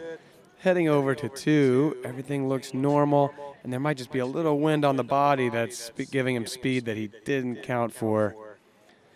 You know, I guess we could always say, and this is and by no means am I saying that the driver is making any mistakes, but of course the wind pushing the skier towards that buoy is also pushing the boat towards that buoy, so the driver is pushing back against the wind constantly, and you know, that's another factor that's tricky.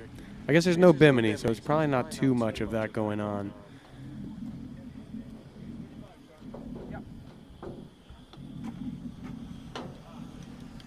All right then, folks. Next skier up, and a skier that really roared into the scene about 2 seasons ago, where he, at the age of 15, ran 10.75 meters for the very first time, or 39.5 off, and he is the current world U17 world record holder in the boys slalom event with 4 at 10.25 meters. This is Charlie Ross. Just sitting back and appreciating this footage of Charlie making short work of 12 meter, a lot of angle. You gotta love that drone footage, don't you? You can see the angle across the lake and how much space he creates in front of the buoy, giving that time to snap the ski around, and great skiing. We're going to hear from Wade, and we'll come right back with Charlie's 11-meter line. Hey, so guys, here with Stephen Neveau, and even though it's, a non-pressure round, still a lot of people here. It still matters, right? Oh, for sure. It's the opportunity here to kind of feel things out before the finals in a little bit here, so I wouldn't say there's no pressure, but definitely a few things to think about still. And you get a look at it from this end, opposite ends from earlier, right? And that's going to matter? Yeah, of course.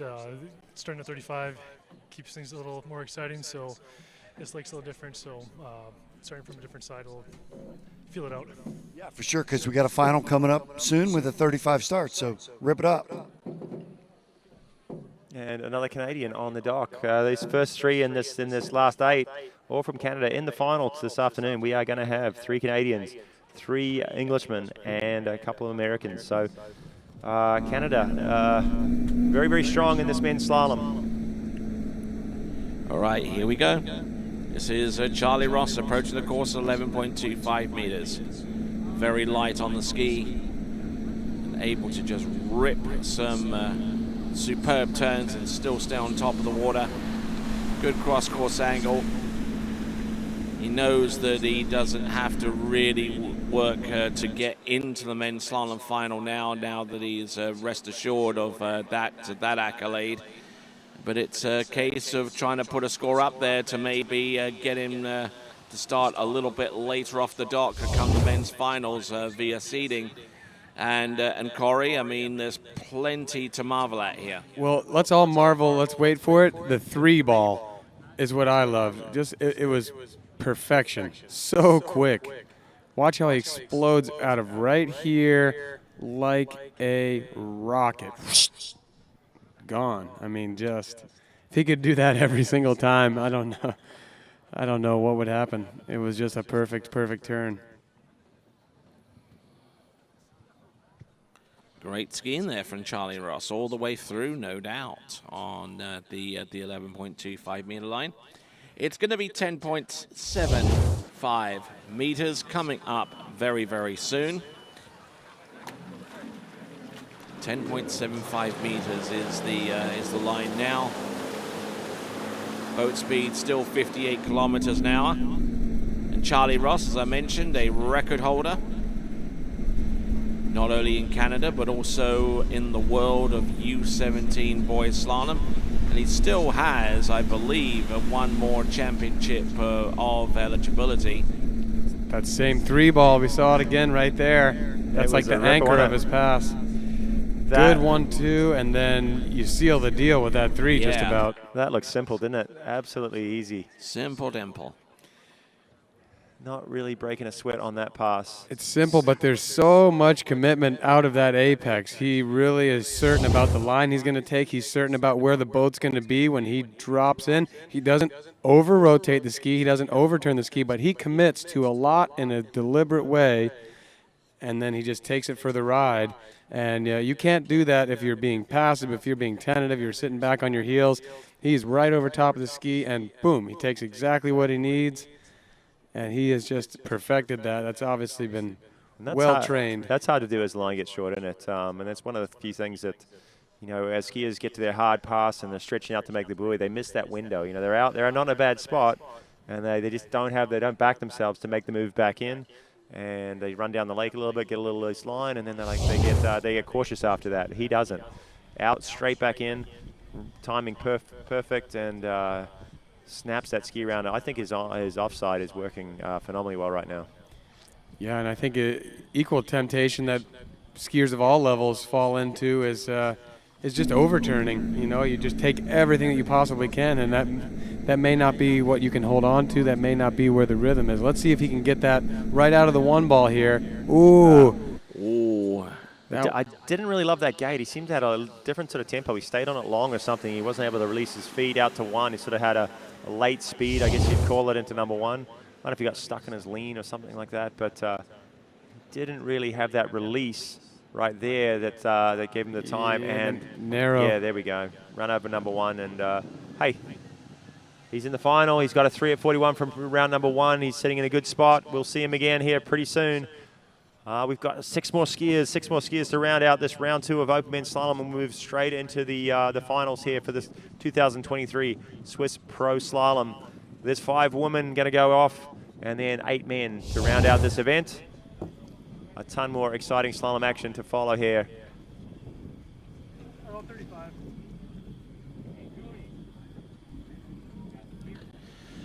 All right, skier next.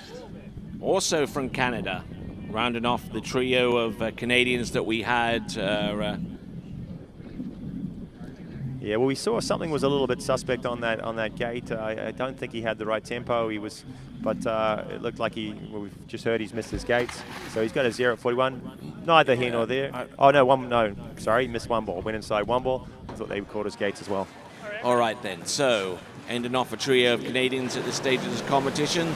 This is from Canada, and the current in the past, he achieved this record in 2013, the tied U21 Canadian national record with 3 at 10.25 meters, but skiing in the open division, of course, these days. This is Stephen Neveu.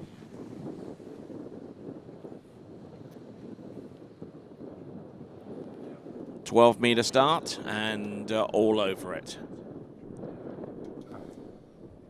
And our biggest competitor in this field, this guy stands around 6'5", 6'6", I think. Probably weighs in at a cool 200 or so, I would say. Yeah, and I believe he has a 7-foot wingspan, full 7 feet, I've heard him say. When you do this one next to him, he extends past me by easily more than a full hand. Drags his knuckles on the ground when he walks, does he? Well, no, because his shoulders are still way up high. So with that, I think we're going to send it on down to Wade. Hey, thanks, Corey. I'm standing here with Jamie Calhoun. Must feel good. Another final, right? Yeah, it feels great. It always such a fun time to compete, and what a competitive event. A lot of guys skied really good. I think I heard 20 out of 26 of us ran 39. I mean, that's unbelievable skiing. So to be in the mix, so much fun. Yeah, and you're sort of part of history with that number, and each time we're having a new cut, because even the cut at King of Darkness, I think 14th place was 6 at 39, and now we've already upped that again, so it's crazy. Yeah, it just goes to show the level of skiing, it's continuing to rise, and yeah, everybody a huge pile up at 3, and it's great skiing. Well, we're going to get to see him in the final soon, so go get dried off. See it again. All right then, back online here with Stephen Neveu. 11.25 meters, seems to be really efficient with his line control and able to run all the way through 11.25 meters, which for a man of his height and stature shouldn't pose too much of a problem. Yeah, I mean, nothing super exciting about that pass. It was decent, just kind of drifting down course a little loose line, but that's pretty much every pass he runs. I guarantee his 39 is going to look something similar. No panic. Make some nice turns, nothing hard, nothing abrupt, never sort of spikes the boat. If he did, I think he'd almost pull that pole right out of the boat. This guy's got some power behind him. But no, he doesn't get the job done that way. He's very light on the rope and just kind of manages the course well. Yeah, he was maybe a touch slow off of that 4. That was the only thing I saw. But one thing I like when I watch Steven ski, he really dials in the 1 balls. It's very rare to see him not come tight off the back of 1, ski pointed the right direction to be set up for 2, and that's going to be the name of the game right here with this 39 approach. Yeah, consistent start to the pass. You see he's doing the one-handed gate, but it's a pretty tame one-handed gate, isn't it? It's no, I wouldn't call it a hybrid, but it's not really it's nothing sort of abrupt or erratic about it. He doesn't push the timing too late. Just kind of drops that hand a little bit. Nice and patient, nice round turn, and then turns up the power. So consistent start. Sometimes, those one-handed gates can be a little bit inconsistent. The timing is crucial. If you get it right, it's one of the best starts you can have. And this guy is getting it done. This is 39 and another complete pass for Stephen Neveu. Pretty solid 39. We went through a little spell there where a bunch of guys that we expected to take that pass down weren't doing it, and started to make us wonder what's going on. But then, you know, here we're a little bit back on track for several skiers in a row now, and you know, back to kind of where we were in the first round, where we're deep in the weeds. Everyone's running 39, and we just come to expect it, and kind of just waiting to see what Steven's going to do with the 41 start. Well, although these guys don't need to prove it, they are going out there, this top 8, and proving that they deserve their spot in the final. Yeah, that's right. Okay, and in the previous round, our top score was a 5 at 10.25 meters, which is where the Canadian record actually stands. And that's a target, isn't it? Oh, definitely. I think Steven's probably been there and thereabout for quite a while.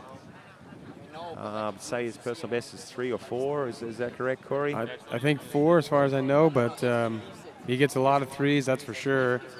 And yeah, confirmed 4 is his personal best. 1 buoy away from that Canadian record. And here's his shot. That's probably why he's out there. He wants a shot at this Canadian record. Can he do it?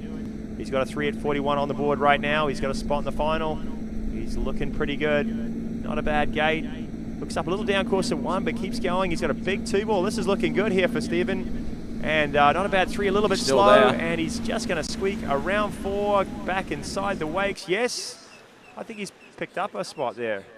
yeah, we're going to review it, but I looked pretty convincing there with the 4. I didn't like the 2 palms down after the S turn, but he didn't have too much slack, so he was all right. Now this is significant because if that score is 4 buoys, then that will vault him up from where he is to all the way to 3rd place right now. Prior to us seeing the remaining skiers being skied right now. We're going to see in just a second here. On his way back to the dock, he wasn't really throwing the fist, which I thought he would be had that tied his personal best. He's got a bit of a slow 3. His ski wobbles a little bit. Not a great pull across. Let's see it. That's where it stands, Kyle. You and I did the same thing. We went. So we'll leave it to those who are. I'd like to see that from the other angle, right? You just want to see it from the other side. This is the one. So looking at the instant replay, keeping his chest up and keeping a good track outside of the buoy line prior to the turn. The beauty of this event is we got so many great camera angles from TWBC to go look back, and the judges use all these angles to get the best possible shot. I don't think so. No. It's going to be a 3, I think. We'll wait for the official score. Very close. He's Even there. the back to the wake was close also. We weren't looking at that too closely, but he kind of flattened the gate buoy there as he got back to center. So a couple things for them to look at there. Okay, so that's 3 buoys approved. 3 buoys approved as the final score for Steven Neveu on his second round effort. And we welcome all of those in the audience out there online who can now quit watching 2 screens as the Grand Prix is now done. Now you can focus your attention on 1 single screen for the remainder of the competition. Starting off with Dane Meckler out on the water. Just going back to Steven's performance, though, that although he didn't get the 4 at 41, which would have set him up above those 3s, that's going to be a great backup score, and that's going to up his seeding a little bit. You know, he's going to be hopefully going to be the highest of the 3s so far. Charlie obviously got 0. Let's see what Dane Meckler and Will Asher can do, but that could make a difference to how he's placed going to the final. Yeah, well, let's keep in mind, too, that Dane is in here with a 3, but it was very nearly a 3.5 in the first round. And we'll talk about that some more, but first we are going to go down to Wade, dockside. Thanks. I'm here with Will Asher. And Will, as you're getting ready here, 35 start would be a 35 in the final. So it's kind of a nice scenario that you get to go through this sort of pre-run, right? Yeah, we just get to just face the ground and get wet. I guess we're already in the final, so there's not really any pressure for that. And then I think it'd just be seeing if we can learn anything and maybe improve and just get a bit more of a feel and just get a bit of the other side out of our body. And because this place skis, you know, it's one of the best places to ski in the world, so there's no reason it shouldn't be feeling as the best you could ever feel. But it is quite different from each end, though, right? Yeah, I think maybe what people I was just at my house and it's blowing a hoolie over there. So it's deceiving. This lake is so narrow that you're just not going to see the wind on the water. But I'm imagining through the trees there's a lot of body wind, and that's really can be worse than if you can't see it, but it's there. It's the invisible devil. All right, we're going to see him out on the water next. Back to you. Yeah, back to the water. This is Dane Meckler. The formality here, this is 38 off, 11.25. And very super strong compact skier. And another 6 buoys to his total. Easy as you like. Nicely done. He's looking very dialed right there. Indeed, indeed. And getting around all 6 buoys on that pass, 11.25 meters. And we've got right here at the announcing point, and I'll present a couple of our previous announcers in a moment. But taking a look at this performance here from Dane Meckler, a little bit on the back of the ski off number 2, but I'm liking what I see right here. Exactly. I'm thinking that Dane felt like he got that half buoy last round. He's going to go out here this time and show that he meant to be going to 4 or more. And the first time, I'd say so far what I'm seeing, he actually looks a little more settled in with the boat and with his setup than he did even in the first round where he knocked it out of the park. So I'm holding some hope out here for Dane to make a run in the finals at the top of the podium. Okay, right you are. We've got Dane Meckler approaching the course 10.2. Is it 10.75 meters? Yes, indeed. 39, yeah. 39 and a half off. Skiing on that Goodies, the member of the Good Brand team in the Brand Constructors Championship, supported by TWBC as part of the Waterski Pro Tour, and getting through immaculately. That's fun to watch right there. That's another vocabulary word. Immaculately. Yeah, that was. It was a beautiful pass, nice and clean. Dane just so deliberate with these movements. They're not big movements, but they're super controlled. And he just has such a great sense for where he is, where the boat is. And, he's another one. You rarely see Dane overturn a buoy. If he's in trouble and he has to, he may lay it on the line, but as a general course here, as he's working his way through a 39, even a 41, he's really good at coming into the ball and knowing how much to take and where he's going to find the boat with good alignment and propel himself to the other side so that he can swing up to the next buoy in balance. It's a big part of how he makes his program work. There are your previous winners. We've got Nate Smith there, the current and defending 2-time champion, and looking out towards the dock, we see Will Asher about to take his turn, a member of the syndicate team, alongside Jamie Bull and Ali Nicholson. We'll see all of those competitors in the final, in the women's and the men's. And here we go. This is 10.25 meters. This is for Dane Meckler. Oh, horrid. Not the best of number 2s there for Dane Meckler as he works his way back to the dock. But he was getting set to absolutely crush that turn and try and continue on with that pass.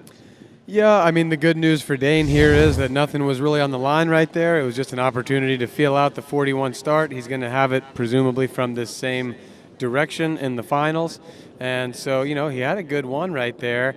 This is just going to let him go back and review, okay, what does he need to change? I think, again, extra speed through the finish, maybe some wind that way. Maybe he tried to come back to the handle a little bit fast, but he can make a small change and run some more buoys in the final. All right, taking a look. We're taking a look at Dane Meckler one more time from the boat side angle. Good start, and it's about as good a wumble as you get, huh? Yeah, absolutely. All right then, so we've got Dane Meckler, and looks like we've got another purchaser of one of those Tony Lightfoot edition shirts, and I've offered to sign these shirts, and 1 or 2 people have took me up on that offer. So come on in, Jody. There you go. This won't hurt much. I'm not going to get left out on this game. I'm going to go ahead and get mine while the getting's good. We got photos being taken. Oh, man. Yeah. Hot action in the booth all of a sudden. Thank you, Tony. You've signed a lot of autographs in your time, and I felt a bit weird on the left side, upper left side, but I appreciate it nevertheless. No Get worries. your shirts at TWBC Clothing. All right then, excellent. All right then, you're not out the woods just yet, there, Akari. No, I want that funny feeling on the upper left also. All right then, whilst that all takes place, we've got Will Asher coming in on 12 meters, and he has certainly redefined what it is to be a slalomer. Yeah, I must say, you know, when my first year of pro skiing was 09. I qualified for my open rating, and my first full year was 2010. And at that time, coming on board, you know, Will Asher was the man. He was the reigning world champion at the time. You know, the first couple of events that I showed up to is like, how's anybody going to beat this guy right now? He was just on fire. You know, back in those days, he was riding the A1 HO had just come out with, which, you know, was a very revolutionary ski. And, you know, so I started trying to study him and see what he did on the water. And, you know, I still like watching Will and trying to glean from him what I can. We're both right foot forward skiers, you know, similar stature and size. And the way he moves on a ski makes a lot of sense to me, and I admire it. He's a true professional, Will Asher. Been around a long time, honed his craft over the last 20, 30 years that he's been up at the top of this sport. Leaving no stone unturned, kind of similar to the Andy Mappel. You know, he tries a bunch of skis, plays with experiments. You know, always fine-tuning, working on his fitness, his ability, his athletic ability, and leaving nothing to chance out on the water. And that's why he's been so consistent. And at his age, still improving. Okay, rocking and rolling from one side of the course to the next. A good load off the end of each turn, and just early as you like, all the way through that second pass. That was 11.25 meters, and certainly has the measure of that run from start to finish. And great to see these shots from behind. You get a really, really good forensic perspective on what it is to be a slalomer and to be a part of this type of event at this level. Yeah, until TWBC came along, I mean, a lot of these camera angles are something that we had never seen. And as I mentioned earlier today, it's such a gift as an athlete to be able to go back and review your performance from these angles. Because even if you have a great coach in the boat, or even if you're watching your own videos from the boat, you're not able to see all of the same things that you can pick up on from these multiple camera angles. And even if you're trying to, you know, if you're out there, you're learning, you're trying to study what other people do to put it into practice in your skiing, this is such a great resource.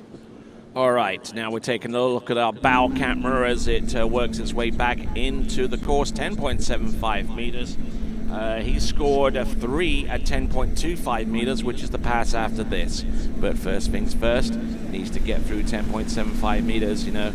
Trying not to panic on his weak side turn, if we can really call it weak, but there you go, 1.35. Better looking 5 compared to the 3 and the 1. But he always has that onside turn on 2.4 to rescue him if situations start to go sideways. Well, you know, that's not the best 39 we've seen from Will Asher, because we've seen so many, and so many are so good, so perfect. But if you'll remember, rewind the clock a year ago, I'm sure this is in your memory banks, Tony, in this second qualifying round, no, it was in the final, in this direction, Will had a pretty horrendous 39 that he just barely squeaked out at the end, very uncharacteristic, but then he came right behind that and ran 5 at 41. So this wasn't his cleanest. No, by no means was it really scrappy or anything like that, but just goes to show he may be coming right behind this with a full pass ready for us. I believe he ran 41, something like 4 times last year in pro competition. Is that correct? Yeah, I'd say probably at least. Twice, obviously, at the Travers Grand Prix, or no, 3 times at the Travers Grand Prix. Yeah. There's something insane like that. He ran it over in Europe too, I believe. No, maybe Hilltop it was. Yeah, he ran it in Hilltop as well, and I think he got through that in his first tournament San of the Sebastian. year last night, King of Darkness, he ran 5. So will he take the lead? 5 is our current lead, 5 at 41, split with Nate Smith and Freddie Winter. Will Asher, he's got the creds, he can do it. He's our current tour, the last year's champion, a great number 1. Good hook. Big number 2. I don't know if it's going to be enough to stay on time. Another 3 there for him. 3 buoys. And both him and Stephen Nevieu, 3 at 41 both rounds. I'm not sure if it's a bit of a roll of the dice, or maybe Will will go first. Oh, sorry, second, because of his seeding going into it. Or it could come down to the rankings prior to this competition by the Waterski Pro Tour, but we'll see how that unravels itself going forward as we have a look at Will Asher coming in at 10.25 meters. He got a good enough start certainly, and on his offside, and then round buoy number 2, the handle came up a little bit high, and the line went limp on him. And it was the same thing round buoy number 3, and he knew that the gig was up by that time. But 3 at 10.25 meters is certainly a credit-worthy score there for Will Asher. Watching this replay here, Corey, you said something about, as you were getting started, you were kind of watching and emulating some of what he did. He's got a pretty compressed style. Is that something you kind of thought about? Like, he does sit down a bit out of this onside, compresses, uses his knees really well through the wakes. I don't see that in your skiing that much. You're a bit taller on your ski. Is it something you kind of played with? Yeah, I don't know that I ever willfully compress. I do remember kind of watching Will come out of the second wake, and you see with a lot of these skiers, there's kind of a chair position that happens through the edge change, and I think I certainly do have that. One thing I have that I share with Will that probably is we both are trying to get better is I've dropped that left shoulder a little bit on 135. You saw it right there, and then the recovery move, we both have that a little bit too. But that was a pretty easy 3. Here he didn't S-turn hard or anything like that. We just used to seeing sometimes Will go over to that 2 ball and smash it. I've yet to figure out how to get the 2-4 as good as Will Asher. He's got about the best in the game. Looking like he was conserving a little energy there in that round, didn't he? Possibly. I mean, he's not one to like to be the top seed.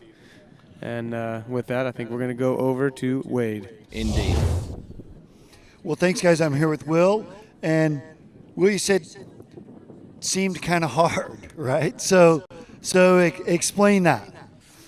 Yeah, I'm not exactly sure. I'm not being very efficient on my ski with my accelerations, and I'm just always behind the boat. And that's kind of what I feel, especially on that 39, man. That felt like something I'd do 10 years ago. I don't ever want to do that again. That's not the direction I'm trying to go with my skiing, so. Well, you can get that out of the way right already and do it the way you want to when you go back out, correct? Yeah, the ideal world, yeah, it'd be awesome. All right, well, good deal. It's such a pleasure to watch you ski, so we get to watch you again soon. All right, good to hear there from Will and from Wade. On dockside, we got Corey Vaughan on my right and the left-hand side of your screen, and Kyle Lead to my left and on the right of your screen. Great to have them on board. And they're and I've got you on the left side of my chest, Tony. And if you want to have Tony on the left side of your chest, then you too can buy it at the TWVC online store or at Splash Threads on site. Yes, indeed. waterskibroadcasting.com/shop. All right, then. And Robert Hazel coming out of the gates in fine form in the first round. Picked up a 3 1/4 with a pretty spectacular crash, but that set him ahead of the rest of the field. With all those 3s, he's sitting in 3rd spot, and I don't think he can lose that going forward. He is to get a piece of 4 in this competition. That's huge, isn't it, Corey? That separates you. And he's done that already. This is a kind of a feel it out round, kind of relax a little bit, see what he can do, and get prepped for the final. Yeah, I mean, we saw how amped up he was when he ejected out of his ski at that 4 ball last round. So I think he's feeling hyped. I think he wants to capture that feeling again. And there's nothing on the line, but I think we're going to see Rob push and go for it here and, try to back up that score, maybe get the full 4 out of this one. And the way he's been skiing as of late, he's certainly capable. Yep, really making that pass look relatively straightforward there, 11.25 meters. That is Robert Hazelwood, originally out of Lincoln in England, and continues to train there for the most part when he's in Europe. But he does ski out of the Jack Travers Waterski School when he is in Florida, and during the winter he spends quite a bit of time in Santiago de Chile. So he's a year-round athlete out there on the water and doing a great job here. Robert Hazelwood. Getting in deep at number Risque. 6. Also gotten deep at there at number 2. Crazy good turn, but pretty strong out of 2. I'd like to see the measurement on the pylon on that one. We'll hopefully get some more numbers. Maybe see a leaderboard of the load of the rope tension meter here pretty shortly. But 386 out of 4. As high as I thought. Solid. Maybe it was 2 ball that he put a hurting on. Well, I think we said it in the first round, Rob has an aggressive style. You know, he's also not the tallest, but he rides the ski so nicely. You know, Will just mentioned efficiency in his interview with Wade. When I watch Rob, I feel like Rob does a great job with efficiency, really makes his moves count, really gets his acceleration side to side, and he turns into a good bit of angle off of the buoy, but once again, he does a great job not to take too much, except right there at 6. Good thing that wasn't 2 or 4. He kind of just found a little hole there. So, Robert Hazelwood, who produced his season's best performance thus far in 2023 with 3 1/4. Season's best, but also probably close to a career best. I think he's maybe got to 4.5, somewhere along the lines, but he wasn't far off there this morning. So didn't navigate number 1 that well in this round, but waved it away. He's still sitting in 3rd going into this 8-man final. He'll be back again soon. Yes, indeed. He backs up the score of 3 1/4 that he produced this morning with a score of at least 1 at 10.25 meters. Gets the hook up on number 1, albeit a little bit late and down course. Well inside buoy number 2. He knows it, and so does everybody else. So it's going to be a 1 buoy count on that in that round. But his destiny so far as making it through to the final was determined based upon his superior score from round 1, with 2 competitors left to go. There is the men's strongest pole leaderboard. Sasha Deska got 988. Robert Hazelwood marginally behind on 924. Jamie Calhoun with 877. Will Asher with 871. Freddie Winter on 862. Joel Poland on 855. Robert Pagozzi 7th spot with 853. Tied with our skier about to take to the water, Nate Smith on 853. Stephen Neveu 9th, and rounding off the top 10 is Jonathan Travers.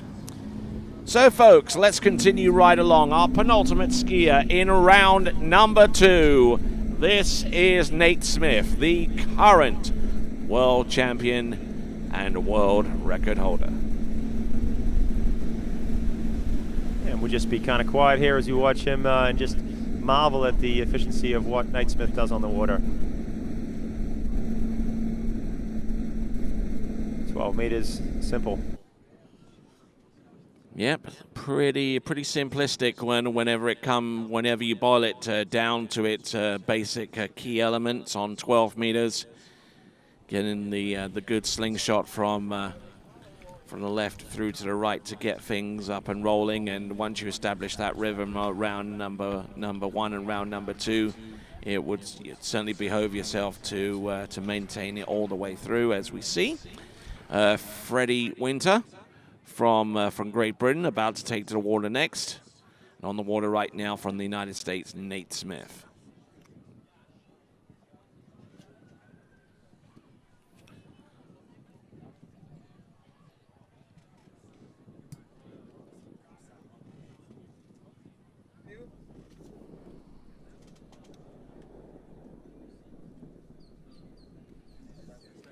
smiley one. I'm trying right now. Have you been going to the gym lately? Have I? Yeah, you look pumped, dude. You're eating well. Well, I had one of my friends after the actually I've had 2 people tell me that I look like I was interested to hear what he was going to say then. Yeah. Back to Nate, 38. I mean, we don't even really have to watch. We could tune into just about anything. I can promise you what's going to happen here. The only way that I think Nate can miss 38 would be if he somehow forgot to run the gates. Pretty clockwork right there. It's, you know, some people, it would be their whole life's dream to run a 38 off pass at any line length, and then you watch that and it just looks like, well, you know, anybody could do that. Yeah, right? just looks like a breeze, just simple, huh? Just, you know, stand there, turn, pull, go that way, go this way. What's so hard? Okay. Only that the rope gets shorter between each pass and the boat speed still remains the same. But, I mean, that barely scratches the surface of what actually goes on out there. That's right. No, it's just when you watch this, you know, I think that's one thing that water skiing struggles with is to explain to people that are not skiers just exactly how difficult it is that what he's doing right here when it's made to look so easy. I mean, it's very artistic looking. It's lovely to those of us who understand what's going on, but to the general public, like he's not flipping upside down, he's not 30 feet in the air, like it's a cool wall of water that he's behind right there, but it looks pretty straightforward and simple. How hard could that be? So I heard a stat last night that Nate Smith has run more 41s than pretty much everybody else combined. Can you verify that? Is that was just kind of... Just going as an anecdote, I'd have to say that's got to be correct. I'm going to guess it's, unfortunately, I guess it's probably not even that close. You know, I think that's probably right, and hopefully the gap there is shrinking. You know, I think that's maybe the best that we could say is like maybe the rest of us, let's get it together and start closing in and narrow that margin and then overtake. But I think for the moment, I think Nate is he's probably got everyone else combined is correct. Now, for a couple of seasons, 2017 and 2017 and 2019, or at least in that 4-year span, it was rather barren so far as Nate Smith was concerned in terms of snagging world championship titles. You know, but he's back onto winning form. You know, with 2021 being the latest world title that he was able to grasp, on top of the ones that he produced in 2013 and 2015. But in that time, he's still been able to win professional titles and come through with wins at events such as this, the Swiss Pro Slalom. You know, and he is a perennial threat whenever you see him out in the water. I'll test your knowledge here a little bit. You know, we've heard it in jump, skiers having undefeated seasons. Nate Smith, has he had one? In slalom, has there been many undefeated seasons? I know we'll there's get back been one to it in maybe jump. after this 41. We're getting excited here. This is 41 off, guys. He ran 5 in the first round, and he's been running it consistently. He gets through it. He makes it look pretty easy. A lot of loose line there at number 1. Killer 2-ball. He's back on time here at 3. Stands up a little stands bit. up. And I don't know how he's still going. How he's still there. Look at that. He's round buoy number 5. Throws the ski outside number 6. Does he get through the exit gate? I wouldn't have held on to that either. Once again, the laws of physics were suspended there after the 3-ball. 3-ball, I turned away. We're done. I was talking about something else. Everyone else is maybe going to get into an S-turn scenario at best, and then he runs several more buoys. The significance of it is he's separated himself with that. He's got himself out in front of Freddie Winter. Yes, you're absolutely right, by half a buoy, as a matter of fact. So both he and Freddie Winter tie in the first round with 5, and in this instance, he's improved upon that score by half a buoy. So it's now incumbent upon Freddie Winter to fight back and see if he can keep himself as the last skier off the dock in the men's slalom final. If not, he will be second to last out. Both Kyle and I spend many hours a day in the boat watching skiers of all levels, high levels, beginner levels, intermediate, And I looked over at you, Kyle, off of that 3 ball, and we were both just shaking our heads because it defies our understanding of what you're supposed to, what's supposed to happen after that. You're supposed to be done. You're supposed to be done. Yeah, he's supposed to be done. And well, you know, like, yeah, it's 6. It's a full 6 because even though he let go of the handle, the rule is basically when you go around 6 and go out the gates, if you can't hold on, you still get that that full point. So 6. It's not 5.5. He's got a full buoy over Freddie Winter. You know, normally if that had been round 3 ball, he would only scored the 2.5, say. But round 6, it counts as a full buoy. So congrats to him. 6 at 41. He's all by himself there on the top of the stack right now. But let's see what Freddie's answer to it to his round is. Well, you see, here's where we need Freddie to score 1 for the everyone else team because Nate has just pulled 1 up more, running 41 more than everyone else combined. Freddie, we won't count that one. It's 6. I mean, no continuation. We won't count that one. What if Freddie does that? Do we count it or no? Yes, we do. Okay. Yeah. So running through the opening pass, that's Freddie Winter on 12 meters, and I didn't really want to mention this before he headed out onto the water, but my EPL team beat his this afternoon, so I didn't want to break the bad news to him. Kyle and I don't even know what you're talking about. We're confused. Premier League. Yeah, still it's confused. like a European thing. I don't know. All right then, fair Soccer? enough. Soccer. Soccer, that's the word. That's what it's called.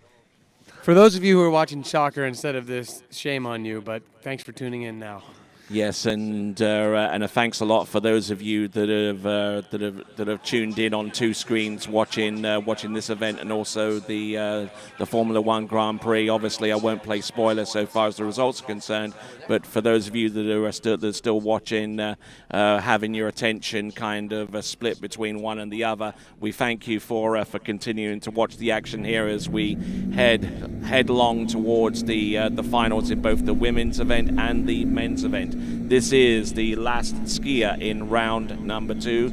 This is Freddie Winter out of the London borough of Wandsworth in Great Britain. So both these guys tied in the round number 1, but Freddie goes off last because of his ranking from last year. And so he's got to keep his position to go off top seed in the final. He's going to have to run that 41 off. So no easy task here for him. He picked it up a couple times last year. He's done it a handful of times in his lifetime. He's got a round 2 ball. I think we had the European record for a little while. Will Asher snagged that back last year. But conditions are set here. Conditions are perfect. This is the sort of tournament, these are the sort of conditions that you'd expect these skiers to step up and achieve those sort of scores. Yeah, Freddie looking good here on this 38. You know, there's nothing really lacking. There's no pieces missing. You know, he said that he wanted to get, you know, it's a rare time to transition from an event last night on a different boat, different lake, over to a pro event today. So trying to get his feels. He said he wants to go for it. I'm sure seeing Nate go out there right before him and go for it has got him fired up. And, you know, the way I see it right here, no big changes that he has to make. These are just the subtle fine-tunings, the workings of the mind, so to speak, for 39-41 at this point. Yeah, he looked pretty solid in the first round. You know, sometimes in these earlier tournaments, he's still working on a few things, fine-tuning, but looked dialed in completely and had a big chance or a big shot at 41. Had a great 1 ball and just got all the way down to 5. So who knows? Maybe early on in the year, we'll see Freddie Winter through 41. He's got a couple more opportunities to do it here today. Here could be right now, could be in the final. Let's see what we will see from Freddie Winter at 10.75 meters. A decent start. Trying to save a little bit of energy and have something left in the tank for the slalom final, which he will definitely be a part of. Gets around all 6 buoys there on 10.75 meters, and you know, comparing that one with the 10.75 meters he produced in the earlier round, I'll go so far as to say that this one was probably run a little bit easier with a little bit less grunt. I can't find too much fault with that at all. That was a sensational pass, really. Tight line all the way through, really balanced. Sometimes he can get, you know, he can power his way through some of the passes. Didn't need it that time at all. Yeah, I can't have a clear picture of the last round in my head, but your impression is, I share it, Tony, that I think this is probably a step better. That was a really nice pass. And let's take into account the fact that this is a rather big weekend for tournament water skiing. I mean, we had the initial round of slalom at the King of Darkness, which was on Wednesday, along with the jump event. Thursday. Actually Thursday, but beg your pardon. And then we had competitive action, the second round on Friday. And then we had the slalom finals on Saturday night, and now we've got the Swiss Pro Slalom, the eliminations and the finals. So, wow. All right, guys, let's cheer Freddie Winter along. This could be the last pass of round 2. Hopefully it's not. Hopefully he's got one more after this. This is 41 off, guys, and he's got a pretty handy gate. Comes out of 1. He's got to drop the shoulder a little bit. Pulls long into 2. Hell of a strong turn at number 2. He's on top of this. Long into number 4 again, but damn, look at that. 4. Look at Can this. He run 41 off, guys. He's around number 6. Yeah. Holds on to the slack. Almost has it. Man alive. Shoot. You know, doesn't quite get to the wake. So what's that? 5.5 or 5.5? 5.5. Nearly had it. Guys, I like the way this is shaping up for the final. Both Nate Smith and Freddie Winter executing here, almost running that 41 off pass. It's going to be tight. So if the score ends up being 5.5, obviously it's an improvement, but it's not an improvement upon Nate Smith, whose score of 6 at 10.25 meters is the one that carries, and the towboat making its way to Freddie Winter to fish him out the water. I'll tell you what, that the D3 manufacturer is looking pretty right now with their top 2 skiers tying it up, or 1 and 2 going into the final. That's for sure. All right, good skiing there, and all the way to the end. I believe that will constitute a score of 5 1/2. We're going to get the confirmed total in a moment, and then put that up on the leaderboard, and then that will be the final leaderboard out of the initial elimination round. We've had 2 rounds of slalom skiing. And boy, now I we're thought he going was to go going into to run the final. Yes, I thought so as well. He was in better shape at this 5-ball than Nate was, honestly. That was the slowest turn of the whole. He was maybe trying to be a tiny bit safe, and I guess at 41 you have to be on the line. There's no safety checks. And I mean, tell me a little bit about the knee bend of Freddie Winter, you know, because the one thing that really jumps out at me is how much he compresses in the knees and makes that work for him, especially when he goes down course. Yeah, well, as I was watching that set right there, one thing I noticed was he does a really nice job, you know, keeping his feet in front of him on the approach to the buoy. That gives you a good platform and a nice, safe place to stand, you know, and so he rarely gets out in front of the ski as he comes through the finish of the turn. Then if you get that pressure through the ski at the finish, he has a place to give, and that's through the knees. He's very strong through the core and upper body, so he can kind of stay strong against the boat and use that lower body as a bit of a suspension to work with. And you know, he really doesn't lose any power side to side in the way that he does that. All right, then, let's have a look at the men's strongest pole rope tension. Sasha Descone still there with 988 pounds per square inch off number 4 buoy at 10.75 meters. Robert Hazelwood on 924 after number 1 on 10.25. Jamie Calhoun in third with 877 off number 1 on that same line length. Will Asher, 871 off number 2, also on 10.25. Freddie Winter, 5th place right now, 862 off the third buoy at 10.25 meters. And that is your top 5 in the men's strongest pole competition. All right, so we're going to take just a little bit of a break. Not too much, though, because we've still got a lot of slalom skiing. All right, hit it. Thanks for holding. This is Will. Hey, how's it going? Good.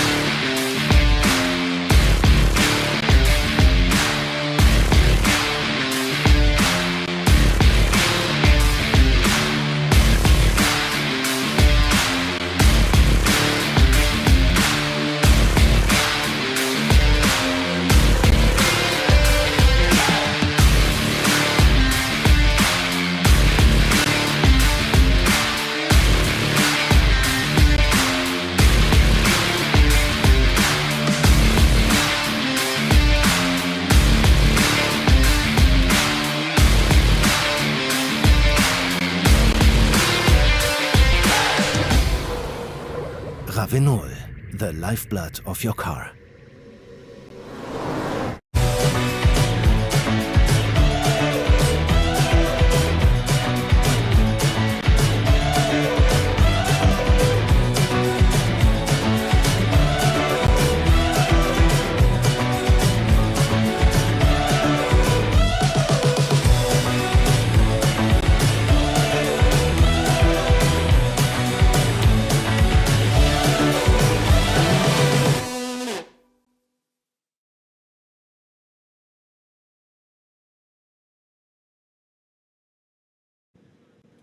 All right then, folks, welcome back to continuing coverage of the 2023 Swiss Pro Slalom. Glad to have you on board.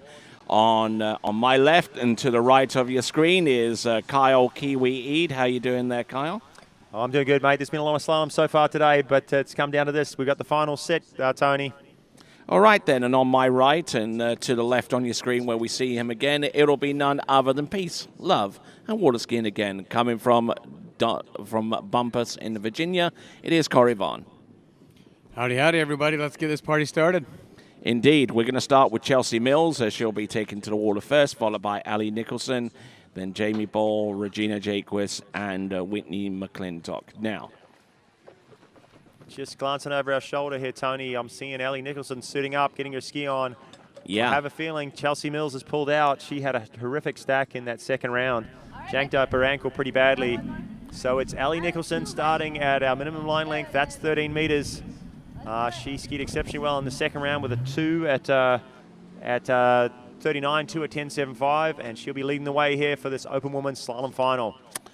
all right, rocking and rolling. We have got Ali Nicholson taken to the water first. And, you know, it's I hasten to add, it's the usual suspects in the women's slalom final, and almost a carbon copy of the folks that made it through to the women's slalom semi-final event at the King of Darkness just last night. So familiar surroundings for each of these ladies going forward. Yeah, it is a carbon copy of the other night. These ladies are on fire right now, apparently, and these are the 4 to beat. You know, I think we've been missing Manon Costard for about a year or so. She would be a usual suspect to be in this list and challenging these ladies, but I've seen her some stuff online with her skiing, so maybe she'll be back soon. Hopefully. Let's hear from Wade, and we'll get back to Ellie in just a second. Hey, thanks, Kyle. Obviously, I'm sitting here with Chelsea Mills, not watching you ski right now. Bit of a bummer, but super excited you made the final. So what's the prognosis?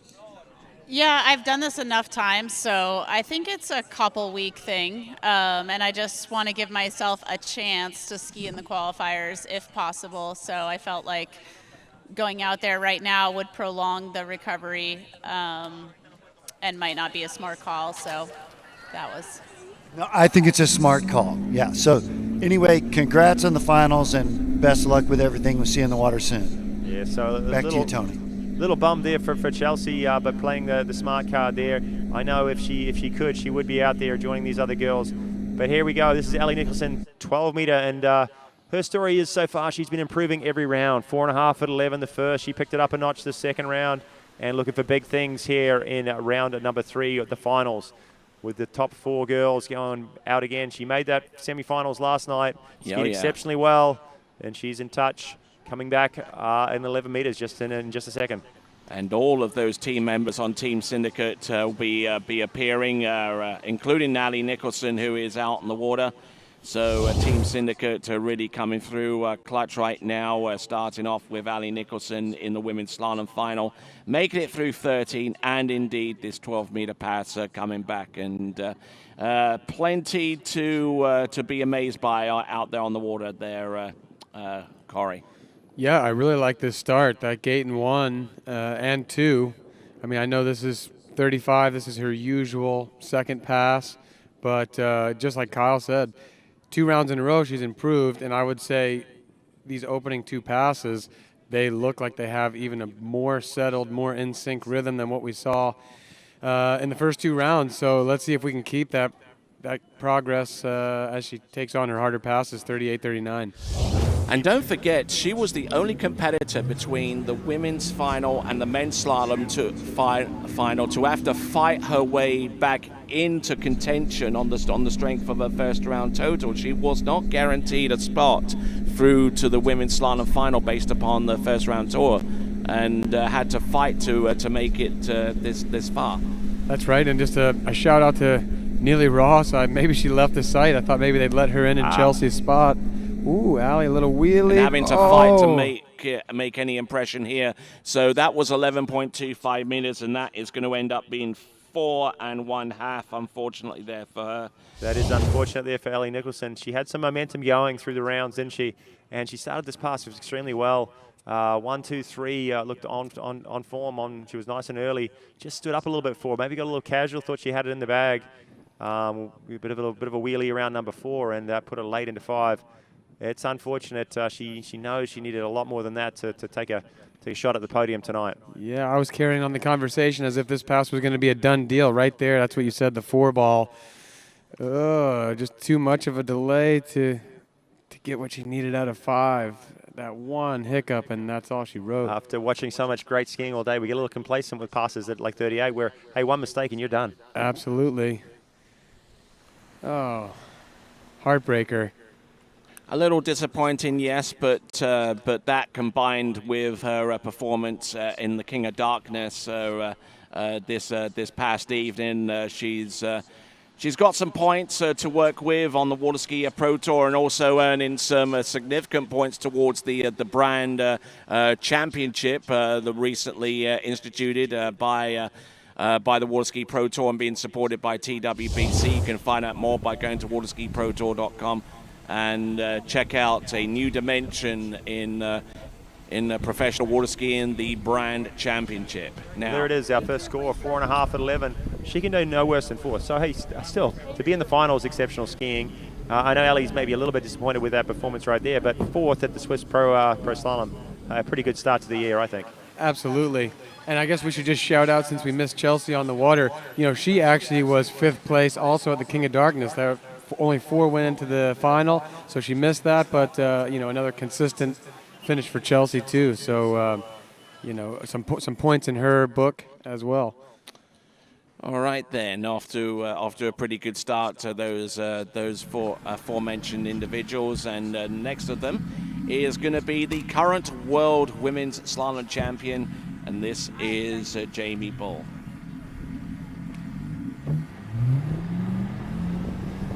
So Jamie has decided to make a small change here. She skied the first 2 rounds on that very popular A2 setting on the Nautique. She's decided to come out here on B2, so clearly she's felt something, and she's looking for a little bit more of a score. She's just nipping on the heels of Regina and Whitney so far, but wants to go out there and add some pressure in this finals. We all know she's capable, and we're going to see if she gets a better feel for the boat with a different setting. And she's another skier that's improved every round. First round 2 at 39, 2 at 10.75. Then she came back with, I think it was a 3 in the second round. Stepped it up a little bit. And she's capable of running it. She knows she needs to do that here. She ran it at the Worlds. I think she scored, was it a 2 at 41 to secure that title. And she did that a lot last year, and that's why we saw her on top of the Waterski Pro Tour. And hopefully she can start in the same vein here in 2023. All right, taking a look at the starting dock and seeing Regina Jacquez get herself ready in preparation for the women's slalom final. She will be our penultimate competitor to take to the water, and has basically won this event ever since it was instituted 9 seasons ago. Extraordinary result there, isn't it? But tell you what, Whitney's had her number in the rounds so far, isn't she? Last night and so far in the preliminary rounds. But this is when the going gets tough. Tough get going, and Regina is definitely tough on the water. Look at that. She's got that stern face there. She's got her game face on right now as she sits on the dock. Mm-hmm. Yeah, you wouldn't be wise to bet against her. You wouldn't be wise to bet against either. I'm excited for this battle that's coming up, and we're leaving Jamie a touch out of that because she's kind of been in this 3rd position, but she's looking strong. There's no reason that she can't make a move up the charts right here And if she can put down a 39 and all of a sudden change the equation, put a whole lot more pressure on Regina and Whitney, then we could see a different outcome. All right, nicely done, Jamie Ball on pass number 2. That was the 12-meter line. Pretty much easy meet there for her, and superb to the core on that one with the second pass of 35 off or 12 meters. The great tour to have you on board. Also great to have our sponsors on board, Swiss Waterski Resort, and along with Pro Gear Gloves, Reflex Skis, Ravenol, Lake County, HO Syndicate, Masterline, Rat Skis, Cooler King Bikes, 2U Nutritional Bars, Hope Sounds Waterski Club, USA Waterski and Wake Sports Foundation, alongside Ski Paradise, Conley Skis, Wake House, D-Free Skis, Drew Ross Realtor, La Guapa Resort, Waters Wetsuits, and My Family Pet Products. And Tony, and for those of you guys around the world, it's 6 p.m. here in Central Florida. We're at the Swiss Ski Resort, and we've been here since 8 o'clock this morning. We've seen 10 hours of some fantastic slalom skiing, and it's all come down to this. These are the top few, the last few remaining.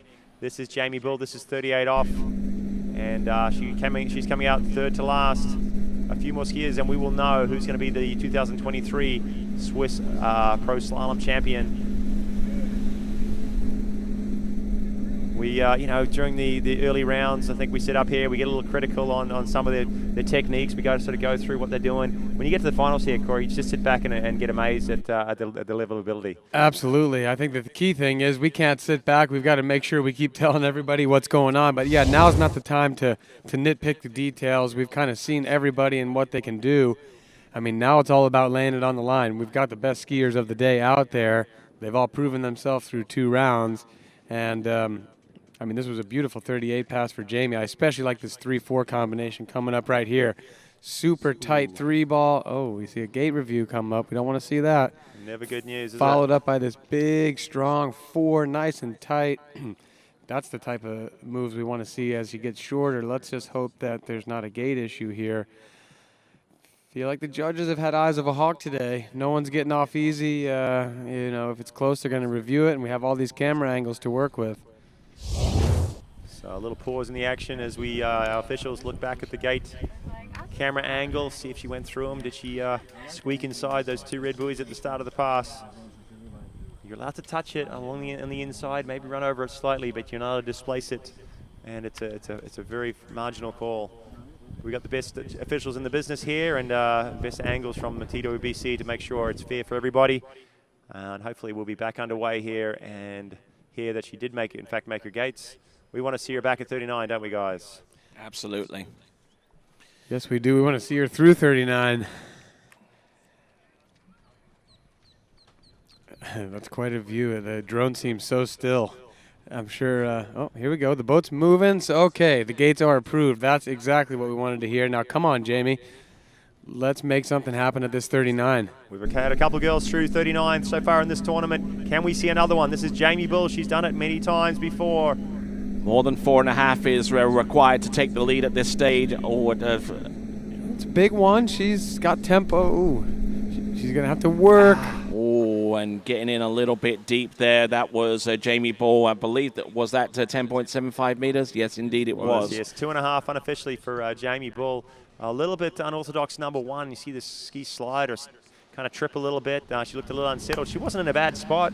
She got the 2 in a decent position, but maybe a bit rattled from that number 1. So she is our new leader right now. Jamie Bull with 2.5 at 39.5 off 10.75 meters. That puts her ahead of Ali Nicholson. So at this stage in the competition with 2 competitors remaining, Jamie Bull will finish no worse than 3rd, and Ali Nicholson can finish no worse than 4th at this stage of the competition. Getting through to the final obviously guarantees that, of course. But as it stands right now with 2 competitors remaining, that is what it's currently looking at this time. Jamie Bull with the lead with 2.5 at 39.5 off 10.75 meters. So Jamie Bull pushing a little bit there at number 1. You see the tail get a little bit loose. Still hooked up good. She was in a good position here. Maybe a bit of a delay out of 2. She needed a big turn there. Now she's a little fast coming into 3, and she went for it. Unfortunately, the tail didn't stick. There it goes. Slips out. Gets back in again. Almost recovers. But 2.5. Great skiing again. She's our leader right now. Jamie Bull, 2.5, 39. We got 2 skiers remaining. All right then, coming into the course very, very soon. This is the 8-time defending champion of the Swiss Pro Slalom event. This is none other than current world slalom record holder and multiple-time world champion Regina Jaquist. Kyle mentioned it earlier. She had that poker face on the dock. Regina is ready to go out there and take 2 titles in one weekend. She got the jump title last night. She wants a slalom title. I think that's what she was more expecting to come away from the weekend with. And nice opening pass there at 32 off for Regina. She's got it all, the complete package in a slalom skier. She unbelievable technique. She's strong and she's mentally tough. You know, they're just a complete package there, and that's why she's dominated and won so many titles. She's held the record for a long time. But the consistency is just incredible. And on top of all of that, she is a big old winner in the jump event last night in the Queen of Darkness. So she is a multiple event threat, and we look forward to seeing Regina Jaquist excel again in the overall discipline. You can still continue to vote for the skier of the day. Go to waterskibroadcasting.com/vote to cast your vote for who you believe is worthy of being awarded the prize for skier of the day. All right, there's Whitney McClintock-Reedy on the starting dock, and she'll be looking out towards the lake very, very soon to see Regina Jaquist come back in on pass number 2. I hear the boat from the far end, so here we go. We got Regina will be coming in at 35 off. Regina typically starts at 32. It's the minimum line length for this round, but nothing new to her. We all assume this pass is just an opportunity to get a feel for the boat.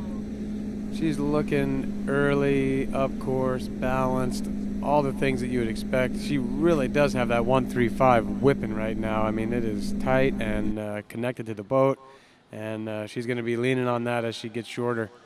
And Regina, a key member of the good Waterski team. She's been riding good since probably since she was in junior divisions, I think. She's one of their key research and developers. She's always working on new designs and kind of fine-tuning things. And also has lent her skills to tournament organization as well, an integral part of the group that organizes the Malibu Open on an annual basis as well. So there isn't much that Regina Jaquist isn't involved in the sport with, you know, especially when it comes to officiating, organization, and athleticism out there on the water with her run on the second pass, going through 13 and now 12. She's setting herself up for 11.25 meters. Coming up next, Regina Jaquist. Well, Tony, you're the historian amongst us, especially the water ski historian. Is there a more decorated female skier out there than Regina Jaquist? Well, if there is, I would struggle to name it. It's definitely not in women's slalom. She's easily the most decorated women's slalom skier, I think. Women's slalom skiers in the 3 events, Jacinta Carroll is unbeaten for, I don't know, talk about undefeated. A couple of decades, you know. Yeah. So we've got to mention her in the same sort of league as Regina. So, but on a slalom ski, this girl has been unstoppable over the last couple of decades. Absolutely. Well, I mean, Jacinta is the most dominant out of anyone in any discipline as far as the winning streak goes. It's just she's completely been untouchable. Regina, of course, with 3 events, though. She's won worlds in overall, trick, slalom. I don't know about jump, but she's obviously won events in jump, including last night. Yeah, and I'm keen to see if she's, with the Worlds coming up, last time the Worlds came around, she was just recovering from an injury, so she only slalomed. She skied a couple of world water skiers overall events last year and did extremely well. I think she got a second. So she's back on, doing 3 events. She can trick over 8,000, maybe even close to 9,000 if she works at it, if she puts the time in. It's hard to balance it all, but she can jump. She's unstoppable in slalom, as we said, and she's a handy tricker. Always has been as a junior. That was kind of her strength. She was one of the top juniors coming through and always was up over 8,000 points really early on in her career. So hopefully she can get back to that sort of form and challenge seriously for the title this year. And let's not forget that she could well be eligible for selection to the U.S. team for the Pan American Games, which are coming up in November later on this season. She's the defending Pan American Games women's jump and women's slalom champion, so looking to defend those titles. Let's see what Regina Jacquez can do. She's already superseded the score of Alvali Nicholson on 4.5 on 11.25 meters. Here she comes on 10.75 meters, looking to exceed the score of Jamie Ball after 2.5 on that same line length. Well, she's looking to go for her 9th straight Swiss Pro win. Yes. So she needs to put some the pressure lead. on Whitney, and that's a slow 4 and a big 5. Huge 5. There you go, round number 6. That's 39.5 off 10.75 meters. Everybody, round of applause there for Regina Jacquez. Yeah. She was slow out of 4 there somewhere. Didn't panic. And I tell you what, she's going to make Whitney earn it, that's for sure. There's going to be no give-me's here. Complete pass at 39. She's going to take a shot here at 41. We saw her get a half in the second round. That's not going to do it today, I don't think. She's going to need to go way down it. No, she's definitely going to be looking to get at least 2 right here. She's not going to feel comfortable with just a 1. This was looking pretty on target until that kind of slow 4 ball. This right here is Regina just going to work, making her way through a 39. And that right there gave us some pause, but not Regina. No. That 135 that we talked about being so tight and so reliable, there it was at 5 to the rescue, and she was basically early at 6 there. Yeah, going out before with Whitney, though, she's usually one of the top seed. She's going to go out before Whitney, and she's got to kind of just go for it. She doesn't know what Whitney's going to do. She can't sort of stand up, but she don't want to push it too hard and lose it at 1 ball like we saw in the round 2. So it's going to be interesting to see how hard, what sort of intensity she brings to this gate and number 1. Here Let's she go. comes. It's 41 off, 10.25. Hopefully she can hook up at 1. 4.5 is the world record which she has in her possession. She's round buoy number 1. Has to pull all the way to get round number 2 to the wakes, and I believe that is going to be a 2 buoy count. The judges obviously are going to take another look at that just to make sure. But from our vantage point and angle, it would seem that Regina Jacquez has scored 2 at 41 off or 10.25 meters. Yeah, it was tight on 2, but she's certainly selling it. And this is the best angle here. The way she came off of 1 looked like she should go to 2. That was some smart skiing right there, wasn't it? Yes. She did just enough. It was a solid 1 ball. Oh, it wasn't clear. It was risk-free, though, wasn't it? It was she didn't sort of push it too hard. Now the she knew she could get across the 2, secure the full buoy, and now it's throwing the gauntlet down to Whitney, who's to follow. Whitney's been getting 2s here and there. She's capable. Who knows? There it is. Official score 2. So Whitney knows the mark. We also could be looking at a tie scenario here. This is far from over. But that's her best score of the weekend of today. All right, so that's the time to do it.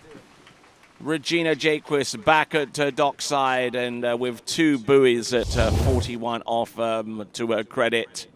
That was a textbook S-turn too, wasn't it? Yes, and she managed to put her hands on correctly. Hands on correctly. Now, she had to wait a long time, and, sometimes when you see those skateboards coming up, you want to come in, you want to get going. But she sort of moved away, waited for the line, and as soon as it took up, ducked inside and got the full point. Experience and very, very good skiing there to get a full 2 buoys at 41 off. And a big score for Whitney to chase down. Yeah, but as what we've been seeing out of Whitney lately, she's right at the top of her game. I mean, she is looking ironclad in the course out there, and I think she looks pretty calm leaving the dock right here. She knows what she can do. All right then, our final skier in the women's slalom competition in this big weekend of action between between the King of Darkness, which took place over the last couple of days, and this event, the Swiss Pro Slalom. Here we go. This here and now is Whitney McClintock-Rini, multiple-time world champion herself, and Canadian national women's slalom record holder. Well, as she goes through this pretty easy 13-meter pass, yeah, it's been a big weekend. These guys have skied a lot, but they're conditioned and trained super hard to handle this sort of competition. That many rounds, this much time on the water, and it won't faze Whitney in the slightest. Let's check in with Wade. Thanks, Tony. I'm here with Regina, and must be a bit of a relief, right? Full 2. It's a great score. Tough to beat. Yeah, no, I mean, it's a good score. I wouldn't say I'm confident with it. I'm just going to stay ready to battle it back out. You know, it's Swiss, so it always skis good, and we've been going at it the last couple days. Feels like a very long week. But no, it's always great to be able to go and battle it out at 41 for a title. You never feel bad, and you know that's just why the women's slalom has gotten to the point that it is. So it's because of these battles at 41 off all the time. All right, we're going to sit, wait, and watch. All right, then. Thanks a lot, Wade. Thanks a lot, Regina. All right, then, folks. Here is the kicker. Regina Jaquist has got a score of 2 at 10.25 meters. That is the current lead. In order for Whitney McClintock to take the win here, she has to get a piece of number 3. And guess what the Canadian national record is? 2 1/4. That's held by Whitney, so that's yes, what indeed. She's done on her best day. Can she reproduce that today is the question.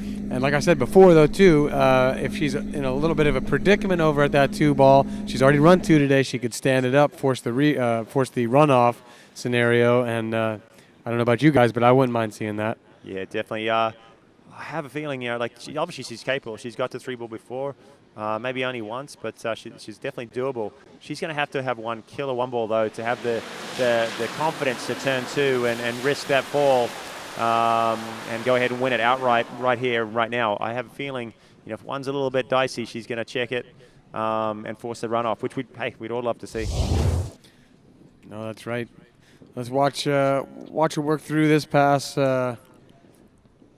which is 35. We mentioned it before, Whitney and Regina, different feet forward, different stances on the ski, different type of gait. It's really cool to see in the top 2 battling it out here, just the differences that can still exist. Whitney definitely riding a wave of confidence. She's been to 2 pro tournaments so far this year, won them both. We talked about the Moomba Masters. She picked that one up for about the 8th time. And then last night came out on top over Regina Jaquist. Whitney, of course, doing it for Team Radar. She's known as the First Lady of Radar, so trying to put some points in the team bank. And Regina riding the good, and then Allie and Jamie both on the HO, kind of combining some points there. Yes, indeed. Here comes Whitney McClintock-Rini. This is 11.25 meters. Looking in very, very good shape here. Look at this. Slicing and dicing it from one side of the course to the next. And at this point, having cleared 11.25 meters, she is about 8 and a bit buoys away from possibly taking the win here. The 6 buoy count on 10.75 and the more than 2 needed in order to get above Regina Jaquist. Yeah, and if you I was just thinking, rewind the clock back 10 hours. You remember this morning at 1 ball at 38, Whitney had that big head snap back, and then she came right behind that and took the 39 down. Obviously right here, she's looking more dialed. That 38 that she ran this morning before putting up the score of 2 at 41 was a little bit of a hectic 38. Right here, she's looking settled in and hitting her marks perfectly. So I'd say the stage is set for another big one. And she didn't need to go out in the second round, did she? But she went out and ran a few passes. She didn't just down and back. Yeah, down and back, kind of to feel things out a little bit. Didn't want to expend too much energy. She knew she was going to be top seed going into it. Just wanted to stay on the water, get a little bit of a feel on those opening passes, stay in touch, and get ready for the final. which is here and now, and this is 39. This is the do or die pass. This is it, guys. Here we go. It's a must run. Can she take that title? Time again of late. I've seen her in pro tournaments. I've seen her in record tournaments. She's got this pass figured. Can she do it one more time and get a shot at Regina Jake? Sitting at 2 at 41. Here she comes, round buoy number 1, takes a good hard snap. Round buoy number 2, she's still there with the ski out ahead of her. She's round number 3, she continues to roll here. She's round number 4, she keeps the momentum going. And ladies and gentlemen, round buoy number 5 and number 6, it goes to 41 off, 10.25 meters next. A round of everybody on the bank, including Regina there sitting on the dock. You saw it. I'm impressed. That's some very, very clean skiing through 39 off again. And both these girls are performing, bringing it up a notch in the final. Super strong right there. I mean, she had the start, and she settled into the pass nicely, but there was just not an inch of give. I think mentally she was running this pass from the moment she went through that gate. No, definitely. But you saw how hard it was for Regina. She had to work hard to get round 2 ball at 41. 2 at 41 is not a given for anybody. It's a tough pass. It's very broken over short. off too. The advantage Whitney has is she's a lefty. She can come through, snap that 1 ball, and skill around number 2 pretty much, well, most times for her. But let's see what she can do as she comes back. The judge in the boat, it's shortening that line. It's 10.25 meters. Yeah, it's 41 off. We're certainly not counting any chickens. I mean, we saw it. We've seen it today. That margin of error is so small. Even to get that 1 as a lefty, she's going to have to nail this gate down. We discussed the scenarios. What will she do if she gets a killer 1? Will she try and turn it? Will she stand up? Let's wait and see, guys. What a scenario, folks. She has to essentially tie the Canadian national women's slalom record at the extreme least to get above Regina Jacques for the win. She's round buoy number 1. She gets the firm grip. Oh, no. Oh, and dropping the handle on her approach into buoy number 2, and that means that your champion for the 9th time of reckoning, none other than Regina Jacques. What a fight, though! Wow, I didn't see that handle escaping. Yeah, I thought she had. She got round 2 ball there. Shows how short that line length is. She had a pretty solid 1 ball here and worked all the way across to number 2. Snapped that ski around, sat on the back a little bit, pulling long, throwing the ski out, and just didn't feel like she could hold on. She thought she might hit the buoy. She cleared it, but just let the handle go. And unfortunately for her, coming up second. Let's send it down to Wade with the champion.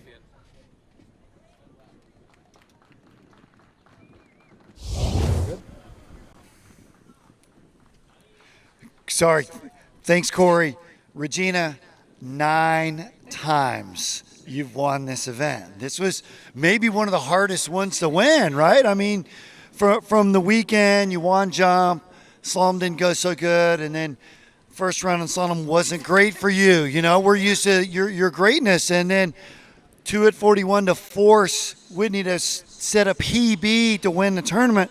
Wow, congratulations. Thank you so much. Yeah, I knew Whitney was skiing great. We had it out last night, and just being able to come off from the King of Darkness with the jump win after my ACL was amazing, and just kind of made the whole weekend. And then after my first round this week, I was like, I got a lot of climbing to do to make this happen. And then once I ran 39 in the finals, I just knew I needed to make sure I got a piece of 2 or the full 2, just because I knew she was skiing great and needed to force the pressure on her and maybe go for that runoff. But no, she's skiing great. All the girls are skiing great. Becky felt amazing, and the Swiss Pro Slalom and I are just it's something that the Stadelbauer family, every tournament they put on, I've won. The first tournament that I went to in Urlac, that was my down payment for my pharmacy, so the win that just keeps on winning. But no, I thank them so much for everything that they've put on for all these years, and thanks for everybody for tuning in. Well, you're a huge fan favorite. And so who do you want to say hi to, or would you like to say thanks to besides the Stadelbauers? Oh my gosh, everybody there's so many to thank. All my sponsors, everybody that's pulled me all these ski rides since day 1 of my life. There's just too many to thank, but thank you everybody. You know who you are, and you have a special place in my heart. And thanks for getting me back on the top of the podium. Well, it's quite the accomplishment. 9-time Swiss Pro champion, Miss Regina Jaquist. Back to you guys. All right, then, excellent stuff there. And Corey, I don't know how many movies that you've seen in recent times. And one of my favorites is Ferris Bueller's Day Off. And in one scene, the principal says, "How many times have you been absent?" 9 times. 9 times. All right, let's have a look at the leaderboard right at the very end. Your women's slalom champion, Regina Jaquist, 9th time in Askin, 2 at 10.25 meters, ahead of Whitney McClintock-Rainey on 2 1/4 at 10.25 meters. Jamie Bull there with 2.5 at 10.75 meters, and in 4th place, Ali Nicholson with 4.5 on 11.25 meters. The rope tension championship. Oh yes, Whitney McClintock with 677, $500 and a new line as well as a Pretty very nice prize there, right? trophy as well. Regina Jaquist in second with 604, Chelsea Mills with 578, Paige Reaney on 567, the same as Jamie Bull, and that is your top 5 in the women's strongest poll. Now, we've got other leaderboards to put up as well. I believe we should have the leaderboard coming up very soon for the Waterski Pro Tour, and that should reveal that in the lead still by only 3 points. So Whitney McClintock-Rainey still in the lead on 77 points, ahead of Regina Jaquist on 74, Jamie Bull on 55, Ali Nicholson on 42, Chelsea Mills on 33. That is your top 5. You can see the remaining listings by going to waterskiprotour.com. And here is the Brand Championship, the newly instituted Brand Championship score. So far, before we go into the men's slalom final, the Team Syndicate are on 137 points, ahead of Team Radar on 112, Good on 103, and D3 on 85. But so far as D3 is concerned, they have at least 2 competitors in the men's slalom final. So it's not all cut and dry yet so far as the Brand leaderboard is concerned, at least after the conclusion of this event. And we're going to go straight into the men's slalom final. Our first competitor out is going to be Jamie Calhoun. Freudian slip there. I caught myself just in time. Almost in time. There's the start list there. Jamie Calhoun will be kicking it off for Radar Skis, followed by another Canadian, Charlie Ross, on the D3. Dane Meckler, one of those, some great scores from these guys. 3 at 41 through Dane, Stephen Neveu, Will Asher. We saw Robert Hazelwood picking up a 3 1/4 at 41. Then we get down to Freddie Winter with a 5.5 at 41, and that awesome performance from Nate Smith, 6, falling out the gates, not being able to hold on to it at 41 off. And he's going to be our top seed in this final. The stage is set, guys. I'm looking forward to it. Rub your hands together. Let's get it going. Fantastic skiing so far. Well, I'd like to see, I know I admitted my bias earlier. I'm a big fan of Jamie Calhoun. I'd like to see him go off the dock here, set a really high bar, apply some pressure, move on up this chart. And the way he's skiing, I see that could easily be in the cards.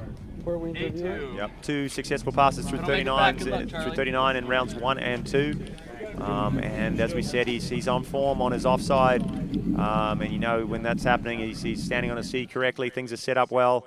If he can get out of his onside good at 41 and rip that 2 ball off, we could see him well down the pass and put a lot of pressure on this field to come. Seeing some of the spectators down the lake. The crowd has built up down in the middle. They're getting excited. We were hearing them cheer when Regina and Whitney were going out there running the 39s. It was getting loud at the judges' stand dock. It was also at the ski school starting dock. We were hearing cheers come out from all over the place. And I think we're about to be in for another great show right here. Jamie kicking it off. All right, then. Coming to us originally out of Canada, this is Jamie Calhoun. A 12-meter start. Getting straight into it with the 12-meter start. Pretty easy for these guys. They've done it countless times, and here in the final, another opportunity to just go right into it. Straight through 12 meters. Let's watch that 2-4 side, as we said, hit snapping around. And Jamie Calhoun doing it for Radar Skis and looking extremely good through his opening pass. opener under his belt, looking very, very smooth indeed right from the get-go. And, you know, unlike Ali Nicholson, who had to fight her way into the women's slalom final, pretty much the men's slalom final with 8 skiers was pretty much set with the skier who skied just before him. Jonathan Travers, who came up a little bit short with his score. So once you got to that point, you knew who the 8 skiers were going to be with no outside interference. Yeah, these top 8 guys, they locked it in the first round. They skied huge scores, and then we saw pretty much all of them go out there in the second round, prove themselves all over again that, yes, I'm supposed to be in the finals. We didn't see a whole bunch of shake-up in the order even. So there's a little bit, I think, there, but not a ton. And so it's going to be interesting to see if you know, the chips fall differently this time around. Yeah, that could play out though, couldn't it? You know, going out a little bit later on the order, you know what's been done out there. So good skiing to up their ante a little bit in round 2. All right then, folks, we've got on the water Jamie Calhoun, first competitor out, and then we'll work our way through to our remaining competitors, starting off with Charlie Ross, who will be our next skier out, also from Canada. Canada having huge representation in this men's slalom final. And here comes Jamie Calhoun. 12. Oh, a little bit broken over. This is 11.25 meters. The minimum starting line length for our men's finalist is 12, and almost felt that a little bit to his detriment. Yeah, hard to tell from that drone footage. Yeah. I love that angle, but the ski caught a little bit too. We pushed it maybe a little bit too much. We'll see on the replay. Was it 2 or 3? Well, 2 and 3. I think they both kind of caught a little bit harder than he wanted to turn, and he maybe got a little bit out of position on the next weight crossing, but maybe just testing those limits out there. Well, and when you're at 38 on your second pass, like his opener, the 35 looked like it might as well have been 32, but I think, you know, you get comfortable after that first one. You almost forget you're coming in here at 38. You know, I think people end up making it look easy because they got 2 passes under their belt in most cases, and you're really warmed up, where if you're a little bit nonchalant, 38 will remind you that this takes work. I know it always happens to me first couple sets of the year after I've been off the water for a while. You leave off, you're all dialed in, you got your rhythm, you think the passes aren't that hard. Then you start skiing again in the springtime, it's like, oh yeah, this requires some energy input, this requires some work on my part, and that might have just been a little wake up that Jamie needed. Yeah, maybe that's true. Maybe he needed that little bit of a, hey, you're out here, you're going, this is the final, let's step it up.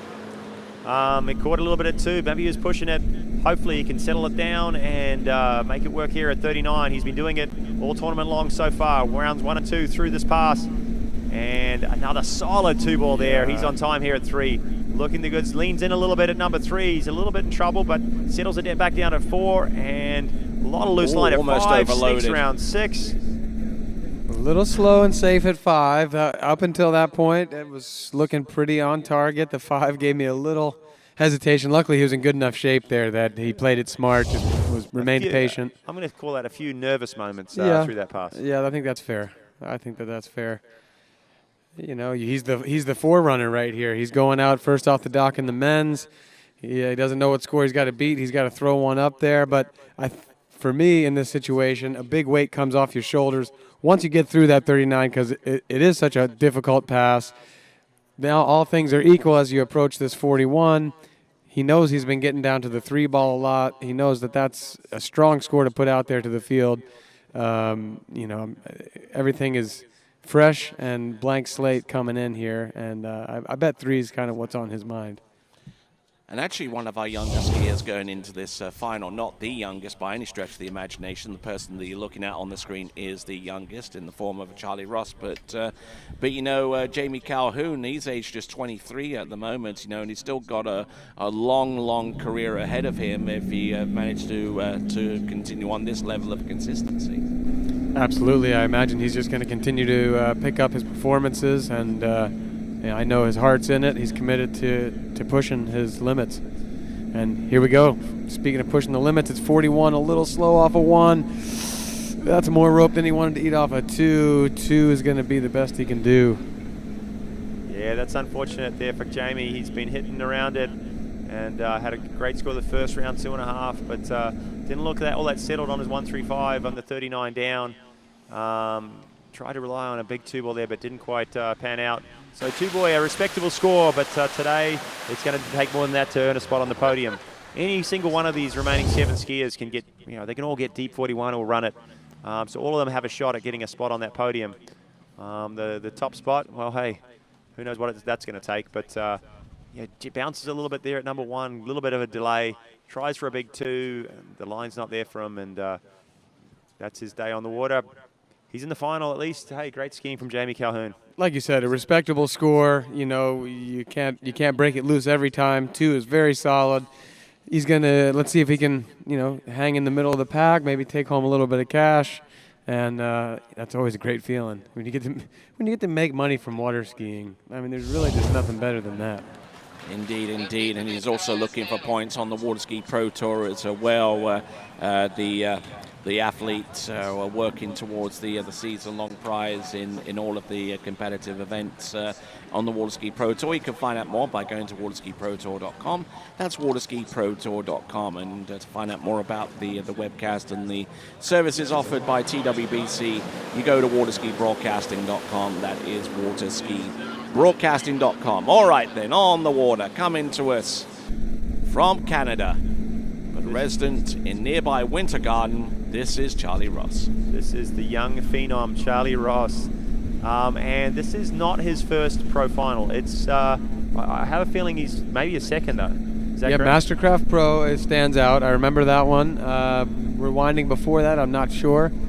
I don't want to take any away from him, that's for sure, but it's certainly not his last one. There are many more to come after this. That's what's certain. All right, then, as we continue on, let's check in with Wade's World. Thanks, Tony. I'm here with Miss Whitney McClintock-Greeny, who now has a Moomba Masters title, a King of Darkness, and a second. So a first, second. There's a whole bunch of people on this shore and watching at home that would love to have that year. So congratulations. Oh, thank you. Yeah, I mean, this year has been amazing already so far, and we're really just starting. So I'm super proud of the work that Matt and I have been putting in on the water, and it's starting to show off a little bit on the water, so I'm super proud of that. God's really rewarding me for the work that we've put in, so I'm just excited for what this season has. Well, congratulations. It was another great battle with Regina, pushing it right to where you had to have a PB to win, so fantastic. Congratulations. Thank you. Yeah, Regina, I mean, she's a beast, and she knows how to put that best score out when she needs to, and I just love the place where she's pushed me in this career. I wouldn't be the skier I am without her. Good stuff. We enjoyed it. Back to you, Tony. All right, then, here comes Charlie Ross, and if on the basis of what you heard there from Whitney McClintock-Greeny, she deserves your vote as skier of the day, why not go to waterskibroadcasting.com and go to a /vote for your skier of the day, waterskibroadcasting.com /vote. You've only got a few minutes to submit your last votes before we close that down, and then we'll announce the winner towards the end of this event. Charlie Ross getting through 11.25 meters and making that look very, very straightforward indeed. I'm definitely running out of superlatives to describe Charlie's skiing so far. It's been a phenomenal day. He's got through the 39 off pass. Handley, he's got the 3 at 41 in the first round, which has put him into this 7th spot going in. This kid's only 17 years of age. What a future he has in front of him. I'm looking for big things from him in the final here.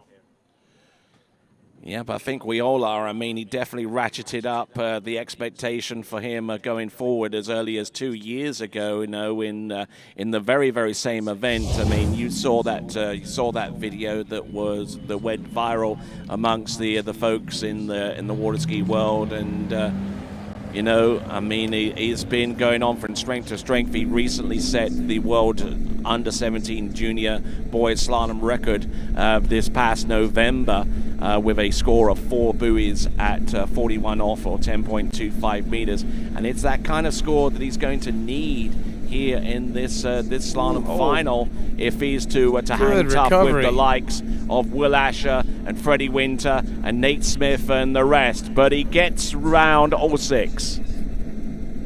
3:39s in one day there for Charlie Ross. That has to He's be a got that record in gold, and itself for a skier of his age. And what a recovery at 3-ball. I don't know if you saw what I saw there, Corey. I was watching the same thing, and I was thinking, man, way to keep your head, buddy. Yeah, that tip got perilously close to going over the rope. Maybe it did a little bit, and he slipped it back off and held onto it and didn't panic.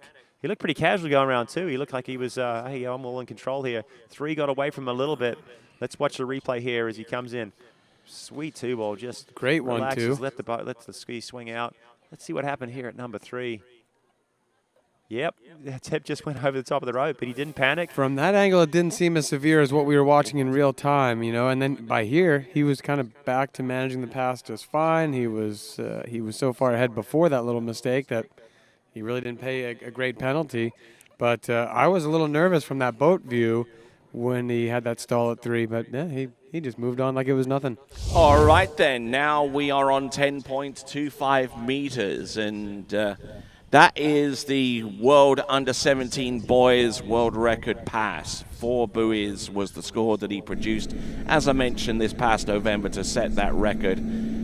But let's see what he can do. Here he goes. He needs more than 2 to take the lead. He needs more than that to put pressure on the top of the field. Round 2. Oh, look Is at he this. gonna He's turn still there. 3? He's going to. Oh, and gets 3. 1 buoy short of the world record. But, ladies and gentlemen, let's give it up, please, for Charlie Ross of Canada. Coming out, second off the dock, posting a huge 3 at 41. That's going to stand up strong. It may even earn him a spot on the podium. Let's wait and see. Now, obviously, Charlie has now since moved out of under-17s. He has that record for it at 41. That's been approved. He's now gone into under-21. I have a feeling that it's going to be pretty close to under-21 record, though, too, no, 4 at 41.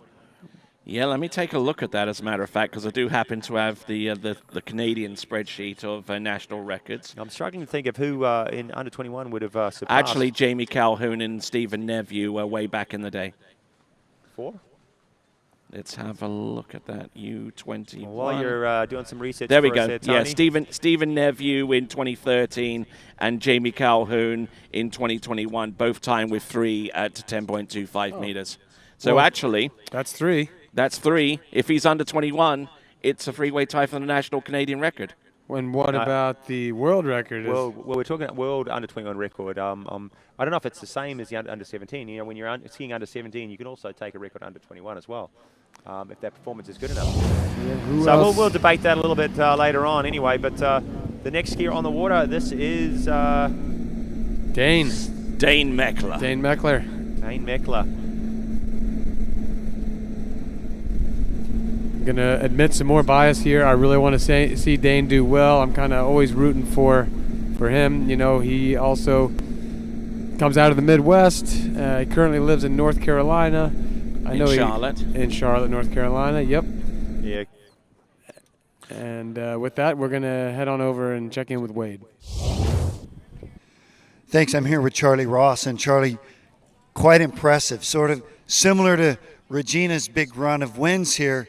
The fact that you're in your 3rd Swiss Pro, 17 years old, in the final, and put up 3 at 41, that's huge. Yeah, thank you very much. I scared myself at 3:39 there, but yeah, my goal going into the season was I really wanted to make this event. I mean, last year, or make the finals in this event, sorry.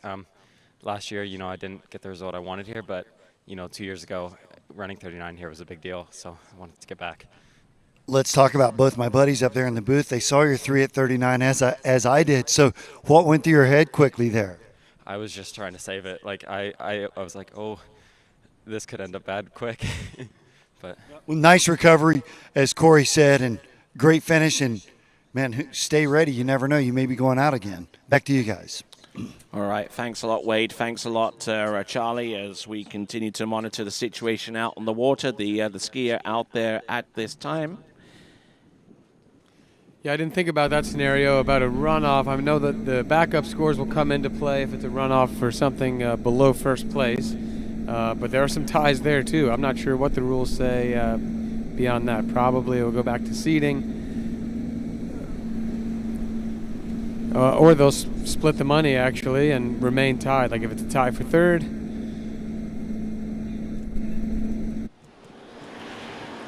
Yeah, So that's good. It doesn't actually go back to ranking. It can remain a tie, but not for first place. If we get a tie for first, that will be run off, and we will have a decisive champion.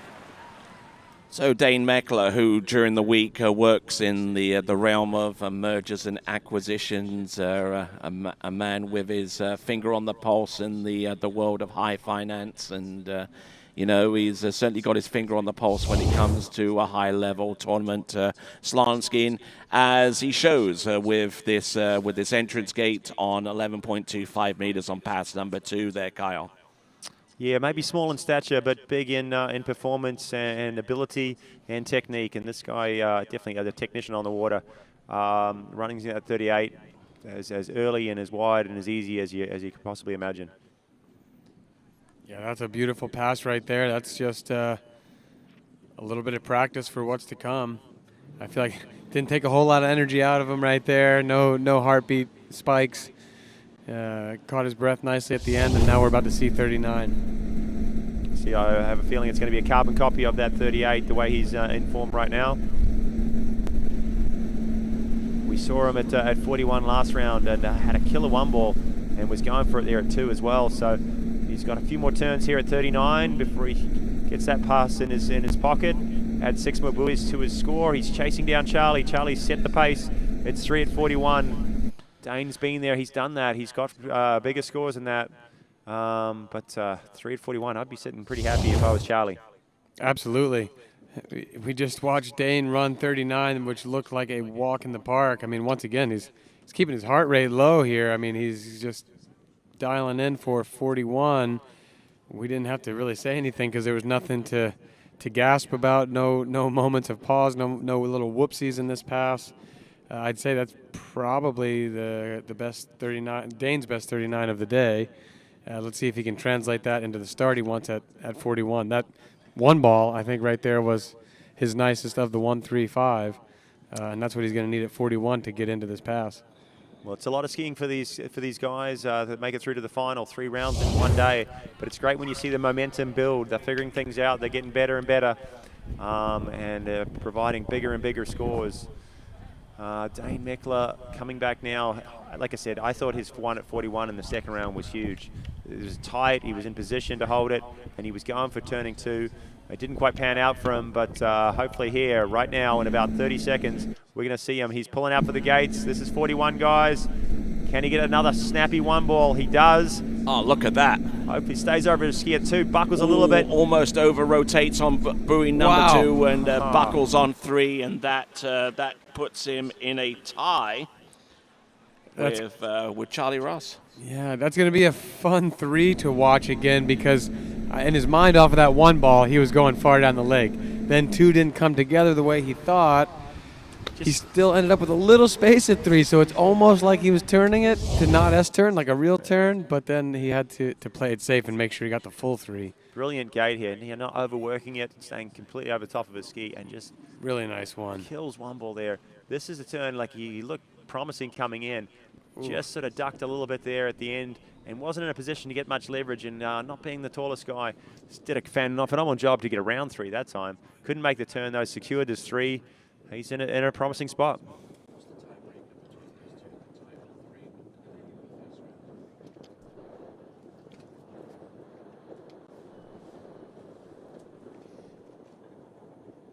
Well, between the 2 of them, let's see, they both had 3 at 41 in the first round, but then in the second round, Charlie Ross had a half at 41 to Dane's 2. So Dane would have the tie break over Charlie in this situation. So I think he would stay. That's a tough break to go back to your backup score. Right. I think that's the way it plays out. Amazing skiing today. Yeah, that's pretty much how it should work. He's had slightly better performance in the second round, which is going to step him above Charlie at this point. All right, here we go. Stephen Neveu out of Canada, the third and the final Canadian in this slalom competition, in this final. Big Nev, nice and easy on the 35 right there. No trouble. And so really going back to that second round, it's going to provide dividends for going back out and getting another good score. It's going to separate some of these guys in the final. All right, let's check in with Wade's World. Hey guys, I'm here with Dane Meckler, and I think we saw what you saw on your start at 41, that it was good. Where did you lose a little space in the 2 or what? Yeah, no, I had 3 rounds today with a great one, and just maybe a little hesitation there at 2. I was trying to keep the line to be able to, not get too loaded up going to 3. And yeah, unfortunately, just a little bit too tentative maybe. And line was a little tight at 3 and just couldn't make the turn. So, but still happy with the rounds today and looking forward to a good season. Yeah, it's kind of tough to be disappointed when you're the leader in the dock when you leave the water, right? Yeah, no, it is. I just know, we all know we can do more, but that's slalom. That's what keeps us coming back next week. So, Well done. It was a good weekend. Congratulations. Fantastic effort there from Dane Meckler. Good to hear from him. Tell you what, maybe some of these slalom skiers are a little bit tired after skiing 3 times, but that guy in the boat, Scotty Greenwood, he's been doing some hard yards today and doing a phenomenal job up and down the lake all day long, providing a perfect pull for these skiers. They trust him. They know he's going to be there for them out of the end of the buoy and keeping it within tolerance. And Stephen Yevue coming back. This is 38 off. Not a problem. The big guy, All 6 right. buoys. Oh, nicely done. 11.25 meters, a great start, and good continuation all the way through the run as he now sets himself up for 10.75 meters as the next run. And what kind of stands out for you so far as Stephen Yevue goes, Kyle? Oh, we've said it time and time again with this guy. He just stays calm. He's a gentle giant out there. He's got a lot of power in his skiing, but he never really panics. Just kind of keeps trucking down the lake. Doesn't do anything too fancy, and that's what provides some consistency in his skiing. He's always there and thereabouts around the 3, and we've seen him have some big finishes in pro events, and just always he's just consistent.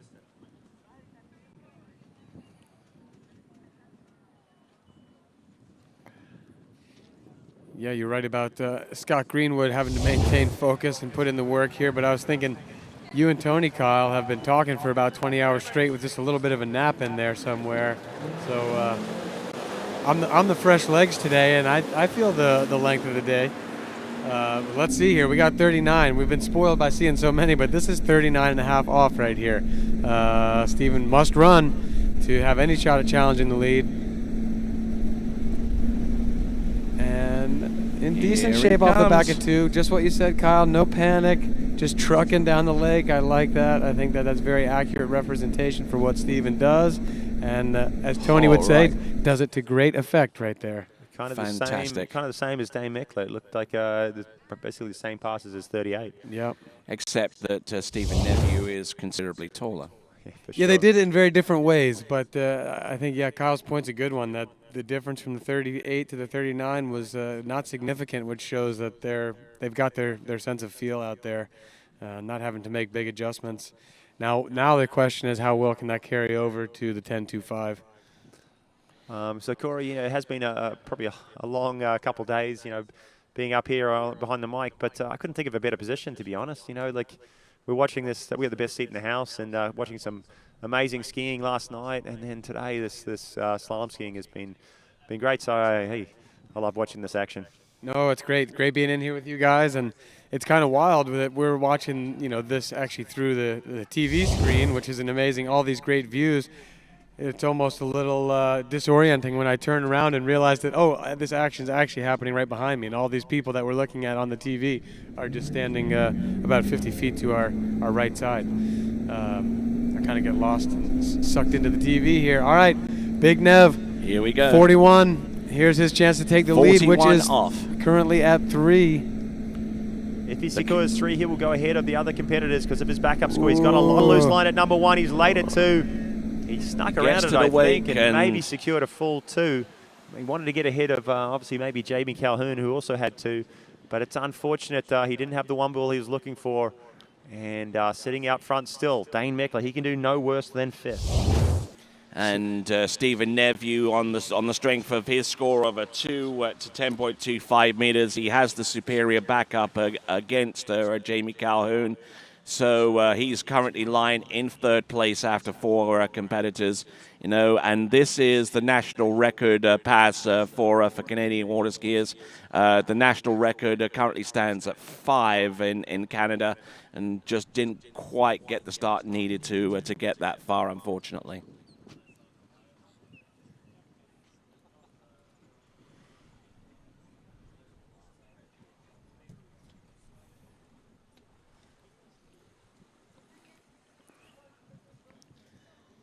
All right, then. So looking at the instant replay for Stephen Neville, a little bit disappointed there, but he's certainly skied fantastically all the weekend.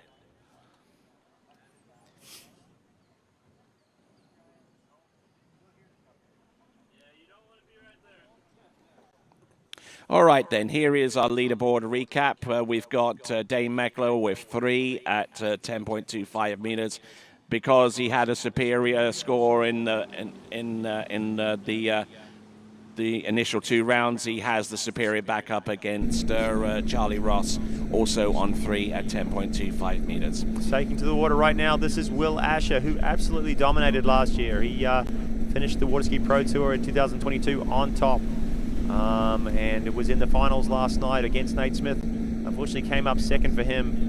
But yeah, maybe going out a little earlier. I heard he doesn't mind going out early, though. Maybe it's a little bit of a mental tactic. He likes to go out a little bit earlier, and especially in this sort of format, and put some pressure on the guys to come. Yeah, I can remember being at a Moomba, and Will actually told the boat judge, apparently, he said, "Watch my gates." And then he proceeded to miss the gates, but run 39, and because he did not want the high score. He wanted to be off earlier. He had already secured a spot into the finals, and it was just a strategy move. And we're going to take a quick break now and get the dockside word with Wade. Hey guys, here with Handsome Rob, and you may want to say hey to Bob Marley. Can let him know you're washing your hands up. Hey, you gotta get grippy. Gotta get grippy. So we're keeping it light down here. That's the plan. That's the plan. Have fun. Have fun. We're gonna watch him rip, guys. Back to you. And 4 skiers remaining, including the one on the water. 3 of them coming from Great Britain. Stacked field there. Yeah, you mentioned it earlier about obviously they don't have the greatest weather, and Tony, you can probably tell us more than anyone. But I've seen pictures come out on Facebook that they're skiing year-round over there. Yeah, they're not scared to break some ice and get on the water early. Get the dry suits out, get the job done, no complaining. And we saw that a lot back in the World Cup days. A lot of these guys would go to some of the events where the conditions are challenging, and it would always be these guys, the Andy Mapples, the Jody Fishers, Will Asher, Glenn Campbell. There's countless guys that would perform when the conditions were tough. And that was 38. Again, we're having a hard time getting excited as hard as 38 is, but yeah, indeed. I don't know that any of these guys are not going to miss 38. We should pay a little closer attention and maybe call this 39 run, though. All right, then, most certainly. And Will Asher, the current men's record holder of Europe in the men's slalom competition with 2 buoys at 9.75 meters. He achieved that at the Travers Grand Prix in round 1 on the 7th of October last season. So he's had some really good form coming into this season, and looking to see if he can replicate that with the next few moments of skiing from him. We picked up 5 at 41 at the King of Darkness tournament in one of the earlier rounds. So far, his best has been 3 at 41. That's why he's out a little bit earlier. We heard him talking to Wade Cox. I didn't want to mention it when he was just sitting here listening to us, but he came into Wade. He said, hey, that was a lot of work out there. I was struggling a little bit at 39. Hopefully he's going to figure things out here. He has done time and time again. This guy's a world champion, a record holder. So let's see what he's got here for us at 39. Here he comes. Off the back of 2, that's looking pretty good. I'd say that's a leg up from where he was last round. 10.75. You mentioned it earlier, Kyle. That's where we can often tell, really the backside of 2. And the way the backside of 2 looked is the way that pass looked. He was more settled in right there. That didn't look hard to me. No. And he gets really settled in on a ski of his own design, the Works one by Syndicate, a ski that's designed around the needs of the high-level slalom performer with enhanced features that really come into play whenever the line really gets shorter beyond 35 off 38 and 39, and really showing that ski off to great effect. The Syndicate Works one. Yeah, I'd have to agree with you there, Tony. I feel like a big part of Will's success last year was he and the ski have been getting along very well, and he's out there making a case for it. And I think we're going to see Rob come up right behind him here, showing off the Works 2.0. So yeah, HO out there with 2 high-end skis in the field, and this is what we're waiting for. Freddie and Nate have kind of been neck and neck here with the 5 at 41, and then nearly running at the 5.5 and the 6. Will wants to be in that conversation. Will's been lagging a little bit, but I tell you what, this is the final. This is when he steps up. Can he do it again? This is 41 off, and he's run this pass a few times. He's got a big number 1. He drops his chest, but I don't think he's too far down course. Huge number 2. He's on time at 3. A little bit of loose line. He's going to be late for 4. And I don't know if he snuck outside it. Doesn't look like he tried to get back. The 3 is going to count, and that's going to slide him ahead of the other 3s. The Dane, he's in first place right now, but probably not the score he's looking for. No, I think that's kind of been the story of each round. Will's had 3 each time with it always looks like he's going to go past 3, but it doesn't end up coming together, doesn't materialize. So whatever he was feeling, he didn't quite get it to. Well, we see him sort of fold at number 1, but I think he came out of that right. Rip and 2. That's the huge 2 we're looking for from him. And maybe he got across here for 3 just a little bit early and didn't really know what to do with it. Kind of paused there for a second and didn't keep the momentum going. And once you do that at 41, it's all over. All right, then. So that's Will Asher. He takes the lead in the slalom competition, even though he ties with 2 other competitors. He has a superior backup with each of the previous 2 rounds in which he skied, yielding 3 buoys at 10.25 meters each. So he is now your leader after 5 competitors. 3 competitors remain. And the first of those 3 competitors, another Syndicate team skier. It is Robert Hazelwood. 5 skiers have left the dock so far, guys. 5 skiers have run 39, and 3 of those guys have got 3 at 41. They're all tied up.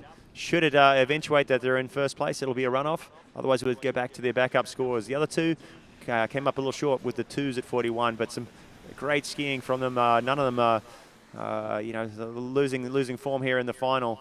Only a buoy separating those 5 skiers so far. And Robert Hazelwood is just one of those skiers that gets really amped up for this competition here at the Swiss Pro Slalom. Well, with that in mind, let's check in with Wade Twirl.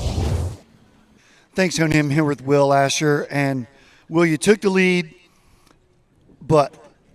and had an unbelievable start there at 1. But what happened there, 2 to 3 or whatever? Yeah, I just ran out of talent again. I don't know. That was actually what I've been looking for a week, or today a week. Feels like a week. Just what I've been looking for today. I was able to get through the wake and get some good swing, and I felt like I had good time, good rotation. I was in a great spot at 3, and then I just kind of over-swang into 3, and then I had to run a little bit too straight for too long. I was almost there a little bit too early, which is kind of stupid to say at 41, but that's kind of what happens sometimes. I hadn't been getting the 2. I got the 2, and I was just kind of enjoying the ride. No, I know exactly that. Explain to people a little bit about that. If you do get too early at 41, you only have a given amount of time, correct? Yeah, the last thing you really want to do is be wide and early at 41. It's just not really a thing because the swing is so short and so quick that you want to literally get there on time. And if you have time, the last thing you want to do is create more space. So there I just kind of, in a way, sounds stupid, had too much space too early, and then I had to run with it and wait, and that's why I couldn't get the turn finished at 3. Well done. Good skiing, mate. Back to you guys. Fantastic skiing there from Will, and the first part of that response, like saying just running out of talent, as if that's something that you can bottle up and sell at Walgreens for $50 a time. Yeah, then he proceeded to say exactly what Kyle called out. Kyle said it looked like maybe it was just a little bit too early. He wasn't able to make his move when the time was there to move. He wasn't at the buoy yet. And that was Will's exact assessment as well. I feel very validated that they agreed with me there. I've been watching a lot of slalom today, but I saw that there as he came around two. Well, was it a ripper of a turn, wasn't it? And just got across there a bit too quick. But back to the water now. Robert Hazelwood, he's been skiing exceptionally well this so far this tournament. 3 1/4. He's got himself ahead of those threes. So if he scores 3, if he ties, he will go ahead. So he's put himself in a pretty fortunate position, I think.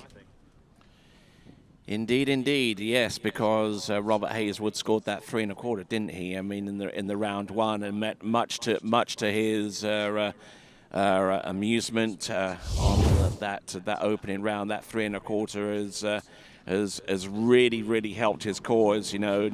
Just by squeaking that ski outside buoy number 4 has opened up a whole bunch of options for him.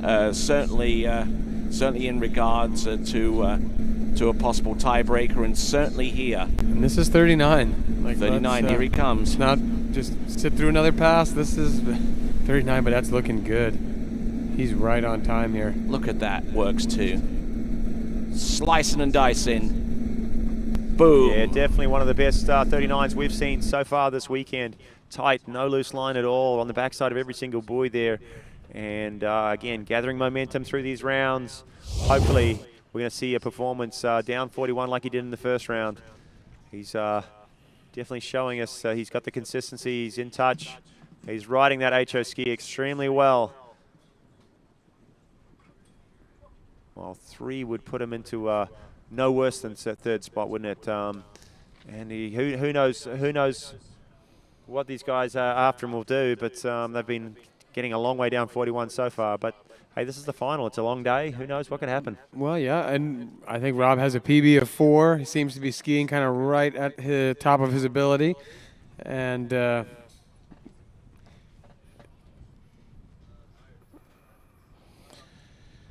so a lot of scenarios in play for Robert Hazelwood.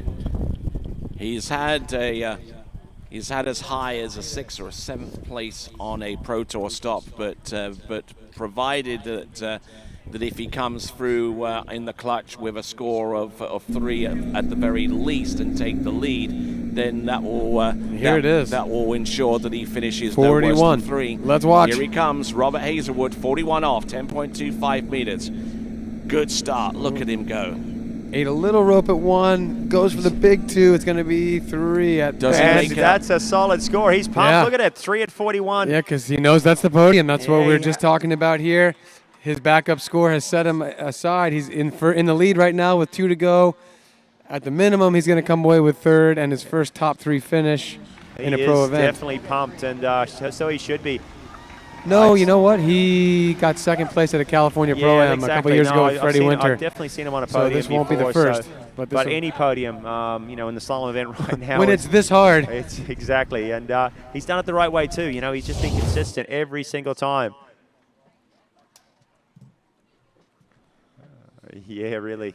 So look at this one ball. Has a little loose line. He's got the handle up around his chest. Watch this too. He douses himself in some water. Look, comes out of the spray and then just charges hard across, throws the ski around number 3, stands up and he says, hey, thank you very much. I'm currently in the lead.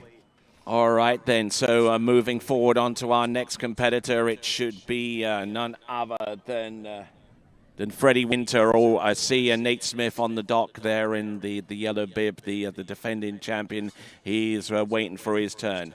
Now Freddie Winter is in the water and getting ready for his opening pass of 13. He needed a snorkel and goggles coming out of number 2. Oh, look at this from Robert Hazelwood, just absolutely on fire. And little wiggle. He's like, what should I do here? Yeah, make sure I get it. Yep. Yeah. Yes, and all that training in Chile over the last few months has definitely paid off there for Robert Hazelwood. Let's switch our attention now to another British competitor. This is Freddie Winter. 12-meter start. And just took a look at my watch. It's 7:10 Eastern Standard Time. Been a long day, and the light's starting to fade a little bit, but last night was a night event. Tonight won't be. We got 2 more skiers remaining, and the top 2 seeds for this men's slalom final. It's Freddie Winter v. Nate Smith, chasing down Robert Hazelwood, who currently has the lead. And Kyle, I'm here with handsome Rob Hazelwood, our leader. Feels good, eh? Man, it feels so good. Whole last year before, I was great. I got into finals, but I just sucked in finals, like so bad. So it's nice. 3's a 3, but it's more the mental game and the way that I've been skiing this year that cheers me up, you know. Yeah, 5th yesterday, worst case 3rd today, so not a bad weekend, right?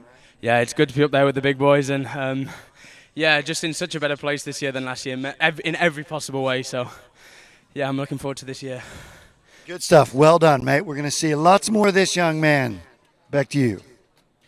And pretty much in common with almost everyone that I know from my part of the world, from Great Britain, we're very self-deprecating at times. Well, humble but also excited. You know, I like to see that emotion come through. Rob, he's taking the lead. He's skiing amazing all day, and he deserves to be feeling good and celebrating and sharing that with everybody that's watching. Riding that HO Syndicate, but interesting to note, he's not part of their 3-man team. Yes, the that team might change up a little bit here. That might. Freddie, we've got Will Asher and Ali Nicholson and Jamie Ball as part of the syndicate team, and maybe they'll have second thoughts on that team selection. Each of the brands had the opportunity to submit 3 skiers, and syndicate came up with Ball, Nicholson, and Asher. Well, solid choices, all of them too. You know, so. Pretty hard pick, that one, isn't it? Yeah, they could always come up with a second team. They've got John Travers. And, they're deep. And Robert Hazelwood here doing well. So maybe something like an Alpha Tauri team. There you go. All right, so we're just chatting our way through. Freddie's through 38. The line gets short, and half a meter comes off. 1.5 feet of rope comes off that 38 off 11.25 meter line, and things get tough here. This is 39 off as the next pass. He's run it all weekend long. We almost ran that 41. He almost ran that 2:10.25 in round 2. Looking in good touch as he rounds a number 6 and out the exit gates on that replay for us. All right then, so Freddie Winter, one-time world men's slalom champion, got that title in 2017. Boat now accelerating up to 36 miles an hour, 58 Ks. He sort of generates a lot more than that speed, almost up to 55 mile an hour across the wakes as he heads into number 2 here, rips off 2. He's run this pass very, very early, all 3 rounds so far, and making no mistake in this final. Fantastic effort. There's a little audio there from the driver. He said, "Sure felt good there," and it looked good. You know, the driver can tell when it's right on time. The skier's where you expect him to be everywhere. It makes it easy on the driver, and that's the way this pass was. No surprises. Line pretty tight everywhere. If Freddie gets off the mark, he's got the ability to hammer a turn and put a bit of a hurting on the boat. So when he gets to a 39 and everything's just kind of squeaky clean, then that's nice for the driver. Scott might have been squeezing the wheel a little extra hard, getting ready for a big 2 or 4 if anything started to slip off the rails, but it didn't. This was just a steady, solid 39 pass for Freddie. And talking about speed, that boat's doing 36 mile an hour, but Freddie Winter generating much more than that across the wakes. They've been clocked around 50, 55 mile an hour, but then they've got to shut that speed down to make their turn. So it's an instant acceleration, deceleration through the course, and a lot of G-force, a lot of pull, a lot of pounds of pressure on them, as we see from the rope potentiometer of the boat, up to 1,000 pounds through their shoulders, down through the line, through their feet, and into the ski, which generates that whip across the lake. And Freddie Winter doing it well out there today. This is it, 41 off. Here we go. Let's see what he can do. He's chasing down number 3. If he can secure 3, he will take the lead. 10.25 meters. The best skier in the history of our sport is right behind him. So let's see what he's got. Round buoy number 1 brings the handle down nice and low, gets round buoy number 2, tries to take off little bit more than he could chew off number 2. He's round number 3. He's good to go. Round number 4. Does he take the slack? Oh!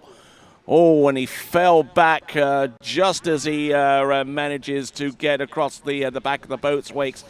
So what do you say? Was that 3.5 or 4? It's going to be a score under review. That's going to be a 3.5. But I think they're going to watch a few areas here.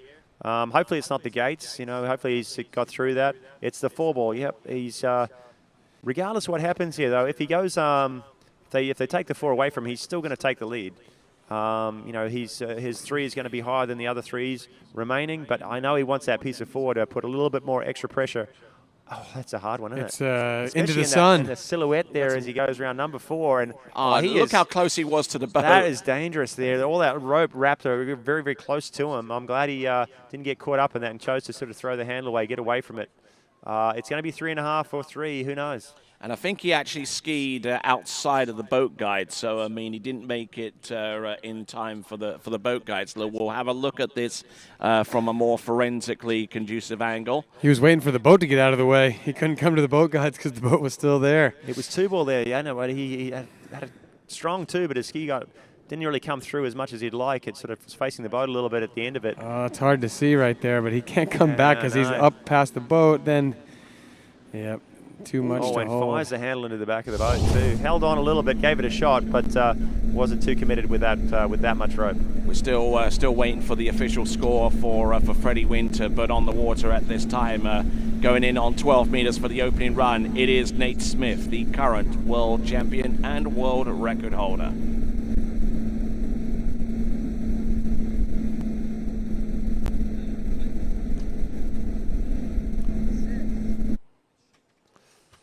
All right then, so we've got Nate Smith getting through pass number 1 with the 12-meter start, and so it's interesting that they've continued on. Obviously, they're still reviewing the score from Freddie Winter, but you'd think that Nate Smith would really want to know that score before he goes out there. Right? I'm guessing before he takes off at 41, sure. Then he's going to demand an answer. I think he's going to go through the 35, 38, 39. And we're now getting word the official score is 3.5. So Nate will be informed, and that's the mark to beat. So Freddie Winter, he's out on his own. He separated himself from all those other 3s. The only scenario was if he'd tied with those 3s, and so did Nate, we'd be here a lot longer. That would be a big runoff. I mean, that was the worst thing that Robert Hazelwood would have wanted. Each of the remaining skiers scoring 3 because each one of them would have gone out in the runoff situation for the win. And each going into the course at 10.75 meters on their opening pass. So Rob can settle in. He's going to maintain the at least third position. Third, right? Yeah. No worse than 3rd. And a winner here today is going to be either Freddie Winter or the man on the water, Nate Smith. All right. 11.25 meters gets a good hook up on number 1, bringing the handle down very low to his hip. And just sucking up the slack on the rope if and when it occurs. And Nate Smith, forever imitated, never duplicated. That was a pretty easy 38 off pass right there. Kind of like I think we said about Dane Meckler. Nothing that's got his heart rate raised any. I think he's got plenty of energy for these next couple passes to come. This is all just fine-tuning, just passes that get you ready for the ones that really matter. And he's wearing the winner's bib from last year. There's a reason why he's been on top of this podium numerous times, and he is the last skier of the day. And can he round it out? Can he take the title for 2023?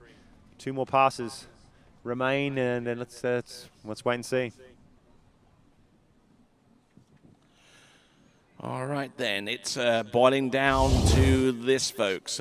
2 more passes. The next pass is going to be 10.75 meters a pass. Critical pass for Nate Smith. Needs to run through this and continue to ski onto the pass afterwards and get about 2/3 of the way down the course to seal the win. The defending and 2-time champion, Nate Smith, won titles in 2021 and 2022, This will be the third on his trot, provided that he can get through this and get the score that he needs on 10.25 meters. Okay, I'm going Tremendous to effort. go ahead and say it, and that wasn't his best 39. That it was wasn't. probably his least good. He had a little slow at 4, then a little slow at 5, a little tight and narrow at 6. Was never worried, were we? We were never No. worried, but it was definitely not his best pass. Yeah, definitely he's going to have to step it up here at 41, though. We saw him make a few errors and still get down to 5 in the first round, but hopefully he can sort a few things out here on this next pass. Yeah, the first part is kind of what we expected out of Nate Smith, but it started right here with this 4 ball. He was a little slow, ate a little bit more rope off of that. Again, no big deal. I think if it was anybody else, we'd say, yeah, great job, nice pass, but we're not used to seeing Nate be a little slow off 4 or 5, having to pull long for 6, but really no drama in the end. It's not like he's taking a big hit out the gate or anything like that. Maybe he's giving himself something to think about. Look at the leaderboard, guys. 7 skiers have gone so far. There's a buoy and a half in it. That's it. From 7th to 1st, 1.5 buoys separates 7 skiers. And that is incredible performance. Every one of these guys in the final earning their spot and performing for us. Will Nate change that right here? Here 3.5 is the lead. He needs full 4 to win outright. Let's see what kind of start he gets. Handle up high. That's the start that Nate Round can work number with. 2. He can work with this one. He's Oh, round buoy squash at number number 3. 3. Does he make it round buoy number 4? Stands Checks up, and he is your winner for the 3rd time in asking, Nate Smith. Wow. You called it there, Corey. That 1 ball wasn't perfect, but hey, he doesn't need to be perfect to get that far down at 41. So congrats to Nate Smith managing that pass. He knew what he had to beat. He saw the 3.5. He saw the 3s. And did exactly what he needed to win the title here in 2023. All right, then, last few seconds for you to vote for your skier of the day. Last few seconds out there for you to cast your vote for skier of the day. WaterskiBroadcasting.com/vote. WaterskiBroadcasting.com/vote. Just take a look at this. This was just pure control. Yeah, Tony, earlier when you were talking about the soccer or the Formula One or whatever you're talking about, and you said something about a spoiler alert, I almost said, you know what, everyone, spoiler alert, it's going to be Regina and Nate. And that was before the finals, and here we go, Regina and Nate, once again. Absolutely. So making his way back to the dock, we'll probably get a word or two from him very, very soon, but certainly deserving winners between Regina Jaquist and Nate Smith. Each of them slaloming their very best when they really needed to conjure up. Well, each of them coming into this event this year wearing the winner's bib from 2022, and each of them will be going home the champion this year and coming back in 2024, hopefully, with the winner's bib again. All right, let's check in one more time with Wade's World. With 3-time now defending champion for the Swiss Pro, Mr. Nate Smith. Oh, 5 times. So it's 3 in a row, though. Right. So for all of you guys at home, and you see how easily he does it, and he's won a whole bunch of tournaments, you should hear how hard he's breathing right now.